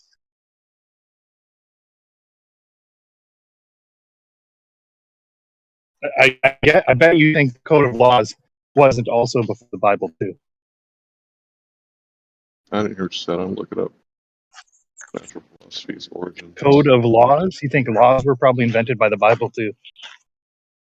No, I'm aware of the Hammurabi Code. I'm aware of that. Very good. Also read quite a bit about the Sumerians, how they were so far in their society. When they were making the clay tablets, they were talking about reforming their government. So, yeah. Yeah, and all this. Whenever you see a 60 involved, like 60 degrees, 360 degrees, that kind of stuff. 60 minutes in an hour, that kind of stuff. That's the Sumerians. So did you see the little GIF I posted? Hold on. That's how they fit on a flat map. Aristotle. So. What? You know what? You start talking about how to do things now and things we do now. And they're, well, how did Aristotle do it? Who knows? Who gives a fuck? We know it now. Just trying to verify the claim. Okay, so what'd you post? I'm on Livestream now. Ask a geodetic surveyor. Ask a geodetic surveyor. What shape the Earth is, yeah. Tell them that you hear people think it's flat. Well, tell them other people think that because of refraction, you can't measure curvature. So which one is it? That would be silly. I don't. Who doesn't think that? That's why we don't measure measure curvature. That's why we don't do it over the But they ocean. did measure it at over LIGO. water. Yeah, we. That's why we don't measure. Usually, we don't measure over water on hot days with cold water, Yeah. just for that effect. So generally, when we measure curvature, we're looking like Eratosthenes did. You look up at solar noon, so the refraction is minimal, or you do like Alberuni did, and you look over land, so that you Right. don't get The effect. refraction's minimal right overhead, but 500 miles away, you're not looking right overhead, are you? Actually, you're still looking Usually, overhead. You're No, still looking. usually we The person an 500 angle miles that away. does- The person 500 miles away is also looking up. Yeah, they're looking up, but they're not usually looking don't hire directly up. professionals. If they were looking Again, directly up, as there long as wouldn't be a shadow. as long as you get above Oh, 20, 15, 20 degrees, you can pretty much ignore atmospheric refraction. Okay, how many degrees is between the Black Swan camera and the Why does that 0 matter? degrees, right? It's a straight shot, right? No. Why does that matter? Well, because you're saying that there's not a whole lot of refraction when you look straight up, Yep. which I would agree. Very, very little. We're As not you get looking what, straight up 20 in the Black degrees? Swan, Larry. Yeah, no, you're looking straight across in the same medium. There's no How are you different going to mediums. claim that there's very little refraction? Like, your question doesn't follow at all. How are you going to claim that there is looking through the same density layer? You're not. You're obviously looking through different densities because it's all distorted. Right. The further up you go, the towers are distorted. I agree. But the The pillars are whole not fucking thing's distorted at all. distorted. No, the whole thing's not distorted. Okay. Yeah. Clearly, no refraction at all in that picture. That's not what it said. Yeah. Well, you can't determine the amount of refraction based on a picture. You don't know the conditions. But why does it matter? The Black Swan is a shitty picture. It proves nothing other than people can take shitty pictures. Well, you guys used to say the boats go over the horizon. Do boats disappear from the bottom up as they go over the horizon? Every day. Yes. And I Okay. see it at the beach when I go for a swim. Yeah, and the 700 Greeks, meters away, I can. Yeah. and the Greeks were smarter than you. They figured out that was because of Earth curve. Yeah. And when somebody said it's because the Earth is curved, they're like, "Oh shit! Of course, it all makes sense now." And it did. All right, so I got the oil platform here, zooming into the pillars. They don't look very distorted. They look pretty straight. Okay. Why are we talking about the shit picture instead of reality?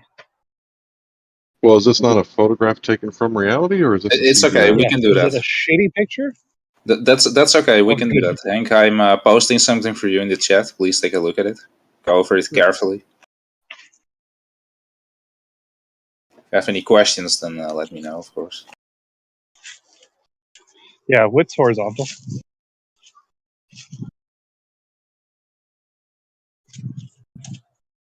They say there are no stupid questions. Some of us know better.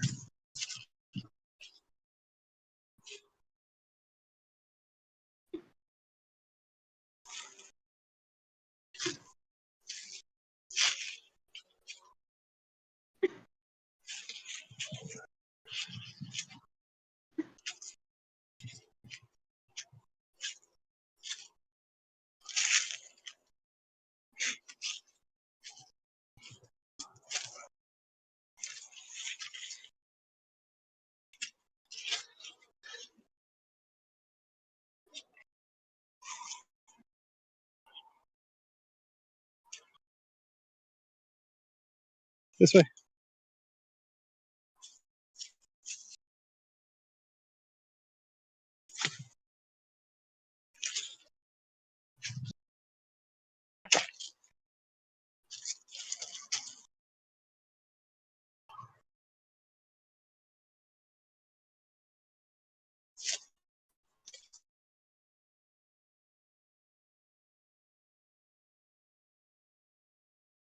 Am I not in the right chat? I didn't see the picture.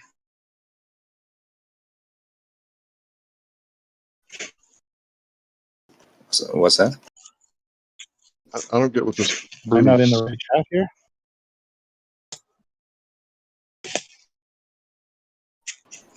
I tagged Larry in the Right. thing. What That does should, it prove? Line A must be distorted. yeah, it tells you. We're talking about the. It tells you can look at the horizon, but logically that's also been refracted, which means your argument is bunk. Black Swan debunked. Thank you. No, I don't get that because I was claiming that it doesn't look distorted. You said this shows that line A must be distorted, but we weren't talking about the horizon. We're talking about the platforms. So Yeah, but I the really don't old get Black it. Swan argument is that the horizon is too far and therefore yada yada yada. Well, is it or is it not? Well, not according to the globe model, but you know, looking at the logic behind the black swan, which I laid out perfectly in that image, it tells you that the horizon is also refracted, which means you can't make an argument about it or use it as an argument to say what you say. Yeah, maybe Larry doesn't know that the horizon is also light. Hold on, let me respond to that. So if you can't use the horizon as an argument, then how are you guys going to go and say that boats go over the horizon? That proves that it's a globe. How you fit both of those in your head at the same time?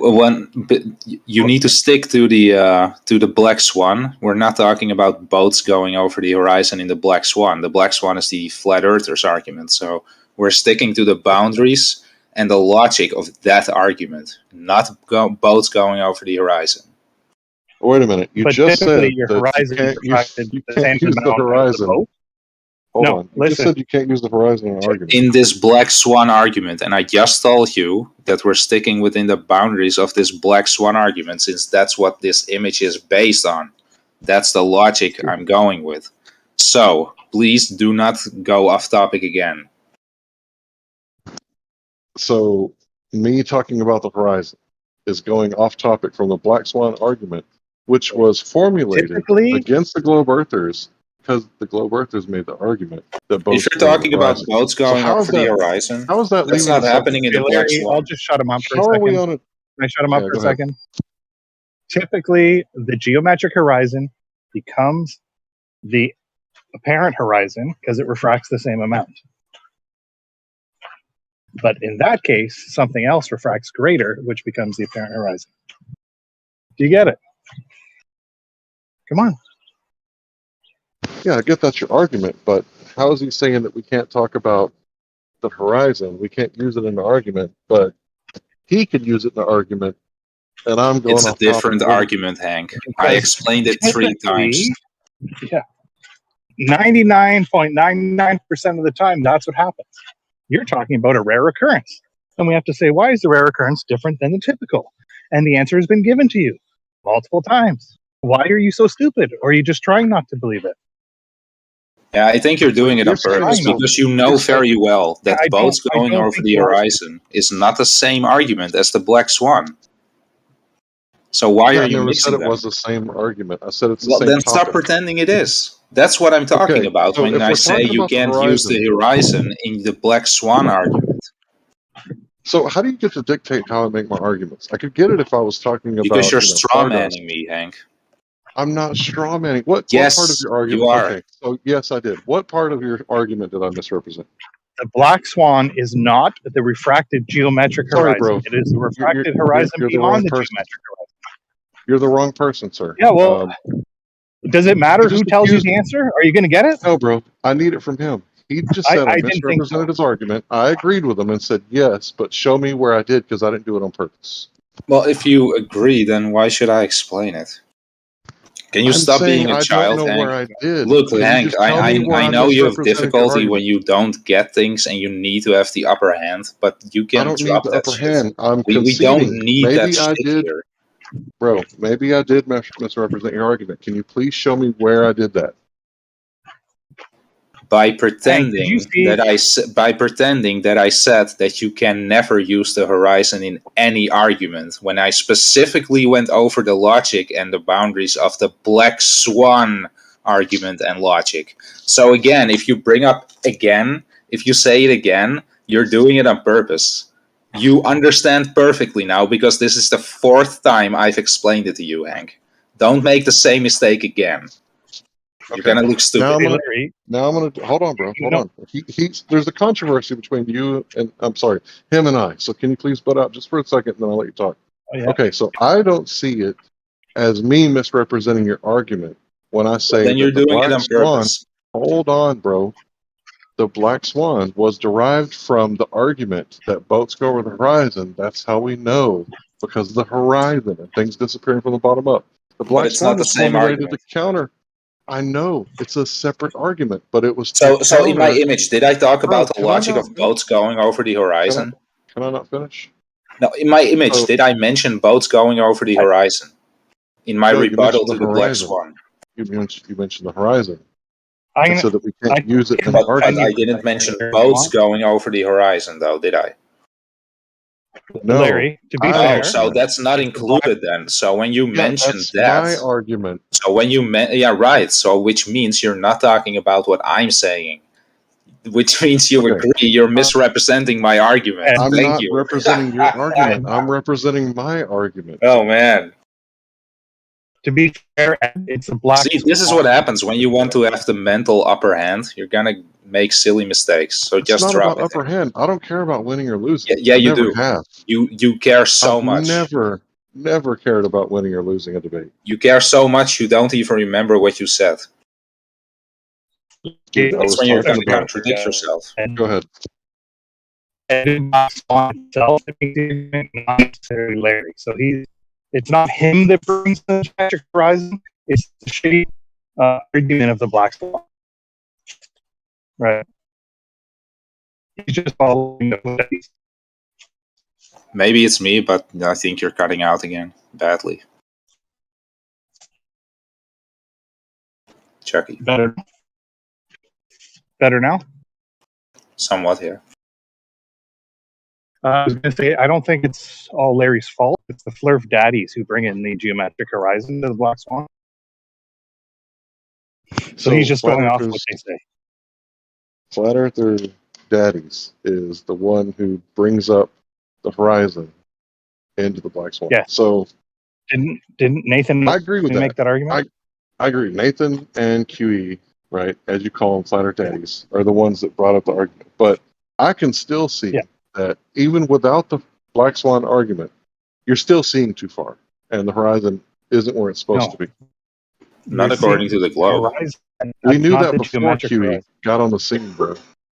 We knew that before QE ever went to Robert Basanos. You don't see too far. You see the light that reaches your eye. That's it. The end.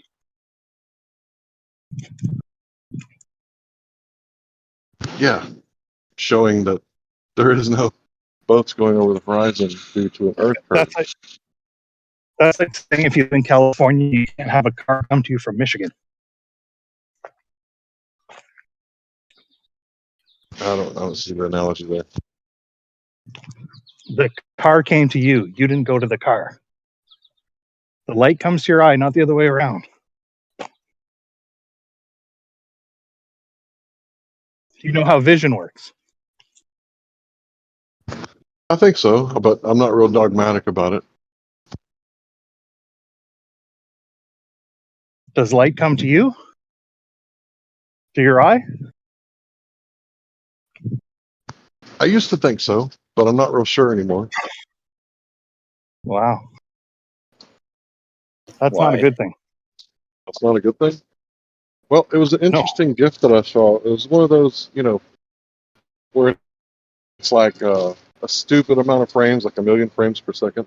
And what it showed was as they turn on the light, it looked like a wave. I'm not saying it was a wave. But it looked like the wave of light traveled across from the source to the object. And then I thought that, it was going to bounce from the object back to the camera. But it was instantaneous. As soon as that wave went from the source, the light bulb, hit the object, it immediately illuminated. And I thought to myself, if the light's bouncing off of the object, wouldn't it then take another 5 or 10 seconds for that wave to travel from the object to my eye? But it didn't. So like I said, I'm not dogmatic about it. You're seeing all the light that came to your eye. That's it. Or the camera.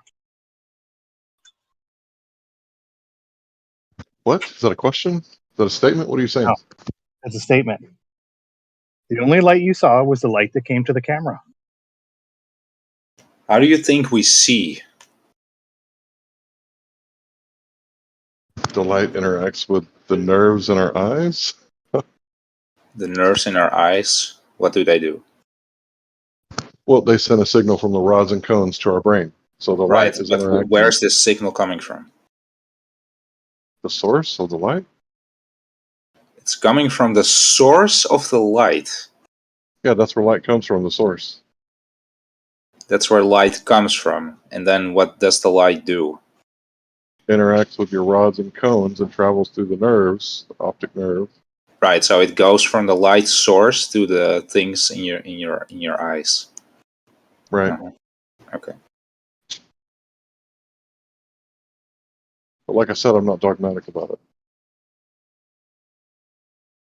What do you mean? You were talking about Well, the it camera. just means that I don't think the How is a science camera is any settled. different? It just means I don't think the science is settled. I'm No, open-minded. I'm asking how is a camera any different?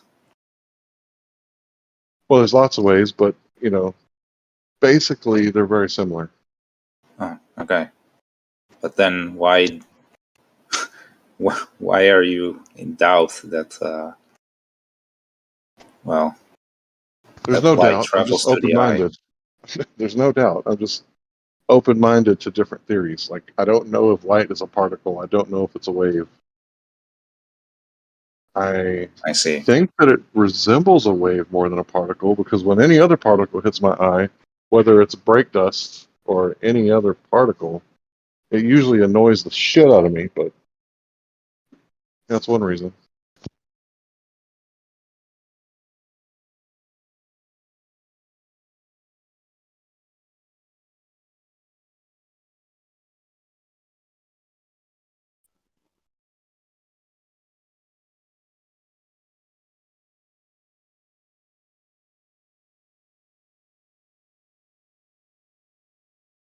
Yeah, speaking of brake dust, it makes up 20% of the particles in the atmosphere.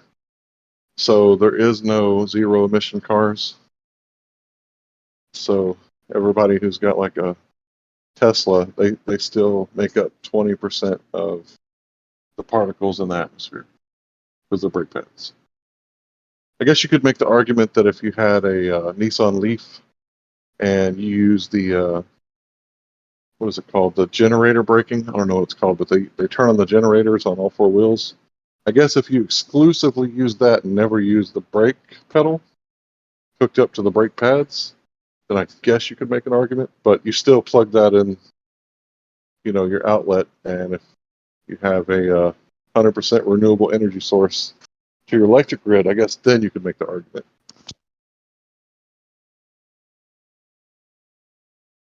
But yeah, back to the physics of light. I don't think we got light completely understood. And anyone who does claim that, the science is settled, I would be weary of that. So Nobody says that. Nobody says the science is settled? Yeah, if anyone says that, that's like either media clickbait or some guy who's trying to make an argument and he's trying to bring emphasis. Like, I don't know. I can't really think of an easy example, but Like you know what I Dr. mean, right? Grouchy says he's the People in embodiment of science. people in the media, when they're not in a scientific setting necessarily, but in a media setting, they over exaggerate. So you know how that goes.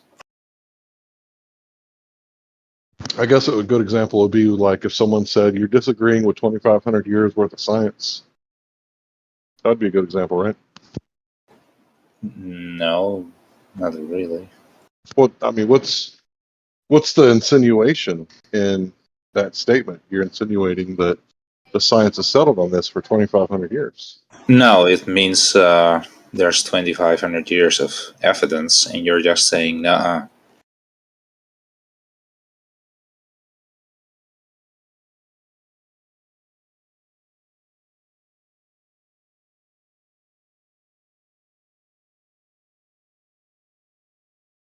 Well, under that same argument, wouldn't you say there's 2,500 years worth of evidence for the ether?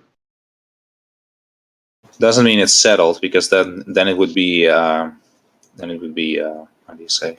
A religion, It would be right? then it would be proved, and science doesn't prove things. That's that's a pseudoscience thing to demand proof in science. The only thing you can demand is evidence. Right, and if there's 2,500 years of evidence and you're just saying nah, then where does that leave you? Not with much. On the other hand, there's also another philosophical stance that if you've done this, 10,000 times, and someone was saying, I don't know, bro. Not if, someone has done this like 10,000 times and someone was like saying, it's not proven. I would say that person would be denying the science. They would be saying, against the evidence. For example, like What? vitamin C and C, Can right? you repeat the last sentence, please? Yeah, if someone had like 10,000 examples of how to cure scurvy, like with vitamin C, right? And someone was going, science doesn't prove things, I would call that like denying the science. Because I think it's Why? pretty well established that vitamin C cures scurvy. Oh, really? I think that's proven, yeah. That's Does it, or does it scientific. do something with your body which then cures the thing?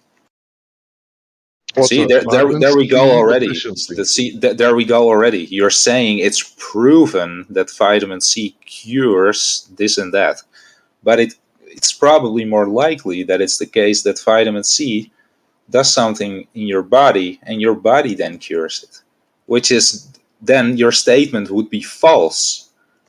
So you have to be careful when you say proof, and therefore also science doesn't prove things, because you can always get more accurate with your measurements and you can always discover something new. Well, I wouldn't say that it's settled, but I would say that it's proven that if Nobody you're on says it's settled. I There's no know. proof I either. didn't say that anybody did. What I was saying is, I wouldn't say that it's settled science. There could be multiple causes, right? Like I always talk about selenium. If you got copious amounts of vitamin C in your body, but no selenium to absorb it, then it's not bioavailable, even though it's in your body. So yeah, there could be multiple causes. So you need vitamin C and selenium to get rid of scurvy. See, there we go. So when you say vitamin C cures this and that, and that's proven, no, it's not.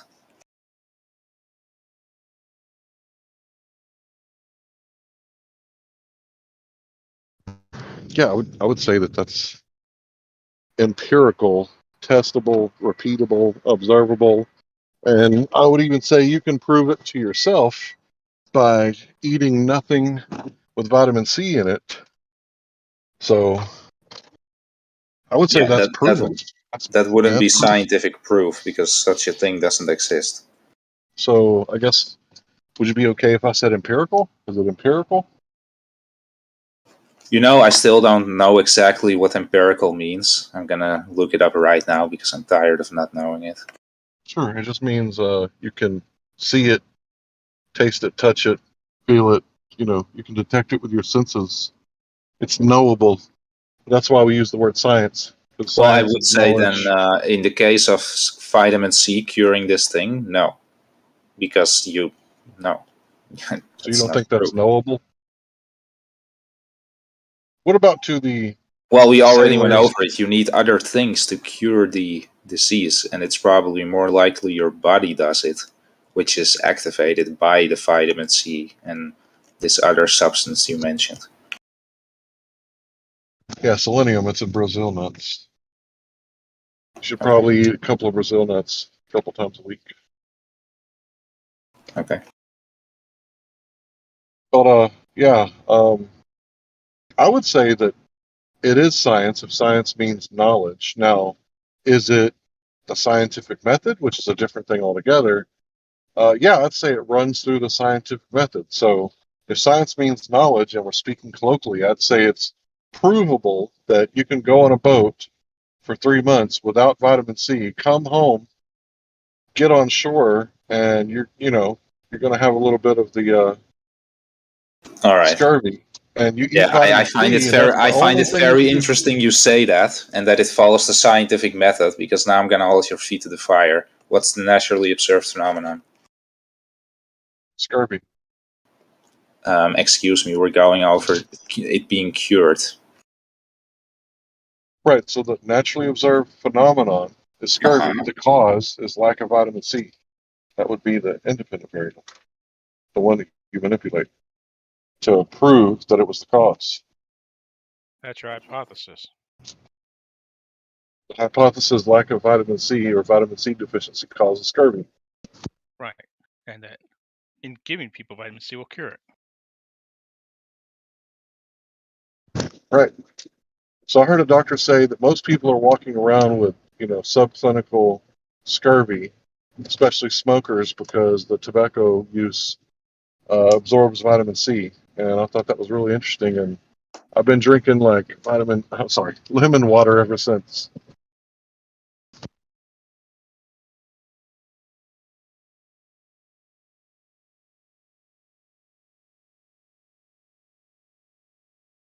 Well, it won't do any harm. Vitamin C is water soluble. You'll just piss out all the stuff you don't need.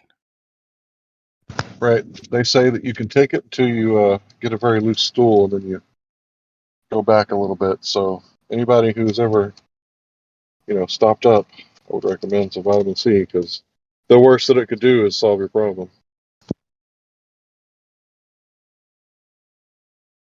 But that's not medical advice or nutritional advice, because I'm not a doctor.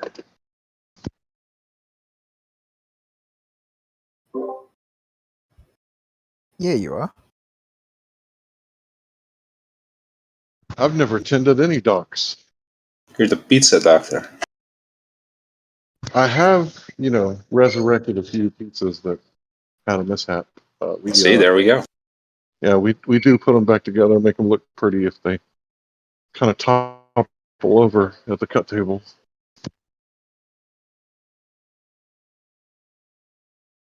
Hallelujah. I could make it look good again. I could make it look edible. Because we eat with our eyes first. Yeah. Praise Jesus.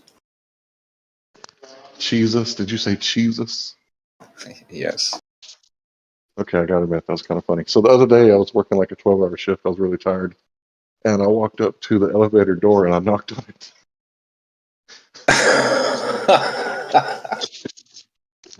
That's a good one. That's a true story, by the way.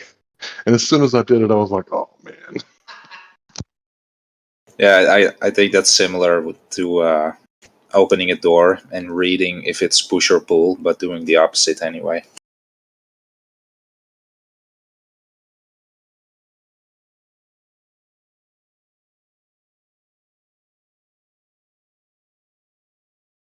I think everyone does it.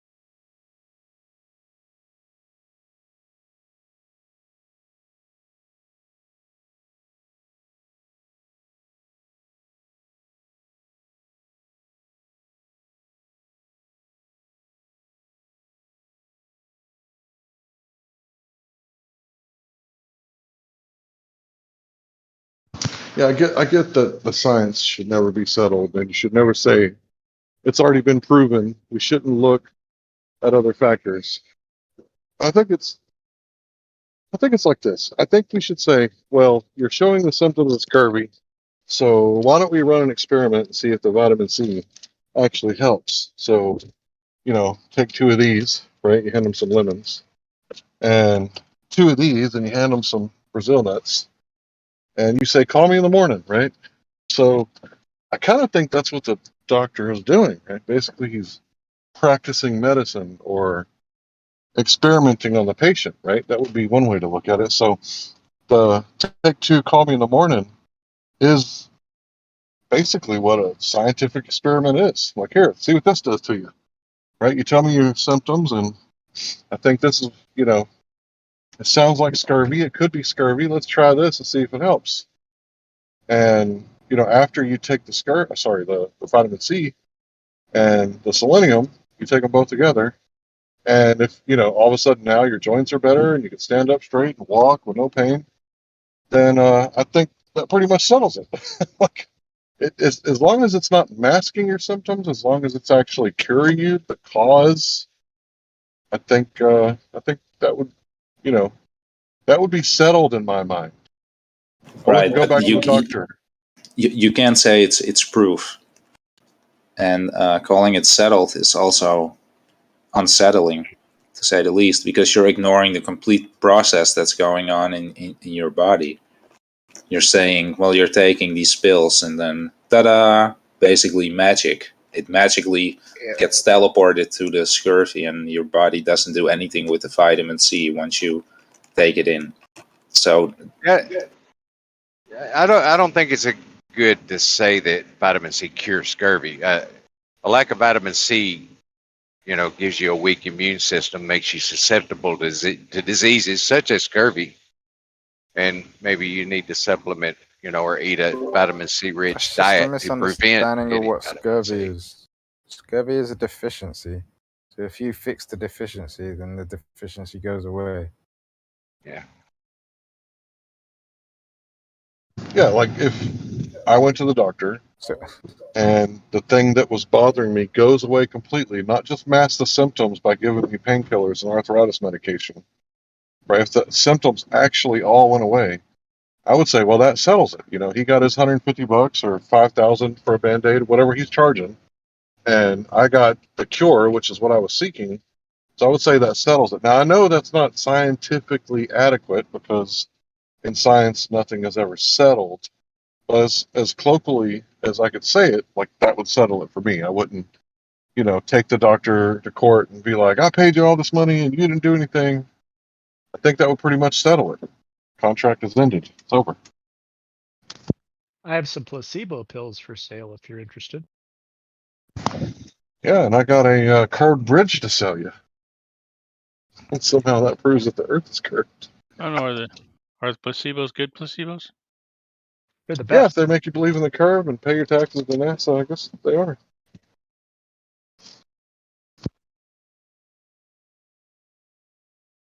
Wait, these people pay taxes? Oh yeah, forced at gunpoint. Like if you don't pay taxes, they'll put you in a cage. Like the IRS don't care who you are either. They went after Al Capone, right? Nobody's more gangster than the Who's Al IRS. Capone?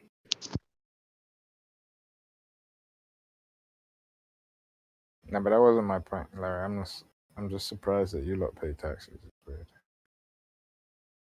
You're a little low on my end, mate. Sorry. I'm just surprised that anybody here pays taxes. But then I suppose if they believe they're spinning around, then, they're susceptible It's to it. immoral to fund the military-industrial complex, but at the same time, they'll lock you in a cage and take all your stuff away, including your family members. If you don't. You can't take away what you don't have. You gotta understand the game. Did you say you can't take away what you don't have? Yeah, you gotta understand the game, and the best way to play a game is to not play it at all. Especially this game. I'm just saying your accent doesn't sound American.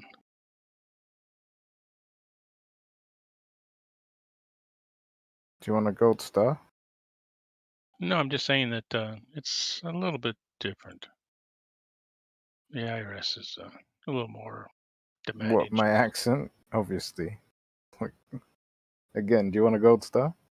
No, I'm just telling you that you should not talk about things you don't know about, which... Well, maybe you shouldn't assume what I know. That's hilarious coming from you. Accents. Weren't you the guy pretending for a long time you knew how my mind works? Dumbass. No, that was your interpretation. Well, if you're gonna drop to the point of insults and ridicule, then you can just shut your mouth and leave. I'm pretty sure you can just Pretending you know voluntarily. how someone's mind works is ridicule. No, you assumed that. Don't Globers do that every presumed day? Like assume that we're interpreted misinterpreting? that. You just run your mouth for no reason. I never said such a thing. Yeah. Yeah, you did. Wait a minute. Don't Globers assume that every day? Like the flat earthers are misinterpreting what the scientists are saying? Yeah, it's like their So favorite they're thing. assuming You the don't mind works. understand. Yeah, you don't If you understand. can actually demonstrate the misunderstanding, then it's not an assumption now, is it, Hank? But what if it's you that's Anyway, misinterpreting it? How would you demonstrate that you're not misinterpreting what the guy said? Unless you had the guy there and you could say, what did you mean by this? And then at that point, you could say, ha, I told you you didn't Well, understand. that's usually why people like to go over the evidence in the papers. I think we can all agree that many people in here have misinterpreted many things. But I just want to say real quick, relax on the name calling.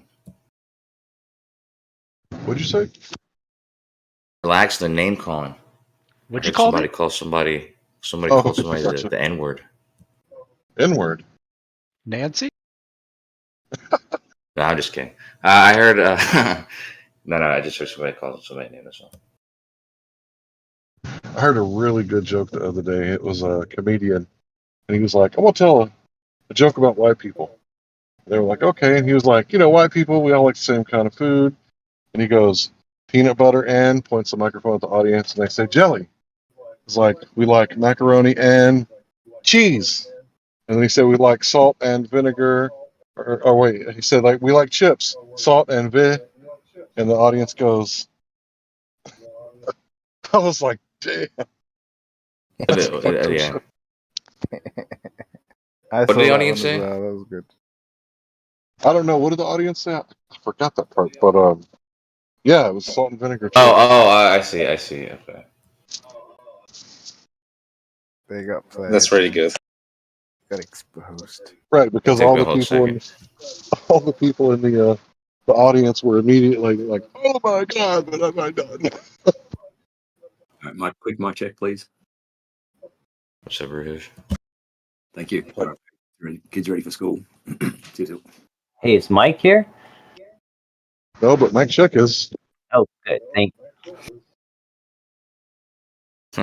Yeah, that was his That's name. pretty Mike. good. I thought it was funny. I You're up. love comedy because to me, I don't really. Bro, how much did you get paid to say that was funny, Kosha? I thought it was funny. Yeah, it was pretty good.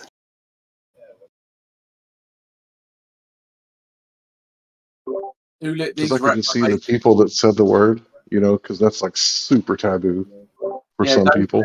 nigger, Larry. What? Don't say nigger, it's verboten.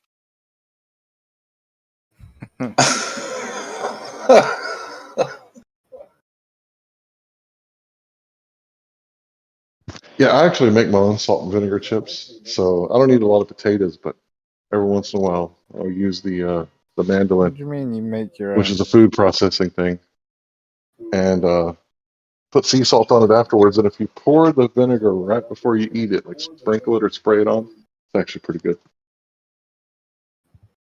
You gotta use like a very little bit or something? Just like a little bit of If you don't spray? cook them in lard, you're not doing it right. No, I don't do Especially lard. with balsamic vinegar.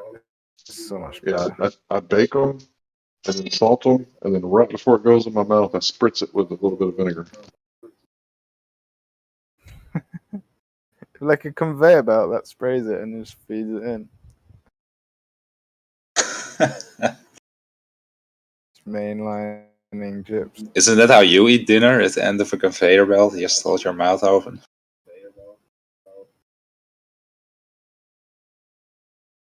Dude, your attempts at comedy are just disgraceful.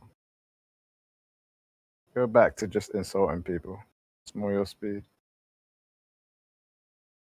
I would like to get the information on how I can voluntarily opt out of paying taxes. I mean, first you have to know what you're talking about. You can get rid of everything you own and go live under a bridge, and then you don't have to pay taxes. Actually, you do, but they just won't make you. Yeah, you still got to pay taxes if you want to purchase anything. As long as it's not food, you're going to pay taxes. Yeah, somebody Yes, last so week we did said talk about that the other night. paying income Specifying the tax was difference between optional, income right? and sales tax. Yeah, but income Yeah, the tax isn't implication was optional, though, income is it? tax. What about like Florida Yes. and Texas? Say again. Please. You saying left Income lane because tax? you don't have to work? Isn't that the rule in those states? Well, I Paying wanted the income info tax? from the guy that said you don't have to pay taxes. Maybe he has some secret knowledge. Well, there's this thing called tax evasion, which is illegal, and there's tax avoidance. For example, if you have a Tesla, you don't have to pay the gasoline tax, right? So you didn't do anything illegal. You didn't evade the gas pump. You just avoided it. Yeah, but the other guy, he said, who is it? Alicia? Left lane was suggesting it too, but I think you're suggesting maybe Elisha. Elijah was saying. See, Yeah, I Elijah was think the saying that. premise of the question you're posing is ill-formed. It's to first understand what the But like, tax even if you could is that not you're pay, paying, even if and there was define no it. income tax, like you still have property taxes, sales taxes, right? There's all kinds of taxes and everything. Hold on, Elijah's telling us how Yes, to not pay.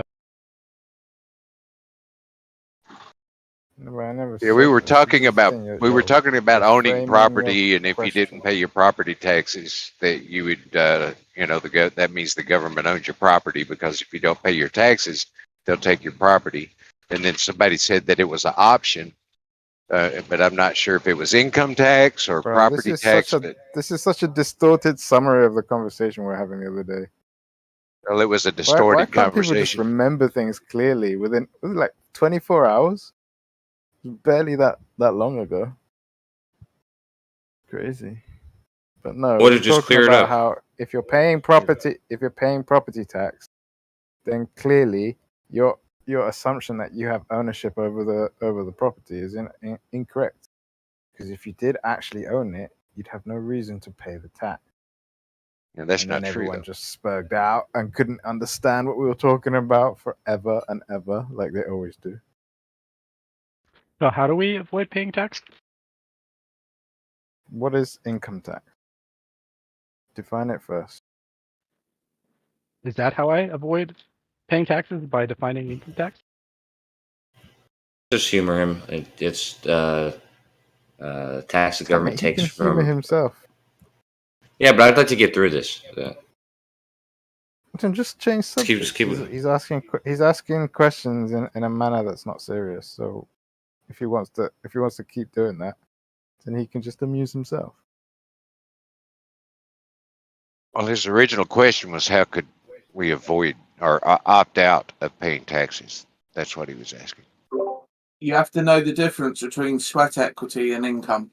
And once you know that, then you'll understand. Also, it was never ratified. That's another factor you can look into. His name's Joe Bannister. Look him up, IRS agent.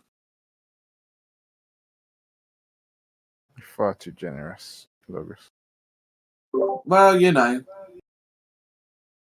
It's not a bad thing. It is what it is.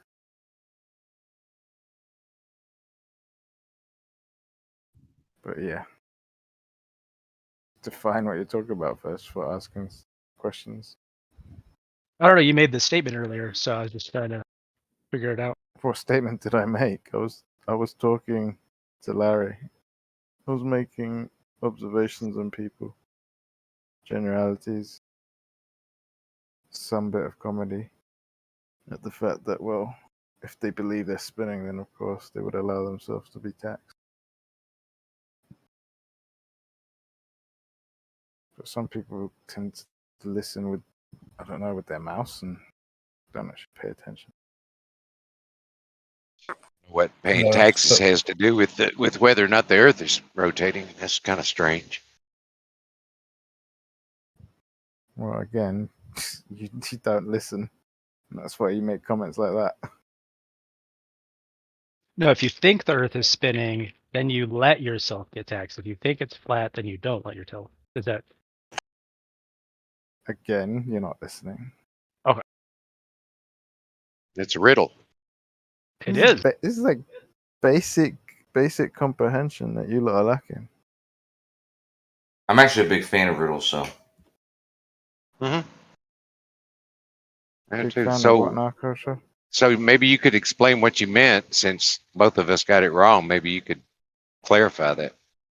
Dude, if you can't listen with the ears that you've been given, then I can't help you. Okay, well, all right then. I literally gave you the answers and you couldn't be asked.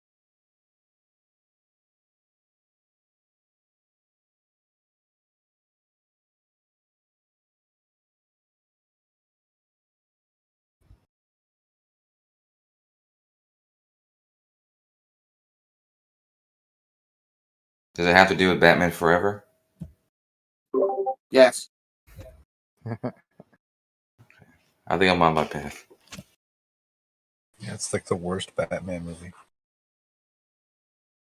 It probably is. Isn't that every Batman? No, movie? Except maybe the Dark Knight. 89 and 91 are the only two good ones. I agree. The Batman is the only good one.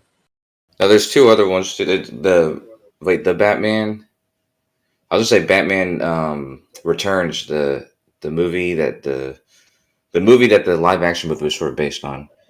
Not Batman Returns. Never mind. That's the one with the Penguin. He's trying to like divert. Some of the DC movies, comic movies, Yeah, are decent. yeah. That's I forget which one. I forget what it was called though. Are you talking about the latest one with the Twilight guy?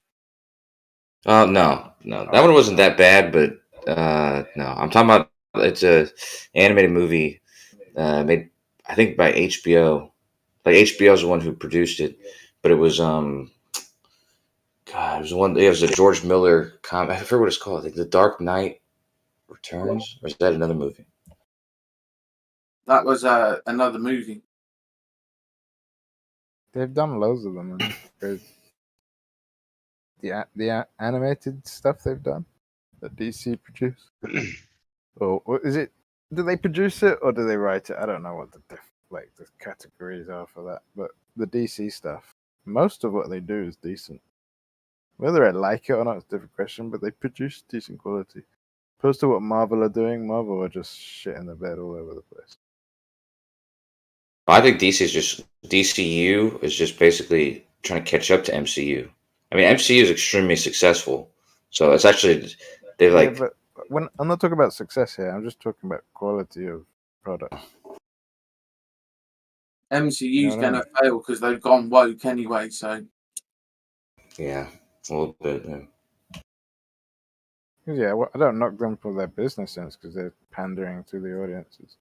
But in terms of the kind of quality of movies and output, especially with the animated stuff that DC does, it always just seems like it's well done.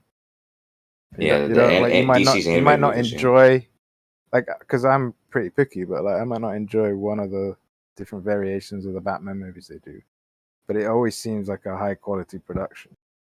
Whereas even from the live action stuff or whatever you call it, with the Marvel stuff that they released in the last 3 or 4 years, man, it's crap. Well, the other one, the writing's bad. Even some of the continuity's bad, all sorts of stuff. But sorry, go ahead. No, I was going to say because the other movie I was going to mention, which is actually a good one, but it's also animated, was the Batman Mask of the Phantasm. I was that about came out in the 90s. That one's old though.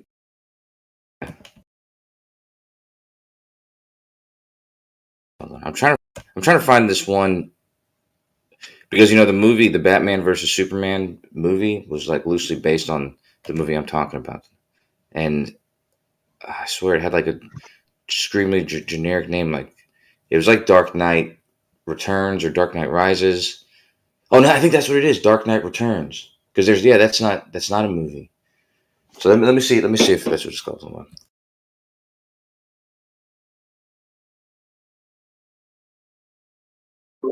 Another really good one, which hopefully never gets turned into live action in these times, is obviously Batman Beyond. Oh yeah, It's a really good one.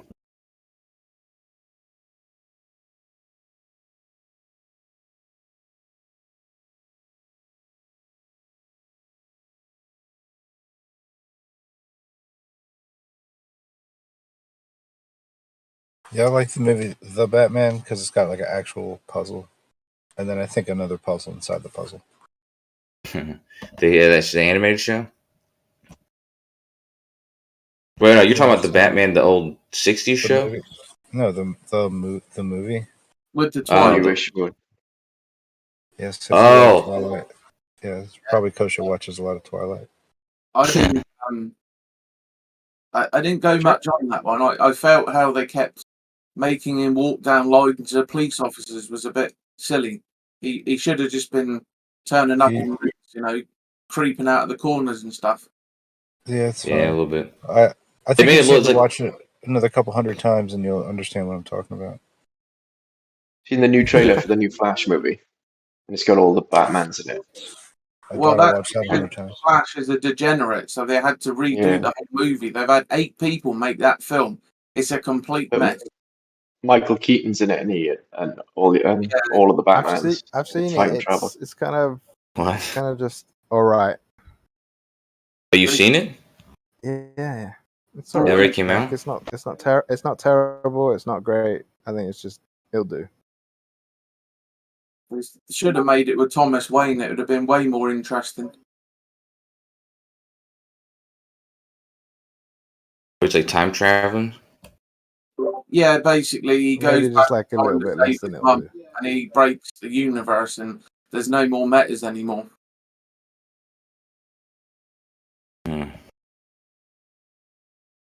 But because that actor turned out to be a complete mental case, they had to rework it, and they kept bringing in new people and just throwing stuff at the wall and seeing what works. Damn. You said What, you liked did it, people Elijah? not want to work with him anymore? No, I'm like, in terms of the stuff that's been produced in that genre, it's like it's not terrible, it's not great, it's maybe just below average. Yeah, they can't work with that actor anymore, which means Okay. that's kind of messed everything up. But they brought over James Gunn because of his success. I've got a thought, or how like an experiment of the mind, perhaps. You know how they used to do the Batman stuff with the pows and the bangs and all that stuff, and they would write it in the air, all that silly stuff. Yeah. Do you reckon they could unironically bring that back and make it good? Yeah, I think if they did it a little bit, They got to use Kablam. the way they Kablam! actually did it, yeah, kablooey. Like a modern version of that isn't like a satire or isn't a joke, and just like they're fully serious. I think if they could do that well, that'd be a fun movie to watch. I still think the best comic book stuff I've ever seen was Bat in the Sun. I still think the YouTube channel. I think they respect the characters, and I think they portray them exceptionally well. So if you've not seen it, check it out. Bat in the Sun. Those little comments and stuff in the clouds or whatever you were talking about just now, I think would be cool if they if they implemented it in a modern movie, but like within 3D. So like those little symbols just kind of jump out at you, to where maybe the 2D version. Could be a good use. Yeah, of maybe 3D. maybe the 2D version doesn't have it, but the 3D version does. I don't know. Just saying. Yeah. The only problem with 3D is it's like, nobody does it anymore. It was a fad and it died. I don't But know. We maybe still they got could skip the 3. Maybe they could skip the 3D and jump to this new stuff they're doing. This virtual, augmented, whatever, blah blah blah. That'd be cool.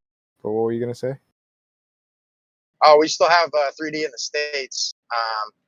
Costs a little bit more, but they don't do it with every movie, of course. But certain movies, yeah. Have you ever done the 4D? Was it 4DX or whatever they call it? You know what I mean? I don't know what you mean. If you know what the Michael Jackson thing is at I think they did it at Disneyland, where you can see like that. It's like a movie in, I don't know, like super 3D. I don't know if you know what I'm talking no, about. no. So what? Over here they have these 4DX theaters or screens, and what it is you're basically in like what would you call it?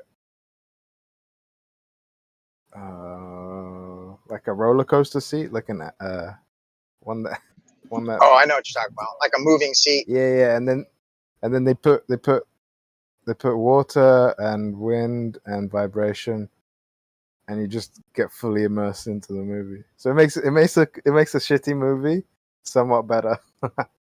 Nice. Because I remember watching the what's it, Assassin's Creed movie, which is kind of, you know, they tried but they didn't try enough, even though they had Fassbender in it.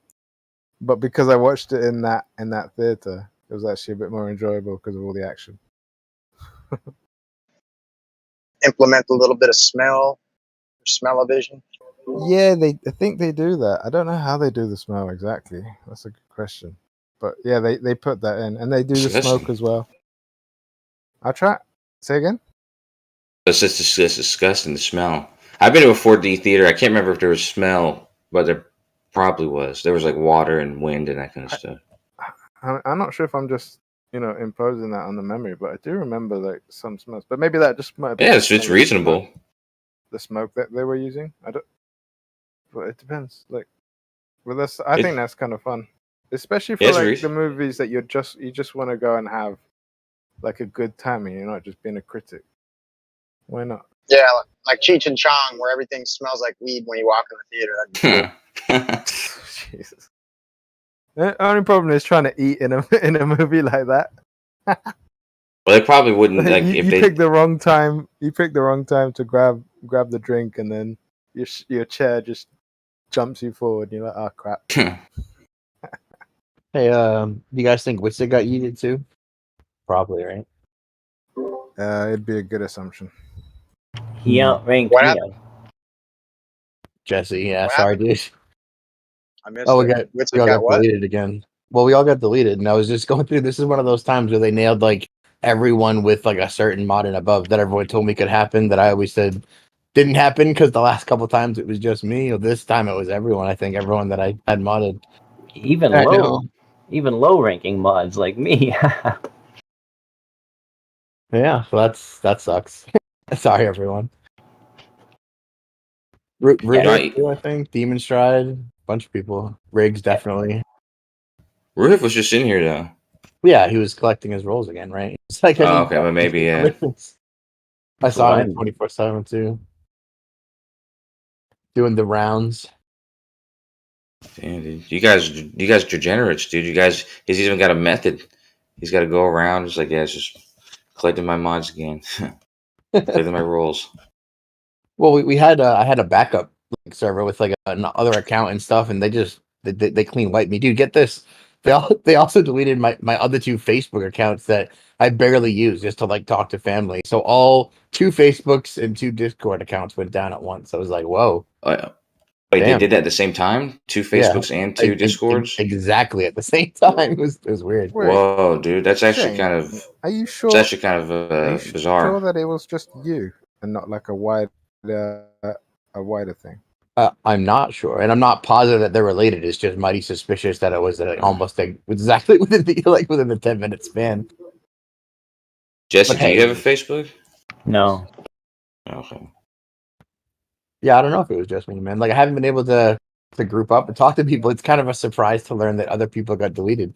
I'm used to just me being deleted and then me doing this routine where I go collect all the stuff and rebuild and off we go. Bro, I have had 47 Facebook accounts banned. Nice. I've had 24 YouTubes and like 12 Facebooks, so we're definitely on the right track. That's why I stopped using Facebook about a couple of years ago, man. I'm not using it. I've not got no social media whatsoever anymore. There's no You didn't point. I want to just go get for the banned. 5-0? Well, I'm not a big fan of Facebook. I You literally didn't- kept it to like message my aunt and stuff, right? Like just basic stuff. And they were like, "No, you can't even have that." What, like you couldn't just call her? I mean, I guess, but aunts on, families on Facebook still, them people. It's a good place to collect your aunts. That's why I told you not make me a mod because I've been wiped by that about 4 times. Yeah, but everyone kept telling me that, and I was like, "Nah, you guys are crazy." The last 3 times they just deleted me. You got nothing to worry about. I'm gonna mod you anyway. And then I was like, "Oh shit, you were right. They do that, I guess, when they super hate you." Yeah, I don't want to stay on it too long, but I was just curious. Well, what do you think was like the culprit? Like, what was the purpose of them doing that? To What affect. evidence does he use? I don't know. I mean, we speculate wildly every time as to what we think it was, and then we go on as if it was ever substantiated. But we'll never know, honestly. Did you talk about the ones you're not allowed to talk about? Yep. I did. That's why I got banned a lot of the times. Yeah, but we didn't text about it. Well, maybe somebody did. I don't know. Honestly, I went to bed, so it could have been people leaving a trail like that in the text chat, which is stupid.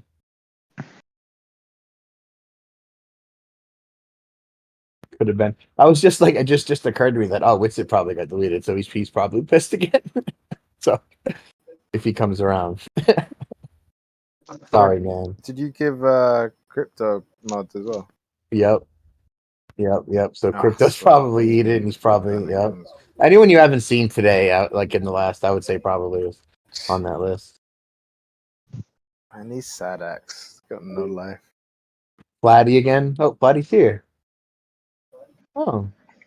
Can you do me a favor and make Zanuck a mod next?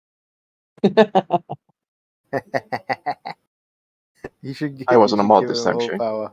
I was just thinking, dude. I don't think I actually modded you because you left and came back. Nah, I didn't know which account ik you were ging on. back the other day. No. Yeah, zit ik ook I never got around to it. So yeah, you're welcome. Thanks, man. Worked out well.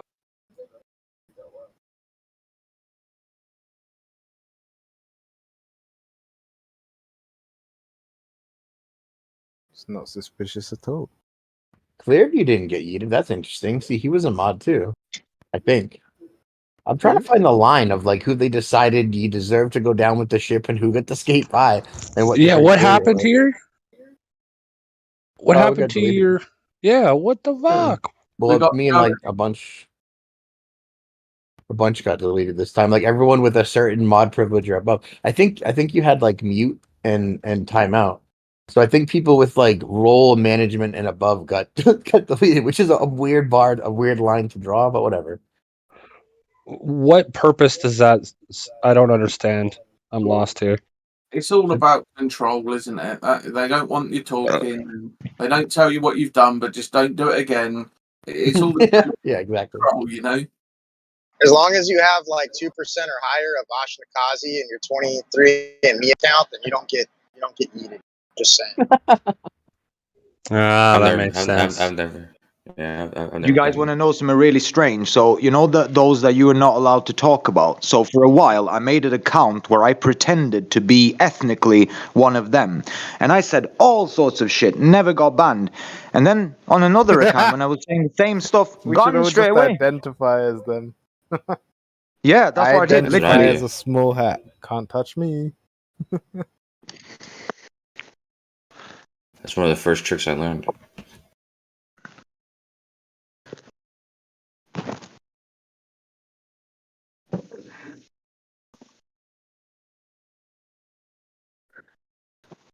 Well, another Hey, one you know- bites the dust, I guess. Yeah, no, I don't want to kill the big steam by talking about it. It just seems like I guess I'm used to it by now. But I'm especially sorry to everyone else who got caught in it this time. Have you got a new server spooled up? No. You should be good at it by now. Yeah, well, we had backups on backups, but like they deleted them all. So I'm trying to figure out if we should have a backup to restore or if we're gonna build it. So I'm just taking a day. Well, to let... Ah, a little How did they helpful delete the advice. backup? Your next backup account, maybe you shouldn't be the owner to it. Like let some unbiased third party person have the ownership to it that you trust. Yeah, that's a good idea. But like one of the times I made like a total alt account that I didn't even use that I accessed with a VPN that I made the owner, and that went down too. So I don't know. Yeah, just What, did you use your same name or what? No. How do they know then? I have no idea.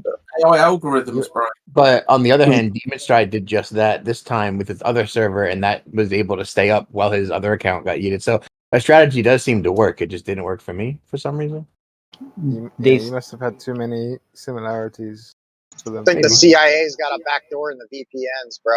It's probably what happened. That's they a scary put thought.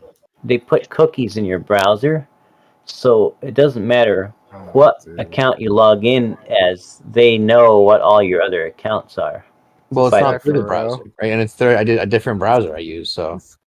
Oh, okay. This is such an amateur response. What can I ask you guys? Sorry, I'm what is it that's got deleted? Well, you never really know. They just cite like one vague part of the rules that you may have broken, and then that's the last you hear.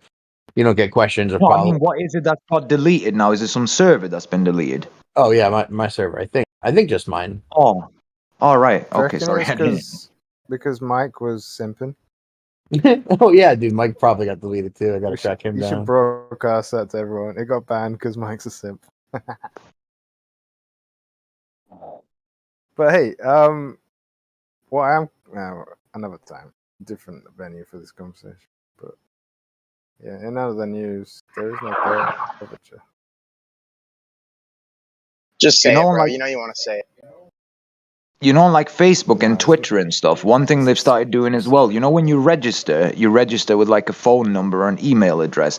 They've started doing this thing as well where they'll ban that email address or that phone number so you can't register anywhere. And I've noticed as well that if you get banned on, say, like Facebook or somewhere, and you try to use that phone number to register somewhere else, it could extend to there as well. So I don't know if they're building like a profile or something, a database of quote unquote troublemakers or whatever you want to call it. Like a social credit score. Oh, they Yeah, certainly exactly. are. They're certainly doing that.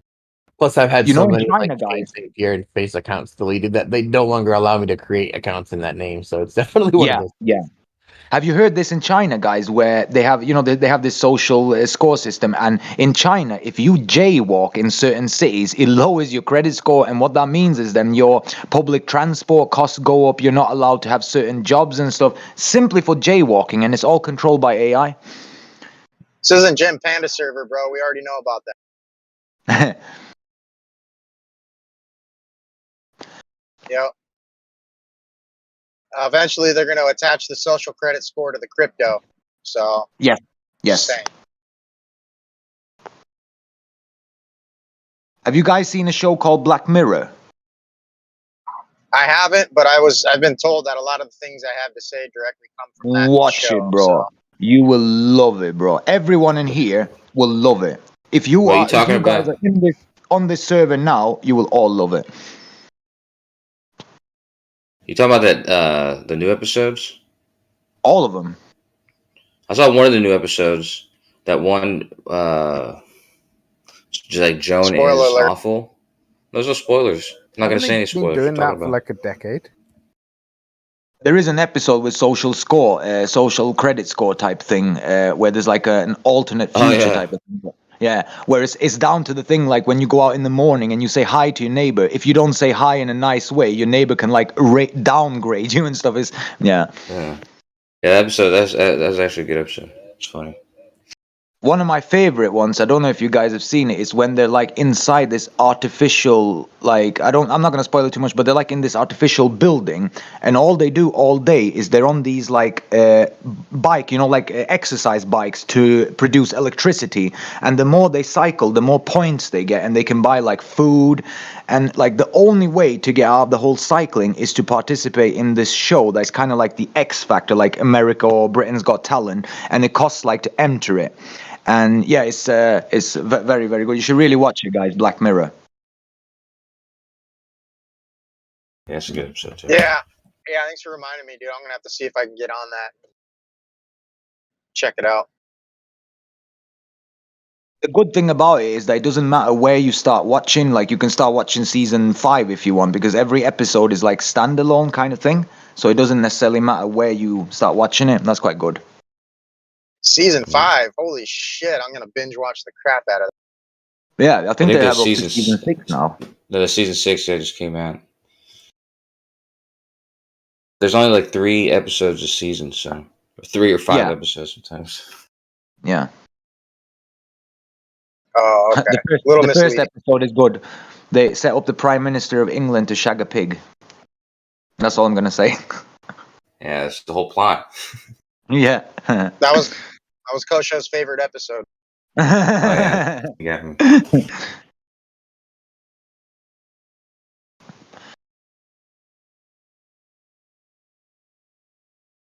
completely kosher.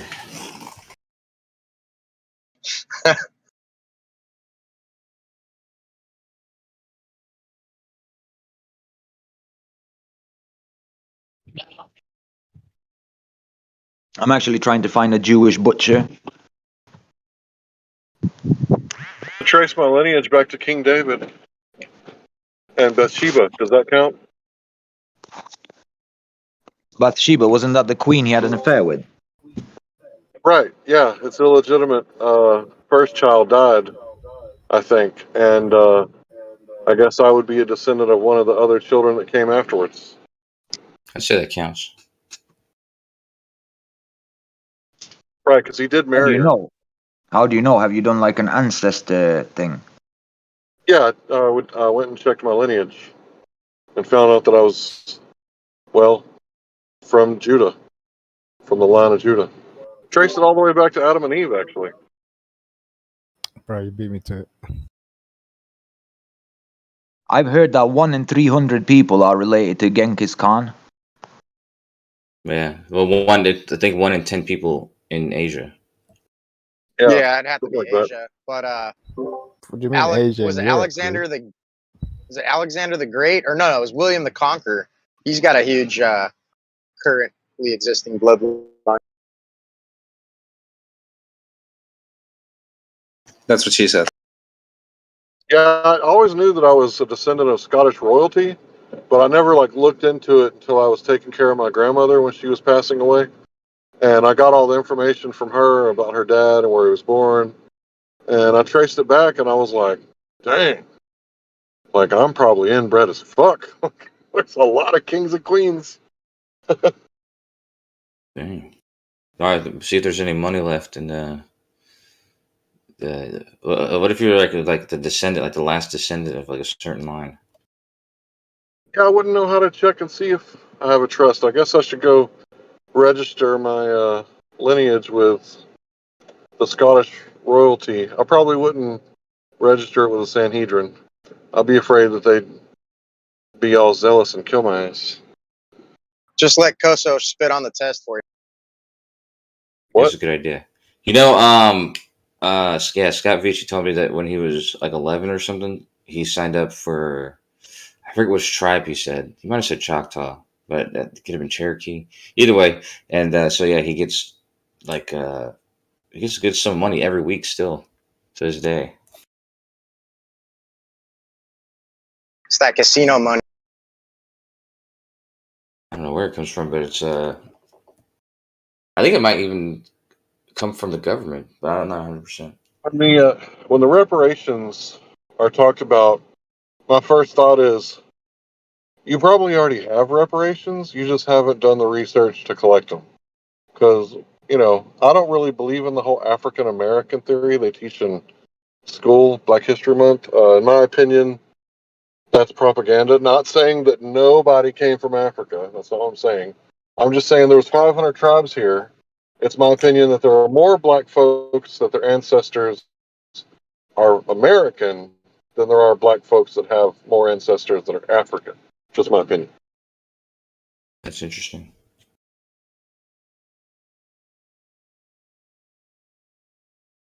Because my grandmother, you could tell when you, my grandmother on the other side, you can tell she's mixed and she's half Irish and half Cherokee. But you can tell by looking at her. And not so much me, right? But her for sure. And then my son has the same mole on her chin that she has. And my dad has the same mole. And I have the same mole. All in the exact same spot, too. Did your grandmother have black hair? Yep, she sure did. Okay.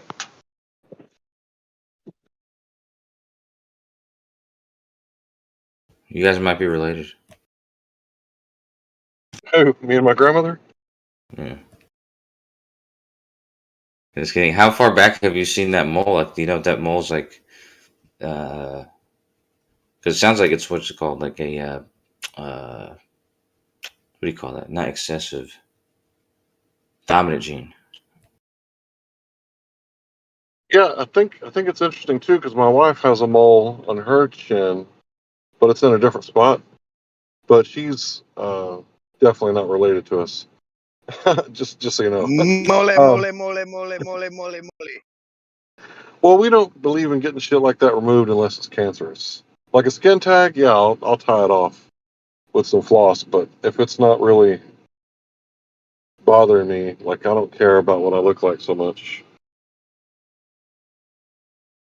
Well, I just want to go back to your theory, just because, yeah, I've had a couple DNA tests done, but one of them was 23andMe, and to be honest with you, a lot of what they told me was already like it didn't contradict what I already knew or whatever. But for instance, on my mom's side, it doesn't just describe, like, most of it is just purely from Africa. That's just based on the DNA, so they can tell based on everybody else's DNA, the people who actually come from Africa, that these genes do come from Africa. But because I thought what you said was interesting, about the red being sort of darker, or people who are claimed to be from Africa are already here. But if that's true, I wouldn't imagine there Sounds be like many of them. stolen valor, bro. Stolen valor. Trying to say you're black, Kosho? Yeah, but my mom is says here completely black. I don't know, bro. I'm not really buying it. I'm checking out the DNA right now. Hold on. This gene it changes all the time.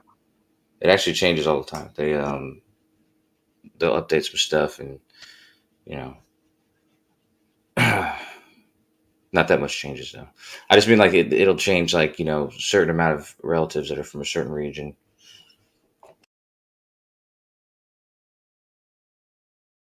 Can you shuck and jive? Sure, yeah, absolutely.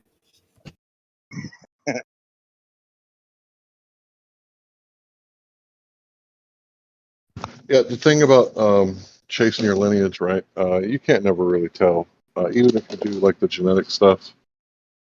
And there's also the milkman your daddy, thing where you don't really know. So I kind of take it with a grain of salt. Result is nice, but the first DNA test I took was because my grandpa told my dad that we were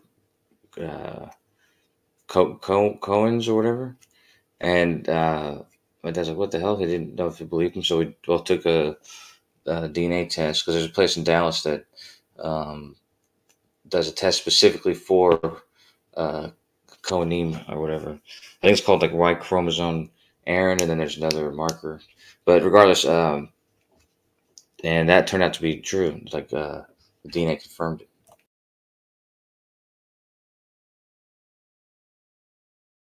It doesn't necessarily mean that. Just means the people who are claimed to be Cohenim, because it technically says it's a line from Aaron, but that they can't exactly prove that.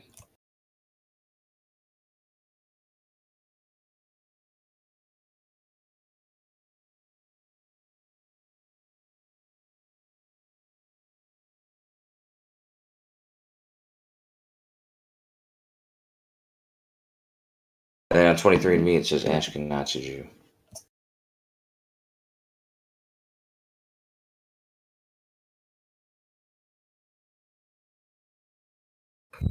The way you pronounce that sounded like you said "ask a Nazi Jew." Ask a Nazi. Why would you ask a Nazi Jew anything? It's been probably a good conversation. Like, you're a Nazi Jew, so tell me, what was it like? Yeah, I mean, there were Nazi Jews, though. Yeah, obviously. She was gonna get nuked as well. Well, no, I'm being serious. I mean, I think there's a store. There's at least one store that, like, someone who was both a Nazi and a Jew. But let me see. There were a few. There were a few, actually. Some actually even in the Nazi leadership had Jewish ancestry, supposedly.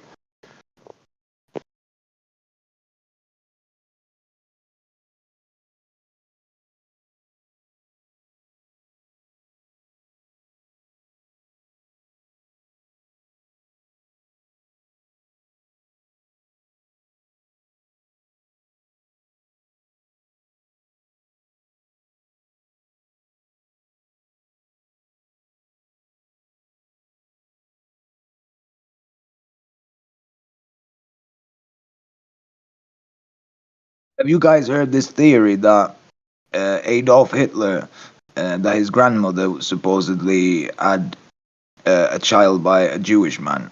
Like that basically Hitler's father was half Jewish. You ever heard this? I've heard it.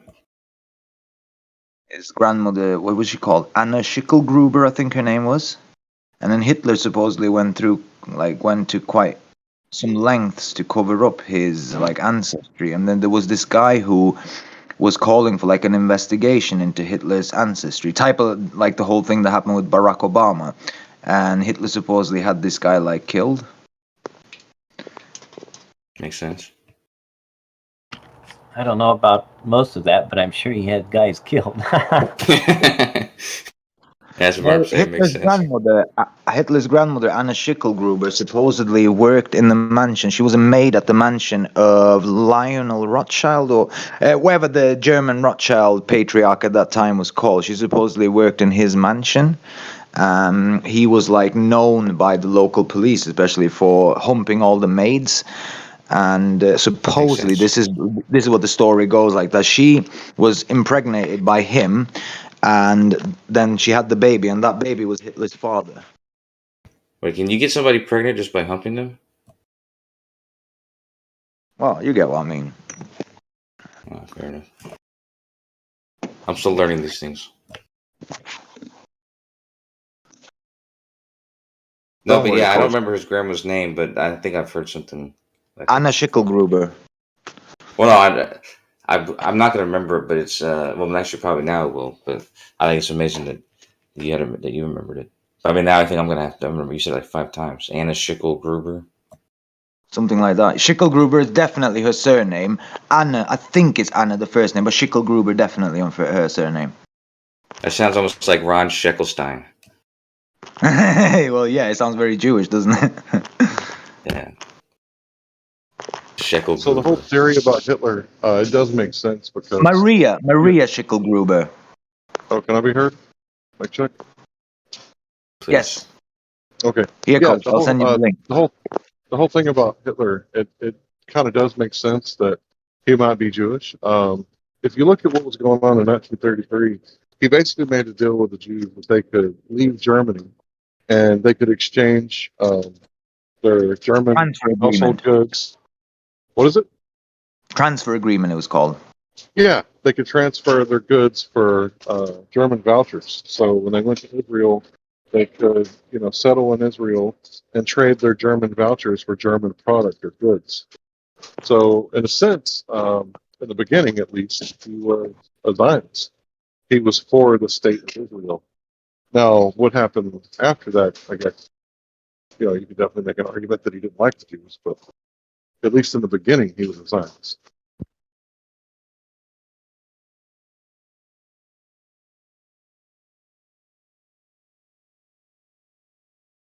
And no way is any of that revisionist. That's actual history. I watched this, read this research of this one guy, this American guy who went to, I think it was Auschwitz, and what he did was he was testing the supposed gas chambers, and what he found was that he couldn't find any traces of cyanide or any kind of gases used at all, and that even the chimney that's on top of that thing was even admitted by the museum curator that it was built after the war. And yeah, basically this guy was saying that there was no gas and stuff left. There were no gasings, the way they say, because it couldn't have happened. Because the gas chambers where it supposedly happened, they're not airtight. They're not all the lights and stuff are not spark proof, because cyanide gas is very highly explosive. So it's it basically couldn't have happened, he says. And it's all scientific research that he's got. It's very interesting. I forgot what he's called now. Sounds fascinating.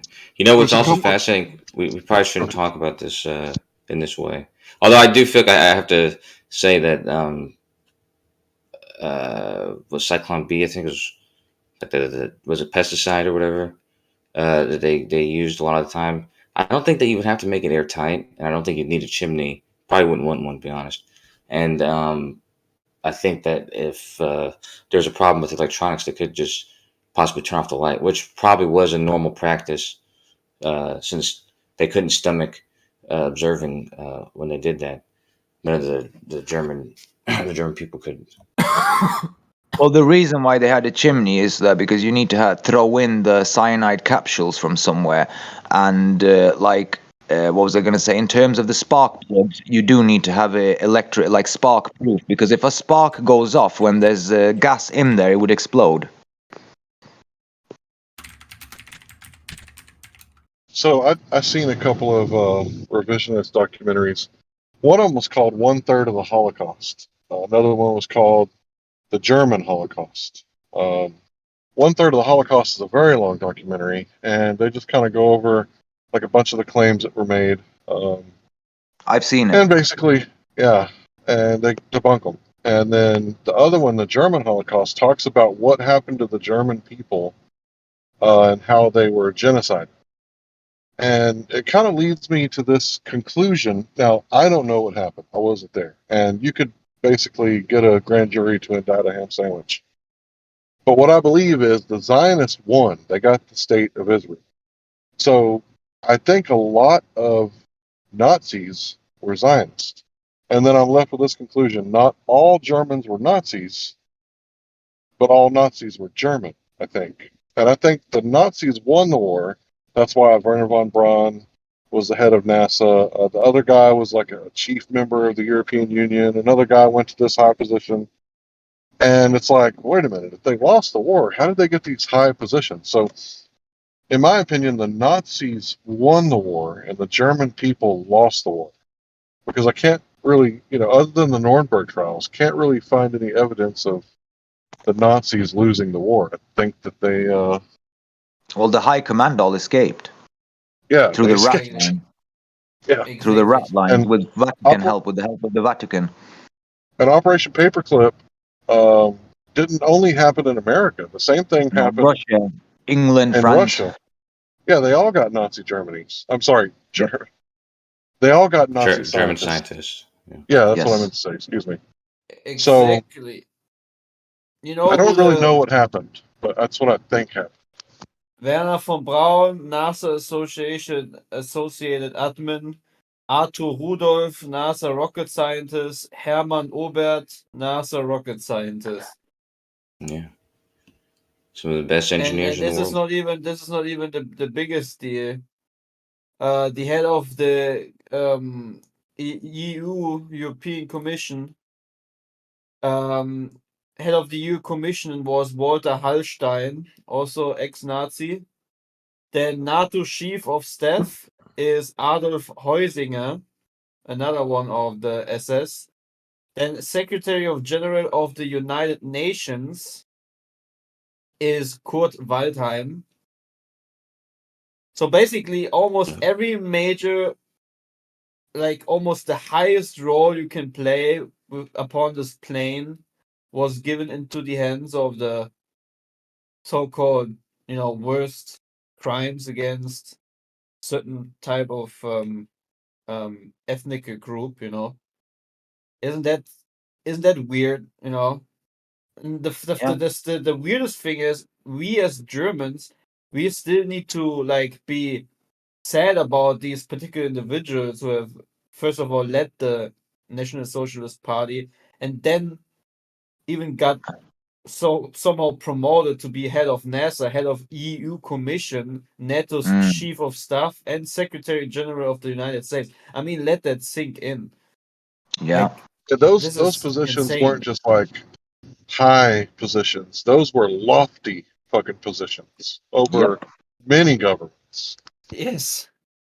And all the Exactly. American businesses were doing, like all the American companies that were doing business with the Nazis as well. I heard a quote in a documentary that I really liked. They said that the Nazi Germany, the whole Nazi thing, was the first time in history that the world elite had enough money to hire a whole country to do their dirty work. I think that was a very good quote. Sure, And it's insane how people still defend this, like there's nothing to defend about. It's just actually very disgusting. Like they managed to destroy a whole culture and country, and what they then even did is infiltrate everything else, that we're now up to the point where people are literally brainwashed into believing that they're on a spinning, wobbling to the ball and that there is no creator. I mean, it's like the ultimate, like the ultimate thing, you know. It just all played out for them. If you're an occult sociopath and you want to completely brainwash the whole world, you're gonna create televisions. How long is this gonna be? You're gonna invent radios.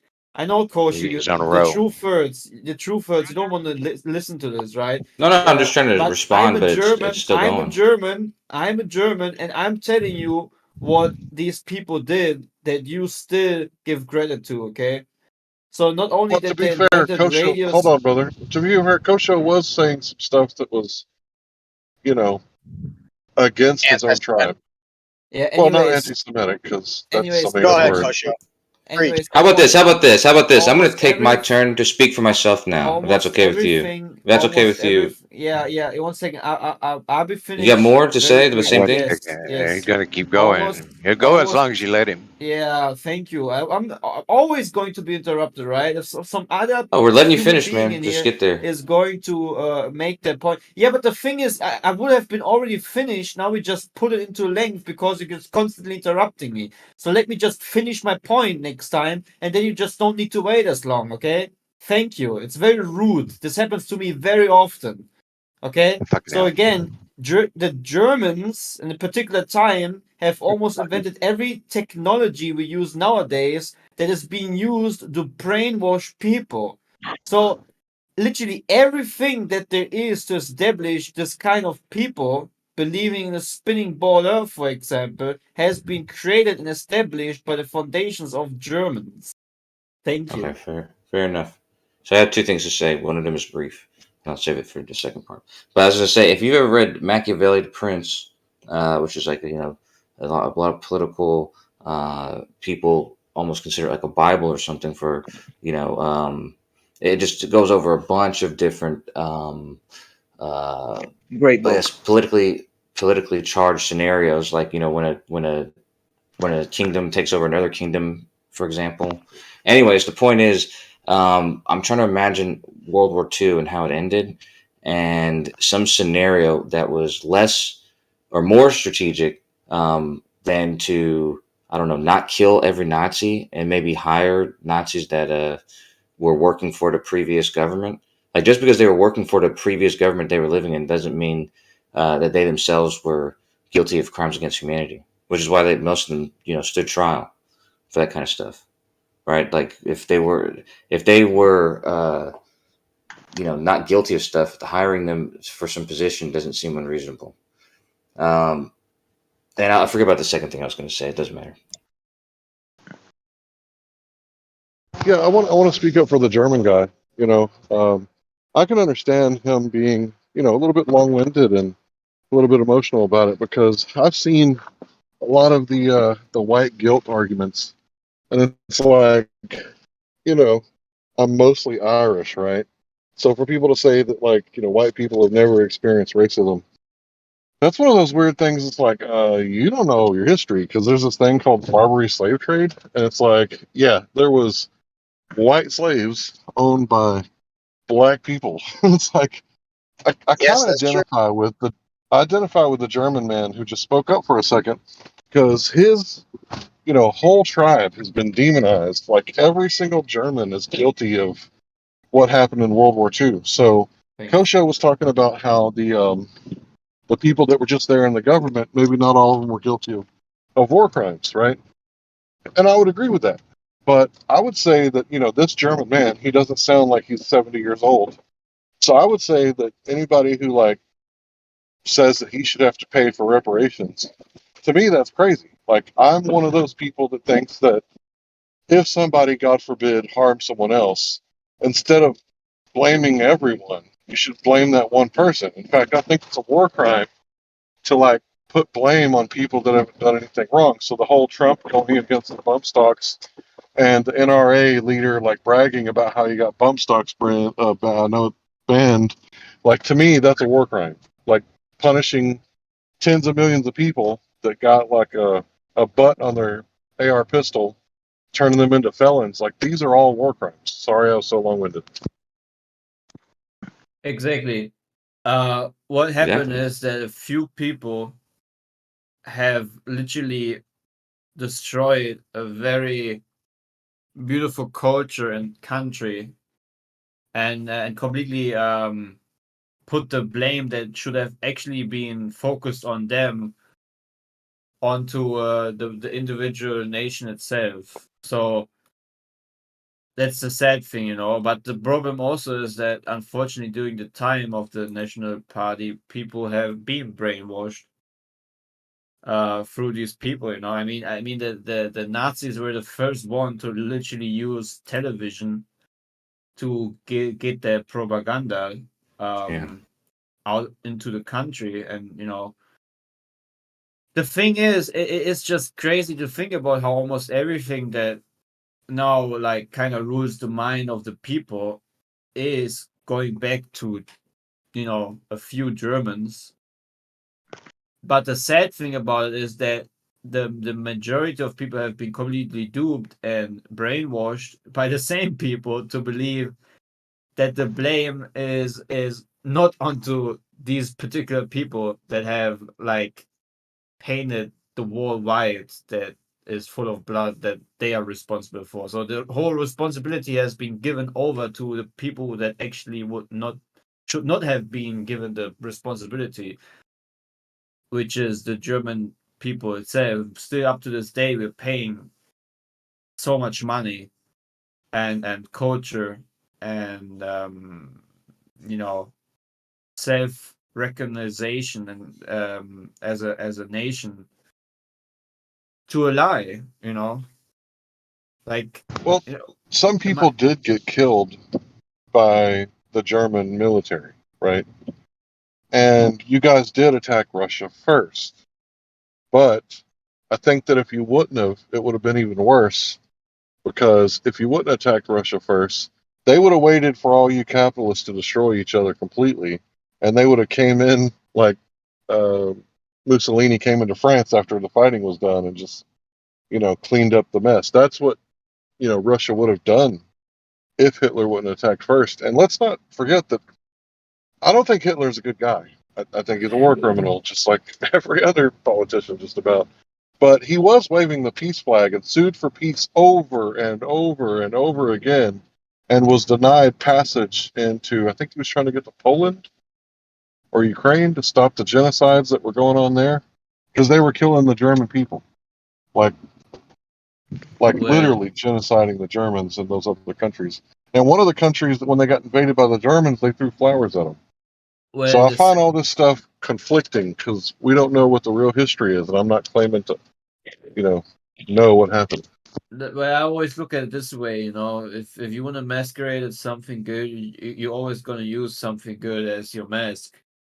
But when it comes to the very inner core foundations of your achievements and goals, is where you actually find out what this person is. And if you look at the connections between Hitler's book Mein Kampf and the very similar text with the book that Aleister Crowley has written, or many books he has written, you will see that during the same time which Aleister Crowley lived and also wrote books, that Hitler was not unaware of occultish things. I mean, let alone remember that Hitler is the person who literally perverted and destroyed the once beautiful, or still in some countries, the swastika. Like literally, what he did is he used occult tactics by twisting the swastika into a different position, which is literally what Satanists nowadays do. That they, or what Satanists in general, or occultists in general do, or alchemists, they use positive signs and symbols, they twist them a bit, pervert them, and then they make a new meaning out of it. And it's literally what we see with the swastika. I mean, if you have been a little bit into the truth movement, you know what the original meaning of the swastika is, right? So, anyways, I mean, call me crazy, but I think that's not a coincidence. He literally knew what he was doing.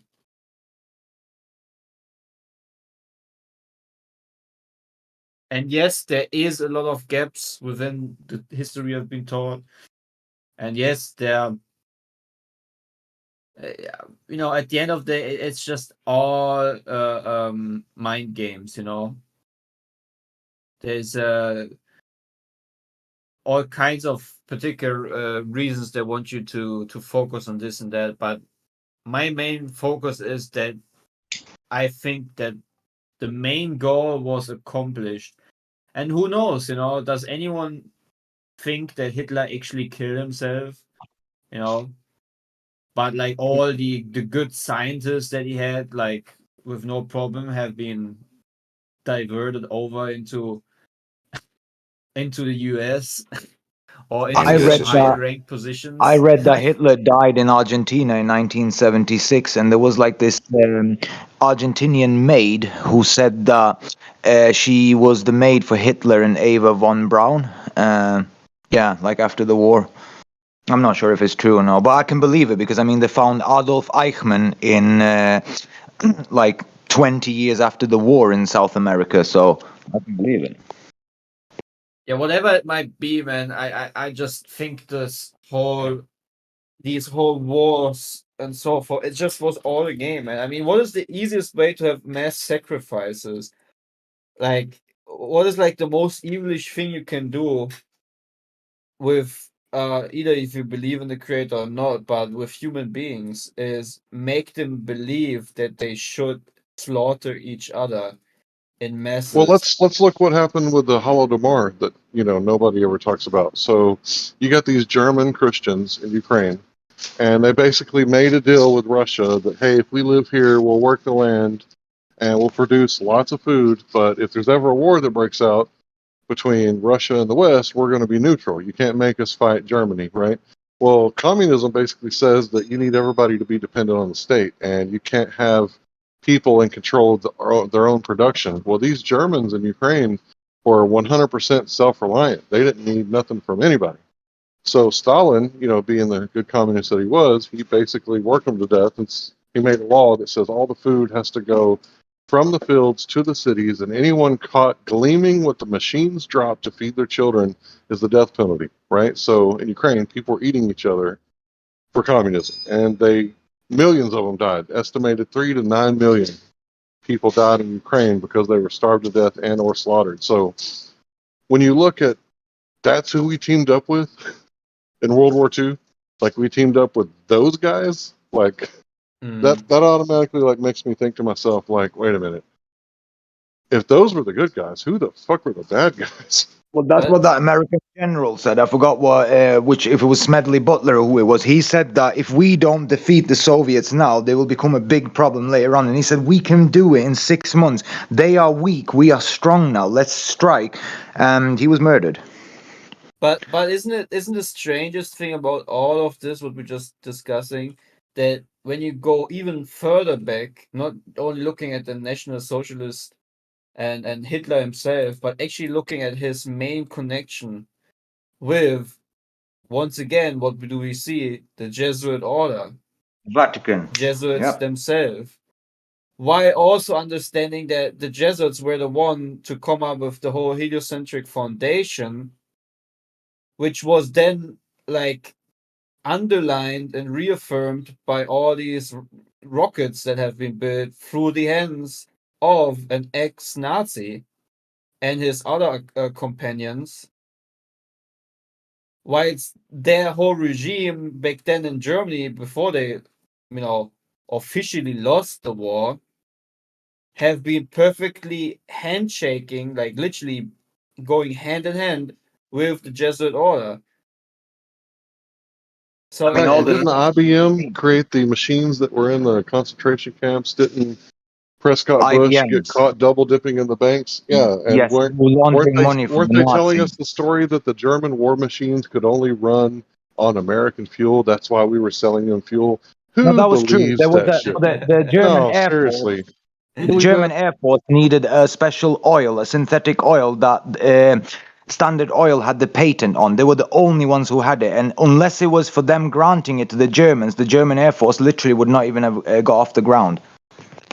So we funded the bombings in London basically. I mean, Yeah. does any of that make sense? Stalin was the good guy. We made sure the Germans had oil for their war machines. When the English fled, and what is it, Dunkirk? Like the Germans didn't shoot them in the back when they were running. Are you serious? Like, does I any of think that make sense? you guys are sort of jumbling a lot of timelines together because it makes sense if you describe it in the correct in the order it went in. Like during the time of when we were still allowed to send material and distributors and companies had businesses all in Germany as well, like Coca-Cola and stuff like that. Before they weren't allowed to do that anymore, they were doing that a great deal, and there was no reason to consider Hitler an enemy, or Germany, Nazi Germany, an enemy to the United States. And actually, during that time, the Soviet Union indeed was the monster that you would have assumed we were going to go to war with, because that's what all the media was pushing. No, never was.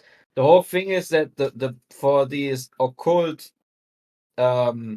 regimes, I might call them, for these very strange people, probably controlled by something we ourselves can't comprehend. Just deceive people. For them, the whole plane that we live upon is mostly like a checkerboard, a game of chess, where there is it's just a game. There is no the only one who loses at the end of the day is the normal folk like us. So what they did is, the most perverted thing is making people rage against each other to slaughter each other. Like literally, I mean, just think about this. Yeah. How crazy Well, I mean, this is. that's Like brothers and sisters. Like my grandpa fought at 3 fronts, and I don't want to know what he experienced, man. I don't want to know what happened there. I unfortunately could have never asked him, but in general, people who have survived World War II, they never really wanted to talk about much. And I think if I remember correctly, my dad also told me that his dad never really talked about the war that much because it's just nothing to be proud of. Yeah, it's a war. Yeah. Yeah, yeah. You said a few things. I'm trying to respond to the first thing you said. No, go ahead. Go ahead. Most of that generation didn't talk about the war, not because of a lack of pride or a lack of shame, but because they were traumatized. Yeah, they call it battle fatigue. One thing that gets me is the war crimes, right? So the women and the children and the old people in Germany, they had like safe cities. Like today we call like Chicago like a sanctuary city. So sanctuary cities go back like thousands of years, right? So if you like accidentally killed somebody in, let's say, ancient Greece, and you didn't get put to death, like you would go to that sanctuary city and you would live there, and they wouldn't like be able to come find you and kill you, right? So it was the same thing going on. What's that? That's nice of them, yeah. Yeah, if you accidentally killed somebody, you don't need to be put to death for it. But still, the people might want to get revenge on you, so you go to that sanctuary city. Well, this sanctuary city is like a well-known thing. And the German people that were like women and children and old people, they went to this and it got firebombed. And the American government did that by reclassifying them. And that's what they did. So the captured German soldiers, they reclassified them, right? Which Instead city? Of, what was the name of the city? I'm not good with names.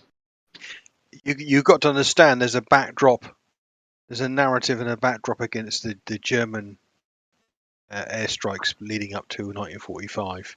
In the UK had the Blitz, which lasted from 1939 until 42, I think it was, or 43, when the Luftwaffe systematically bombed every single city in the UK, including those that weren't involved in military production.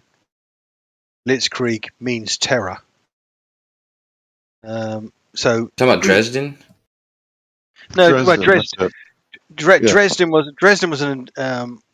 wasn't just a safe harbor for civilians, was it? In the war. I believe they were hitting Nazis civilian bombed targets on Coventry. purpose, which The the Nazi war crime, bombed according Coventry in the UK until there was only one house left in Coventry, and the Nazis actually coined a new term. So when they went to a place and completely destroyed it, they say we Coventryed that place. I mean, Look, I'm not saying they didn't commit war crimes. Please understand, gentlemen. You know, I am not condoning the Nazi regime. Please understand that. No, Both I agree with sides you. did war crimes. You know what you said there about the whole firebombing? I agree 100% with you. And I'll tell you guys something really, really funny. You can find this out yourself. So there was an American company, I forgot which company it was, that sued the American government for bombing their factories in Germany during the war, and they won. It makes sense. I forgot which company it was. the bombing in Dresden was so catastrophic that people on the ground suffocated on some Yes. evenings. There was the fires were so intense they suffocated. Yeah, it's basically bombing the Horrible. eggs to make sure that the German people don't repopulate the area. It's I mean, beyond my comprehension how What? good it men and was women could do it. Yeah, it was that a didn't happen though. it was a communication hub, and it did harbour well over 100 factories and for light industry. So there was an argument that it was a strategic hub for the Germans. It was controversial though, nonetheless. It was Ford, by the way, guy who sued the American government. I posted a link in the chat if you guys want to have a look. It's quite an interesting, funny story. Yeah, Ford did have a very pro-Hitler, anti-Semitic approach. I can't believe I said that word. Well, You know, Ford was an Nazi. anti-Zionist. Yeah, he was a Nazi. It's amazing that his company is still doing as well as it is, but yeah, he was definitely like pro-Hitler, Henry Ford. Haven't you read his book, The International Jew? No. Very good book.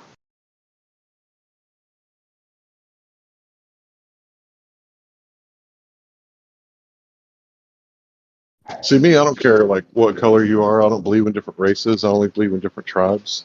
So, for me, I don't care if you're Jewish. If you're an internationalist and you're like against nations, like basically Texas is a state, right? Just like Israel's a state.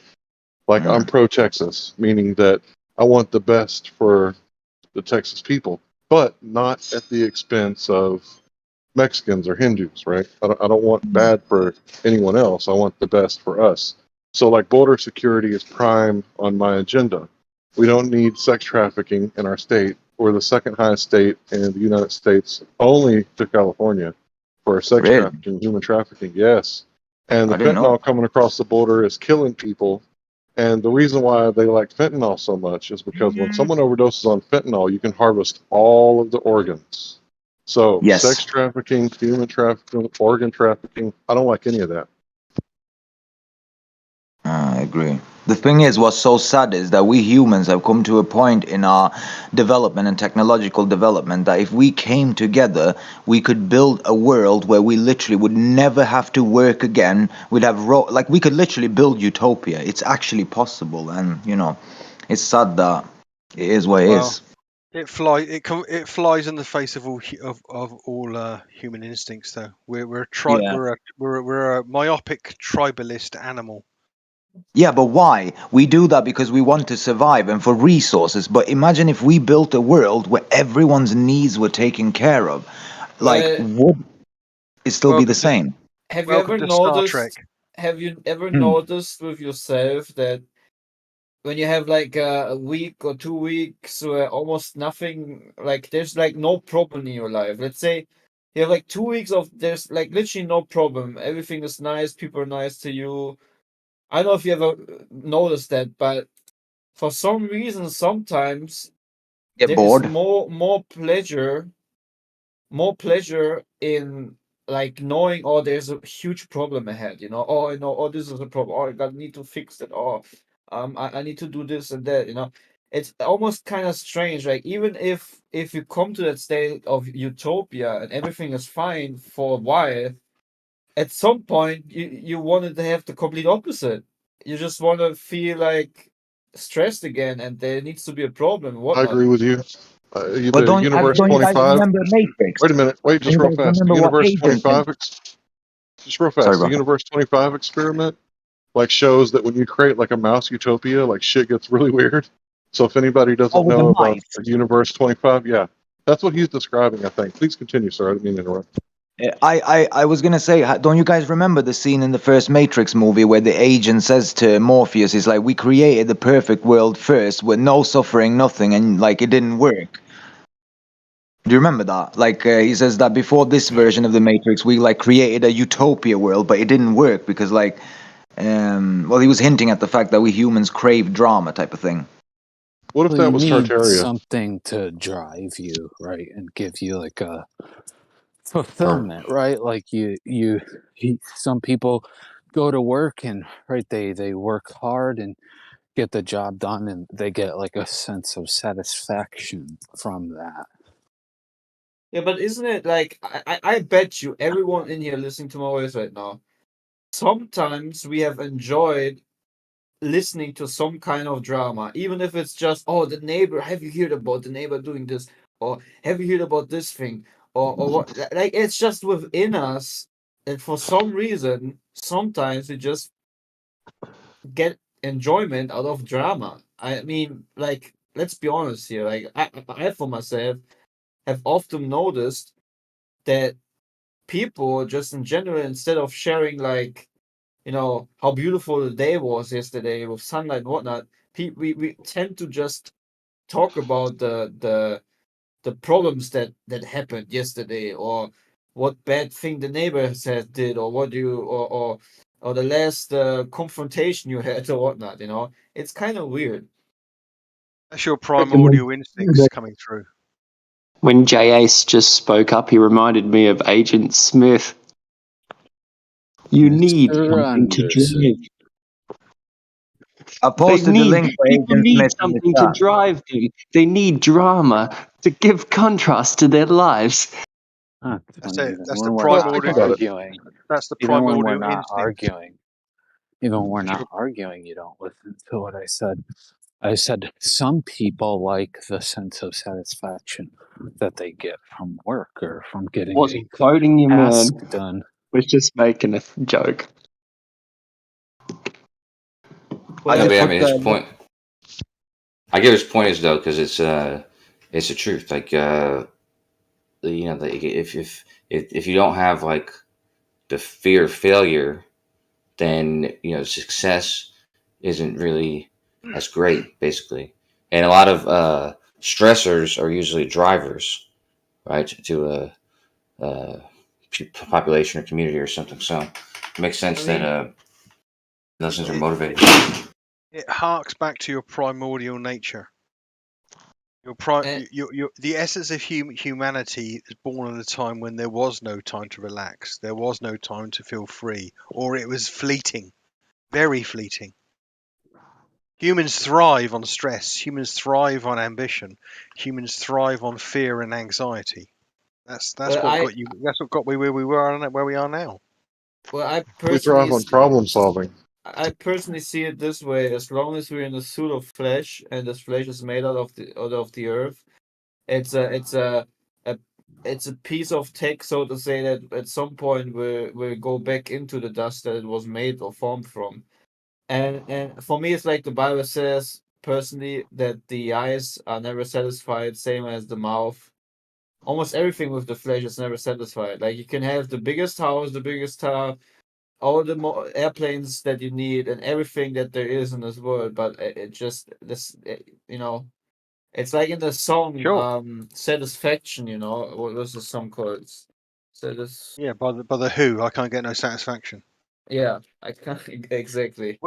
Irrespective of your worldview, your religious Yes. view, or your lack of a religious view, everybody in the world, pretty much, whether they consciously or subconsciously understand it, realize that we're not wired for satisfaction. We're wired to deal with dissatisfaction, disruption, problems, issues, and anxiety. Those are the things that drive us forward. If we're bored, we make problems. I think you're thinking of the Rolling Stones, by the way.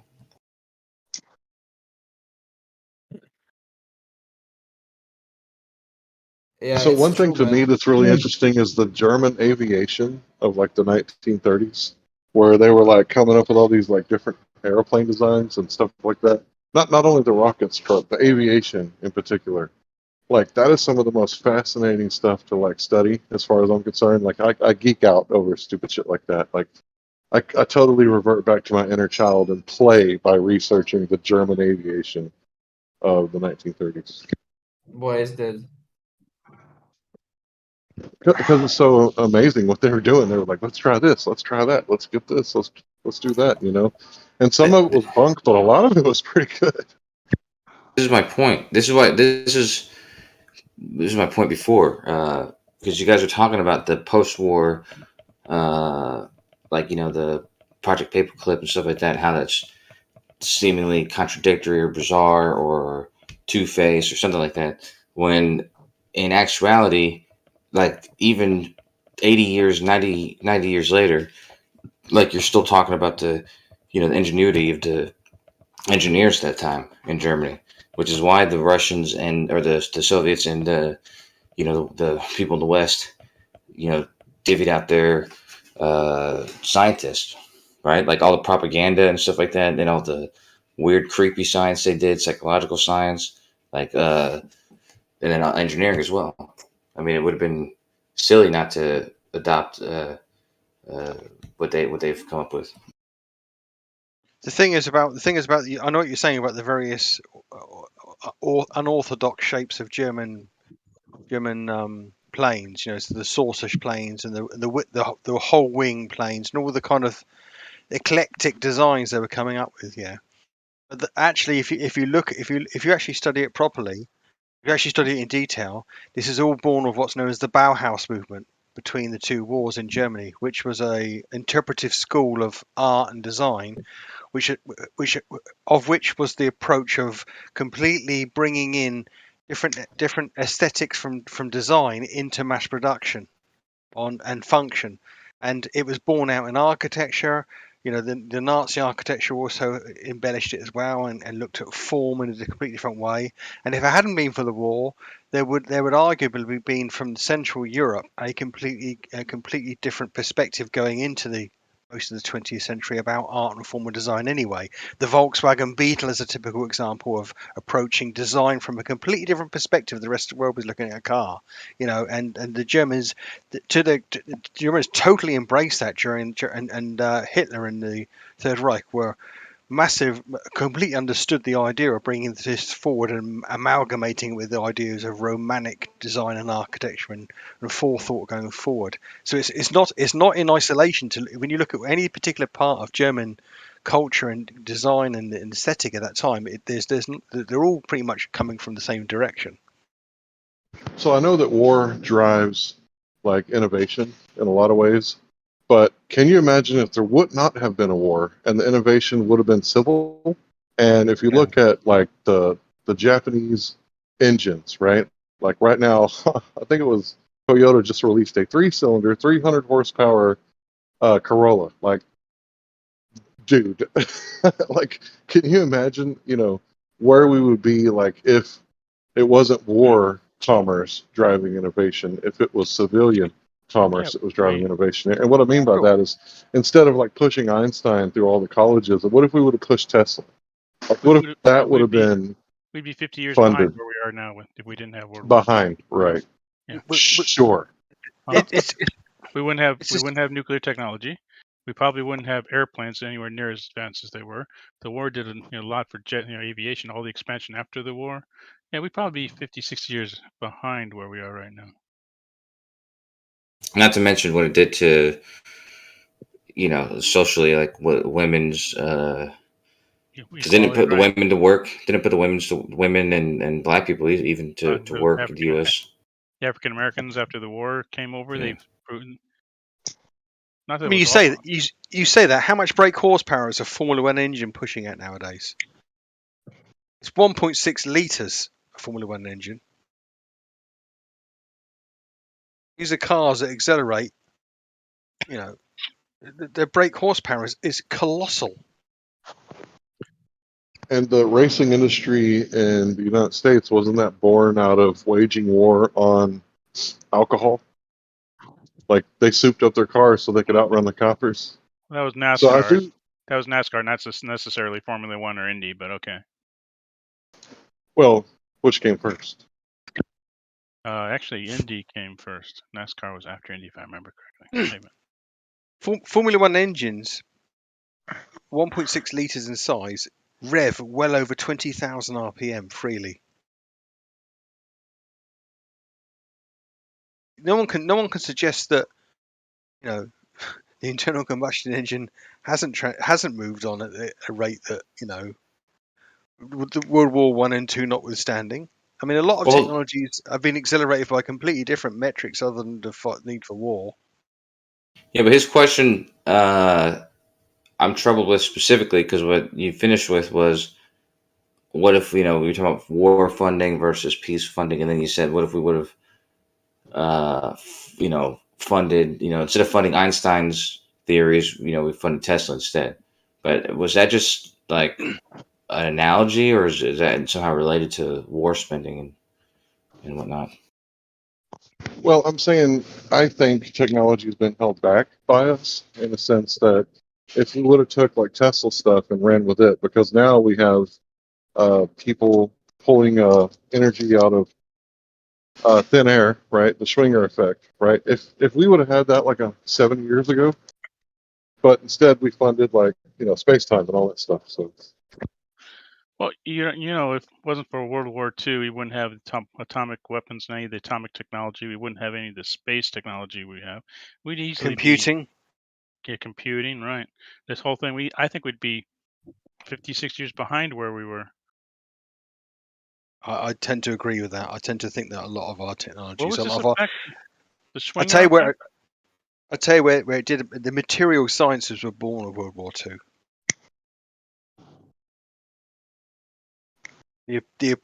The approach that we use in you know, dealing with stress, vibration analysis, torque, all of these sciences, that the disciplines that look at the nature of how materials and how they can scientifically be evaluated and improved upon, that's all come out of avionics, predominantly out of avionics, born in World War II. I mean, I get what you're saying. It may have been a cultural dark shadow. You know, maybe a time when there was a degree of stasis in civilization. Technology, that's a very contentious argument, I think. I led with, I know that war drives innovation. So I'm not discounting that. I'm just saying I wonder what history would have looked like instead of war driving innovation if it was just regular old necessity, right? To be honest with you, I think there was if it hadn't been Germany and it hadn't been the mid 1930s, it would have been probably the Balkans a bit later on, more catastrophically, or it may have been on the Spanish Peninsula a bit later. I think that Europe in some respects was heading towards World War One was a dissatisfaction on every level, and it was going somewhere. It was coming again. Yeah, the peace for World War One. I mean, World War One, World War Two, and it will be seen as one war with 30 years in between them in the future. Yeah, exactly.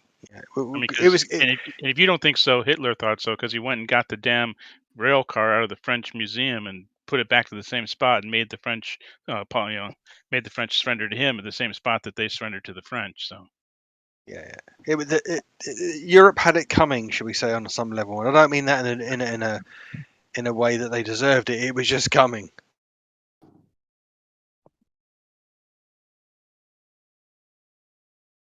If you didn't have the nuclear age, it would have happened somewhere else just as badly. That's easy for you to say that Europe had it coming.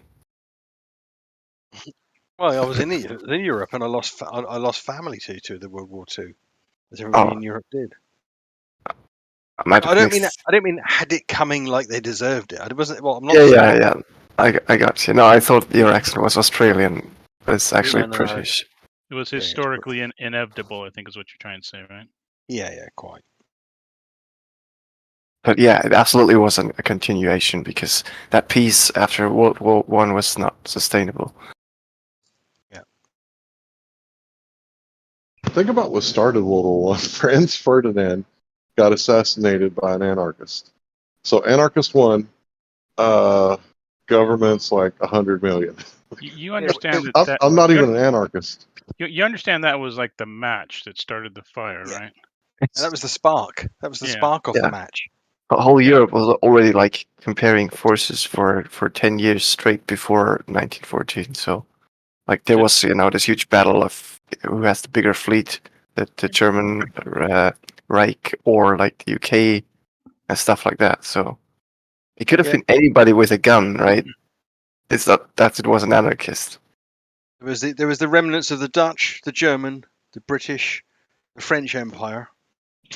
There was numerous wars and skirmishes over those colonial regions. There were still artifacts of war in Europe. There was ententes and agreements and treaties which bound countries with each other to try and coerce a peace by coming up with some localized kind of peace collaboration on defense.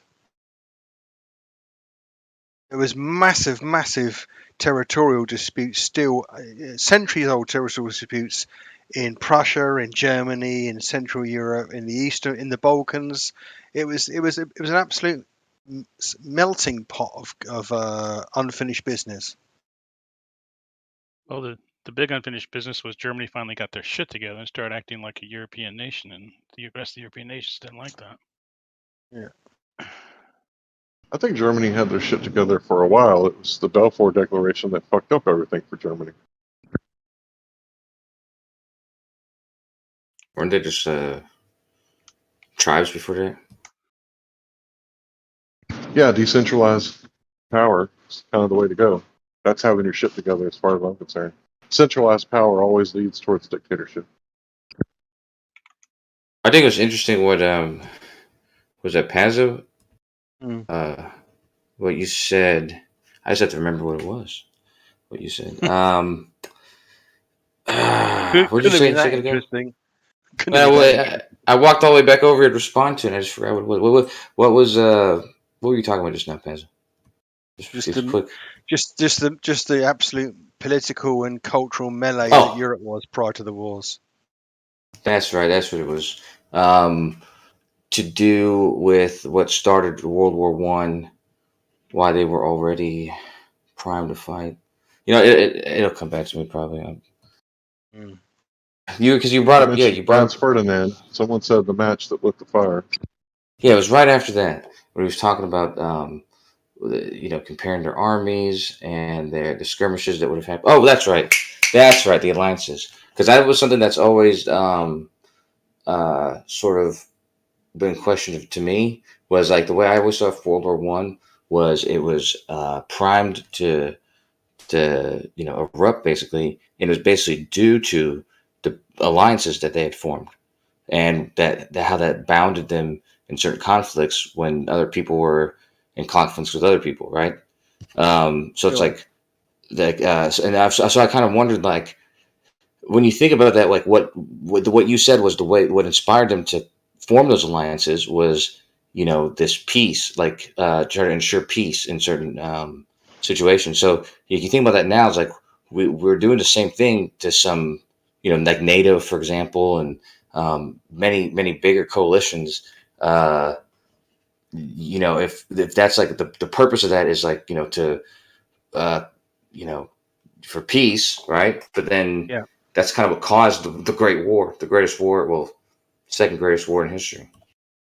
Well, I mean, they say prior to the two wars, the alliances in Europe, going back even to the 17th, 16th century, were all very microscopic in the sense that they usually aligned. They usually aligned on either royal or territorial or empire settlements between countries or triplets of countries, and so there was a fragmentation of lots of these different arrangements in Europe. Modern alliances in Europe are macroscopic. They pretty much do their best to bring everybody in Europe into the fold.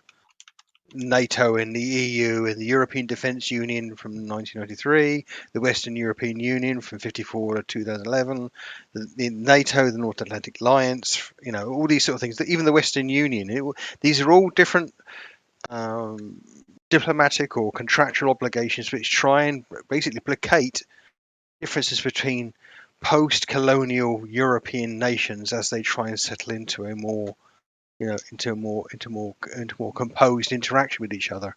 So we live in a completely different world now than we did then, and it's very difficult to imagine what it must have been like back then.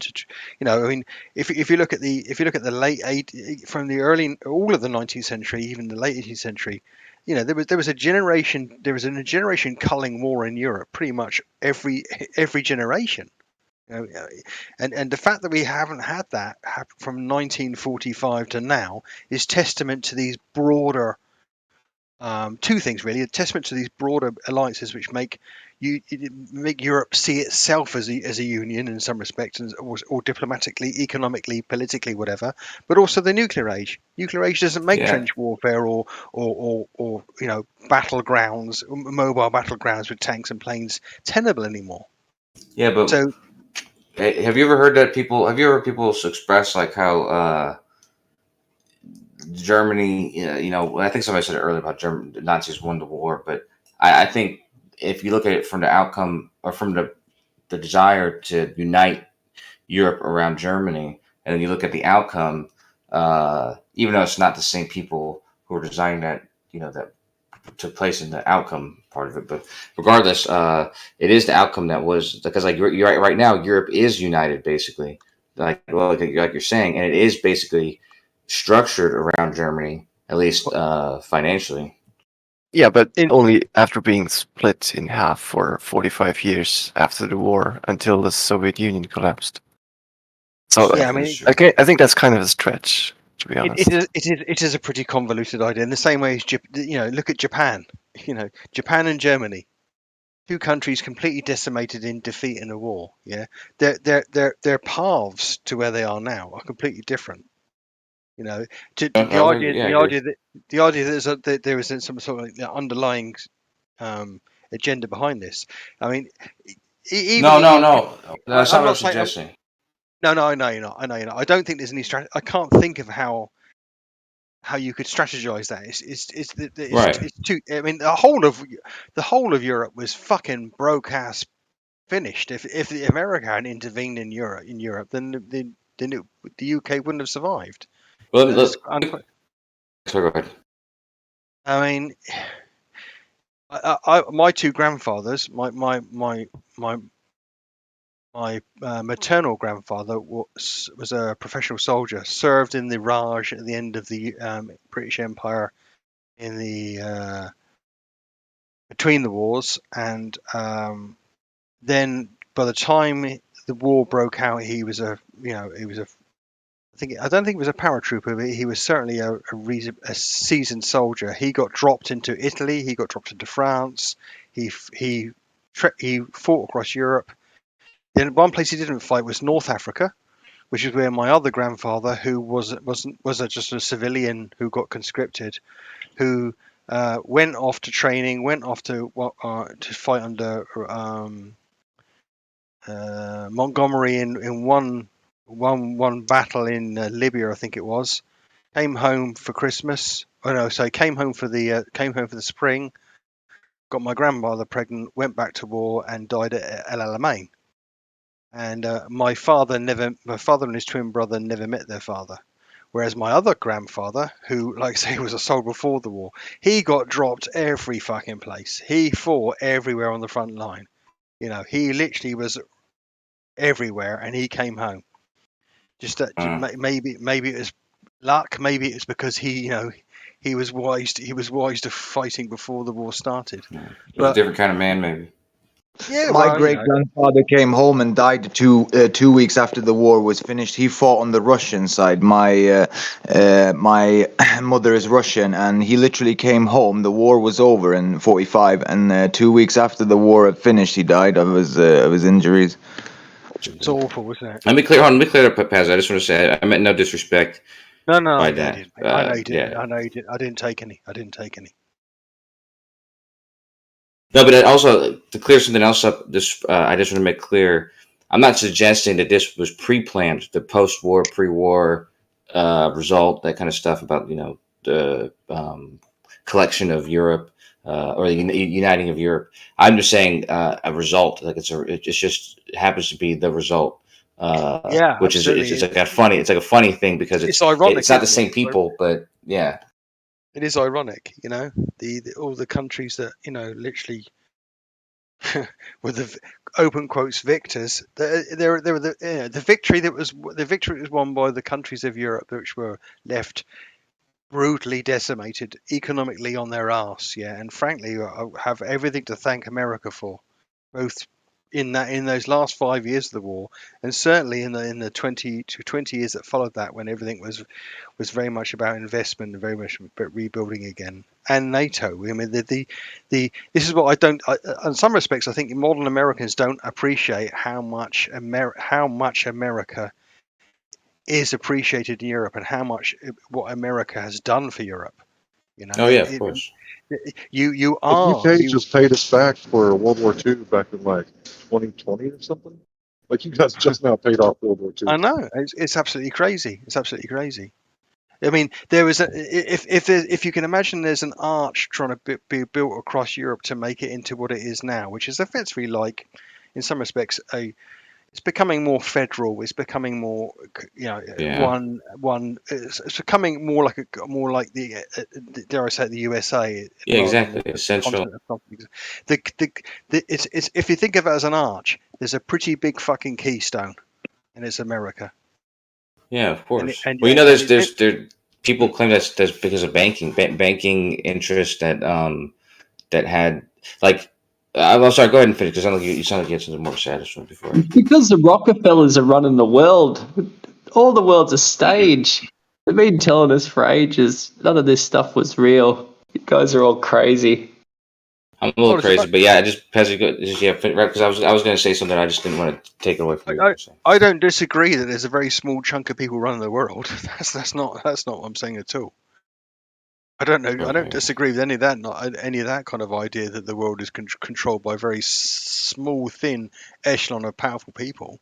That's not what we're discussing here. We're discussing, you know, irrespective of how you see power being absolute and corrupt at the top of the whole stack. There are still nations. There are still international diplomatic interactions that go on. There are still agreements and peace treaties and so forth. And America, irrespective of what is at the top of America, or what is at the top of UK, or you know, all the old empire, all the old pacts, as should we say, yeah.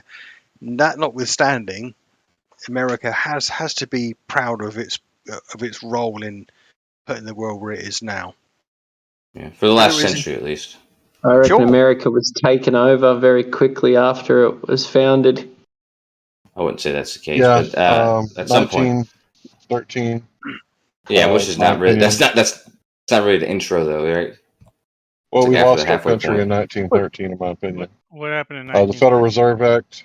Oh, It's not good that Congress doesn't have control over the monetary system. The fact that private banks are in control of that is an outrage, in my opinion. I think we should do away with the Federal Reserve and go back to gold and silver. And I think we're going to find out that BRICS is going to get more and more popular as time goes on. And I think it's going to be very bad for our country to hang on to the system of fiat currency because it never works out historically. It always goes to deflation, and the fact that it's like Forrest Gump, there's coconut shrimp and pineapple shrimp. Well, it's the same with taxes, right? So if we save our money, it's taxed through inflation. If we invest our money, we have capital gains tax, right? If we leave it to our children, there's inheritance tax. And I think if we could just go back to gold and silver and do away with, all the wars that are supporting the Federal Reserve System, we could just, do business the old-fashioned way rather than seeing war as business. We could just do business as business, and we wouldn't have as much blood on our hands, and the rest of the world wouldn't hate us so much. Thanks.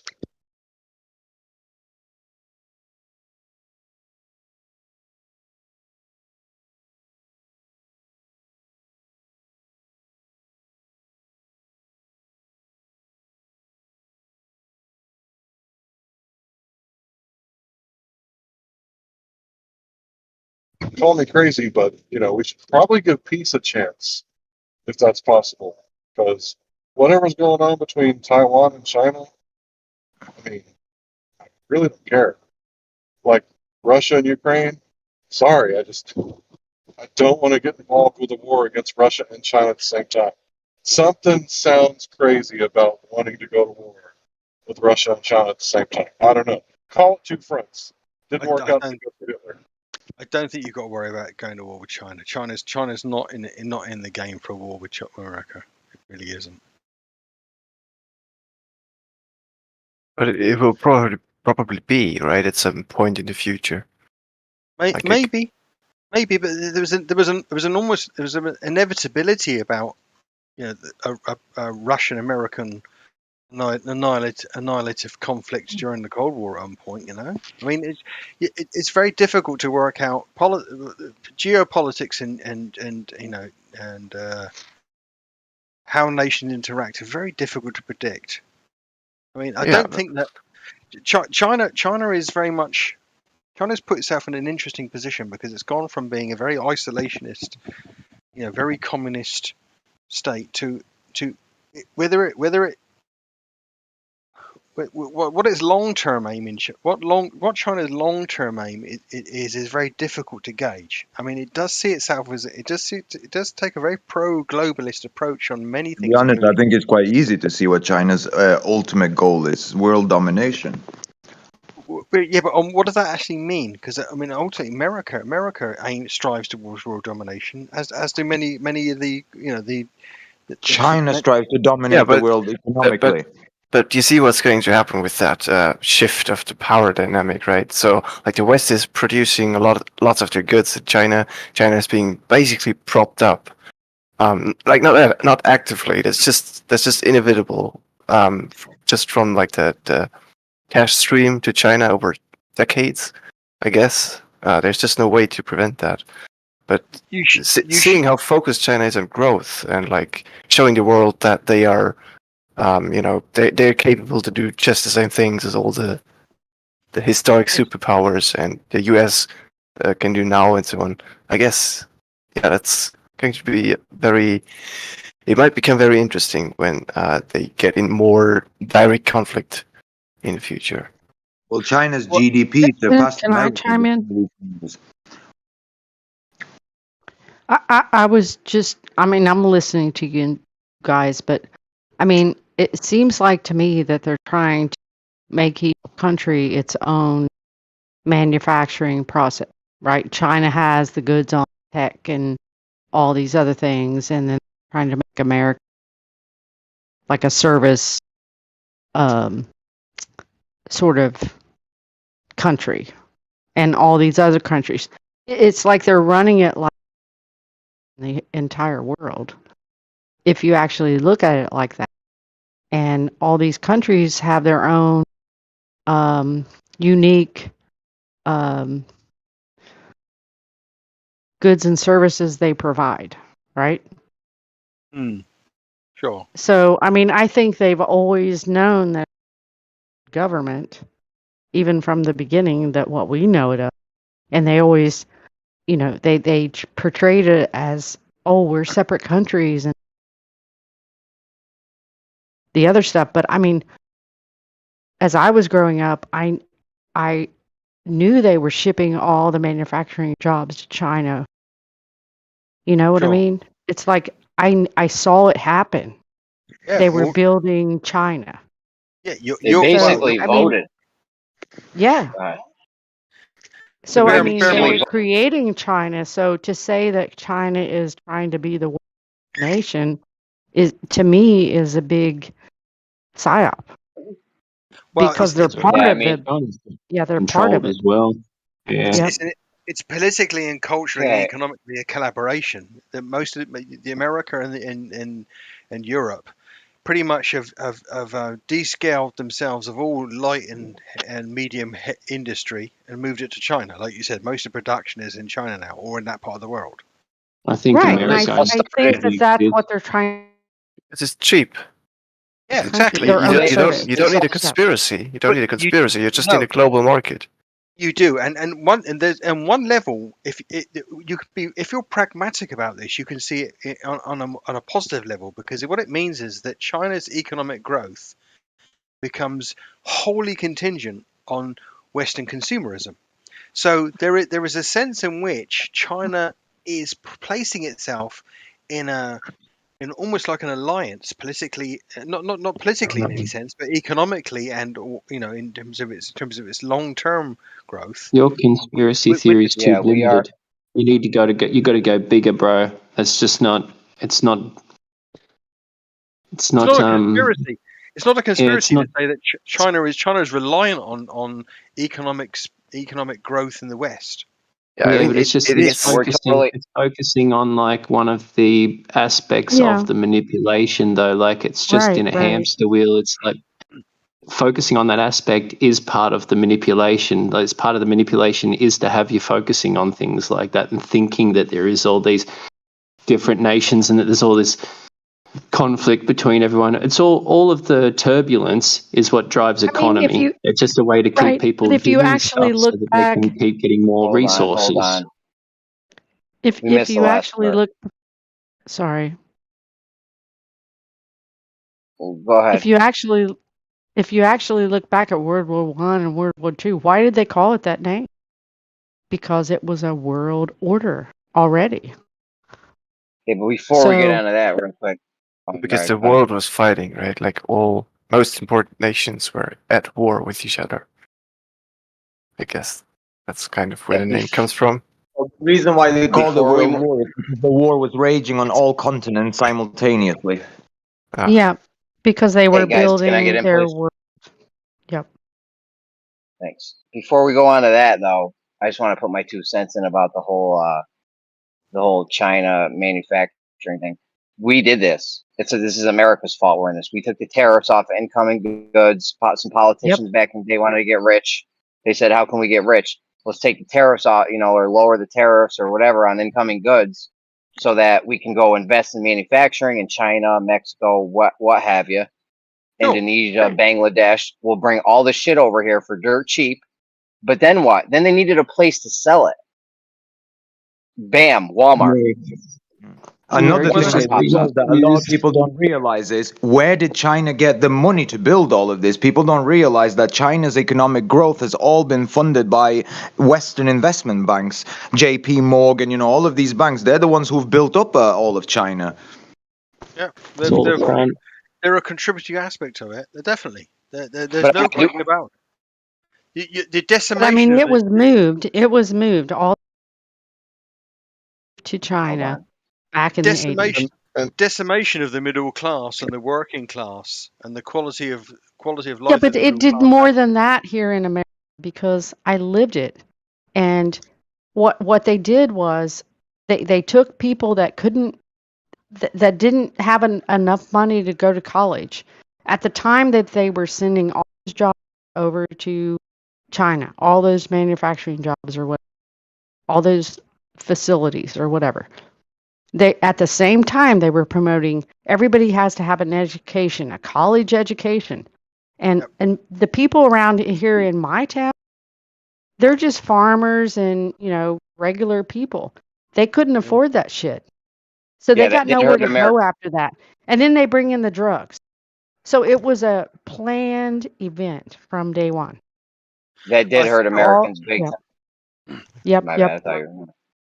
That did hurt America big time, but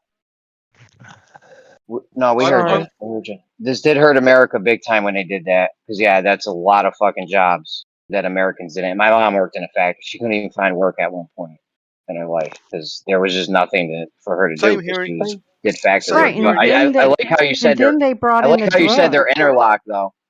I like how you said we're both. Hold on, I'm almost done. I do like what you said about us being interlocked with the East, China and whatever, because they're totally dependent on us just consuming everything they make. If we were to stop, they would also be fucked. So it is kind of a symbiotic relationship we have at this point. It is, and that can't be underestimated.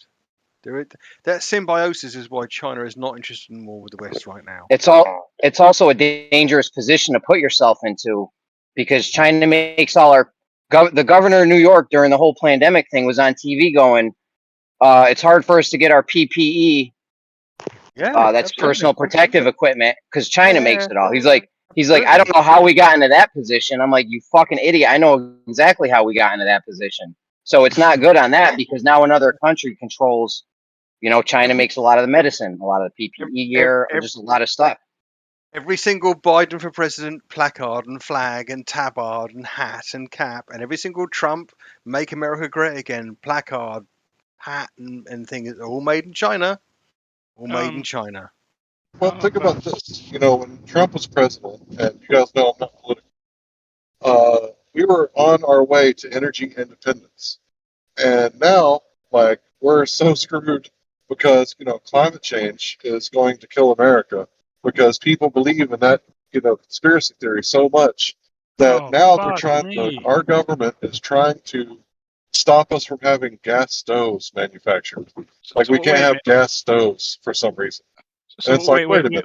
So Hold on, I'm in the middle of of talking. Well, you're in the middle. Meanwhile, sorry, I'm in the middle of saying something. Hold on, meanwhile, Paige, you can go next. Meanwhile, Pakistan is like burning like millions of tires at once, just out in the fucking open, just burning them. And you know, Greta, she don't got shit to say about that. But how dare you cook on a gas stove? You know, because it doesn't matter when China and India, you know, and what they could do basically whatever they want, but they can dig all the cobalt out of the. You ever hear the saying, NIMBY, not in my backyard? Go ahead, my bad. Right. Yeah, I get it. I think So Shill was next. Hey, NASA Shill, when you're done. No, that was. I just love the fact. Hold on, let Hank finish. Let Hank finish. I cut him off. Go ahead, Hank. I'm sorry, I'm so long-winded. You know, they can dig all the cobalt out of the ground that they want to and go through like several tons of oil just shipping it here, you know. And I get it. My son had cancer when he was 2. I don't want a dirty backyard. I want clean water. I don't like fracking, but Saudi Arabia's fracking. So it's like, it's okay if Saudi Arabia is fracking. It's okay if China's digging up all these technology rocks, which is a very dirty thing. But Tesla cars have brake pads too. And 20% of the air particulates is from brake pads. So 30, there is no such 30, thing as clean 30%. energy. It's 30%. Sorry about that. 30%. So yeah, just wanted to say that there is no such thing as clean energy. If you're burning a candle, it's creating carbon. Thanks. All right. Well, NASA Shill had something to say. I'm Go sorry. ahead. He spoke so long that I forgot what I was going to say because We were typical what he's about the carbon footprint. Typically what he does is he just rambles and rambles until everybody forgets the first part of his Oh, point. shut up. By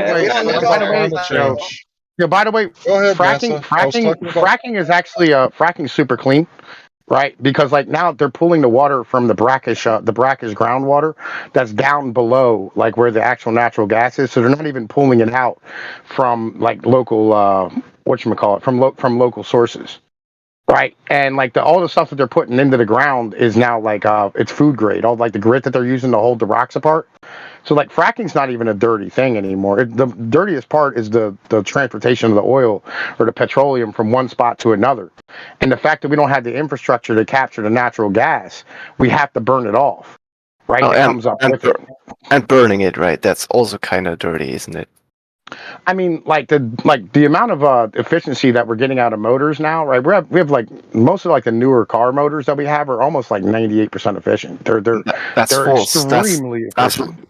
That's just for electric motors. A combustion engine won't get above 30 to 40% tops. No. I mean, like, if you don't add in like the heat, right? Like, if you don't take like the heat losses, what they examine, right? You want to know the efficiency, like the total well to wheel, right? How much energy am I getting out of, let's say, oil, and how much energy am I putting into actually moving the car forward? And for electric cars, it's just 3 to 4 times higher than for combustion engine vehicles. Well, yes, but like again, like what I'm talking about is the oil itself, right? It's not just about the motor. It's about how much pollution is created when you actually burn the fuel, right? The amount of efficiency that you're using with the fuel now is different than it used to be. Okay, well, that might be. What's powering the grid that it's charging from? We got coal, we got nuclear.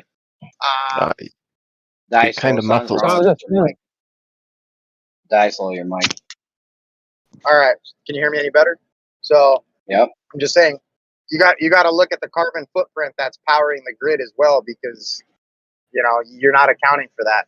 and that should be accounted for within your quote unquote 90% efficiency for EV.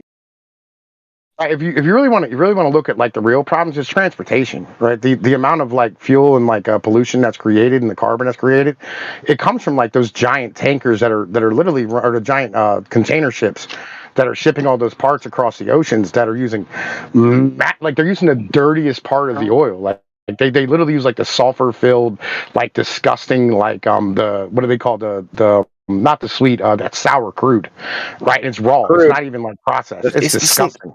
I thought So- navigation is just 3.6% of global emissions in transportation. The rest is like all road vehicles and planes. What do people Well, you're not- exhale? What do people You're not exhale? considering. Go ahead, man. What do people exhale? Carbon, is it dioxide or monoxide? I can't forget. I think it's Dioxide. dioxide, right? Yeah, Right. Just need to stop people breathing. Another thing, consider. Do you know? So go on. Go ahead. I was just going to say, consider the batteries on the EVs, because those are highly polluted and take a long time to disassemble and break down. Go ahead.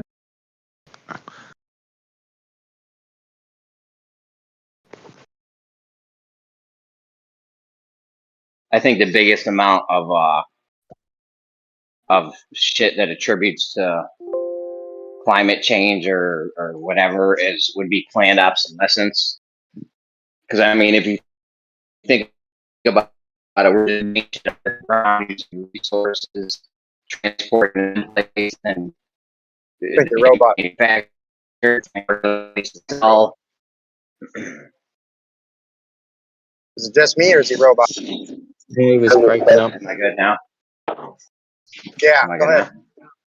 So yeah, the biggest thing that would contribute to that, I would think, would be this whole planned obsolescence thing. If you go down the whole chain of events from when you have to mine stuff out of the ground to people now have to drive to stores to sell it. People got to drive to the stores to buy it. Like, it's just a huge thing. But we really don't know that in the environment, because I mean, me personally, I think that it's going to survive long after humans think they can destroy it. Like, humans will destroy themselves before the Earth dies. Yeah, no, the Earth is going to survive definitely, but perhaps there will be conditions, like most probably, there will be conditions which are not survivable for humans. Or if then just very few, because it's just getting too cold or too hot in large parts of the world. Yeah, but I mean, have we experienced this in our own lifetime of where we can't survive? I mean, Well, yeah, we've had. the human I mean, species here in has- America. Yeah, but we don't know that for sure. Well, we know when ice ages were. We can still find the No, we don't the know traces when of. ice ages were. Yeah, we don't.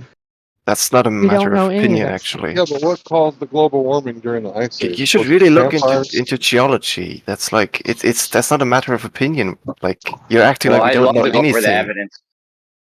I'd love to go over the evidence of how we know the last ice age was whatever 10, 12,000 years ago, or it ended that long ago. Yeah, it's Back to the Future shit, and I don't buy any of that. Look, They probably can't have go some good back. reasons. I know they got ice core samples. All right, what kind of evidence you working with? The fact that we can even talk right now relies on the built-up body of knowledge over the last 2,000 or 3,000 years, or you can add a couple more thousand years if you want. Like all of human civilization, it's not like we only know what happened yesterday, and before that, it's just we can't figure out anything. I'm not sure where you get that from.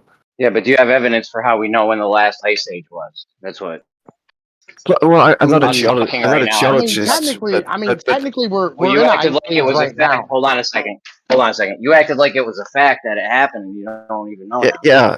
Based on that's like high school level knowledge. Like in my area, there was like a huge glacier, and it left traces in the ground, and in like the landscape and so on. It's not really hard to figure out, what happened. So how do you know the water was frozen? What if there was a flood? Wouldn't it also drag things across the surface and we're in an mar up the ice land? age. We're in an ice age right now. Like Sorry about ice that. I age just apologize. means that there's ice at the caps. That's all it means. But we have like we're still measuring the hottest temperatures like in my country. Like every month there's like another record for the last 150 years or something. Well, that doesn't surprise me. We've only been keeping records for like 150 years. Yep. That's Of course, it. we're going to hit records. Yeah, but we can also drill into ice cores and like deduce the temperature from those over about the last 800,000 years. I So mean, But we that's not assume really that each true. freeze is Not a true. year. That's not if you true. assume that. Yeah, I kind of stick to So, uniformism there. I'm not scientific or anything like that. I didn't go to college. I didn't get an education in that or whatever. But my logic is telling me, how the fuck do you drill down in ice and determine the age of it? Hey, I have an actual question for the guy who's like European and thinks he knows science. Like I do have an actual question, right? So didn't we have like a great melt about 14,000 years ago, right, during the Younger Dryas, right? And if we did, like, Wait, how do what? we know, like, we had a melt during like 13,000 years ago? A melt? Yes, Okay. I right. just Where don't. Specifically, it was like we're specifically still, called meltwater. It was specifically called meltwater pulse 1B. yeah, Right, right. that's We code had for the flood. Huge melt. Younger Dryas is code Okay. for the flood. Mud flood is also code for the flood. Thanks. right. I mean, like, so how do we know like that? Like they go back 800,000 years. Well, that's just from the ice cores. Like if you drill down like dozens of meters into the ice, like Antarctic ice, that's been frozen for like forever, basically. How do we know? Well, because we can count the layers, and we know we can count the seasons, basically. Like each year is, you can reconstruct the years from the ice core that you dig up, basically. It is like rings If of you a tree. assume that each Have you ever frozen have grain is a well, year. have you guys ever looked into that? Like you're being very skeptical right now, and I don't have the knowledge to tell you all about it. It's just what I've seen. But yeah, I just recommend you to look into it. It's really I mean, interesting. I've looked into a bunch of it, right? But like I know that like right now at the moment we're in the ice age. When was the last time we weren't in an ice age? We're not. Well, we're definitely not in an ice age right now. No, we're in Based an ice based age. on Just means there's ice at the caps. that's not That's all true. ice That's age not means. true. Yes, it Ice does. age means that large parts of like the land surface are frozen. No, it doesn't. You ever seen Canada? Well, it's just a couple of percent of like the whole land surface are frozen right now. Yeah, And, like again, the average temperature is quite high as compared to historic temperatures. I mean, you do understand that Norway, like the Greenland, caps, all the the North caps Pole. haven't always had ice on them. Yeah, sure. Well, I'm sure about always. I think there were pretty hot periods during like the dinosaurs. So I'm not sure if the caps were always frozen, but I don't know. I can solve global warming right now. We hang Harry Anslinger's hat on the hat rack of shame, and we put the marijuana back on the earth because when you manipulate the ecosystem, it does fuck shit up. So we should plant 25 marijuana plants for each man, woman, and child. Make it mandatory. Make it a law. It doesn't matter if you harvest the bud or not. But what happens when you take the carbon out of the atmosphere and put it back in the ground? It lowers the greenhouse effect. Right, but instead of doing that, we should probably just tax the white people, right? That makes more sense. No, what you should have is local food. You should have local food grown, right? Because like that would solve about 90% of the shit, right? Because like plants actually take carbon dioxide out of the fucking air, and like turn it back into oxygen. Yeah, And you if we did eliminate that, the that need would for make transportation. sense. According to NASA, there's a thing called a snake plant, and I think 6 of those provides enough oxygen for one adult person. So maybe plant those. I'm all for planting weed plants. Let's do that too. You don't just need oxygen for the people, though, right? Like if you drive a Need it car for and animals. it emits like a couple of tons of CO2 per year, then you also want to capture that, because if you don't, it's just going to accumulate in the atmosphere, and that's Yeah, that going would be to. bad for the rainforest if there was like, CO2. Well, this is the Don't problem plants- of working, right? We shouldn't be working. We shouldn't all be driving to like Well, the center of a fucking city to go to work every day. So that's what I'm saying. How do you Yeah, guys feel? absolutely. How would you guys feel if? How would you guys feel if all the stuff was within walking distance? Wouldn't that be neat? Yeah, that would be amazing. I lived like that one So you time for guys like like 8 that months. city? It was You great. I like was that in city? shape. It was You like amazing. that city? You like the city they're doing, that straight line city in Dubai or whatever, or in the Middle That's East somewhere? that's dumb. What's Yeah, but up? if you think about it, every big city is basically a 15-minute city. You can No, walk it's not. and get food. No, it's Someone not. said we're in an ice age. We're actually in the gap between two ice ages in the Holocene, aren't we? The Holocene epoch We are, yeah. between two ice ages. No, we're in a, as long as there's ice on the caps, you're in an ice age. No, Says what definition is that though? Can you like it? I don't know. In Not in an ice glaciology, age. We're actually in a hot period. in glaciology, in terms of glaciology in the science that pretty much gives us a vernacular of ice ages, we're between two. We're in an ice age, right? Just because white people's land is not covered in ice doesn't mean we're not in an ice age. No, no. Glaciological terms, an ice age implies that there's extensive ice sheets across the northern and southern hemispheres. That's not the case now, is it? No, again, all that matters is there's ice on the poles, right? Because there's times in the Earth's history when there's not ice at the poles. Ah, yeah. Okay, fair enough. Well, there are times there are interglacial periods when the whole Earth's temperature is high enough that there's no polar ice. But that doesn't mean but that's not meaning that every other time is in an ice age. There are transitionals. So is the definition of ice age, does that mean ice at the poles, or the thing you're saying with this glacial? No. I think for glaciology, it means that there's ice in the reaching almost into the near to the tropics, effectively. I mean, the last massive ice age, for example, all of northern Europe was completely covered with glacial ice. See where Doesn't white an people ice live. age mean that more of the landmass is covered with ice than isn't covered with ice? Maybe. What's So. the actual definition for ice age, and what branch of science determines whether we're in an ice age? Is it glaciology or something else? Is it meteorology? Is it cosmology? Is it geology? Well, from a meteorological point, an ice age is an extended period where the global temperature or the world temperature is lower than the epoch mean, and we're not in that position right now.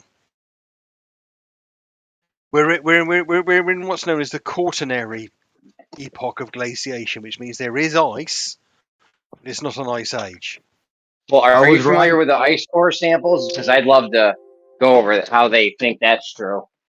I was right about the thing. It's ice age means when a bigger part of the earth is covered in ice than isn't. That's what an ice age is.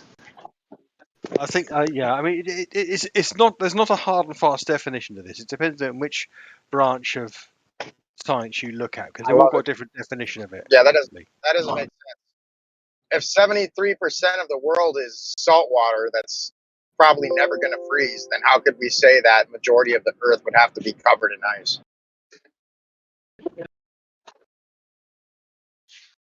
Well, I mean, that's a good point. I love it. the thing about the ice core, the thing about looking at ice cores, and looking at stratus in ice, is that you can actually, even in the contemporary sense, you can look at local ice in the polar regions, and you can see a strata of artifacts in the ice. Clearly, there's snowfall and precipitation in all parts of the world, and they do form forensic chemical and biological evidence in the ice cores. Now, the question is how can you extrapolate that down as you go deeper into the ice, and how reliable does it become? And more to the point, when you're looking in those ice cores at a depth that goes into the prehistory, how accurately can you interpret what's in those ice cores? But like Mount St. Etna, I know. I'd love to go over the ice core thing. Are you familiar with the ice core samples? Yeah. I've read a little bit about that kind of stuff. Would you know how they determine Go ahead. Go ahead. I'll Yeah, go I was after. not. So real quick, I just want to ask. So what you're saying is that the grand priest in the cathedral known as Harvard, Yale, Cambridge, Oxford, and Princeton, they're what determines an ice age. It depends which branch of science you. Should we pray to them and ask? Like, can we say a prayer to them and ask whether or not we're in ice age? Why not? I mean, I don't think that'll help, but I think you have to have a woolly mammoth in order for it to be an ice age, technically. Oh, word. Yeah. Wait. So if we bring woolly mammoths back, because we're doing that right now, we can have an ice age again. shout out to Yes. CRISPR. Nonsense, bro. We're in an ice age right now. I just want CRISPR to bring the dodo back, because then I don't know what the fuck Pete Chase is gonna do.